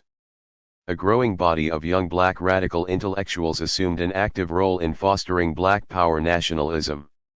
Their efforts, reflecting the spirit of the masses, produced a new cultural renaissance surpassing that of the 20s. The vanguard was an angry, alienated black youth, a proud and sensitive young generation which refused to stagnate and die in a system which sought to destroy it.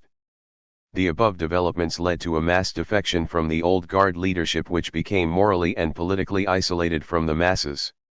The trend of black power nationalism rose to dominate the black community in the second phase of the struggle. The nationalism of the 60s differed from the Garvey movement and its latter-day spiritual descendants, the Black Muslims, Neo-Garvates, and others. In the main, the Black Power movement called not for escapist withdrawal, but for a fight here where blacks live. Among some narrow nationalist sects, however, the old backward utopianism persisted.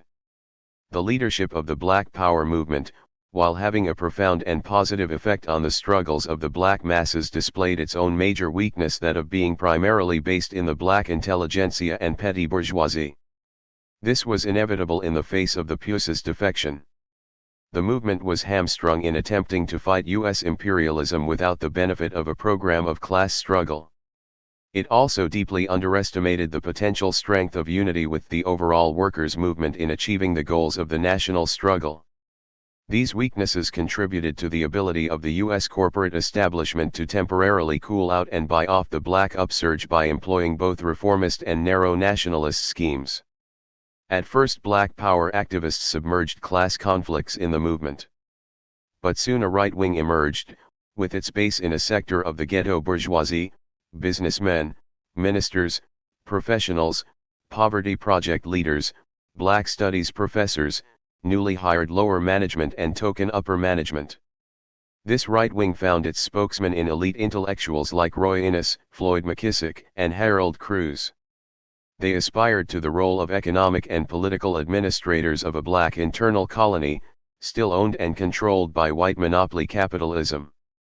Coopting a right wing. This perspective of pursuing the black bourgeoisie's class interests within an imperialist framework was not fundamentally different from the integrationism of the old guard black leaders. The more nimble members of this group hopped on the bandwagon, while others, like Whitney Young, kept a foot in both camps. This emerging black right wing was met halfway by a white establishment in search of new allies. Facing defeats abroad and burning cities at home, the establishment was haunted by the specter of a national rebellion in its urban nerve centers. As McGeorge Bundy pointed out, if blacks burn the cities, the white man's companies will have to take the losses. 9. This new kind of broker spoke the language of the Black Power movement and might better lead it into safe channels, away from the confrontations which threatened domestic tranquility and international credibility. So the buffer zone between the establishment and the black masses was extended to include the new right-wing nationalists and their social base. A wide range of corporate leaders united behind this strategy, bringing into play their tremendous powers of co-optation and manipulation. This does not mean that the bourgeoisie gave up on the old-line leadership, but rather that they concentrated their efforts on the right-wing nationalists in this particular period. Bundy's Ford Foundation led the way, putting some of CORE's leadership on the payroll. The establishment and its new allies moved to redefine black power in more acceptable terms. Harvard's Kennedy Institute of Politics defined self-determination to mean community development corporations and tax incentives for investors in the ghetto. Roy Innis endorsed this formula. 50 corporations jointly sponsored 2 Black Power conferences under Nathan Wright's leadership. To Wright, Black Power meant black capitalism, or, as he expressed it, the most strategic opportunity which our American capitalistic system has to preserve or strengthen itself lies in the possibility of providing the Negro community with both a substantial and immediate stake in its operation at every level. 10. In fact, black capitalism was the centerpiece of the power elite's strategy. This included a stepped-up policy of piecemeal concessions to contain and reverse the revolutionary trend by buying up and corrupting potential and actual community leaders. Richard Nixon articulated this strategy in 1968. What most of the militants are asking is not separation but to be included in not as supplicants, but as owners, as entrepreneurs, to have a share of the wealth and a piece of the action. 11 sections of the ghetto entrepreneurs and professionals were ready to misuse the collective strength of the black community to get a piece of the action. The crisis and ebbing of the Black Power nationalist movement was precipitated by the rise of this thoroughly reformist trend, which was backed directly by the imperialists. This new black elite moved systematically to take over the movement, sap its revolutionary potential and restrict it to goals which U.S. capitalism was willing to concede. In this, they were aided by a growing apparatus of repression: police, FBI, CIA, National Guard, and Army intelligence, which murdered, jailed and suppressed many uncooperative leaders. This came on the heels of Nixon's Law and Order, White Backlash campaign of 1968. The full story of intrigue, murder, character assassination, splitism and provocative activities is only now beginning to come to light. The exposure of the FBI's notorious COINTELPRO operations was but the tip of the iceberg. Where were the forces to give leadership to the movement in the face of this both open and covert assault by the imperialists? Certainly they were not to be found in the CPUSA, which made every effort to attack and downgrade the movement. James Jackson summed up the basic attitude of the PUSA toward nationalism in a recent article. "The main function of nationalism," he wrote, "whatever its form, our emphasis, is to split and divide and fragment the international working class and the advanced contingents of the national liberation movements." 12. Genuine communists, of course, must distinguish between the nationalism of the oppressor nations and that of the oppressed, as well as between nationalism's progressive and backward aspects. Without the leadership of a genuine communist party, the limitations of the nationalist outlook, as I have already shown, became clear. Its leadership was unable to make a class analysis of the black community, thus overestimating the unity between the black masses and the black bourgeoisie, while underestimating the need for unity with the general workers' movement. To be sure, the upsurge spurred the political development of the black proletariat, building on the foundations laid by the Black Caucus movement of the post-World War II period.